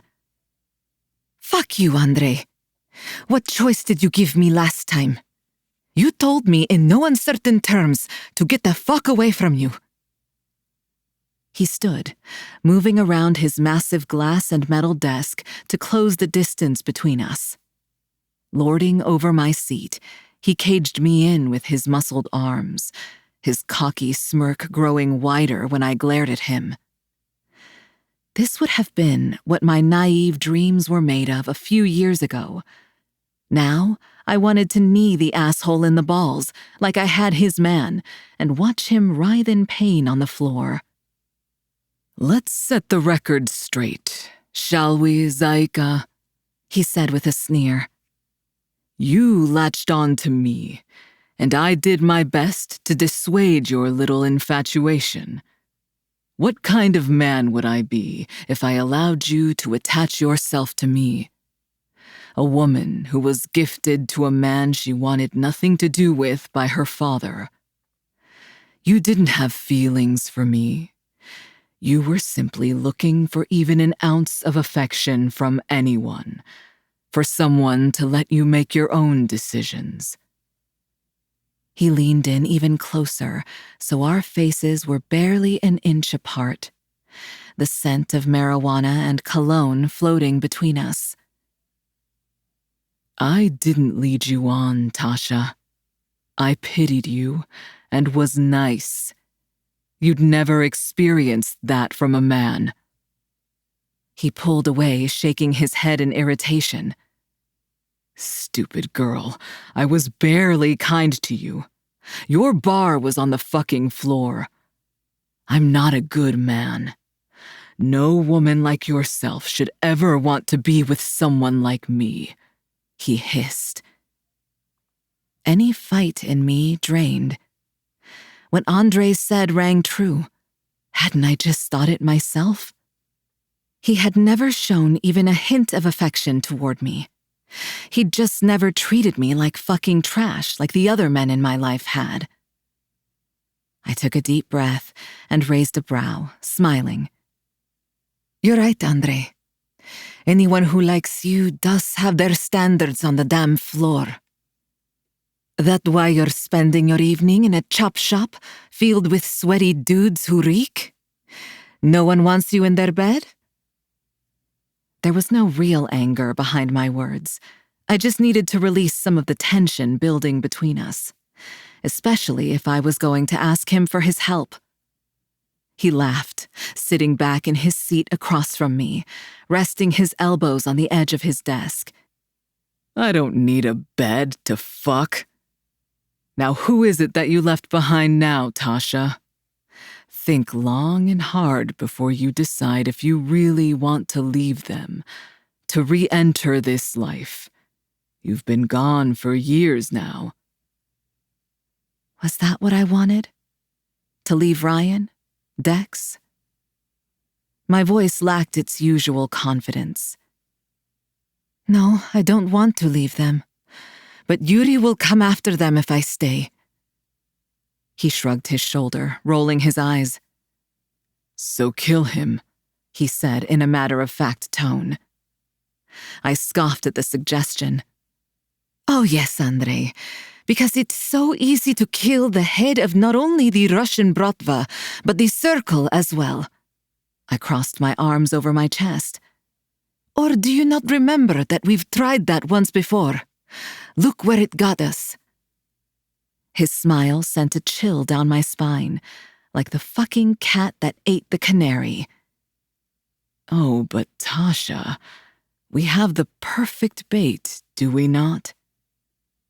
His icy eye flicked behind me, and he gave a slight lift of his chin before focusing again on me. And speak for yourself. I am doing just fine. Then you won't care if I leave, I said, calling his bluff. There was something in this for him, too.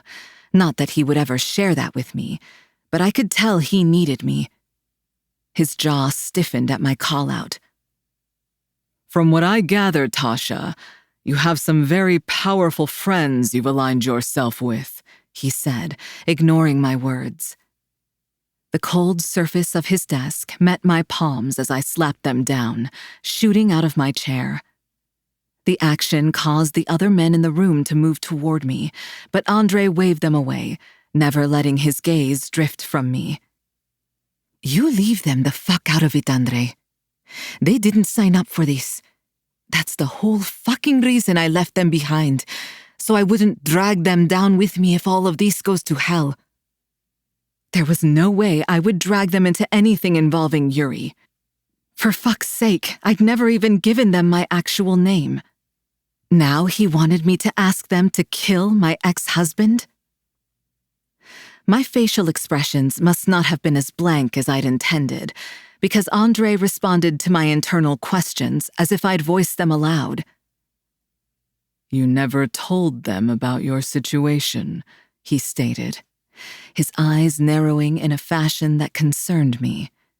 He was cunning and couldn't be trusted as far as you could throw him, traits I'd decided to ignore when I was swept up in my infatuation with him. Your father really fucked you up, didn't he? There was a hint of pity in the way he looked at me, and it caused my anger to spike. Oh, you're one to talk, I spat back, sliding back into the chair as a wave of exhaustion swept over me. Andre was as much of a mystery to me as I was to my friends.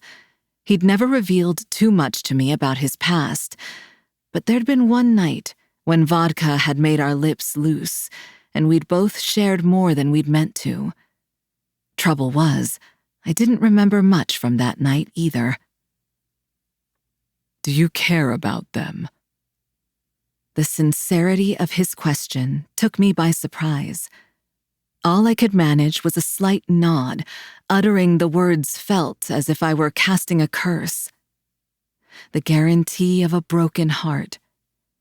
But wasn't I already experiencing that by walking away? Then you need to kill Yuri, because the bastard is on his way to the United States.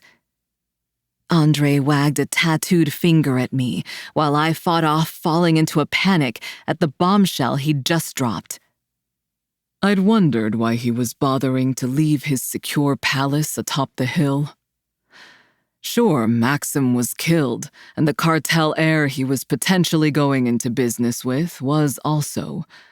But people die all the time in this line of work. Men in his station don't drop everything and leave to do menial tasks themselves. My stomach dropped to my feet, sensing the point he was making. But he's not coming here for a menial task, is he, Tasha? No. He's coming to collect his bride. He cocked his head to the side, a hard edge to his stare. What do you think he'll do when he doesn't find you in Tucson, Nikki? I took a sharp inhale at the dropping of where I'd been living, the name. He'd known.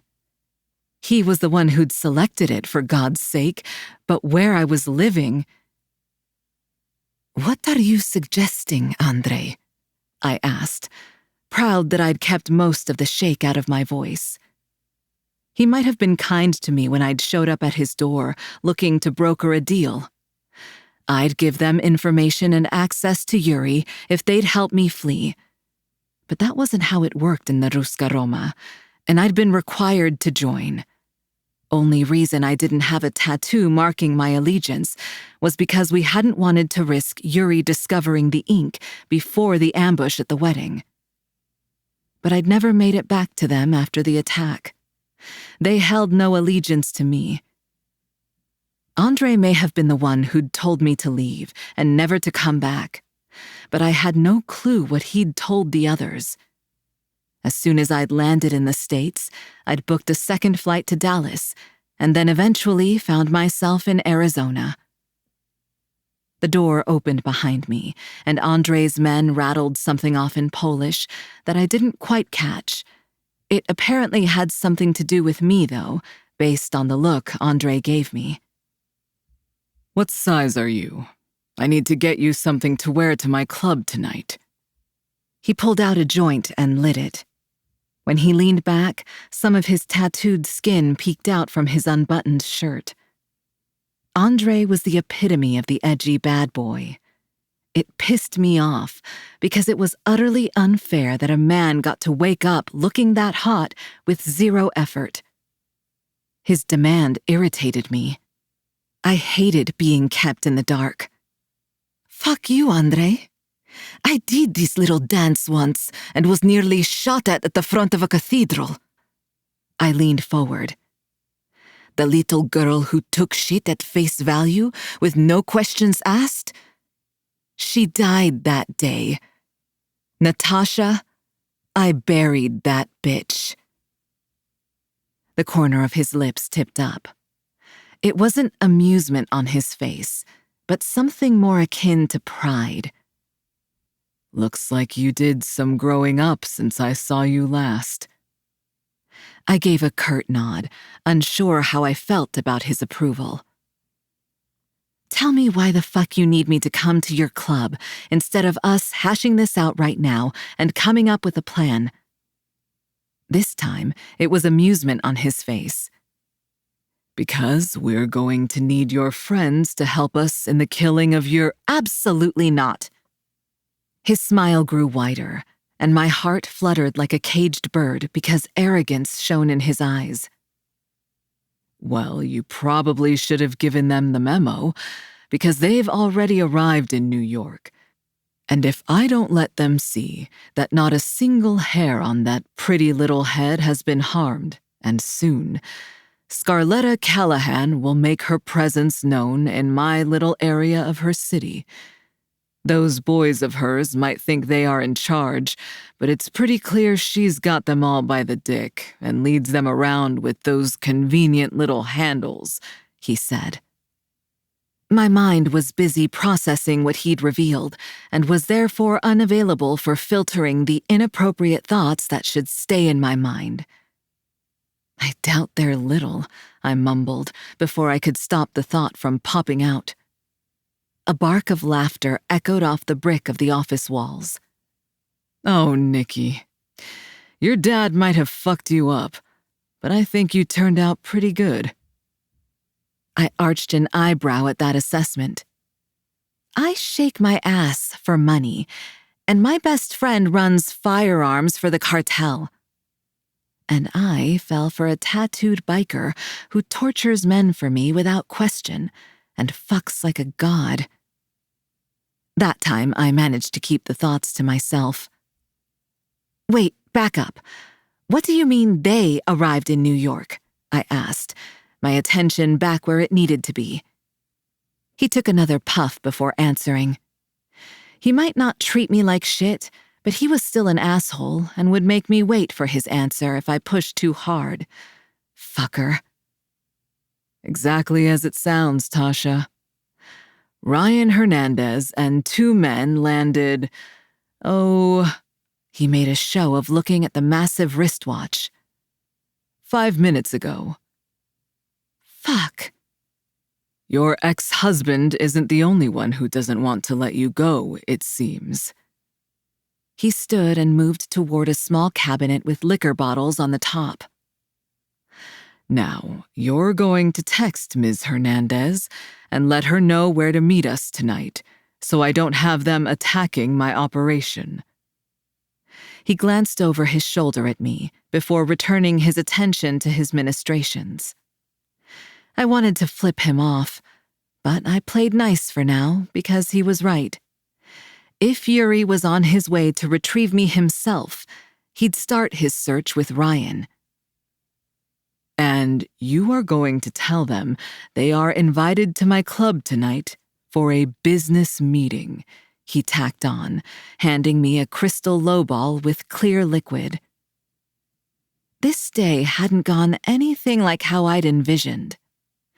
All I'd wanted was to know if Andre had an idea of what Yuri was doing and where, because then I was going to head in the opposite direction.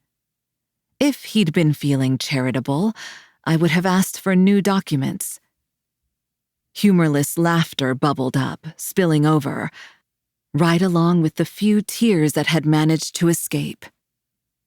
How ironic. 2 different sets of people I'd run from without a second glance were now coming together. I should have felt dread, but there was nothing but relief. Andre's hard eyes softened a touch at my complete breakdown. "He did fuck me up, huh?" I said, referring to Andre's earlier comment, clinking my glass to his outstretched one. Andre let out a grunt as he downed the vodka, wiping his mouth with the back of his hand. "I always knew you'd run," he said quietly. My brows furrowed in confusion. How could you possibly have known that? I didn't know I was running until I stood at the ticket counter. "Because, Nikki, you didn't love me or the Ruska Roma. You needed a chance at freedom to figure out who you are. Why do you think I let you do it? Why do you think that no one ever came after you to demand payment? You know what the price of turning your back on the family is. I'm just sorry you placed yourself in a cell by not allowing anyone close," he said, his words cutting deep, and I had to break our eye contact.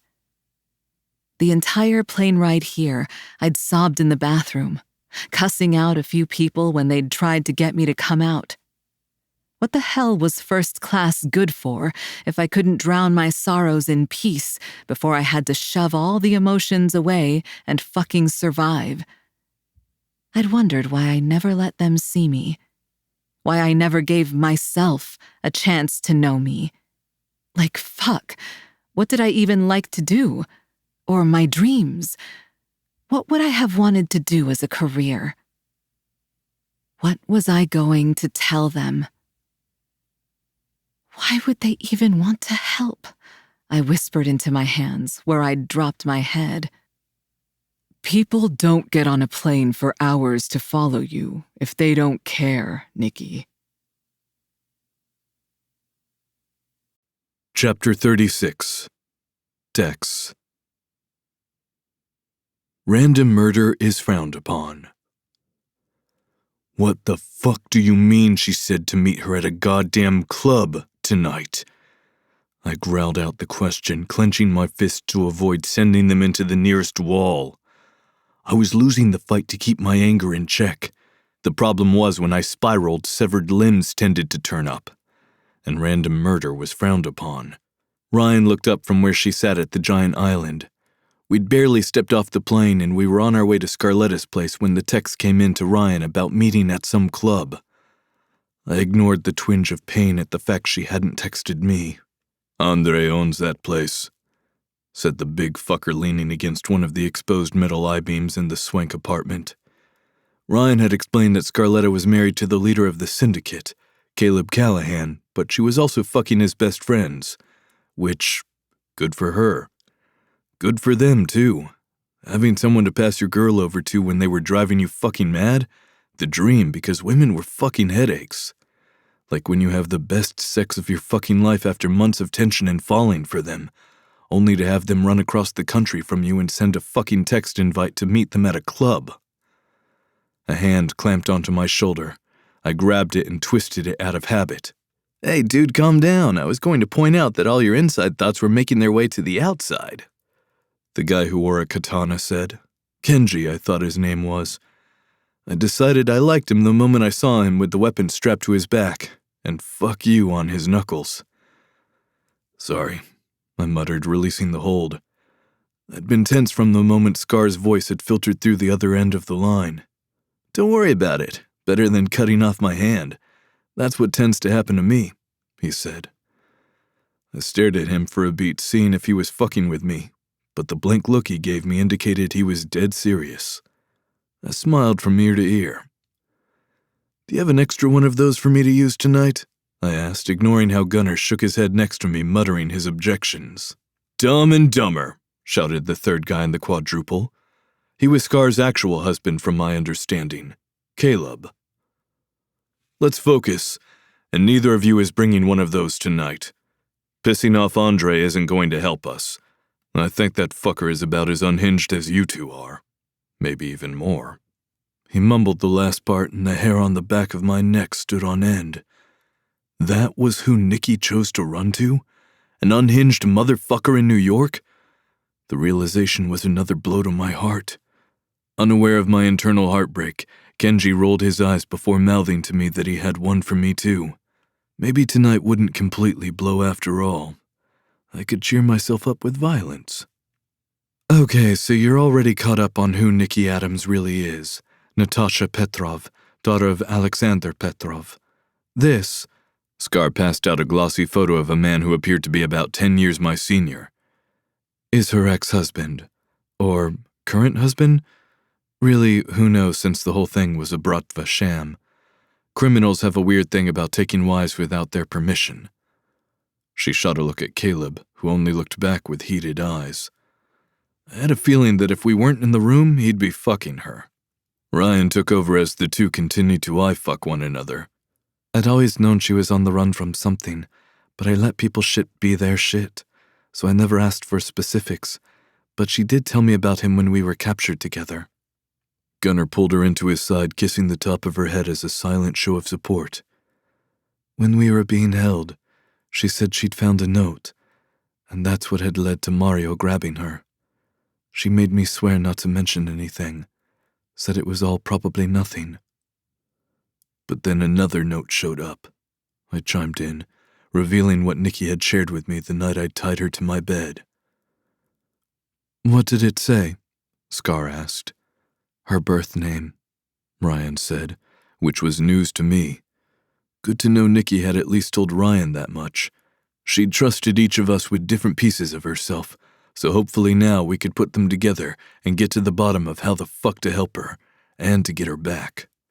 She received the note while dancing at Lotteria. It's why she went after Giardani. Yuri's been fucking with her. Of course, I didn't know any of that since she wasn't disclosing who was after her, I said. My mind was whirling about how this all connected. Now it makes sense why the Reapers would risk a war. They figured they'd have a big bad boogeyman backing them if they delivered his wife, I said with a sardonic laugh. Okay, great, we know all this shit. But why is she in New York now and with this Andre fucker? Gunnar said, asking the million-dollar question. Ryan's eyes flicked nervously to Scar, her information specialist. Scarletta's face was perfectly blank, a skill she'd probably honed for years. Andre is high up in the Rusko Roma. They are rivals of the St. Petersburg Bratva. Nico answered for her as she passed another piece of what looked like a newspaper across the way. The article wasn't in English, but the photos told the story. A few years ago, there was a Bratva wedding. It was a big deal. Everyone was to attend, which was how I ended up there. Yuri, the leader of the Bratva as a whole, was to be wed to his second-in-command's daughter, Natasha Petrov. Alexander Petrov would gain a sizable chunk of money and territory to control. As we told you when we called, shit went sideways at the wedding. The Ruska Roma has always opposed the Bratva. They are mortal enemies, essentially. Ruska Roma's men were also in attendance, hidden in the cathedral before the ceremony. Nico said as my eyes scanned the photos, my mind crafting images of Nikki there amongst the barrage of bullets. Did the Ruska Roma people kidnap her? That would make sense, and then she'd somehow escape them and hid out in the States. But then why the fuck would she run back to them? Nico shrugged a massive shoulder. Don't think so. She ran into me that day and I let her go. All eyes were on him when he mentioned that bit of information. I didn't think she spoke English since she didn't actually say anything to me. But she had this look of fear on her face and reminded me of... His voice trailed off as he made eye contact with Caleb over Scar's head. I knew how women get treated in criminal organizations, and assumed she may not have actually wanted the marriage. He shrugged a massive shoulder. But no one knows what happened to her, or how they gained access. The location wasn't disclosed. Cars were sent to pick up attendees, and all of our phones, watches, essentially anything electronic, were taken from us before getting into the vehicles. Frustration flowed through me. Did this Andre fucker find her too? Maybe he'd threatened her, and that's why she was here. If I happen to impale someone at his club, what kind of trouble are we talking? I asked. You're not impaling anyone, Caleb bit out. I wondered if the grumpy fucker was always like that. Decapitation is a bitch. Impalement is basically the same as punching someone. Harmless fun, really, Kenji said with a shrug. I studied his profile, waiting for him to break character, but he never did. He was being serious. When Caleb reverted his attention back to whatever Scar was going on about, I held out my fist for my new friend to bump. Some don't understand, I whispered. We're all pretty fucking crazy, but Caleb likes to pretend he's got a better handle on the bloodlust. I like to wear mine on the outside. The smile Kenji flashed me was chilling. Yep, I like this fucker. Someone cleared their throat, and Kenji and I looked up to find an irritated Scar staring at us, her hand propped on her hip, a manicured brow arched. If you two are done jerking each other off, pay fucking attention. We only have a few short hours to figure out as much shit as possible, so we don't show up looking dumb as fuck.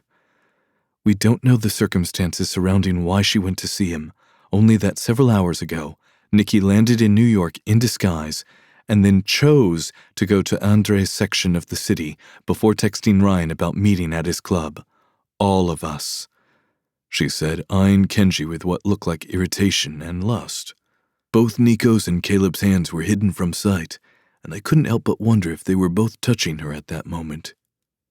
Yes, ma'am, Kenji responded, throwing her a mock salute that made her roll her eyes, but I caught the way the corner of her mouth turned up. I grunted as Kenji rammed an elbow into my ribs. Ever meet a woman you want to let step on your fucking throat while you think her? Because that's her for me," he said, infatuation coding his words. The psycho was definitely in love. A ball of emotion tightened painfully, lodging itself in my throat, my teeth aching under the pressure of my clench. "Yeah, I know what that's like, but she stepped on my fucking heart instead," I responded, looking forward, trying to breathe through the turmoil running through my veins. "And now I'm going to walk into a fucking club owned by the man she ran off to." "Well, fuck," he whispered. Well, fuck was right.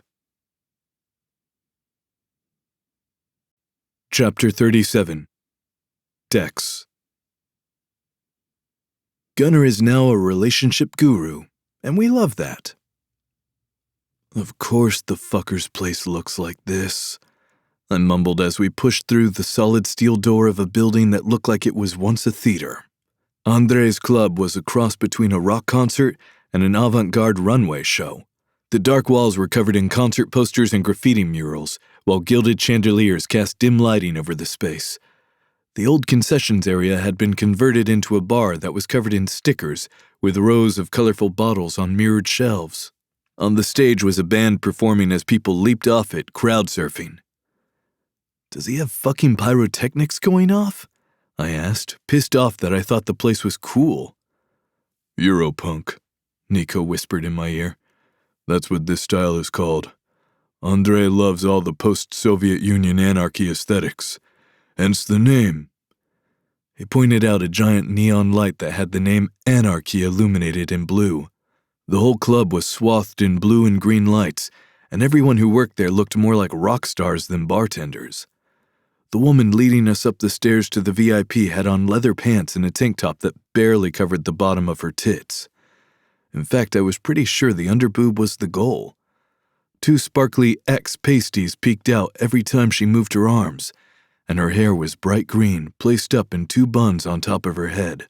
I'd have thought I would stick out like a sore thumb with my white shirt and Air Force Ones. Turned out Europunk was more about the fuck you attitude.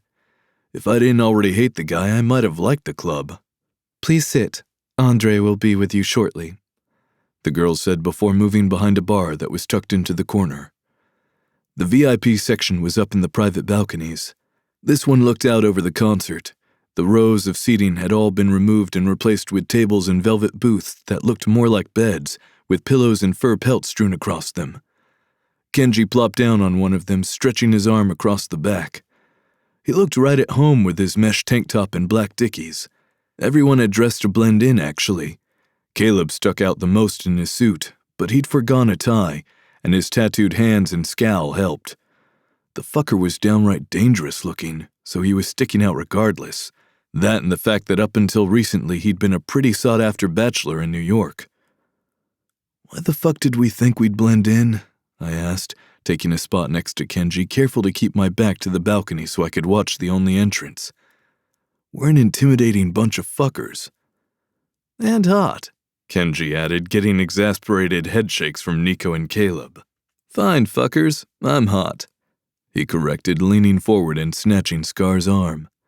He hauled her into his lap and buried his face into the crook of her neck, causing her to let out a little squeal. She was different around him, and it was clear that each of these men fulfilled a different part of her.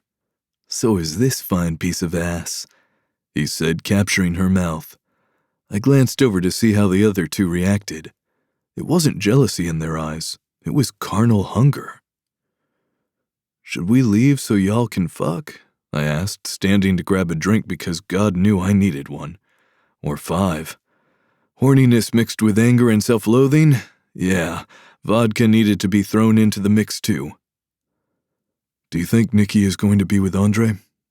Gunnar asked from where he'd followed beside me. My jaw clenched. I had no clue, and worse, I didn't know what to do if she were. "I don't know." I wiped a hand over my face. "Fuck, can I get a vodka Red Bull, doll?" I asked the woman before turning to talk to Gunnar. "I don't know what the fuck she's doing here or why she asked us to come. I mean, how the fuck did she even know we were in New York? When she sent that text to Ryan, we'd barely landed. I think you do. I think you know Nikki better than she knows herself, he said. Piece of advice, don't let her run because she's scared. Show her love is worth it. Is it though? I bit out, looking up at him. She fucking ran. Obviously I am not worth her time. She made it clear I was good for fucking her and calling when she needed shit. That's where the relationship ended. Gunnar shook his head. I'm telling you, man, it's worth it. You've already fallen for her, Dex. Fuck, we both know she ran because she cares. She thinks she's saving you. A shot appeared in front of me. You sound like you could use this if you're talking about the girl that showed up today with Andre. She looks fucking hot tonight, so good luck convincing yourself to stay away, she said with a chuckle before going to prep more drinks. Fucking great, I mumbled before throwing back the liquid, savoring the burn as it slid down my throat, then asking for another. Listen, you and I both know life is fucking short. If you want to be with her, then tell her. What is that thing you always say? The thing you decided after Kel? Gunnar asked, his words causing me to stiffen. I repeated the mantra that saved me once before, the one I believed in enough to tattoo on my body. Let us live since we are destined to die. Gunnar slapped my shoulder. So fucking live, brother, because we both know she makes you feel alive, he said before walking toward Ryan where she was sitting next to Scar and Kenji. Fuck, he was right. Nikki ran as soon as she thought she might be letting someone in. Did she believe that being alone was less painful than loving someone and having them leave? Hell, I'd been the motherfucker leading that choir until I got to know Nikki. She showed me that life was going to tick by regardless, and if I could get even a moment with her, I'd take it. As if my thoughts summoned her, the door to the VIP balcony opened, and in walked the most beautiful woman I'd ever laid eyes on. Long, creamy legs were bare until they disappeared under a green satin dress that hit higher than mid-thigh, her arms covered up to her elbows in matching satin gloves. Fuck me. It looked more like she was out in a negligee than actual clothes with the black lace corset top. Who the hell knew? Maybe that's exactly what it was. Regardless, I was a fan, and the crotch of my pants instantly felt too tight. The room disappeared when her cornflower eyes met mine. Something like regret flashed through them before she pulled her gaze away, greeting everyone in the space. Trailing behind her was a man who looked like an honest-to-God rock star. His hair was buzzed short and bleached so white it was practically silver. He wore an unbuttoned suit jacket but had foregone a shirt, allowing all his muscles and tattoos to be on display. I couldn't make out what half of them said since they appeared to be in Cyrillic, but the one on his chest read, "Death before betrayal." Leather pants hung low on his narrow hips with a Glock tucked in front, clearly not giving a fuck about who saw. He wasn't big like Gunnar and I, shaped closer to Kenji with a tall athletic build. I'd put money on him being a fighter, though. His nose was slightly crooked, and there was a scar running through his eyebrow, reminding me of the one Torque had from when it had gotten split open from a head kick. Like his club, it pissed me off that he looked so cool. I probably would have liked the fucker under other circumstances.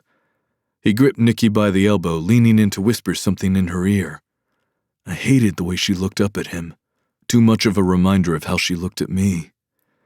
A sharp pain radiated from my hand when a shard of broken glass sliced my palm, my curse coming out in a hiss. The vodka provided a cleansing burn. "Oh no," the bartender said, coming to the other side with a towel. She gripped my hand, turning it over to see the damaged flesh. The sight of the cut made her tisk. "I should have served you in a plastic cup, it seems. Now I've got broken glass and blood all over my bar." "Sorry," I muttered, my mind still stuck on the way Nikki and Andre looked together. She smiled up at me. The twinkle in her eye made it clear that she wasn't all that upset with me. "Let me grab the first aid kit." The injury was nothing compared to what I'd experienced in the past, and I almost told her not to worry about it. But then I looked over to where I felt daggers being sent my way. Nikki stared me down. The regret I'd spotted moments ago was gone, replaced by anger and a look of challenge. She pressed in close to Andre, answering something Ryan asked, all while never breaking eye contact with me. Soft hands drew my attention away for a brief second. I'll wrap this for you, the girl said, already at work. When I looked back at Nikki, her nostrils were flared, and I swore she was envisioning 5 different ways to castrate me. Looks like you're not so unfeeling after all. I ticked a brow at her. If she wanted to play games, we could play, and she'd be my goddamned prize. Chapter 38. Nikki. You know, sometimes you just need to be a bitch. I knew I was being a bitch, and that this was all my fault, but that didn't mean I was capable of behaving rationally.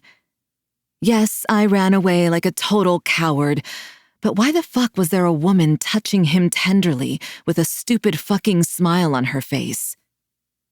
I never claimed to be a bigger person. Naturally, the only appropriate response to my jealousy was to creep closer to Andre. He didn't seem to notice me, too busy barking out orders to his men as we all took a seat for this meeting from hell. I bit the inside of my cheek, torn between where to sit. Maybe I'd stand in the background and hope everyone forgot I was here. Yeah, right. You're the whole fucking reason they had to come here. Tingles ran up my spine, my nipples tightening behind the lace at the top of my dress. I didn't need to look to know who it was that now stood beside me. I bit my inner cheek as he leaned down to whisper in my ear. You're sitting next to me, Spitfire. Right where I can keep an eye on you, since you clearly can't be trusted. Regret turned in my gut at his word choice, but he didn't give me long to dwell on them as he pulled me down onto the bench. Smack dab in the middle between him and Andre. I wanted to ask God what I'd done to deserve this, but there was likely a long fucking list to answer that question. Goosebumps popped up along my legs, a stark contrast to the burn of Dex's leg pressed to mine. Any closer and I'd be in his lap. I attempted to scooch over, but his hand clamped down on my bare thigh, his pinky brushing the edge of where my dress had ridden up. The blood pumping in my ears drowned out the small talk that was going on amongst the group, as everyone pretended we weren't waiting on pins and needles to hash out what the fuck was going on. The music was muted up in the balcony, thanks to the thick bulletproof windows. Sound was pumped in through speakers, allowing Andre to control the volume during his meetings. Well, why don't we get to the fucking point, shall we? Dex called out, cutting through the chatter at the table, his hand still gripped onto my thigh. There was a beat of silence before Andre barked out a laugh, leaning forward to look over at Dex. I'd never wanted to be swallowed up by an inanimate object like I did at that moment. If only the bench could have opened up and allowed me to crawl away. I like you, Andre said. Dex grunted. Yeah, well, I don't like you. Andre's grin only grew wider at the retort, his blue eyes sparkling. Scarletta thankfully stepped in before the moment could escalate. Let's cut the bullshit, and you can tell us why we're here, she demanded, not a hint of fear in her tone. Andre raised a brow, but otherwise didn't react to the command, asking for a drink in Russian before speaking. Bastard always did like doing things his way. Yuri Sokolov is making his way to New York, and we need to kill him, he said bluntly. Scarletta glanced at Caleb, having a silent conversation between them. They probably hadn't anticipated Andre being so open, or admitting that he wanted to murder the current Bratva leader. Andre leaned forward, drumming on the top of the table. Listen, I don't really want to waste time with bullshit smoke and mirrors. Here's how it is. I've been trying to kill the bastard for a long time. I tried once before, but it was, unfortunately, unsuccessful. I felt his eyes on me, but I didn't return the glance, too distracted by the way Dex's hand was creeping farther and farther toward the center of my thighs, drawing torturous circles along my skin. Yeah, let's start there, actually, Dex said. How the hell did the Ruska Roma infiltrate a wedding that didn't even disclose the location? His attention shifted to me. And how did you wind up missing? Did they kidnap you? He asked, his eyes searching. Andre let out a low whistle. Damn, Tasha, you really didn't tell anyone a damn thing about you. He pulled the joint tucked behind his ears and lit it, gesturing to me with his hand. Well, I think it's time for you to have a come-to-Jesus moment. Not that I believe in the fucker, but the saying works well, no? My lids fluttered closed as I took a centering breath. There was no more running, no more secrets. No one kidnapped me that day, I said, opening my eyes back up and staring up at Dex, pleading with him to understand. I'd have to go back to the beginning. I never had a mother, not in the maternal sense. My father hired a surrogate to birth him a child.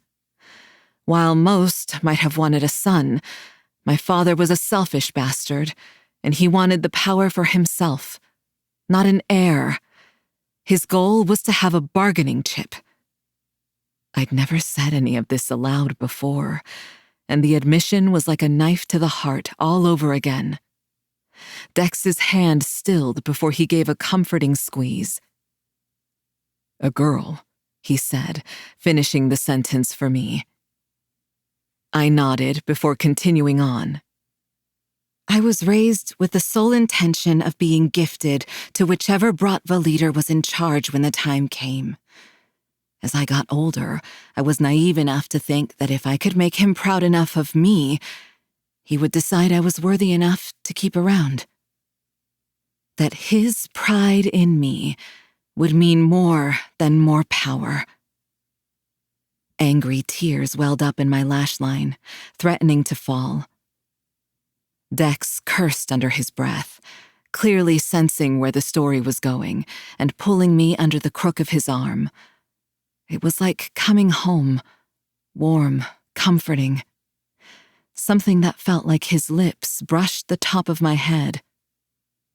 Nico piped up from across the table. You leaked the location of the wedding. That she did. Showed up on the doorsteps of the Ruska Roma when she was told she would be married off to Yuri, who has a reputation for breaking the women he's with.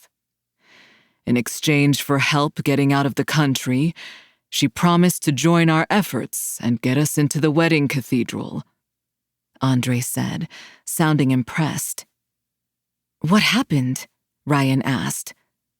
I looked over, expecting to see anger in her coffee-colored eyes, but it was the opposite of what greeted me.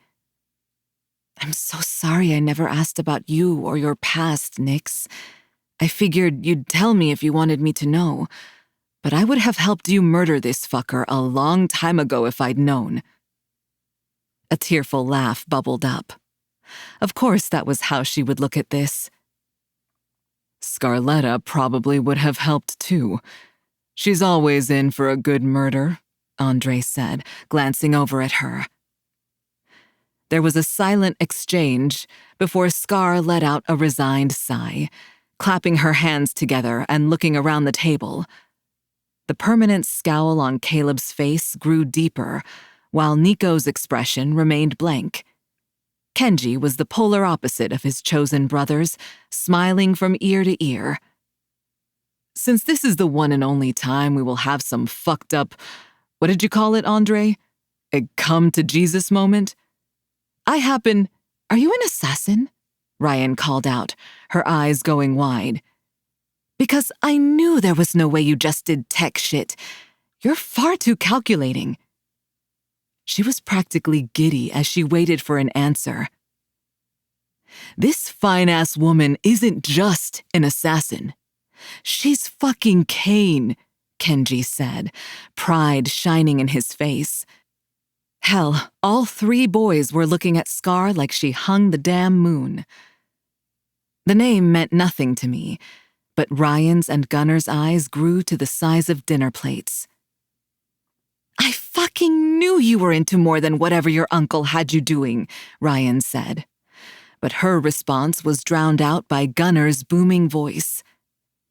Kane, as in one of the world's most infamous assassins, Kane, Gunner asked, his arms spread out across the table as he looked at her in disbelief.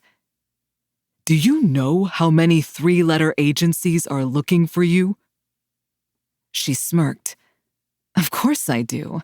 I'm backdoored into all of them. She cut Kenji a glare when he snickered. Kenji, not the time to be thinking about my ass, she said, flipping him off. Whatever you say, my backdoor princess, he responded, making her cheeks grow red. If I weren't scared of the woman, I would have laughed. I wasn't sure how Kenji wasn't scared of her. Scar's mask of indifference slipped back into place, and she eyed Andre. How did you already know that? These 3 didn't even know before I told them, she said, pointing to the 3 men she was in a relationship with. There was a deadly edge to her tone. Everyone's attention shifted toward him. The hint of black that rimmed his eyes only made him look deadlier, the blue somehow icier, cruel. Scarletta, if anyone should know what it's like to allow people to underestimate them, it's you. You're not the only one to amass power under people's noses. Now, back to the current problem at hand. We have a Bratva leader on his way here, and we need to band together to kill him. What do you get out of it? Dex asked, his arm tightening around me when Andre looked our way. He'd been relatively quiet during the entire exchange, but his hold on me was unrelenting, and I took that as a good sign. He wasn't done with me. At least not yet. Andre's eyes slid over us, lingering on where Dex was holding me. You're the one she was running from, he stated without preamble. The fuck does that mean? Dex spat. Andre, I admonished, but he ignored me, continuing on. Natasha here tends to run instead of facing her feelings. When she showed up on my doorstep, I knew she was running from someone she'd managed to make a connection with and was avoiding. I assumed it was the arms dealer turned best friend. He took a drag of his joint. But she ran because she is in love with you, he stated, pointing at Dex. Dex's gaze burned into the side of my face, but I refused to turn and look at him. The noise in the room was eclipsed by the blood pounding in my ears. Thankfully, Andre continued on, the conversation turning serious enough that we couldn't linger on the fact that my profession of love for Dex came via an asshole mafia man. Anyway, it doesn't matter what I am getting from this, because the rest of you don't really have a choice. It's either kill Yuri or he kills you. What do you say? He asked, his arms spread wide before glancing at the watch on his wrist. I'd decide quickly because we probably have, 48 hours before he lands. Caleb let out a curse under his breath. Shame swirled in my gut.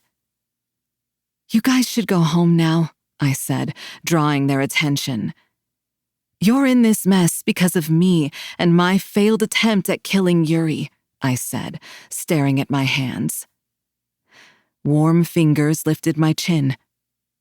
"This isn't your fault," Dex said, but Andre cut him off. "It kind of is, actually.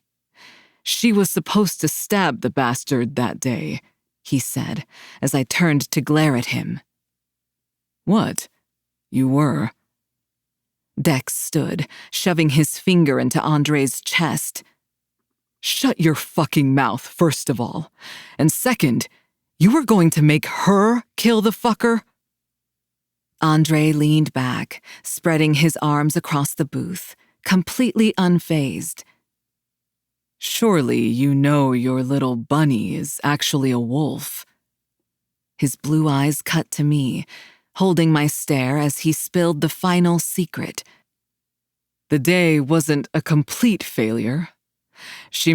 I killed my father, stabbed him in the stomach, and twisted the blade." I cut in, needing to be the one to tell this truth myself.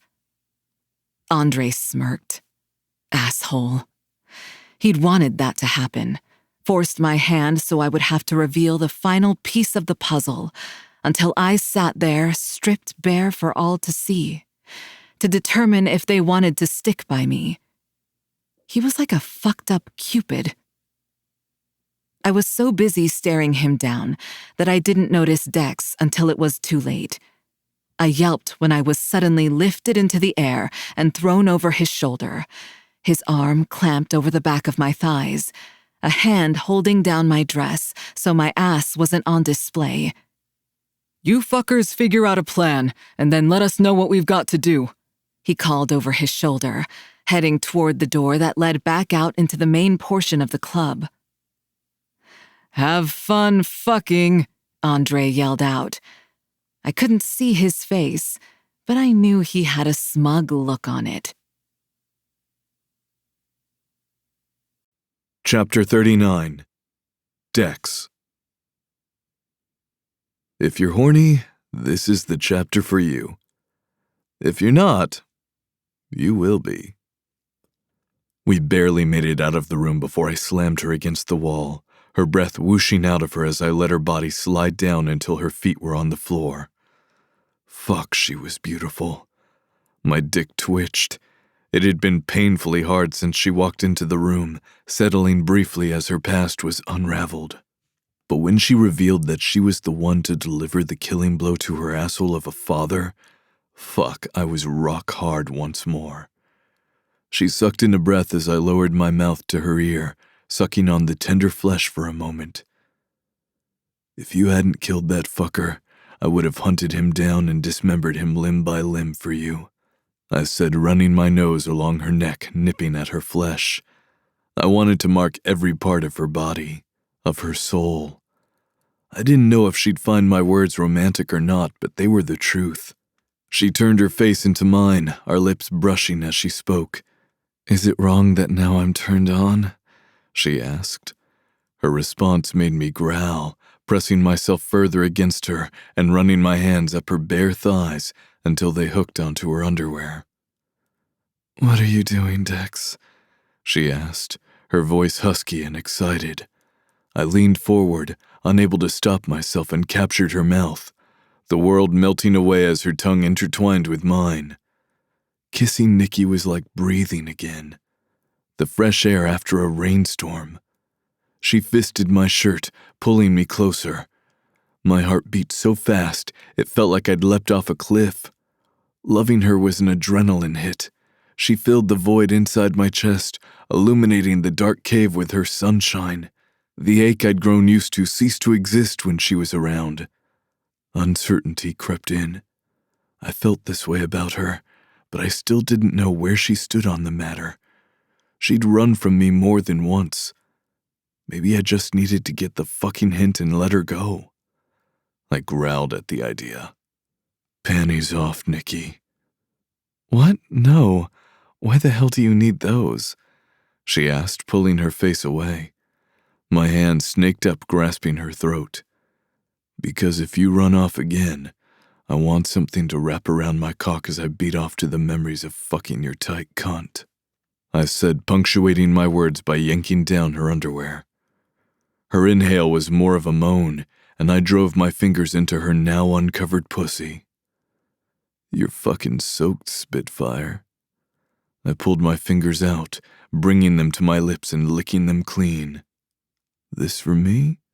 Your cunt dripping for me, baby?" I asked. Her head nodded against my hand, her heart rate beating at a delicious pace under my palm. I kissed her hard, shoving my tongue inside her warm mouth, letting her taste herself before filling her with my fingers again, pumping them faster and faster.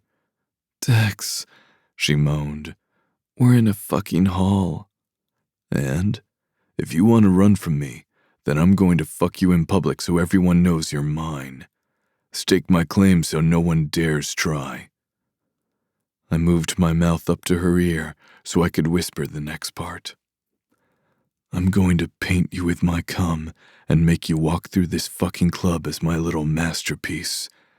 You understand? My cum is going to drip from your greedy cunt for the rest of the night." She shivered against me, her pussy gripping my fingers.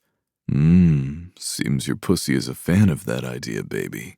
I dropped to my knees, pushing her legs apart, ignoring her protests about being in public as I lifted her legs one at a time, pulling her thong the rest of the way off and pocketing it before diving under her dress and lapping up her pussy. The protests morphed into cries of pleasure as I sucked on her clit, adding a third finger. She fisted my hair, pulling on the strands harder and harder the closer she drew to release. I wanted to watch her fall apart, but my head was full-on under her dress. I'd fuck her in public, but I didn't want anyone to be able to see what was mine. The thought had me moaning into her pussy. Mine. That was exactly what she was. I began jerking off, needing to relieve some of the pressure before I came. Fuck, I wasn't even inside of her. "God, I love watching you fist your cock while you eat me out," she panted, her words barely audible above the music. I pumped harder, humming in pleasure against her pussy at the praise. She was so fucking close, I could sense it. The desire to push her over the edge was so strong. I removed my fingers, replacing them with my tongue as they snaked back to her ass, my pointer finger pushing in up to the knuckle.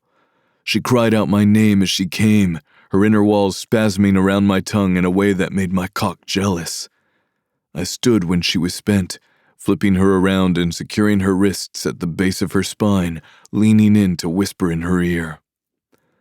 "I'm going to fuck you now, Spitfire," I said, pulling my jeans down just enough to put it in her, but not have my ass fully on display. That was the only warning she received before I drove my cock inside her.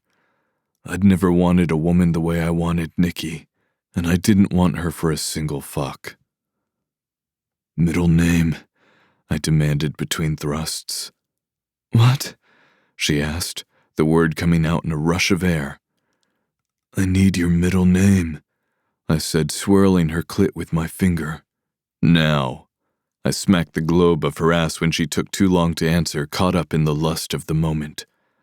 "Anya." I pulled out, flipping her around and holding her leg up near my side so I could look into her eyes as I sank back in. "Natasha Anya Petrov. I want you for as long as I continue to breathe," I said, punctuating with a thrust as I cupped her face. "I don't give a shit if this is the least romantic way to tell you I love you. I can't wait any longer. Being without you isn't an option, and I am tired of letting you run from me," I said against her lips, kissing her. "I will hunt you down wherever you go, woman." She stilled in my arms, but I couldn't stop, needing her to hear all that was on my heart.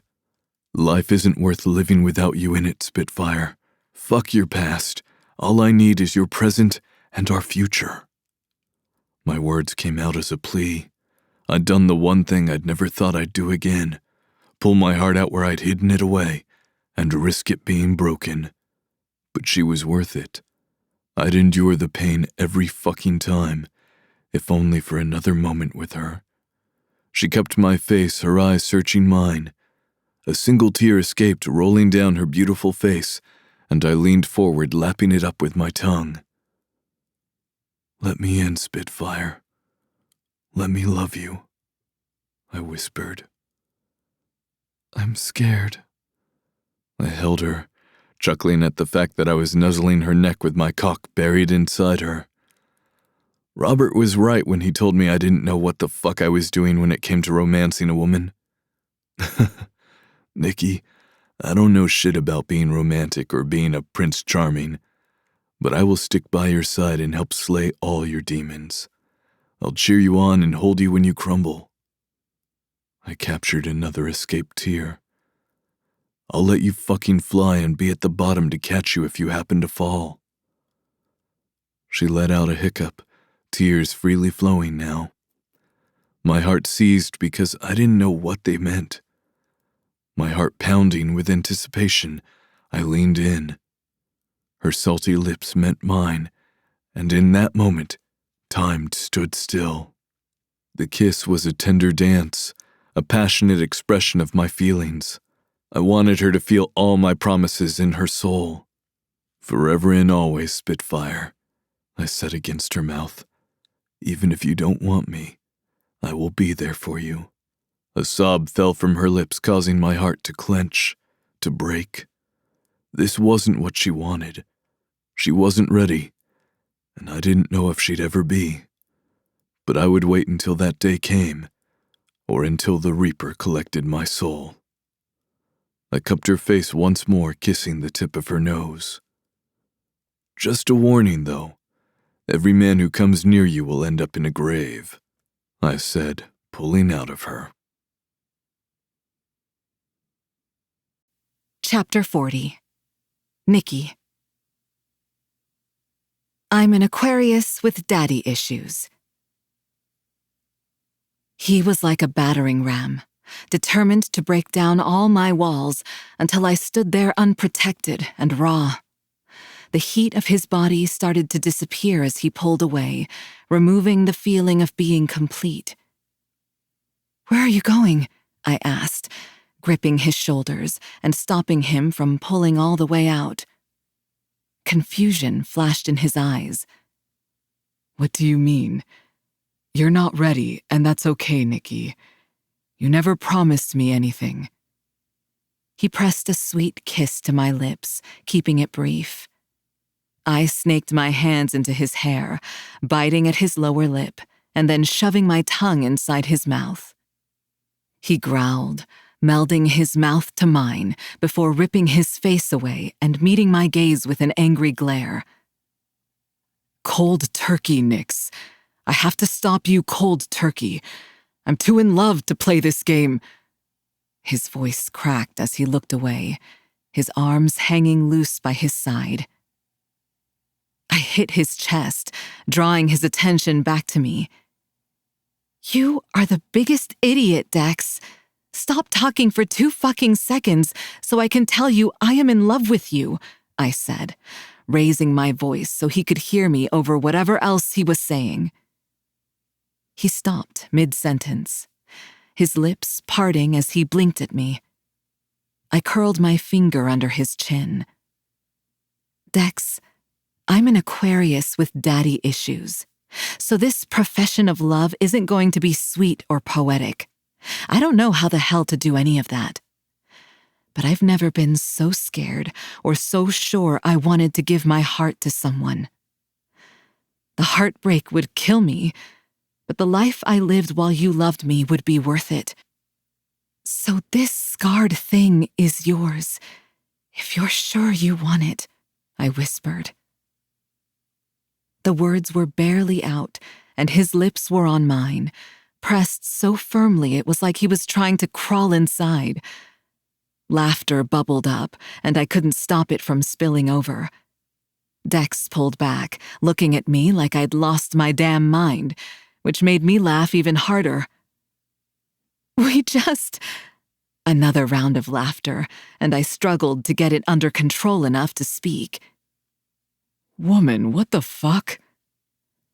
"We just had this whole roller coaster of emotions, which we are already shit at, and we did it in a fucking hallway with your dick inside me," I said, struggling to get all the words out without falling back into a fit. Dex looked down between us, where he was still firmly seated inside me, and I felt his cock twitch, hardening once more. Not that he'd ever gone soft, but it was a whole other level now. I don't know. He pushed forward, grinding his pelvis against my clit. I think this works for us. He wasn't wrong. We worked because we were both fucked up, and we embraced that, never trying to fix it. All we wanted was to fulfill one another, to seep into the cracks and make each other whole. Fuck me, Dex. Mark me as yours. His hand wrapped around my throat, and he thrust so hard that I thought he might send us through the wall behind us. His fingers squeezed slightly on the sides of my throat, giving me a euphoric rush. His hand dropped, lifting me up from behind my thighs and forcing me to wrap my legs around his waist as he drove into me. Your cock is my favorite thing, I said as I bit at his ear. Dex moaned, kissing and sucking at my neck hard enough that I knew there would be marks. I was so full, his sighs making me feel complete again. His mouth found mine, swallowing my moans and whimpers as he pistoned his hips harder and faster. He moved at a dizzying pace. My pussy throbbed, and he slammed into me deeper than I thought possible. I dug my fingers into his back. He'd probably have permanent nail marks. Fuck, you're so fucking tight. I'm fucking you every day for the rest of my life, Nikki. Hell, I'm tying you to our bed so you can never leave, he growled. I writhed against him as his fingers gripped my ass, pain and pleasure. So close, I bit out, my head swimming in sensation. His finger found my clit, and I fell apart, calling out his name loud enough I was sure the whole club knew what we were doing. Fucking beautiful, he said against my lips when I'd come down again, before dropping his hold on me and pushing me to my knees. My mind was still reeling from my orgasm, and I couldn't keep up with what was happening. Dex pumped his slick cock, threading his hand in my hair and yanking my head back before shoving his cock into my waiting mouth, hitting the back of my throat. Just like that, baby. Show me how well you take my cock in your mouth. I hummed around him, loving the way he used me. His head tipped back, the hold on my hair loosening as he got lost in the lust. I cupped his balls, rolling them in my hand, smiling as he let out a string of curse words. Without warning, he pulled out, coming on the front of my chest. His hot release dripped between my cleavage. I knew he'd said he was going to mark me with his cum and let me walk out of here dripping. This wasn't what I'd pictured, yet somehow I found it hotter. What the fuck is wrong with me? Dex reached a hand down, rubbing his release into my chest and over the front of my dress. You said Andre got you this dress? He asked, a growl still in his tone. Well, fuck him. It's my cum on it. He pulled me up to my feet, slamming his lips against mine, not caring that he was getting cum on the front of his shirt, too. Now I'm going to get you to a hotel and fill you with my cum, too. Send him a picture of it leaking down your leg. The promise had me shivering, ready for him to take me again. Before I could respond, a slow clap came from off to the side. No need. I got the message, Andre said, leaning against the wall from about 10 feet away, a cocky smirk on his face. Dex shifted to cover me with his body and tucked himself back in. Also, no need to worry. There was never anything between us. Natasha is all yours. Wonderful girl, that one, but I tend to have a thing for women who are a little more bloodthirsty. Andre went on, his face taking a far-off look as if he might be thinking about someone specific. How long have you been standing there? Dex asked in a deadly calm tone. Andre only smiled, as if the threat of violence excited him. Now I could see what he meant by his preferences. He probably wanted a woman who held a knife to his throat while she rode him. Not long. Don't worry, Andre smirked. Your friends are wrapping up. So unless you want to show them the additions you two made to your dress, I suggest you get out of here. Dex pushed me down the hall, blocking Andre's view of me as he led us away, his hand burning on my hip.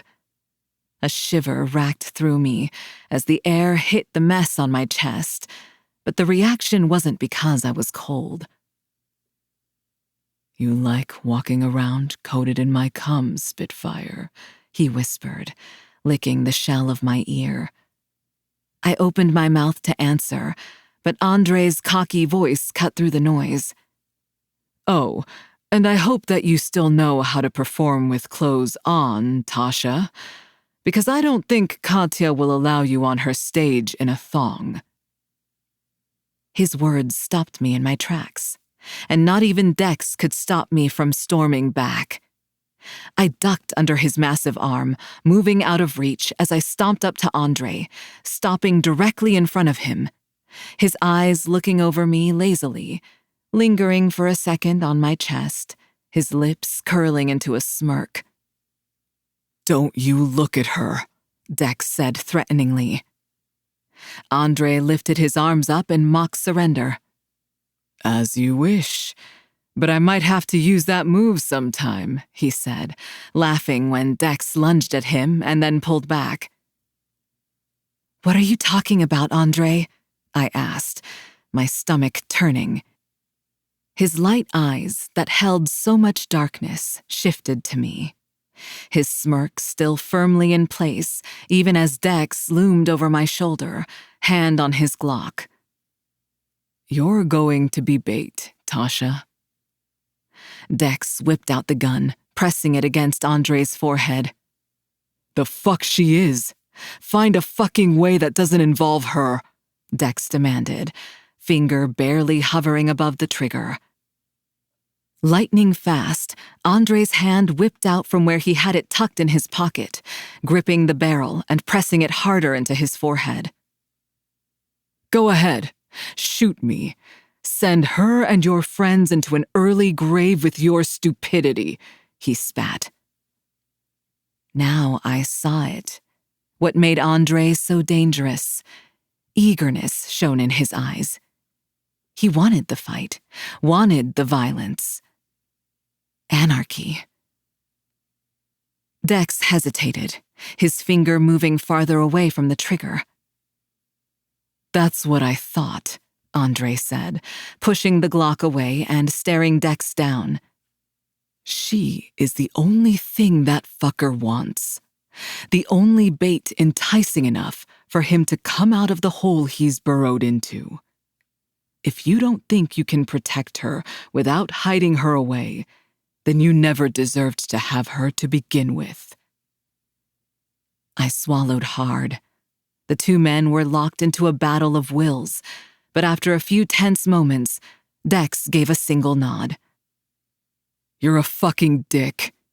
And it pisses me off that I think you're cool, Dex grumbled out, holding his hand out for the other man to shake. Andre eyed the outstretched hand, grinning. You're good for her, and I am happy she finally pulled her head out of her pussy to admit she was in love. But I'm not shaking your cum-covered hand, Dex. He turned on his heel and walked away, throwing one last instruction over his shoulder. Get into the black town car out front. My driver will take you to a spare apartment I have, so you don't have to fuck again in the hallways of my club. Chapter 41. Nikki. Death before betrayal. The delicious ache between my thighs and in the back of my throat wasn't enough to eclipse the nerves coursing through me as I moved up the steps of the converted cathedral. The irony wasn't lost on me that I'd come full circle and was back in a church, standing in front of the crucifixion with full intentions of being an accomplice to murder. I'd like to think that even God hated Yuri and would be okay with it.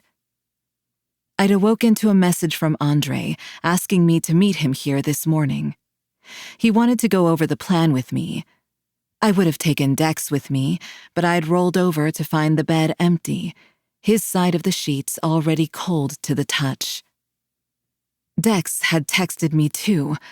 It read that he had something to take care of with the others. A tinge of disappointment shot through me when I woke up alone, but it was quickly snuffed out by the reality that I had up and left him without a single word as to where I was going. So I could suck it up and be a big girl if he was going to go off and do shit. This was essentially a taste of my own medicine, and I needed to own it. My heart hummed with happiness. He loved me, and damn did I love him. There was no way I was going to give up my life a second time because of Yuri.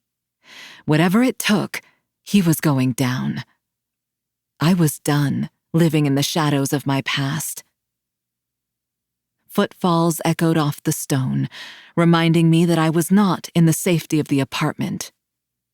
Candlelight flickered, the only source of light other than the sun streaming through the stained glass windows that adorned the top portion of the walls. Noise filtered through two giant arched wooden doors in front of me, but I couldn't make out what was being said or who was in there. Andre's text had been vague. Unease crept into my bones, but I moved forward, pushing open the doors and stepping into the sanctuary. It was beautiful, bathed in amber lighting from giant candelabra chandeliers. Where the pulpit would have been was a giant stage where I could see a row of ballet dancers all performing an arabesque. "Again," snapped a familiar voice that sent a flurry of emotions running wild through my body. "Are you going to continue to stand back there, girl?" Katya asked, not bothering to look behind her. I hadn't even realized I'd stopped walking. My back went rigid, my shoulders pressing back, chin steady. Even after all these years, her bark had my body responding. I wanted to laugh at the automatic response, but that would probably earn me a hit to the back of the head. Katya didn't care for words.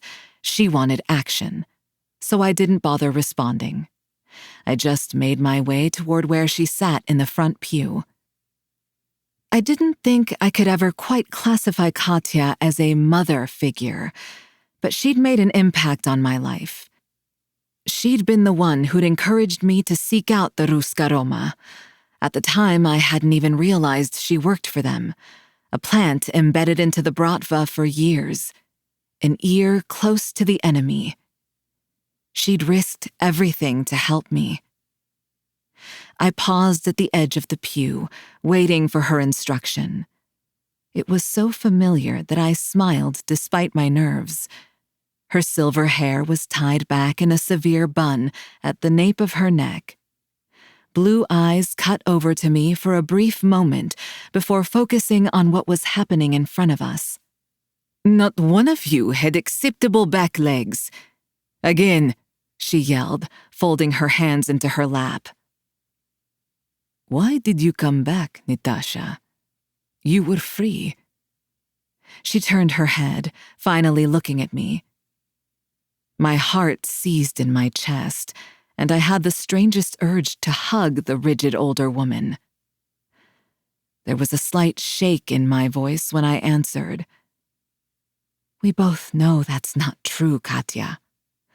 I will never be free so long as Yuri is alive.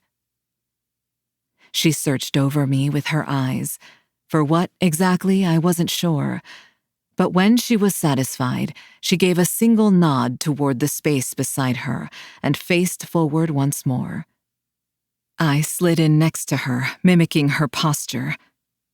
You think you will be able to do it this time, girl? She asked, no judgment in her tone.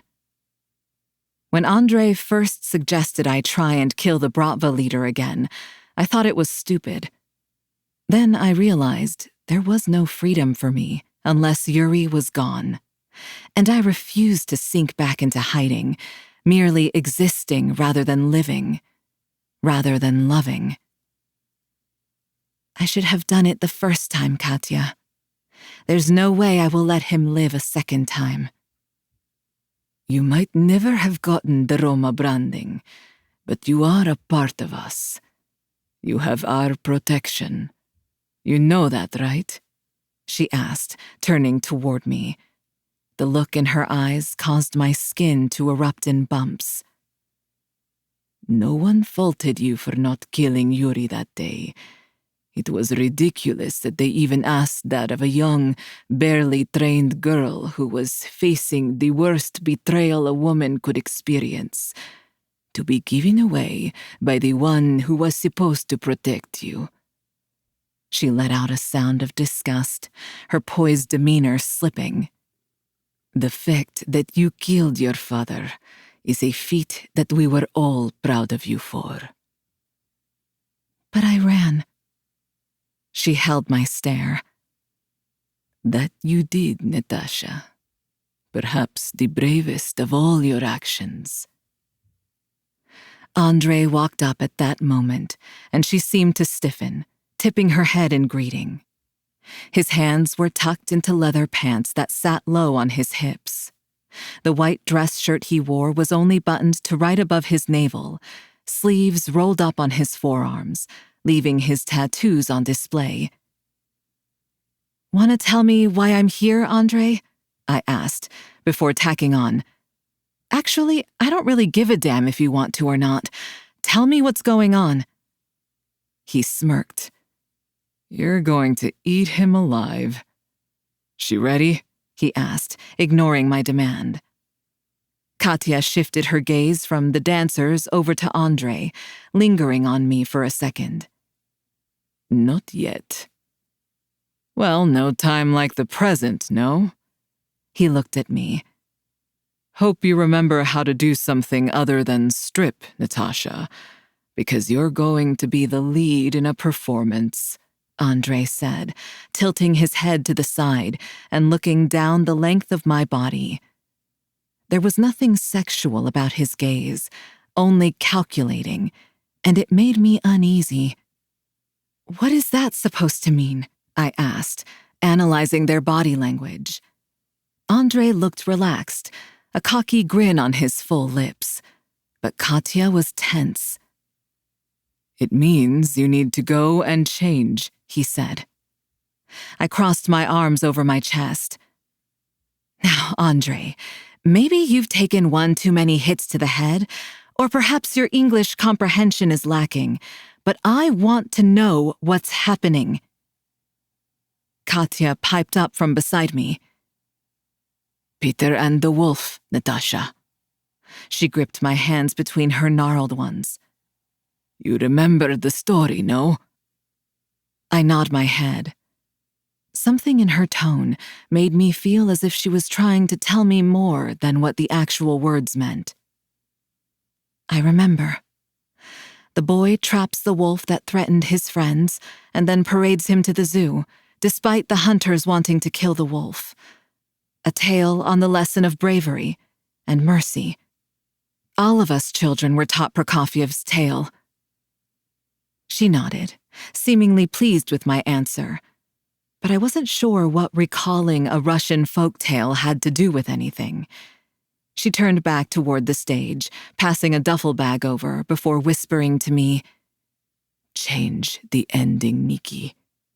Kill the wolf." I'd forgotten how uncomfortable a leotard was. The way the elastic cut into the crease of your leg, threatening to slip out of place and expose half my labia. That was probably the reason we wore tights and sprayed hairspray on our ass cheeks in an attempt at keeping the piece of fabric in place. Twirling my fingers in my hand, I studied the movement outside the window. You going to share with the class how this works, Andre? And not some cloak and dagger answer either. "You're going to go dance in a performance that Yuri is attending." He tapped his fingers on his crossed thigh, his body language giving nothing away. "I'm taking you to the practice so we can check out the venue and look for vantage points. Your friends will meet us there." His answer matched the texts I'd gotten from both Ryan and Dex, saying that they would meet us at the rendezvous point. They were gathering whatever the fuck we needed for this plan. But something still ate at me. Probably the nerves of them being so close to Yuri. And the rest of the plan? You've yet to share that with me, I pushed, my bullshit meter going off. Andre's eyes slid to me from where they'd been staring out the window. I was once again struck with how magnetic he was. It was no wonder I'd latched onto him like a love-drunk fool. But it was clear this man had his heart firmly locked away in a deep, deep pit. "Well, someone decided to go into the hallway and have their tits painted instead of paying attention to the plan," he threw back, the memory making my cheeks heat, and I had to fight the urge to look away while he continued to speak. "I already told you, Zaika. You're to be the bait. You are Yuri's greatest temptation, after all." He leaned forward, folding his hands together. "I'm not sure if he wants you so badly so he can kill you or fuck you. Either way, he'll take the bait," he said coolly. The car suddenly felt claustrophobic, as if all the air was being stolen from my lungs, but still I managed to hide my fear with a quip. I'd say I made the right choice. Getting fucked is far more enjoyable than listening to how I am going to be dangled like a piece of meat again, I said, my eyes narrowing. Andre smiled. It almost looked genuine, but I didn't think he knew how to do that.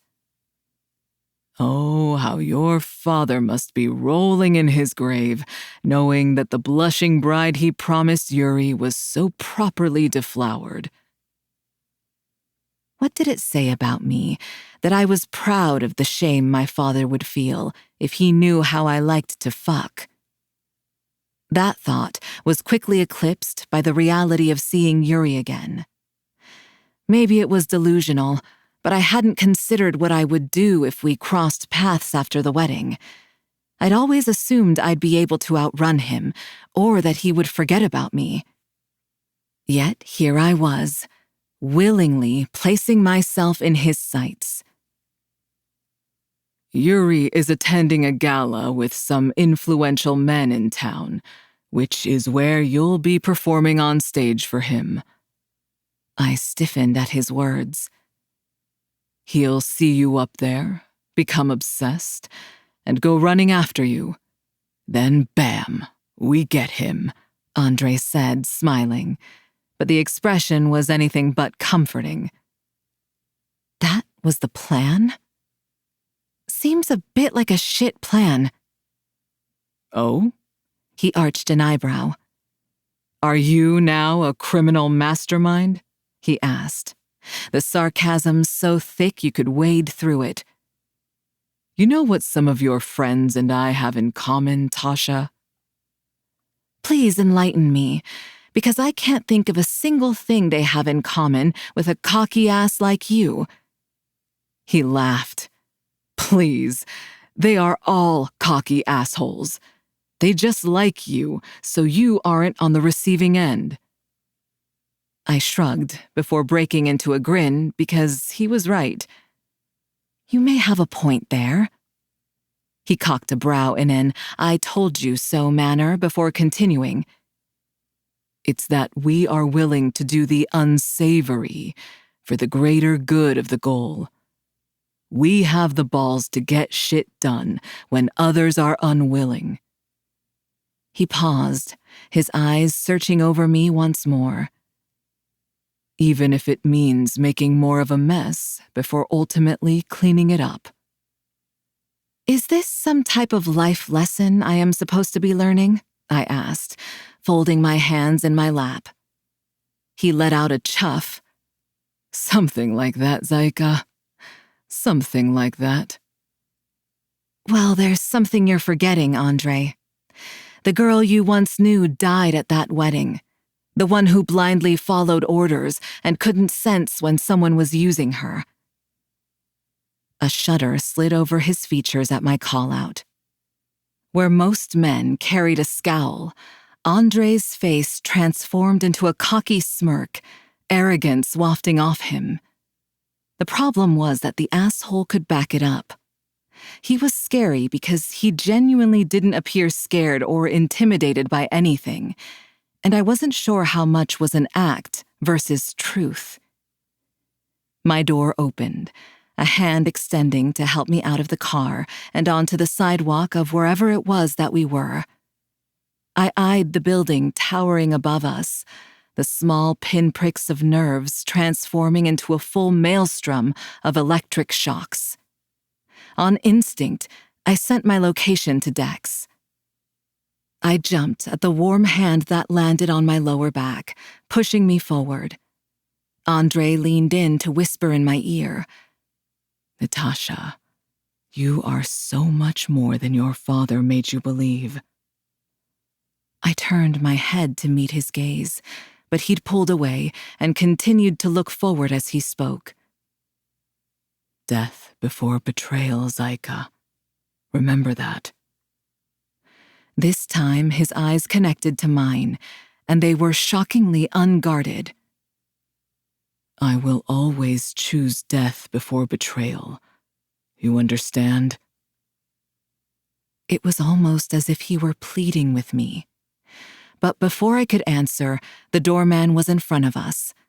I schooled my face, hiding my confusion at his words. I kept my chin tucked as Andre led us through the lobby of some swanky building. Each step sent adrenaline spiking through my body.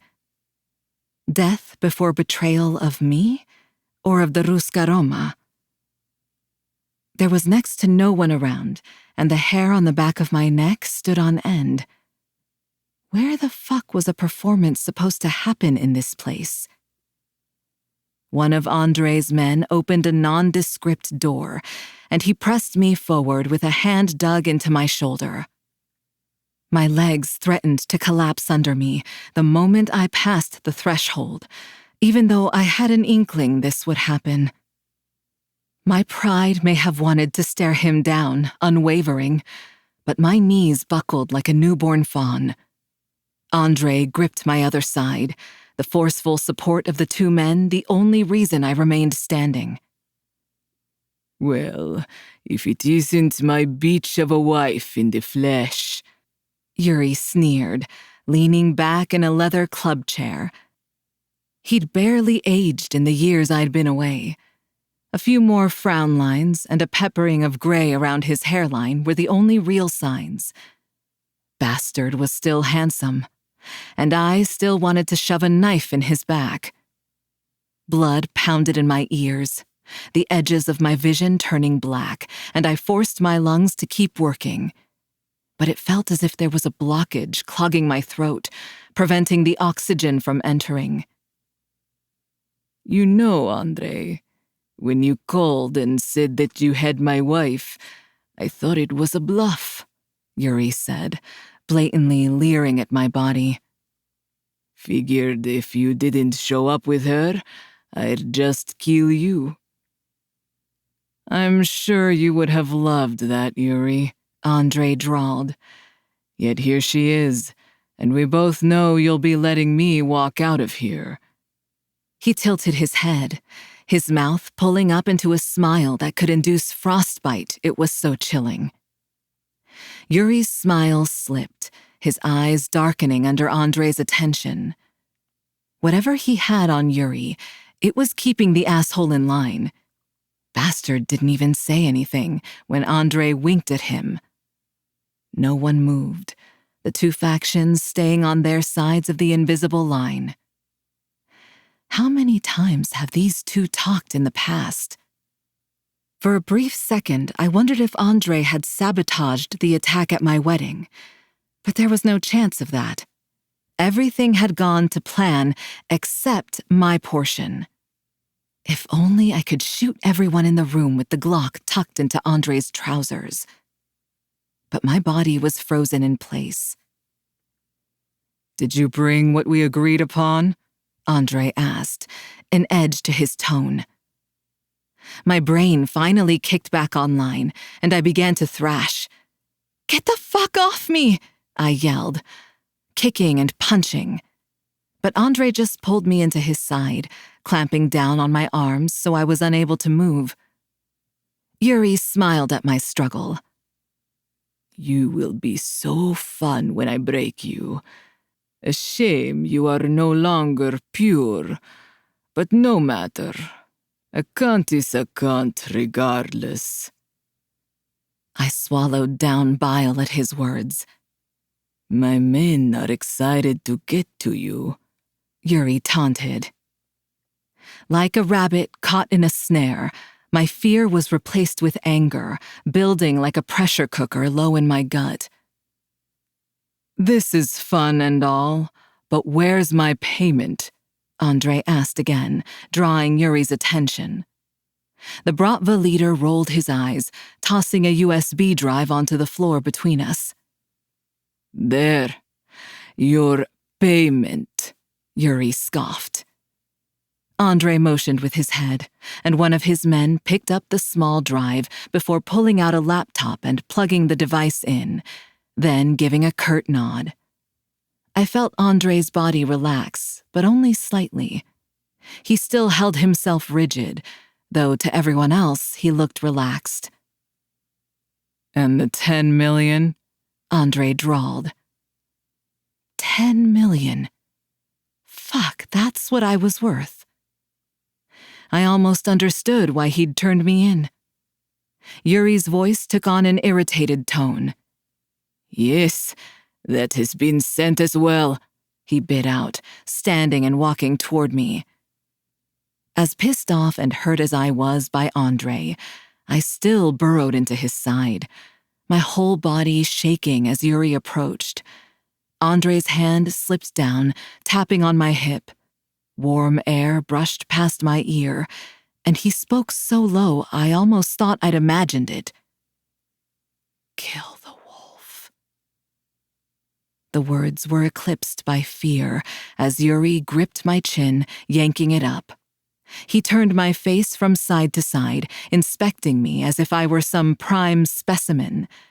It was a pretty accurate description of what he thought of me. Welcome home, wife.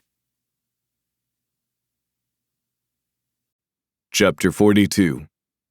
Dex. Besties with testes, aka Dex and Kenji. Same time across town. What the fuck was so important that I needed to get out of a bed that held a naked woman ready to be fucked? I yelled, storming into the apartment that Gunnar and Ryan were staying in. A squeal sounded from somewhere to the left, and Gunnar's voice boomed. Dex, what the fuck are you doing in here? I swear to God, if you saw any part of Ryan's body, I will carve your eyeballs out. I smiled, my lids already squeezed firmly shut. I'd had a feeling he would react that way, just like I had a feeling they would be doing some freaky shit. No need, brother, walked in with them sealed tight. Can I fucking open them yet? I asked, feeling around with outstretched hands so I wouldn't eat shit. Gunnar mumbled insults under his voice, but I ignored whatever he was saying. Yeah, you're good, he grumbled. I snickered when I caught him adjusting himself. Oh good, you have to suffer with blue balls the same way I do.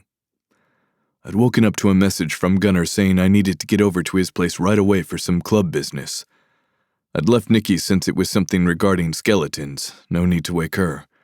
I was hoping I could get back before she woke up. Maybe I'd bring her something to eat. What the fuck are you doing here, Dex? Gunnar asked. The sincere confusion in his voice had my smile faltering and my blood chilling in my veins. My words sounded hollow when I answered. A pang shot through my stomach as it clenched. You texted me to meet you here, I said, already knowing what he was going to tell me. Gunnar's face sobered, and he gave the faintest shake of his head. Fuck! I roared, picking up the nearest thing and throwing it against the wall. The vase shattered, sending shards raining down around the room. I yanked my phone out and dialed Nikki. In the background, I heard Ryan asking what the hell was going on, but I was too engrossed in listening to Nikki's phone kick me straight to voicemail, over and over. If I didn't need the fucking thing, I would have thrown it too. She won't answer. Her phone's been disabled, said a feminine voice from behind me. Scar stood in the entryway, arms crossed over her chest as she stared me down, her 3 men all flanking her, looking ready for war in their tactical vests. Something about the way she stood there, eyeing me, had my chest heaving. She knew something the rest of us didn't. What did you do? I bit out, knowing she was involved. Ryan started to speak, but Caleb's voice cut in. I'd watch the way you speak to my wife. These 3 are the only people I truly like, and I have no problem putting a bullet in you if you prove to be a problem, he said matter-of-factly. Kenji winced a bit at the statement, looking at me with an apologetic grimace. It would probably only be like the thigh or shoulder, but yeah, he will shoot you. He gestured toward Scar with his arm. I mean, we drugged Scar to kidnap her when we thought she wouldn't cooperate. He shrugged as if it were no big deal, and Scar rolled her eyes. If it makes you feel better, he's lying about not liking you. He just doesn't like you enough to not shoot you. Kenji finished, patting Caleb on the shoulder as the Irishman continued to stare me down with a glare that almost made me want to break contact. Nico had yet to say anything, but I doubted he'd step in as the voice of reason. His face was a blank slate, but his hulking mass was poised to strike quickly, efficiently. These 3 were truly unhinged. But I wasn't as nice of a guy as I presented myself to be. Been shot more than once. It's amazing what damage you can manage to inflict while adrenaline courses through you, I replied, my hand moving my cut out of the way to show the Glock on my hip. So now that we've all proven we're ruthless fucks, tell me where the hell Nikki is. A shot rang out that had us all ducking and reaching for our own weapons as we turned toward the noise. Ryan, who'd been trying to get in a word, was standing on the island, her pistol out and a pissed-off look on her face. Scar chuckled, tucking one of her guns back into her thigh holster. Shoot first, ask questions later. Your life motto, Brujita. Yeah, well, all you assholes were too busy comparing dick sizes to listen to me, she grumbled, hopping back down. Gunnar was leaning against the island, completely unfazed. His reaction made me wonder if her meetings down in Sinaloa had been similar to this one. Wanna explain what the fuck is happening, Scar? Ryan's tone held an edge to it, but if it bothered Scar, she didn't show it. That's what I was trying to do. She turned back toward me, staring me down as she spoke. Try not to shoot me when I tell you this. That comment had my warning bells going off. I plucked my gun from my waistband, handing it over to Gunnar. My self-control isn't great, I bit out, stuffing my now empty hands into my front pockets. I knew I wasn't going to like whatever it was she had to say, but I'd been in the military long enough to know I couldn't go running in with my dick in my hand, or in this case, my gun. Whatever intel Scar had, I needed to know it. I disabled her phone this morning, just like I sent you the text that you needed to meet Gunnar here. Her voice was cold, calculated. I could suddenly see how it was that this woman was an accomplished killer. Why? The word came out as a growl, more animal than man. No one had moved. We were all rooted in place, making the tension spike even higher since it felt like a standoff. Too bad I'd given Gunnar my Glock. The deep breath Scar took was almost imperceptible, but I noticed it nonetheless and braced for the blow I knew was about to come because that was her sign of being nervous. Because she is meeting up with Andre, who is taking her to Yuri, she said. My body was moving before my mind could register the reaction. Shouts erupted from all over, creating a chaotic symphony, but Scar didn't falter, not even when I wrapped my hand around her throat and squeezed. It took a second for the haze of rage to lessen, and for me to notice the gleaming blade poised at my wrist. My eyes cut over to Kenji, who still wore a friendly smile. Caleb and Nico were being blocked by Gunnar and Ryan, who both had firearms shoved to their temples. My man, I'm letting this slide since I'd do the same if it were my girl, but if you don't remove your hand in 0.2 seconds... His facial expression shifted, turning concerningly devoid of emotion. I'll remove it for you and then shove it down your throat. I loosened my grip, and Scar took a sharp inhale, but didn't bother rubbing at the red marks now marring her skin. I'll have to use that one, I muttered, my hands up in surrender. Never thought about shoving their fist down their throat. I tipped my head at Scar. Go ahead, finish what you were going to say. God, I thought that Ryan was scary, but Scar was another level, completely unfazed from me trying to choke her. Caleb shocked me by letting out a dark chuckle. She has that effect on people. When I tried to choke her, she pressed into my hand and told me I had a small cock, he said, then pointed to his face. Your face was saying, what the fuck? Not too hard to figure out what you were thinking. Scar ignored him, continuing on. Andre came to me after you all left the club with an alternate plan. Actually, it was probably the original plan, but he knew you three wouldn't go for it. We're not quite as emotionally attached. She moved toward the island, placing her hands on the marble surface while the rest of us followed. There was no way we were going to be able to get close to Yuri. The bastard is notoriously paranoid. Always has been, but you can imagine how that increased after his wedding. There was no way he'd ever come out into the public, so we needed to deliver Nikki to him, she said, locking eyes with me. And she needed to have a believable reaction to being betrayed. She doesn't fucking know this is all a plan? I roared, slamming my fists down on the counter, splitting the skin on my knuckles. The pain helped keep my head clear. Nico was the one to speak this time, his large hand landing on my shoulder. For a big fucker, he sure was silent when he moved. It was the only way. I know Yuri well, my family reported to him. If he sensed at all that her reaction was disingenuous, he'd put a bullet in her brain right there. I opened my mouth to protest, but he ignored me and continued. And there was no way we were going to get anywhere near him otherwise. The man has no moral code. He would have sent man after man to get her back, killed without discrimination. Your entire MC Brotherhood would have been wiped out. He said, his face showing no sign of deceit. In for 4, out for 4. In for 4, out for 4. Numbness slipped over me, my heart rate back under control. This was who Nikki needed.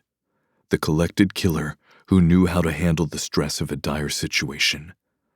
I wouldn't succumb to my emotions the way I had with Kel. I'd save Nikki. Okay, I said, crossing my arms over my chest and widening my stance. What's the plan? Gunnar slid next to me, adopting the same stance, and warmth bloomed in my chest for the asshole. Brothers through and through. Regardless of when we fought or fucked up, we'd always have each other's backs. Andre is bringing her to Yuri under the guise of betraying her. He said he'd try his best to give her clues that this was all a plan, but he can't be too obvious and risk her not reacting. She's got a tracker on her, so we can see where Yuri takes her. From there we ambush the place, Scar said. My dislike for Andre took on a new life. "What's he getting out of this?" I bit out. There was no way the plan was as simple as that. Not that it really was simple. We'd have to pose an attack on enemy territory with very little planning and even less intel. Scar shrugged a shoulder. "Who knows? He said he had something to ask of Yuri that was believable enough to make the Bratva leader think Andre really was turning her in. Which he is. Yuri doesn't know about the double cross." Gunnar spoke this time, his voice curt. "You didn't ask what he wanted from this?" Caleb stepped forward, his usual pissed-off look even more prominent. "Listen, law enforcement," he spat. "Welcome to the big leagues. We don't give a shit what he's getting out of this as long as we get ours. That's how it works here. We stay out of people's shit." Scar grinned like the cat that ate the canary. "Or you at least let them think you're staying out of their shit until you need to step in." The grin slipped slightly. But as it turns out, Andre has quite a bit more power than we knew about. In this case, it's better to be a friend than a foe. She looked at her wristwatch before pulling her phone out and typing something. My phone vibrated, my heart doing a flip when a pin drop came through. "Nikki sent me her location," I said, laying my phone down on the counter. "She sent it a while ago," Scar said offhandedly, her attention still on her phone. "I just unjammed her phone, so anything she tried to send is just now coming through." "How the hell do you even have that kind of pull?" Gunnar asked. "I stopped asking a long time ago. She won't answer," Ryan commented, not sounding the least bit concerned about the situation. Ryan's reaction actually helped me tamp down my anger towards Scar. If she was willing to trust these four, I would too. Truth was, Scar was probably the reason Nikki was going to live, because she was willing to act without emotions clouding her judgment. "Nikki's on the move. Andre has already made the trade." Scar looked up at us. "He says he left about 5 minutes ago.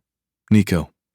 The giant of a man placed a massive duffel bag I'd missed onto the counter, pulling out 3 ballistic vests and enough firearms to make me cum. "Close your mouth, Dex. You're drooling," Gunnar joked weakly as he reached for a rifle. "Put them on and pick your poison," Scar said.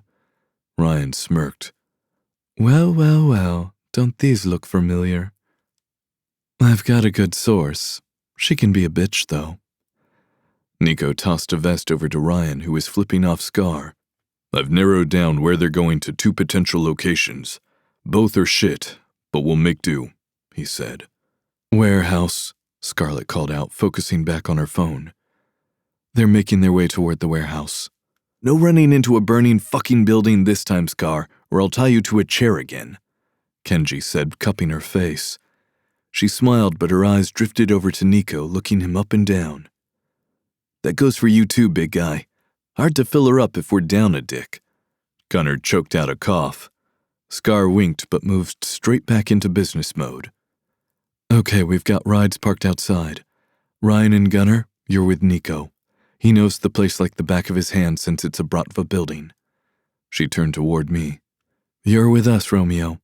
Let me know right now if you can do this or not, because if you can't keep your shit together, I will have Kenji tie you to a chair." "I've got the good rope, too."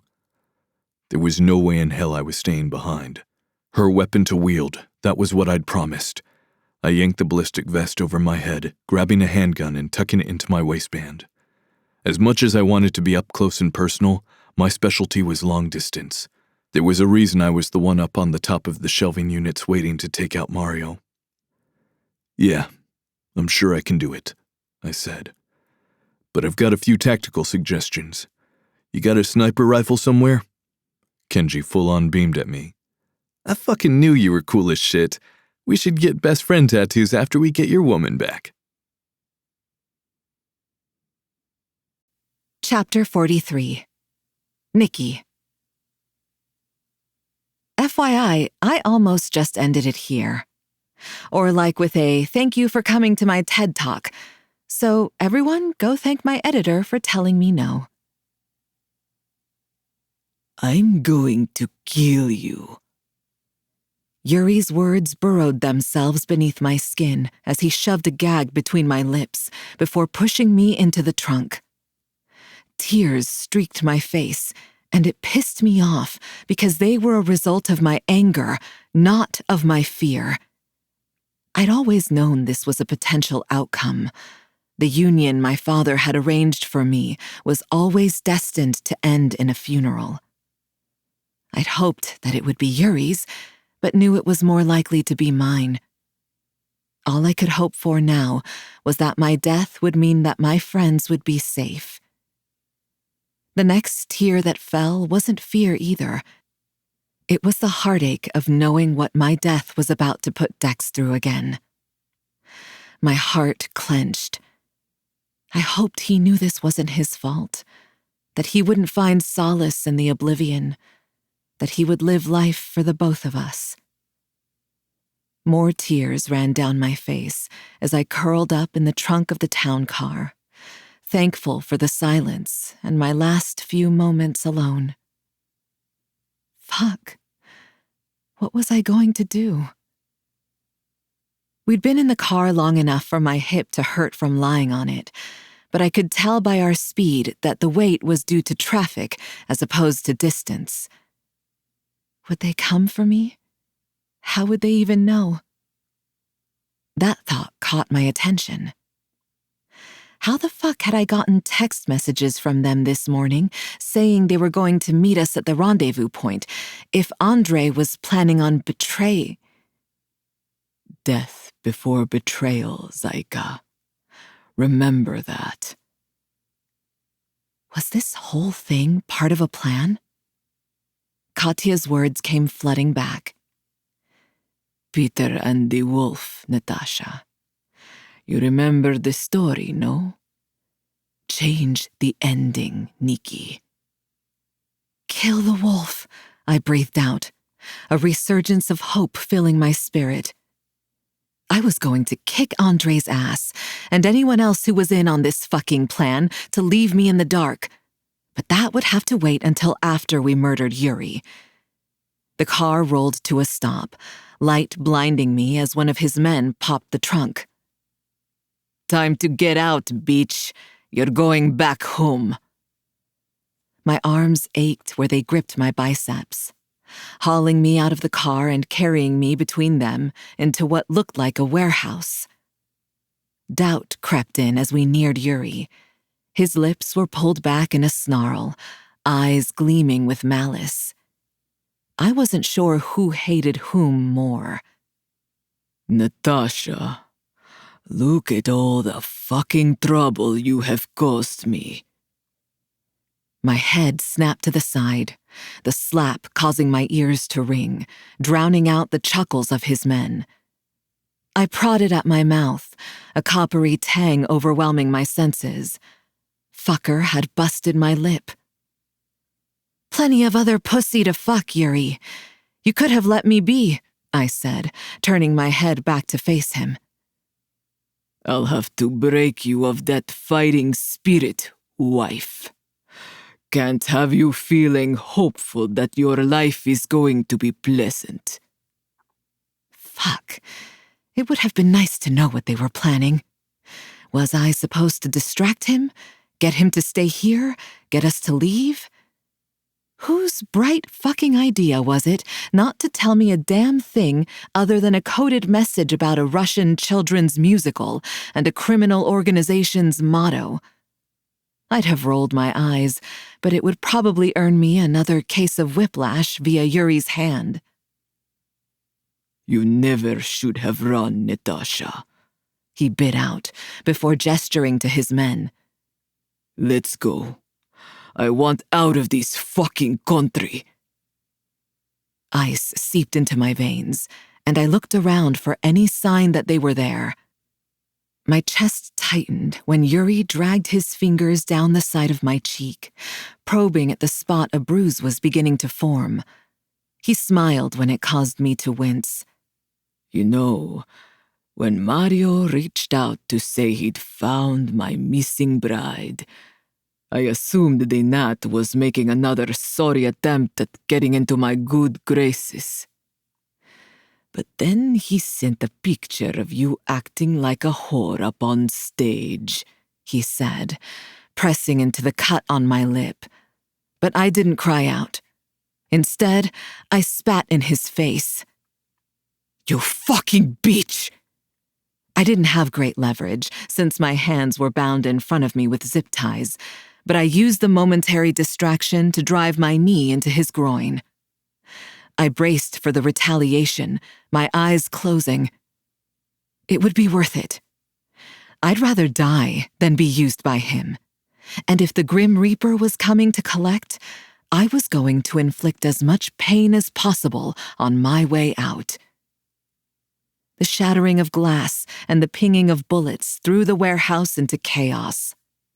I dropped to my knees, the world seeming to shift into slow motion as people in black tactical gear converged into the room. Yuri's men fired back, 2 of them rushing to his aid. Like déjà vu, I knew I needed to move while he was distracted. I made my move to run, but a searing pain radiated from my head as Yuri gripped my hair, yanking me backward. "Oh, no, you don't," he breathed into my ear, the barrel of a gun digging into my temple. "Get the fuck back! Unless you want me to blow her fucking brains out!" The warehouse went deathly silent at his threat. In my peripherals, I caught Ryan, her face turned up in a murderous rage. "Set your fucking guns down!" One by one, Ryan and the others did as they were told. "It's not because they care about you, Natasha. They are surrendering because you're not worth the bloodshed. Look, that motorcycle member isn't even here. Fucked you and forgot you, it looks like," Yuri whispered. His words sent dread pooling in my gut, not because I believed him. He was full of shit. But he was right about Dex not being here. I looked at the bodies lying on the ground, hoping and praying none of them were him. Relief was short-lived when I didn't recognize any of them, though, because where the hell was he? Ryan's voice drew my attention. "Let her go, and we let you live." Our eyes met, and she made the slightest move of her head. I followed the movement, spotting what looked like an open window up near the roof. The black barrel sent my heart into overdrive as Yuri's arm banded tighter around me, pulling me close as he yelled at Ryan. "Let me leave? You're the ones who have to put down your weapons. I am going to walk out of here with my prize, and then in return, I will hunt and kill you all." "How is that a deal?" I asked, unable to keep my smart mouth shut. My question was met with another rough yank of my hair as he led us backward, using me as a human shield with the gun pressed to my temple. Tires screeched, echoing off the corrugated metal. Yuri's Range Rover pulled up behind us, a door thrown open. Fuck. I knew if I got in there, I'd be gone forever, and the sick fuck would make sure I wasn't able to die before he was ready. The situation left me no choice. I squeezed my eyes shut, my hands fisted by my side as I tried to relax as much as possible. Planting my feet to prevent us from going any further, I yelled out at the top of my lungs, hoping he hadn't gone soft on me, hoping he'd do what was needed. "Pull the fucking trigger, Dex!" Then the world exploded. It felt as if I were underwater. All the sounds were muffled. I could tell by the look on her face that Ryan was yelling, but I couldn't hear what she was saying. Bodies moved, but my eyes couldn't track where they were going, and then in the next instant, the world sped back up. Noise hit me like a freight train. The last thing I caught before the world went black was Ryan screaming, "You fucking shot her?" I smiled as I slipped into oblivion. I knew my man could do it. I knew he would save me. Chapter 44. Dex. You should have known by now that someone was getting shot or stabbed. We'd taken off on motorcycles as soon as Scar knew the location they were headed in with Nikki. Gunnar was practically foaming at the mouth at the sight of Ryan on one, and I was 99% sure that a bike was in her near future, even if the sole purpose was him fucking her on it. Yuri was taking Nikki to an old warehouse that was sometimes used as a hangar for the Bratva. We assumed he had a plane waiting for him to take him out of the city before making their way back to St. Petersburg. It was now or never. Nikki was as good as gone if the plane took off. According to Andre, there was no fucking way we'd get to her on Yuri's home turf. I wasn't entirely sure what Andre's intentions were, but the fucker was geared up and armed to the teeth with a fierce look on his face. I'd be watching him, but for now, I had too many other things to worry about. While a Harley was my preferred ride, the Ducati Kenji put me on was fast as hell, and that was what we needed to make it to the place before Yuri. Earlier that morning, Caleb had sent Andres and the Syndicate's men to both potential locations, so we'd have people in place when the tracker sewed into Nikki's leotard started moving. I was fucking glad that those four were on our side because they really knew their shit, dotting every I and crossing every T they could. When I asked how the fuck we were going to get there before Yuri, the smirk on Scar's face had been downright scary. Yuri thinks he's a god, but he's just another entitled man who's too cocky to see that a woman is about to carve out his heart. I'm going to make sure Nikki gets what she's owed, she said.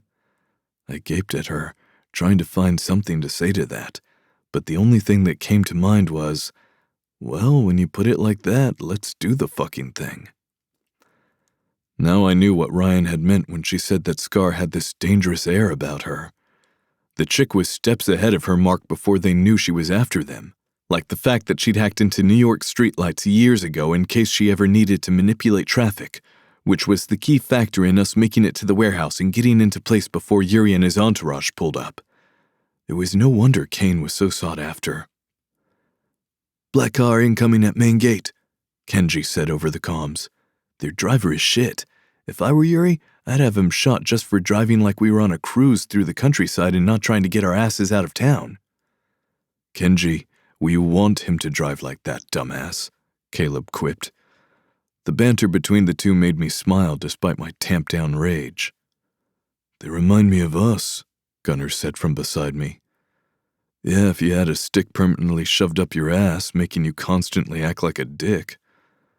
We'd split off when we'd arrived, everyone taking up their posts. Gunnar and I were up on the roof. Like old times, brother. Sniper and spotter. Yeah, don't fuck it up, Gunnar teased, knowing I needed some levity. Because this wasn't exactly like old times. I'd never had a woman I love mixed up in the middle. But Gunnar had, so if anyone was going to be able to help see me through this, it was him. In for 4, out for 4. I relaxed my shoulders and unclenched my jaw, sinking lower into my position. The mantra had been running on a loop since I'd laid out on top of the roof with my barrel peeking through a ventilation window. I'd never been more thankful for my ability to shut out my emotions in times of stress, because I fucking needed it now. All right, Dex, keep your cool here. There was no need to ask what Gunnar was referring to. Nikki was being carried between 2 men into the warehouse. Blood pounded in my ears when her head snapped to the side. The fucker had slapped her, hard. Breathe, brother. We can't move too soon. Gunnar whispered, worry in his tone. I was too engrossed in what was happening down on the warehouse floor to respond, but I kept my finger off the trigger. The two exchanged words, both of their faces growing angrier with each word. They were too far for me to hear what they were saying. My heart ached when she seemed to look around, searching for a way out or someone to save her. Easy. You'll be down there with her soon, Dex. Gunnar seemed to have a main line to my thoughts. His timing with words of encouragement was perfect, And thank fuck he didn't require a verbal response because I was vibrating with anger and hanging by a thread, relying on every calming technique I knew to stay in the pocket. At one point, Yuri ran a hand down Nikki's face, pressing at the spot he'd hit her. Pride swelled in my chest when my Spitfire spat blood in the asshole's face. "You fucking bitch!" Yuri yelled loud enough for me to hear. My finger moved from where it rested above the trigger right as Scar's voice sounded on the comms. "That's our cue, boys." The warehouse exploded into chaos, glass shattering where our men broke through, bullets pinging off the corrugated metal. We were equipped with ballistic gear and mowed through Yuri's men with ease. "Come on, baby, get out of there," I whispered, my eye pressed to the scope. Relief flooded my veins when she ran, but everything came to a screeching halt the moment he wrapped his fingers in her hair, dragging her back. The barrel of a gun shoved to her temple. "Set your fucking guns down," he yelled. Gunnar shifted beside me. "We planned for this." "Yeah, but we didn't plan on him being fucking short," I growled. "Headshots fucking blocked." Fuck. Fuck was right. Yuri held Nikki directly in front of him, but they were nearly the same height, making the headshot a no-go. Yuri and Ryan were exchanging words, none of which I could catch, but whatever it was, it had Nikki looking directly up at me. A surge of emotion swept through me. She knew I was here, but the moment was cut short. Screeching tires echoed through the space, a blacked-out Range Rover pulling up behind them. "Guys, that thing is fully armored. We can stop them if they leave in it, but..." Nico paused. "But it's not going to be easy, and I can pretty much guarantee Nikki's going to get hurt, and I don't know how badly." Gunnar answered for us. "Damn it! We may not have another option. The asshole is dragging her back to the car with her as a fucking shield. We'll get down there ASAP. Get the fucking ride ready." Nikki's voice boomed, yelling at the top of her lungs. "Pull the fucking trigger, Dex!" Her voice was steady, sure. She was a fucking sight to be seen, like a goddamn golden goddess holding her chin high, determination in her face. Time seemed to slow, the rest of the chaos falling away, leaving nothing but her and I. Those blue eyes taunted me, seeing if I had the balls to pull the trigger, to trust her, to give her a choice. "There's no fucking way you're going to shoot." I didn't give Gunnar a chance to finish his sentence before I sent a round through the top of Nikki's shoulder, right into Yuri's chest. For the second time, chaos erupted in the warehouse, our men back on the offense, taking out Yuri's guys as they attempted to make it to where both he and Nikki lay in a growing puddle of blood. "You fucking shot her?" Ryan screamed, taking out everyone in her way. But I was too busy getting into the firefight to think about what kind of shit I'd be in with her. All that mattered was Nikki. Chapter 45. Nikki. Kill the wolf. Something moved below me, shoving me off to the side. Pain seared through my shoulder, and stars danced behind my eyelids. What the fuck? The muddled noise grew to a roar. Shouts of pain mixed with gunshots, kicking my mind into high gear. My eyes popped open, everything rushing back to me. I was in the warehouse, and Dex had taken the shot straight through me, like I'd asked him to. Yuri's body had broken my fall, the round going through my left shoulder and into his chest, but the fucker was still clearly alive. I scrambled to push myself to my feet before Yuri could grab me, because there was no way I was going to take 2 fucking bullets. A scream ripped through my lips, my wound weeping blood with each movement. How the fuck do Ryan and Scar do this? Getting shot hurts like a bitch. "You bitch," he spat the words out at me, but his voice was weak. "You're going to pay for this," he said, reaching for his gun. We realized it had landed a few feet away at the same time. My eyes zeroed in on the Glock, and every survival instinct kicked in. There was so much adrenaline flooding my system that I barely felt my shoulder as I ran for the gun, snatching it up between my bound hands, thankful they'd put them in front. My heart beat so quickly that I thought it would break through my chest as I turned toward Yuri.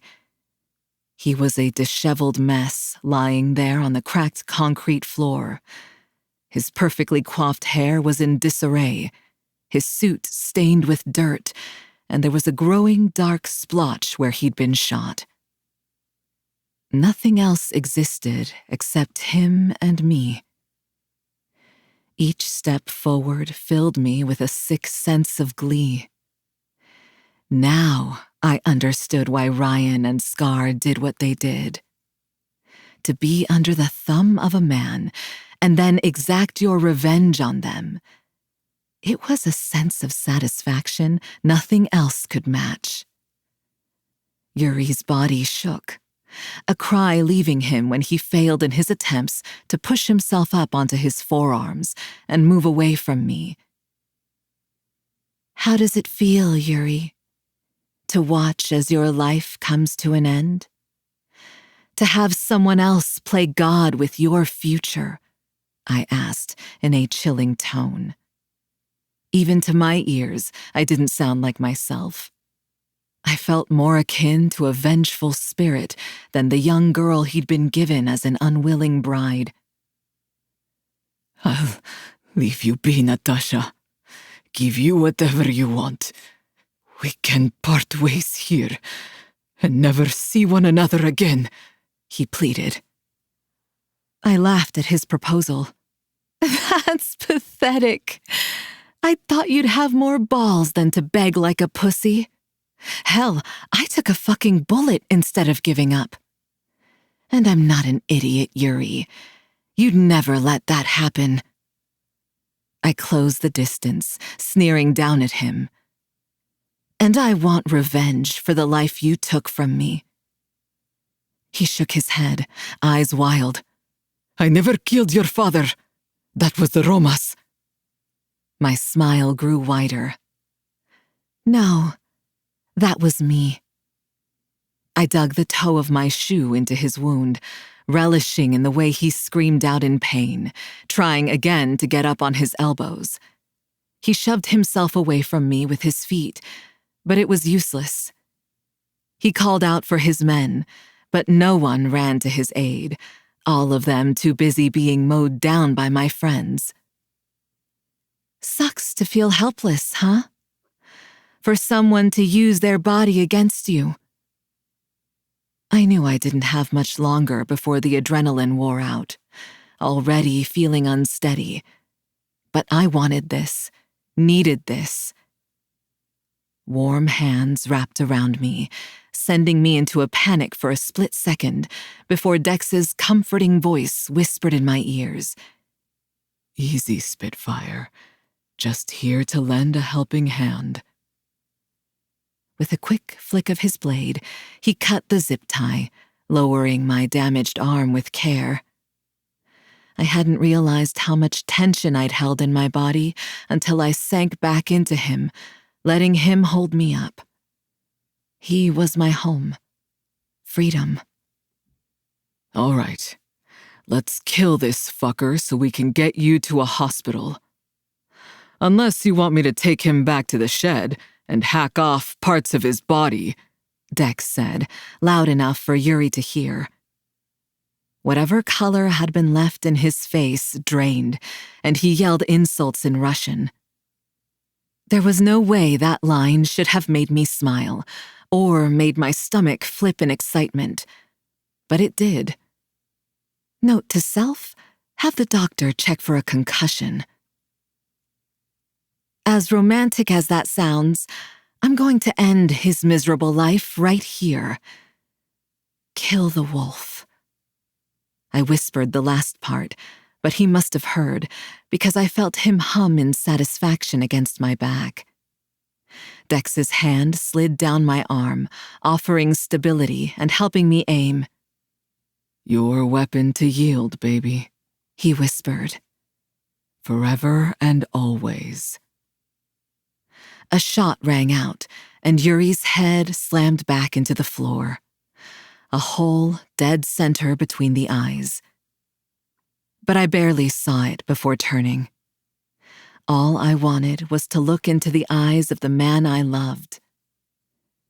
Dex took the gun from my hand, his hands cupping my face and kissing me with so much passion it stole my breath. "You shot me," I said, smiling against his lips. Ryan was going to kick his ass for that.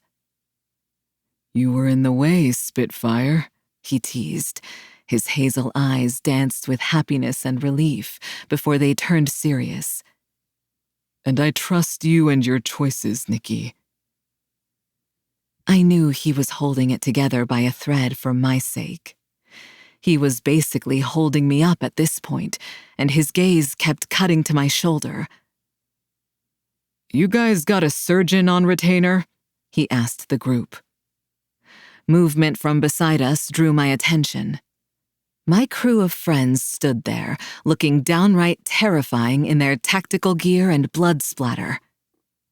Caleb nodded. "Sent for him the moment your girl yelled out the command." His attention was locked onto Dex. "We all decided to fall in love with wild women, didn't we?" All of the men shared a good laugh in agreement, and Ryan and Scar flipped them off, shooting each other a wink, because there was no denying the truth of his statement. Dex's face pulled down into a glower as Andre walked up, coming from who the fuck knew where. I rolled my eyes at his state. He had a gun in each hand and a bigger one strapped to his back, looking like he was getting ready to shoot a music video with his leather pants and tight black shirt under his vest. "Ballsy move having him shoot through your shoulder." He was practically beaming. "You got your Ruska Roma mark after all, Nikki. You ever need us, you know how to find me. But it's time for me to go." "Wait," I called after him as he turned to leave. "What the fuck happens now? With the Bratva and the Circle? Didn't we create a bigger fucking problem here?" Dread settled in my gut. Fuck, I didn't want a war with a bunch of billionaires. My body sagged even more, and Dex lifted me into his arms, bridal style, which was becoming a habit. An SUV pulled into the hangar, a man throwing the door open and calling for Andre. He signaled for them to give him a moment before turning back. "Don't worry about the Circle or the Bratva. I've got plans for them," he said, a sinister smile on his face, throwing us a wink before climbing in and driving away. "We really going to trust that guy?" Gunnar asked from where he stood, with his arms wrapped around Ryan. My throat hurt from all the yelling, but I still managed to speak loud enough for everyone to hear me. "Death before betrayal." There was confusion on all their faces, aside from Nico's and Scar's. "It's the Ruska Roma's creed. They will die before they betray a fellow member," Nico answered, all my strength tapped. "And Nikki here has earned her mark. She may not have the traditional tattoo, but that scar on her shoulder guarantees their loyalty." "And we don't have to trust him. Andre knows I'll be watching," Scar added. Dex looked down at me, leaving the others to their conversation and carrying me toward an awaiting car. "You're mine, Nikki. I love you with every breath in my body and every fiber in my being. Forever and always." The last thing I remembered was the press of his lips to mine. Chapter 46. Nikki. Next time, yell out Sky Daddy instead of Dex. 2-ish months later. "Oh, fuck," I groaned, thrusting my hand into Dex's hair. With a low growl, his mouth dropped between my legs, tongue delving between my slick folds. The sensation was so otherworldly, I swore I could see sounds. His tongue dragged up and down my slit, moving higher until it reached its destination. He turned me into putty under his mouth when his lips wrapped around my throbbing clit, humming against it. "Fuck me," I cried out, my body lifting from the bed. The smug bastard smiled up at me, swirling the tip of his tongue around, teasing it until I was gasping and clawing at the bedsheets. "That's coming, Nikki. Just like you will be." He winked, loving the control he had over my body when I was spread out like this before him. My retort died on my tongue, the words transforming into a moan when he shoved 2 thick fingers into me, continuing to suck on my clit until I was shaking, so fucking close to coming, it felt like I would explode into a million pieces. "Not yet, baby," he said with a chuckle, pulling away right when I was at the brink of bliss. I yelled out in frustration, raising my head to shoot daggers at him with my eye, but my mouth went dry at the sight of his tattooed hand wrapped around his thick cock, languidly stroking himself. The look of desire on his face caused my breath to hitch. "Spread those beautiful thighs for me, Spitfire.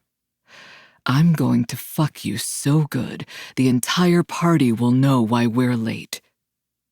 Shit, we were going to be late. But I couldn't seem to get myself to care as I followed his instructions, whimpering at the sensation of the head of his cock slipping between my slit, teasing my opening. "Stop fucking around, Dex. If you don't fill me with your cock, I'm going to use one of the dildos you brought." He pushed into me, cutting off my bitching. All I saw were stars, my eyes rolling back as he filled me with every thick inch of his cock, his mouth crushing against mine. Our tongues fought for dominance as they entangled with one another. "Wrap your legs around me, baby," he ordered against my lips, and I locked my ankles behind his muscled back, digging my heels into his ass. Suddenly, his heat was gone, and he stared down at me from above, a sly grin pulled at the corners of his lips. "There you go. So good at following directions," he praised. I shuddered as his cock flexed deep inside of me, his hips pulling back before pistoning forward. "Look at you, Spitfire. Look at how your greedy fucking pussy is so eager for my cock." God damn, his dirty fucking mouth. My eyes locked on to the spot where his slick cock plunged in and out of me. He lifted my chin with his thick finger, our gaze locking. The intensity stole my breath. Love, desire, and devotion swirled in his hazel eyes. Without a doubt, I knew they mirrored the emotions in mine. "Forever and fucking always, Dex," I vowed, loud enough for him to hear over the slapping of our skin. My words sent him into a frenzy, my eyes rolling back as pleasure snaked over every inch of my skin. "Eyes on me, Nikki. I want to see those beautiful blue eyes as you come." They fluttered open, taking in his smirk. "Forever and fucking always, Spitfire. Not even the devil can pry me from your side." Emotions surged through me. I'd never felt so loved, so cared for, and it had nothing to do with how he fucked me. It was how he saw me. All of me, even when I'd fucking hid from him. He rolled his hips against me, the pleasure stealing my attention. I was too engrossed with how his thumb worked my clit, like he was a fucking expert on my body. By this point, he was. For weeks after he'd shot me, Dex had shown me how sorry he was with his mouth, even though I was the one who'd ordered him to take the shot to begin with. But there was no fucking way I'd turn away his offer to get me off. The next thrust hit so deep, I swore I saw God as I came apart beneath him, shouting his name. Dex's groans echoed mine, dropping his head to the crook of my neck. Fuck, you feel so good milking my cock, he growled in my ear as he fucked me into the mattress, moving faster. Just like that, Spitfire. Grip me with that greedy fucking pussy. His hand clasped my chin, squeezing it slightly so my lips parted before spitting into my mouth. Why was that hot? His chuckle made me wonder if I'd asked that aloud, but I was too distracted by his next command to figure it out. Ask me nicely for my cum, Nikki. For the second time in my life, I thought I was going to have a heart attack. This time from being so turned on. My entire body began to clench, my vision going white. Please. That's not what I asked for, Nikki. You want me to fucking come inside you? Beg. The possessiveness of his voice in my ear had me teetering on the edge. I gripped Dex's face, not to be outdone. I want to feel you fucking drip down my thighs. Please. The growl he let out was like dropping a match on a pool of gasoline. I exploded. Pure ecstasy shattering through every nerve in my body. Dex found his release seconds after mine with a final thrust, holding himself inside me and spilling his hot cum. I was vaguely aware of his whispers of love between the kisses he trailed up my chest and neck. That was a religious experience, I whispered, forcing my eyes to open, only to find Dex looking at me with a self-satisfied grin. Next time, yell out Sky Daddy instead of Dex. He was so damn cocky and loved to make me laugh. It was like a high for him. Every time I resisted, not wanting to stroke his ego, but it never worked. I suppose it would make up for all the years I'd missed out on making smile lines. Please, I didn't even call out your name this time, I said, rolling my eyes and biting my lip, still fighting back a laugh. His lazy grin grew into a full-fledged smile. Oh, baby, you call out my name like it's the only word you know, he said, rolling off my body and crouching by my feet, his cock bouncing with the movement. Now I was biting my lip for other reasons. You keep looking at me like that, and we will never make it to the party, he promised, taking my leg in his hand and pressing the flat of his tongue to my ankle before dragging it up, lapping his cum as he went. Can't we skip it and stay in bed and fuck? I asked, moaning when he made it to the apex of my thighs, pushing his cum-coated tongue inside my pussy. This man was... fuck. There was no thinking straight around him. As quickly as he'd started, he stopped, pulling away and grinning at me. As much as I want to do that, we have to make an appearance. His eyes sparkled with mischief. Chapter 47. Dex.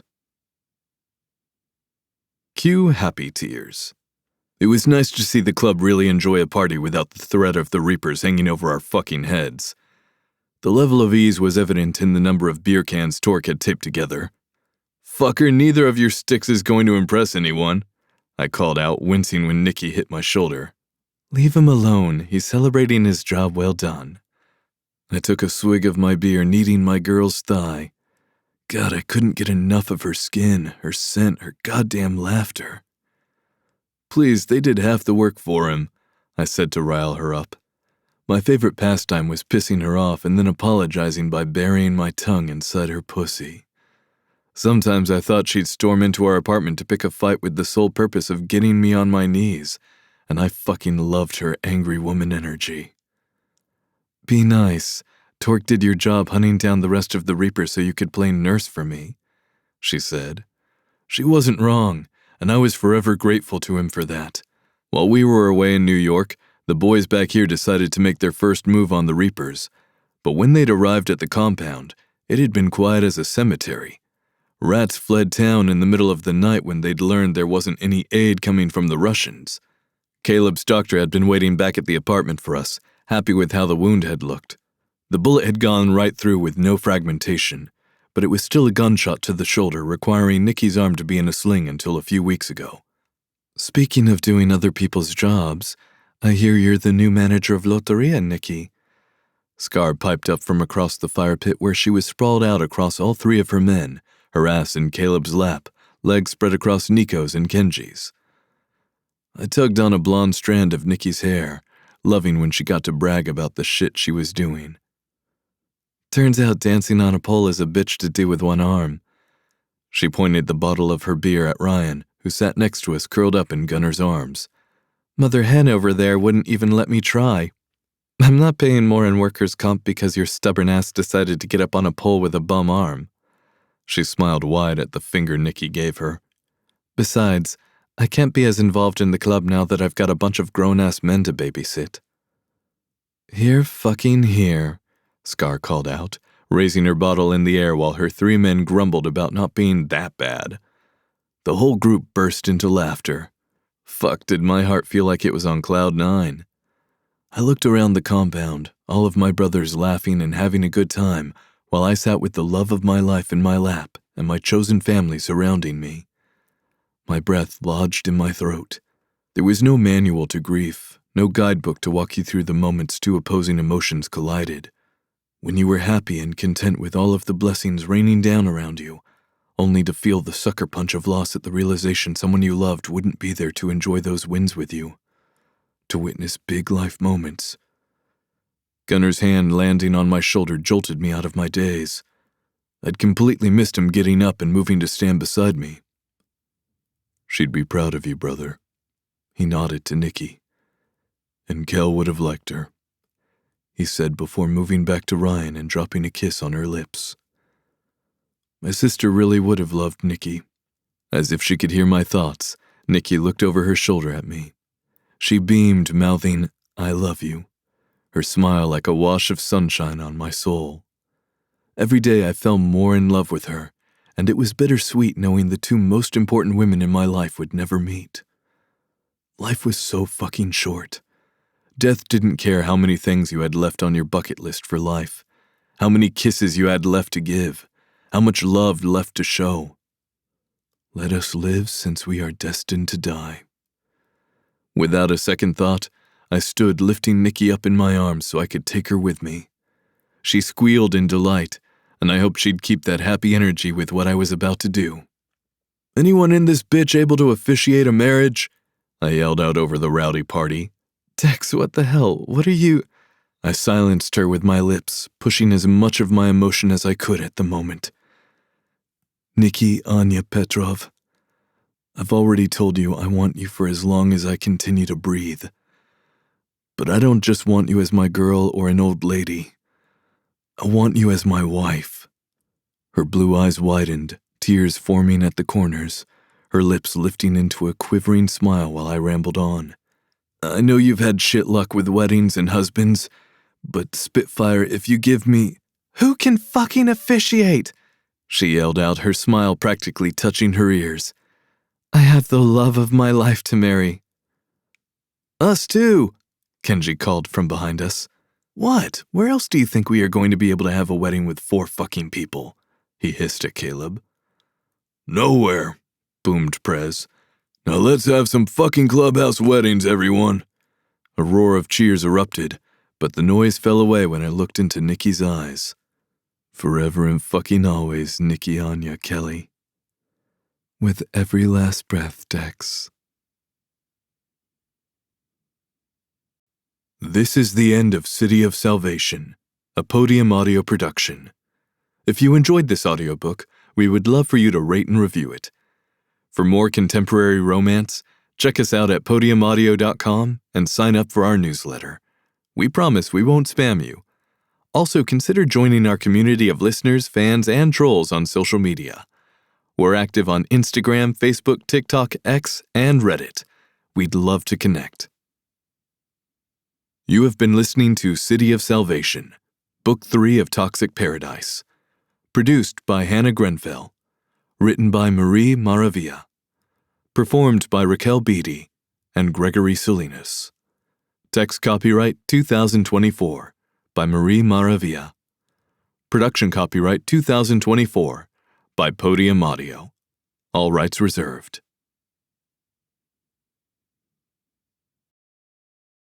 Audible hopes you have enjoyed this program.